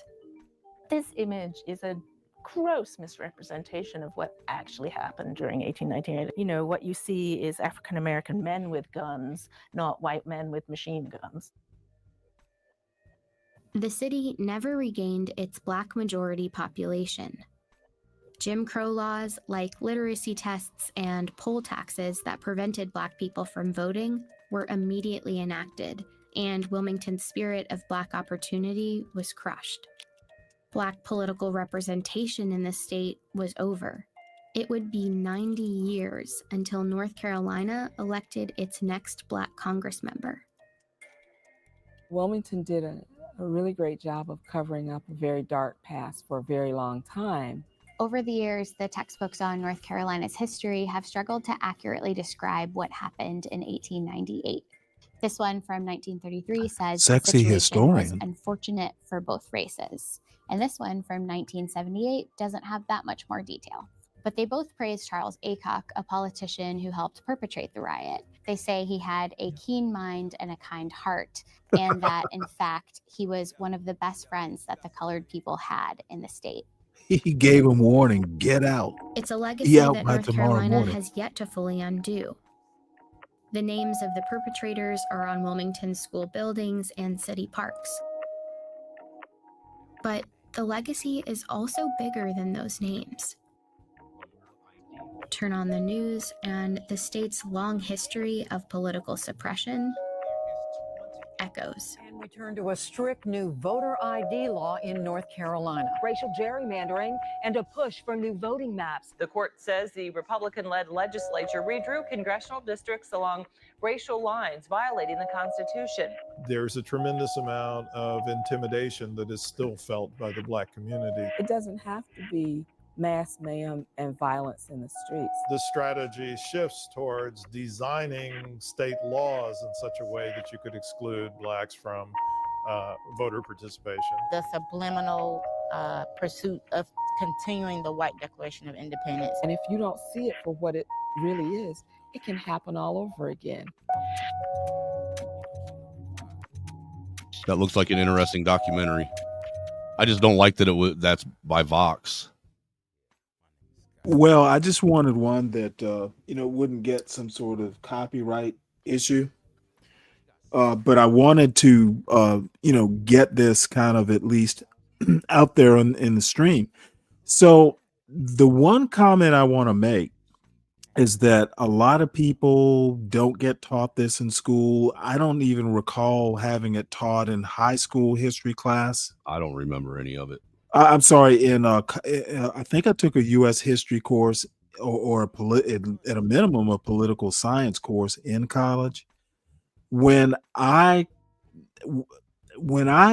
sometimes talk about politics or race or culture, things like that, I tend to look at it through a historical lens, and this is one of those things that color that lens.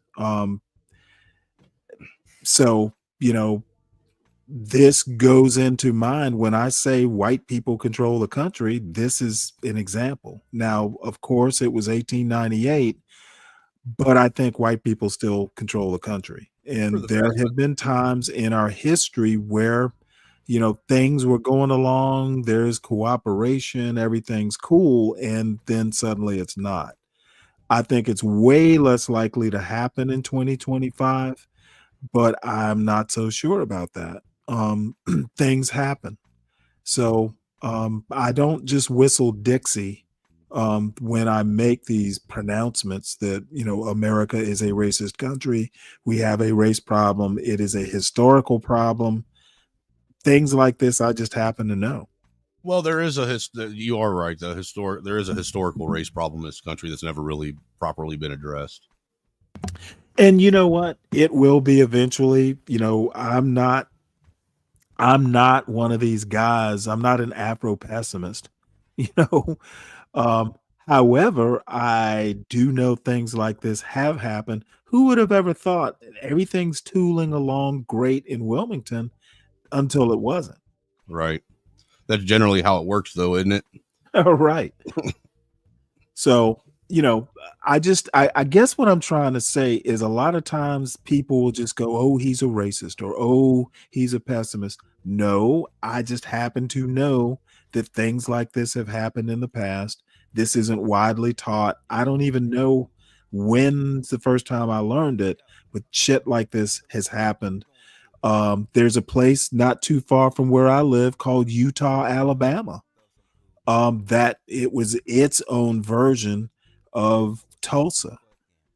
No, look, Stanley, I'll give you the benefit of the doubt. The more I've gotten to know you and have conversations with you, I do know that you just ain't one of the typical folks to just go out there and arbitrarily throw out, the typical talking points that most people. I just happen, I don't. And even I do respect that much out of you. You know what I'm saying? Right. Well, I appreciate it. And I just, that's why I kind of wanted to get this out there, because I abhor just fucking going off half-cocked. So, but you know what? You'll never hear me say that things aren't way better. I don't think a Wilmington is likely to happen. Not in 2025. No, but I won't say it couldn't happen either. Yeah, you never know, man. You never know. Us crackers, man, we be getting a little out of pocket. Look. The thing is, I have already said that racism in this country is a two-way street. Okay, and that's what I respect about you, man. Honestly, I mean, you'll never convince me. Like that one Chinese lady. This was back. Was it during? This is like in the last 2 or 3 years where that hood attacks this Asian lady. I want to say it was in New York, just out of the blue. He just fucking. Oh, is that the one where he got her from behind going down the steps? Something like that. But I literally checking the mail or getting ready to get in the elevator, something like that. Yeah. Right. But you'll never convince me that wasn't this kid being racial. Right. It's a black kid. You'll never. That was 100% a racist attack. Right. So it happens. I think this country, racism, the racism, whites are not immune to being affected by racism. That's a fact. I literally mean we all swim in the same water here. So I'm not one to just say, War is war, it's no a matter one where way. you go, right? Right. And it shouldn't, and it doesn't happen a lot, but it can happen. And when I say, look, this is how it is, I'm not whistling Dixie. No, like I said, Stanley, as I've gotten to know you, I don't take much as much offense to some of the things you say. It don't trigger me like it used to. Well, they're not really meant to be offensive. Maybe provocative. Well, I guess what I'm saying is, in my defense, running around these spaces here and dealing with a lot of the characters that I have dealt with, that when I first met you, you were just, to me, until I got to know you, you just came off like everyone else. Right. You know what I'm No, saying? I get it. Then once I gave you the benefit of the doubt and actually listened to what you had to say, some of the shit you said was valid. I don't agree with everything, but it's valid. Right. Well, I don't agree with everything SKC says. However, I will never say that, he is grounded. I know when SKC does not whistle Dixie. I may not agree with it. We talked about Frederick Douglass and we disagree over what Frederick Douglass meant, or how. Yeah, I know. I was there for that stream. Right. Yeah, you were. But the thing is that, you know what? Both of us have read the same stuff and we just interpret it differently. I have different interpretations. I can't say he's coming off half-cocked. I mean, at least he's actually read the literature. And exactly. Can actually respond accordingly. I mean, that right there is a step above the vast majority of people that want to try and have arguments about things on YouTube. Yeah, somebody asked me why I don't cut SKC off, because why would I do that? Because I need to listen to what he says, because he might be right. Like that fucking Northwest ordinance thing. I came off half cocked and I was thinking about something else, and just anyway, that was kind of embarrassing. I had to eat crow on that one. Hey, dude, it is embarrassing when we get something wrong, but that's what separates the men from the boys, is the men are able to eat the crow and accept that they were wrong. I need to wrap this up. This is like almost 10 hours and I'm starting to feel it now. That's cool, man. I gotta get off here and get some housework done anyhow. Yeah, well, as always, you ought to come by more often. I miss having the gang roll in, so you're always welcome. I appreciate it, Stanley. You're always welcome over on my platform as well. I'll be there. Yep. So everybody, I'm going to wrap it up. Please make sure you hit the like button, and please subscribe to the John Galt Urban Landlord channel. Please subscribe to the Stanley Cross channel. It's at Stanley Cross 6000. Do me a solid. Let's get my numbers up. So I got a whole 122 subscribers and I'm rolling along. Let's get her monetized. Please make sure you support the host, me. Supporting the host is supporting the show. Hopefully I'll get some beer money by the weekend. Make sure you support Portia J. She is the crazy woman who designed and conceptualized the show. And I will see you around 3:45 or 4 o'clock tomorrow morning. And we won't be talking black fatigue. I just kind of did the show today, but I have no intention of making this a regular part of the show. Pretty much said all I have to say on that topic. So with that, everybody have a good day. I may pop up on Be Brave show, but I got to get lunch at a minimum to do that. So I will see y'all later.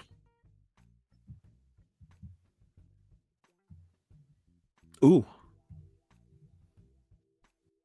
Feel like I should go. Feel like I should go. Feel